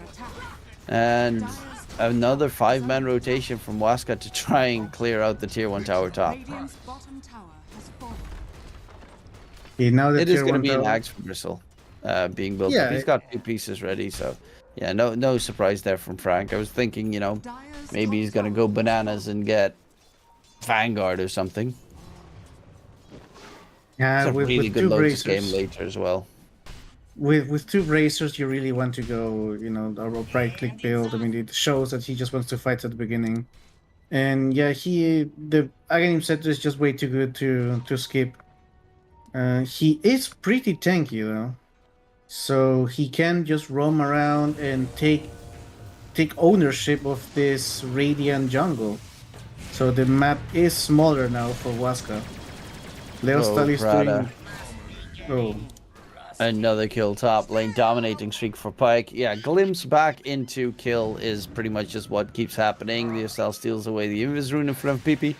Radiant's bottom I'm tower is hoping under that attack. Frank is not going to go for the Bloodstone this game. Obviously, you're playing against Doom, so it's kind of terrible. But the S&Y build we saw earlier as the second item, it was a safe lane, Bristle, but it just felt so incredibly strong. And status resistance against Doom is always really good. yeah. I mean, I do agree. I mean, in this case, you really want something that keeps you alive longer. You just want to rush into the enemy's team and not caring if they hit you or if they throw anything at you. The only thing that you really don't want to happen is that static storm, which is still not ready for Yadomi. He has 3 levels on Glimpse though, so now it's really hard to get away from him. Yeah, First? it's a pesky little hero. The only way that you really deal with a disruptor is if you have a very aggressive lineup, which they don't really have. I mean, obviously you can go for like Blink Magnus. Speaking of which, the ASL this time is going Echo Saber first item instead of Blink. Yeah, that's a interesting change up. Well, that's what we first said once we saw his skill build, right? We thought he was going for the Nico server instead of the Blink Dagger. Maybe he just, reckoned that last game he felt that the Blink Dagger was way too early. So let's just get a Nico server, go farm faster, and the Blink Dagger is going to come either way. Also, Muerta needs more time. She's just shy of that milestone. Muerta is way far under Dire's middle that tower is under attack net worth while table. scanning. Yeah, quite a bit from Pyke, but luckily enough, Frank is almost done with his Aghanim Scepter being very close to being secured. Another 5-man rotation, this time to go for the tier 1 tower mid. That should also conclude the money needed for PP's Blink. So with PP being able to get the Blink Dagger done, it might be time for Waska to make another aggressive play. Dire's middle tower is under attack. There's Doom available, so now it's time to go, like you said. Frank looks like a really juicy target, but he knows he is juicy, so he's not going to show as much in lane. Okay, Brad is just warding really aggressively here. Well, he has a TP. He should TP away. He's out. What is That's Prada another doing? game. It's slightly less slow than last game, but they're still playing a very cool, calm, collected game here on both these teams. Yeah, I think that's maybe the recipe for winning against Waska, because Waska knows how to fight a lot and they tend to capitalize on overextensions from enemy teams. And if you just don't initiate, if you don't dive their towers, if you don't force them to fight, they can't fight. Like, they can do what they want to do, which is fighting. So Fusion just says, okay, if you're not going to go on the aggressive, I'm just going to farm on my cores. Because this is the first time we see Leo style going for a farming build. And this is also the first time we see a Bristleback not rushing the Aghanim Scepter, but going for 2 Bracer and Arcane Boots before going for the Aghanim Scepter. So maybe Fusion said instead of dealing with your team fight, we're just not going to team fight. We're just going to farm here. And Waska leaves them be. Yeah, Pike on Waska is also almost done with his Aghanim Scepter, so he's also going to focus on the farming aspect. Doom's got the drums going for the Midas next, so it's going to take a while before he gets his blink. Then it always feels a little bit sad that on the Tiny you did get your blink if the rest of your team is not even planning to take any fights for the foreseeable future. Yeah, he would have gotten the Eco server better first, but at the same time, if you are Fusion, you have this beefy bristleback that is farming the enemy jungle, and you have Muerta who's farming your own jungle, and well, they are dividing the top side for Muerta, the middle side for Magnus, and the enemy side for Frank. But if you are Waska, there's like only Gyrocopter farming almost everything, and Doom with his Devour and eventual Midas. But Tiny doesn't really have where to farm. Even he might want to take the enemy's jungle, but there's when Jadomi is. There's when Fusion has a better hold of their jungle. They can't fight. It's not like Tiny is as scary as that Bristleback. Yeah, the Bristleback is top net worth. Frank keeping it very close, of course, against Pike the entire time. But the difference maker is Leostyle. He's going BKB second item. Kataro's got the Maelstrom plus. Dragonlance now done. And Muerta is one of those heroes that in late game turns into an insanely heavy damaging hero, especially when you get like the Swift Blink build, where you pop your ulti, Swift Blink in, and then 3 hits, everyone around you dies. Yeah, that double hit is just ridiculous. Especially because it's not like Flag Cannon where it's only a couple of hits, like 7 attacks. It's like every single attack you do can be double. Okay, amplified damage here. This could be the opportunity Waska needs to start doing something on the map. They have pushed 2 towers, so they might want to go for Kotaro. They know exactly where he is. Yeah, and Tiny. Okay, here we go. Magnus. Oh, there you go.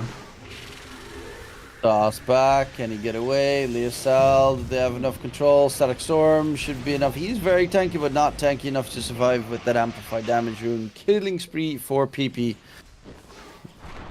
That was like the first kill in 5 minutes. Yeah. But that's what you want to do with PP, because otherwise his Blink Dagger is just going to be useless. Okay, now get this one, get the second kill. Prada on the run, should die, should be an easy. And PP dominating streak right now, bottom lane. Frank is level 14, has the Shard and the Aghanim Scepter. And they're going for mass TPs here. But they need the Disruptor's glimpse to make any play happen. Yeah, they don't have enough vision. This is just more space for Dota. But the thing is that Gyrocopter does benefit from this slow-paced game as well. Because he's just going to farm faster than Muerta, especially with this Aghanim Scepter. Radiant's middle tower is under attack. Oh, Michael's got to be a little bit careful. He's lurking about in the Vendetta, but there is a big rotation top with PP and Matthew right behind Pike. There's a Yules available as well to try and stall for some time. Michael. There is a sentry. They saw him. The Yules connects. Matthew goes in with the Bedlam damage. It's a 2-3-man Earth Spike, but he is, sorry, not Earth Spike, but the Impale is still going to die. Kataro pops his ulti to try and stay alive. Skewing from Leosal, but doesn't have the RP ready because of the silence. And Frank comes in from behind though, and this is dangerous. Pike is in a lot of trouble. He is going to be left behind, and they will find the catches. Frank, yeah, like they have no way to kill Frank. You need to doom him, otherwise there's no chance. Yeah, then Muerta was looking very vulnerable there, but Frank is just the final boss at this point. And this is just looking, bleaker and bleaker for Waska because late game is not for them. I mean, Gyrocopter, yeah, sure, it's a big hero. It's a great carry, but you do have that Bristleback that is getting out of control. You have that right click build Magnus and the Muerta. So late game isn't looking good for them. Early game they didn't really capitalize on doing anything. The only one who's done a little bit is PP with the rotation of his team because he went for the Blink Dagger build. Otherwise, he would be farming. So I don't know. Like I agree with you. Like Fusion has, I mean, in theory or on paper, the game looks more comfortable for them. Michael as well, walking nearby, spots out the Doom, has his Dagon at the ready on the Nyx Assassin. So if he finds a random Yudomi lurking about, should be an easy kill. Speaking of which, Leo Style is going to go for the TP back to base. Glimpse not going to be on the right timing because he had plenty of time with his first BKB usage on the Magnus to keep himself alive, and is going for the Blink Dagger as his third item. Is realizing that they're getting a little bit aggressive here on Waska's side. Dire's middle tower is under attack.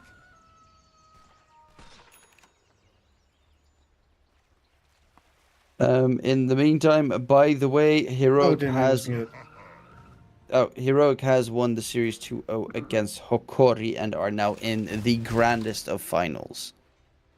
So that does mean that the winner of this match goes against Hokori. Yeah. Okay, so well, let's see if Fusion can make it happen in a 2-0 fashion, or is Waska going to make a comeback in the whole series? Waska is still looking to do something in the game. This is one of the slowest game, maybe the slowest game we've casted. Minute I 20. think last so game was slightly slower. in the laning stages, yes, but at minute 20 we were looking at some team fights. Looking I at, think minute 20 last game we had a scoreline of 7 versus 7 in kills. oh team, I think it was like 25 minutes or something when they started really playing. 25, yeah, maybe we just need to wait like for 5 more minutes.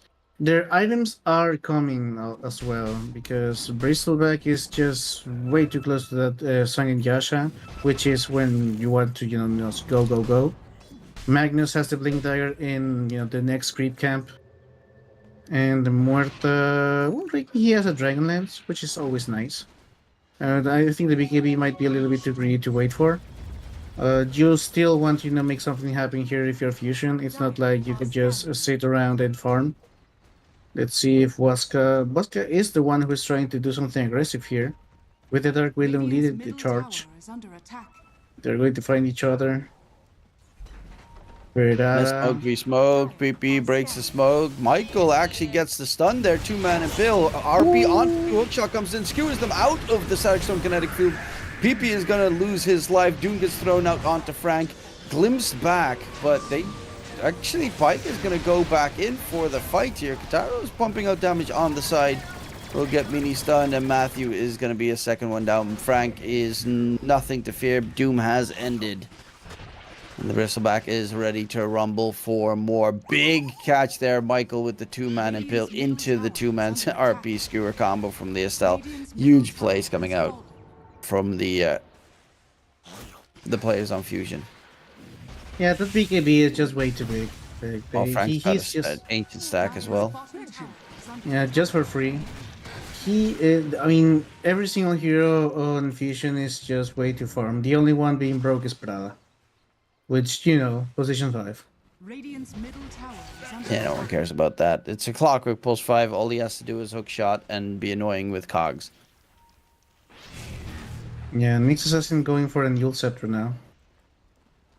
I like that. I prefer that kind of a move. You get 1 point in Dagon and then build into more useful tools. This case, the Yule Scepter obviously doesn't help against Glimpse, but it is very nice in case you are glimpsed and you're inside the Sackstorm. You then use it to stay alive for a bit longer. Same with the Aimless, making sure that Tiny can't one-shot you with an Avatos at that stage. Speaking of which, PP is going for the Chrysalis. I'm expecting it to be another Kanda at a certain point, but is like a Tiny still does her always hit very hard, regardless of the item build, thanks to just innately how the hero works. I thought Michael was going. Well, he didn't have anyone to follow up. Okay, I mean, this brings me back to, the Dota that is played with just farming, get one kill, and then continue farming. Look for a team fight with a smoke, don't find anything, and then continue farming. It is kind of, well, I understand coming from Waska, because if they lose this match, they are out. And Fusion wants to maybe also secure it. This is what happens in lower bracket matches. They always want to secure it or play it safe. They're going Roche. Yeah. They know they're going Roche because you see a ball, massive, angry Frank charging towards the pit. It's already half HP. Yeah, Glims sends Frank at the very least back, but they won't be able to at least keep him out of the Roche pit for the time being. PP with a nice avalanche coming up, but the RP onto Deuce. Mini Skewer comes out. They will kill off PP. Pipe is actually pumping out a lot of damage here. The Doom onto Katara Muerta does have the BKB to stay alive for a little bit longer, but he is looking to die. Nice kill comes through. Vitally caught inside the cogs. Leostal needs to get away, but Frank is the other target that you have to be fearful of right now. He's trying to kill off Vitally. Skewer by Leostal will be finished off. And now Frank is just going to try and kill off everyone. Well, actually, I wanted to say can't bring no Pike, but he definitely can.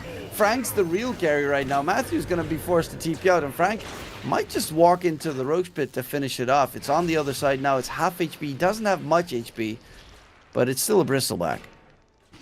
And Frank can just sell a Bracer and have a full BKB right now. Matthew did wonders on that last fight. Sadly enough, he's a Dark Willow who doesn't really have enough damage to be able to kill people. But he did get the kill on the Muerta, and he did get the kill on the Magnus. Pike just didn't have enough damage, which is weird to say because he's really farmed. Frank is just a beast. Yeah, so why no BKB done as well. It's gonna go for the butterfly after the bloodstone afterwards because it's just too much healing to let go. Even though, I mean, at that stage, if you have bloodstone, they're probably gonna doom you, and that gives a chance for Kataro to start pumping out damage because he is gonna go for the Daedalus next on the Muerta and will be able to deal a lot of damage. Frank's gonna get glimpse all the way back, hook shot in onto Yadomi. Disruptor's gonna get caught inside the cogs, but won't be bounced around just yet. Leostal with the harpoon drag back gets rid of Disruptor into the Roche pit. They go, and that should get Frank his Aegis. Yeah, Frank is the best carry of Aegis here. He is the carry right now. And this doesn't look good for Waska, which is, a little bit sad. I wanted to see Matthew go a little bit further, but Fusion is just playing way too good. We think this like one-dimensional type of play has been overcome with this strategy of having all your cores deal damage. Like, who would have known? Look, it's just as easy. Yeah, no 4 protect 1 shenanigans. Just everyone is a carry player, and they can all pop off. Plus, it does help that you've got Michael doing ridiculously good things with the next assassin this entire game. Is also very farmed as he's finished up his Yule Scepter. He's closing up to BP, which is not good, obviously, if you're a Waska fan. Frank actually is not the one carrying the Aegis. Instead, it is on Kotaro's Muerta. Interesting choice. Look, Kotaro is your siege damage, I suppose. I mean, if you want to play it safe, he does have a Dragon Lance. And, well, killing Bristol. Side, RP onto 2, gets the Skewer going. We'll be able to find the kill to Matthew. While Vitally is going to run away, get the blink out, does disengage. But Pike is going to get chased. And killed. And he does have a BKB and a TP. There is no RP, but he's just straight up dead. Yeah, the problem was Prada with the hook shot was just ready for any TP attempt. He well, Yeah, Bristleback did. he got deleted. He was gone. There was nothing left of the gyrocopter. That was too fast. Bristleback did 1.5k damage in one hit. Radiant's bottom tower Beautiful is under stuff. attack. Armor reduction. Then you also pop your warpath buff, and then you just get ungodly amounts of damage. Radiant's bottom tower is Oh, you know That me. is ridiculous. Dropping low. One more hit from Prada. He's so close. He has cogs, which you can just use if he wants, but rocket flare is also going to be enough. There's a tip. And Radiant's middle Kotor tower is just going under to get the attack. tower, the tier 2 tower. They don't want to leave any tier 2 towers, up, so they don't experience the same thing that was experienced last game where they couldn't get megas. 16k lead on 30 minutes. It does feel like this is a little bit done for Waska. Doom he just dooms the Bristleback, and then the Bristleback doesn't care. Pike is dealing some damage, but he's the only one, the only damage dealer. Tiny did something at the beginning of the game, maybe in the mid stages too, but now that we are entering the late game, he's going for a Daedalus instead of the Kanda. So maybe he can deal enough damage to be able to burst the Muerta, because remember, Muerta is burstable. He only has like 2k HP and 16 armor. Yeah, and he desperately is going to need that Lincoln's to be able to survive against the Doom, because that's the most important thing. He needs to make sure he doesn't get doomed, or glimpsed for that matter, later down the line. They smoke up, looking for a catch. Vitally would be a nice one. It is Leostal spotting him out. Misses his chance there to get the skewer, Radiant's bottom tower and will not be able to drag him back. But Qatar's going to go for the high ground push. There's the toss back, has that Aegis still available. Pops his ulti immediately, and the damage onto Matthew is substantial. Where's the Doom? While Frank is charging Whoa, in. Frank! BKB Utomi is dead. Frank doesn't give a damn, going for Pike next to right clicks. My lord, the kill is there, and the Frank toss just back in doesn't towards the care. fountain. Doom gets used. There's going to be a two-man RP. A lot of damage being thrown out. Oh, Hookshot's not here going to comes connect. the They're Gs. all dead. Yeah, the G's should come soon enough. Radiant's Frank is They just the actually final found boss, man. Dove already Yeah. at, Radiant's bottom they're just crushing the base as well. Qatar still has the Aegis for 30 seconds. And it's a Muerta, so he pushes really fast. are fortified. Yeah, dude, Frank has somewhere to go. Like, he just wants to end this game as fast as possible. Oh, I did see PGL Wallachia Open Qualifiers started, so. Maybe, a sidekick. See, but that was I know that the ESL qualifiers are also starting in a couple of days, so it's like qualifiers after qualifiers after qualifiers right now. Oh, Kotaro pops his BKB. Pike, they're trying to get the kill onto Kotaro. Actually, he didn't pop his BKB yet. He just had his Pierce to Fill going. Pike is straight up dead. yeah, that's it. Wow. On the back end, Clockwork is going to get caught, but Kotaro just died twice without really doing anything, and Kataro's just fine. Has a regen rune, good measure. Doesn't even have the shard yet, which is 30% spell lifesteal. I love the reason why the Bristleback died. I mean, the thing that dealt most damage to him were the towers. But he just died because he was tanking too much, and the physical damage from Pike isn't enough. And Okay, he here's a got preview. doomed. Like, they had to toss him in the fountain and doom him so that he died. Yeah. Otherwise, if they didn't doom him, he would have actually out-healed that damage and killed them all. top tower Look at him go. He has a place to be. He has a date, dude. There's no explanation.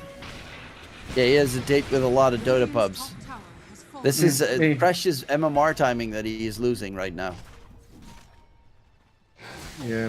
Yeah, it is around that time. Starting at 10 p.m. It's where you want to You want to start queuing if you are a high MMR player, which I know nothing about, but people have told me.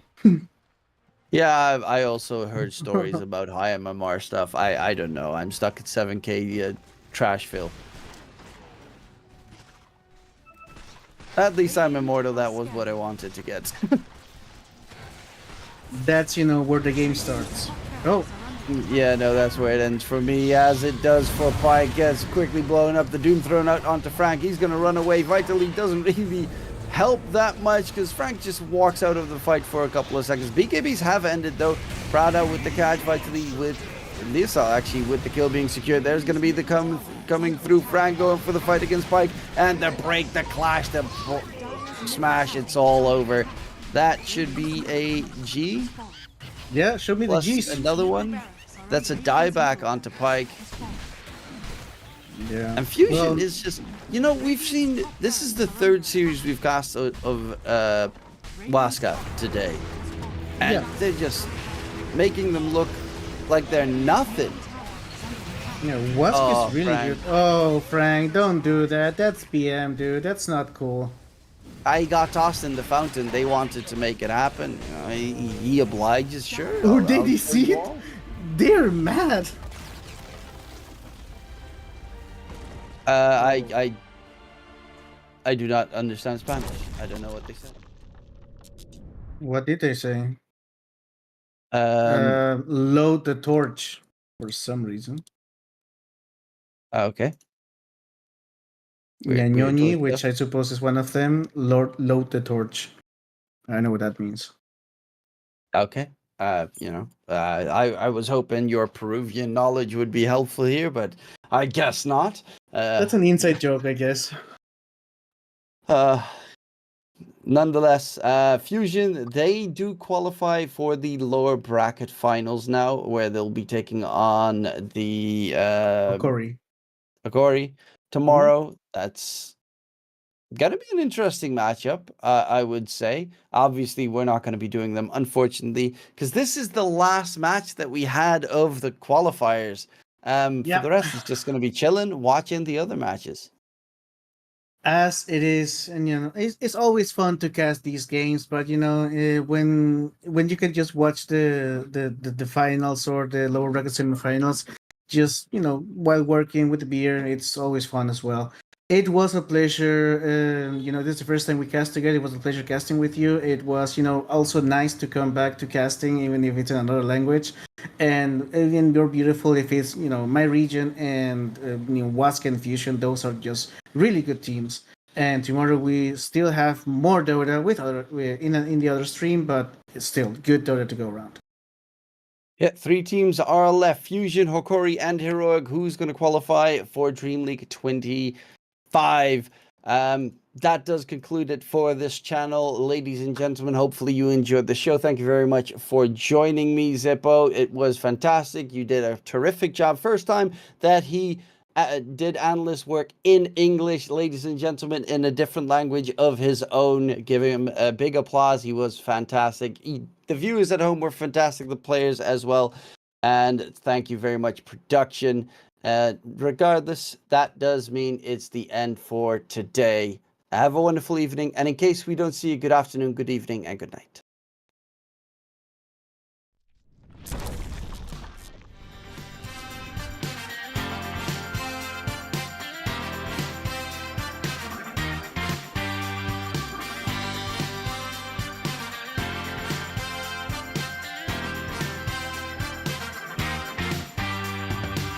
Just got the news that you're still in town, looking for a safe place to hide. Well, you better close your window and lock the door, 'cause I'm gonna get you tonight. And I know where you are, so look sharp, 'cause here I come, I'm close, so get ready and watch out. 'Cause here I come.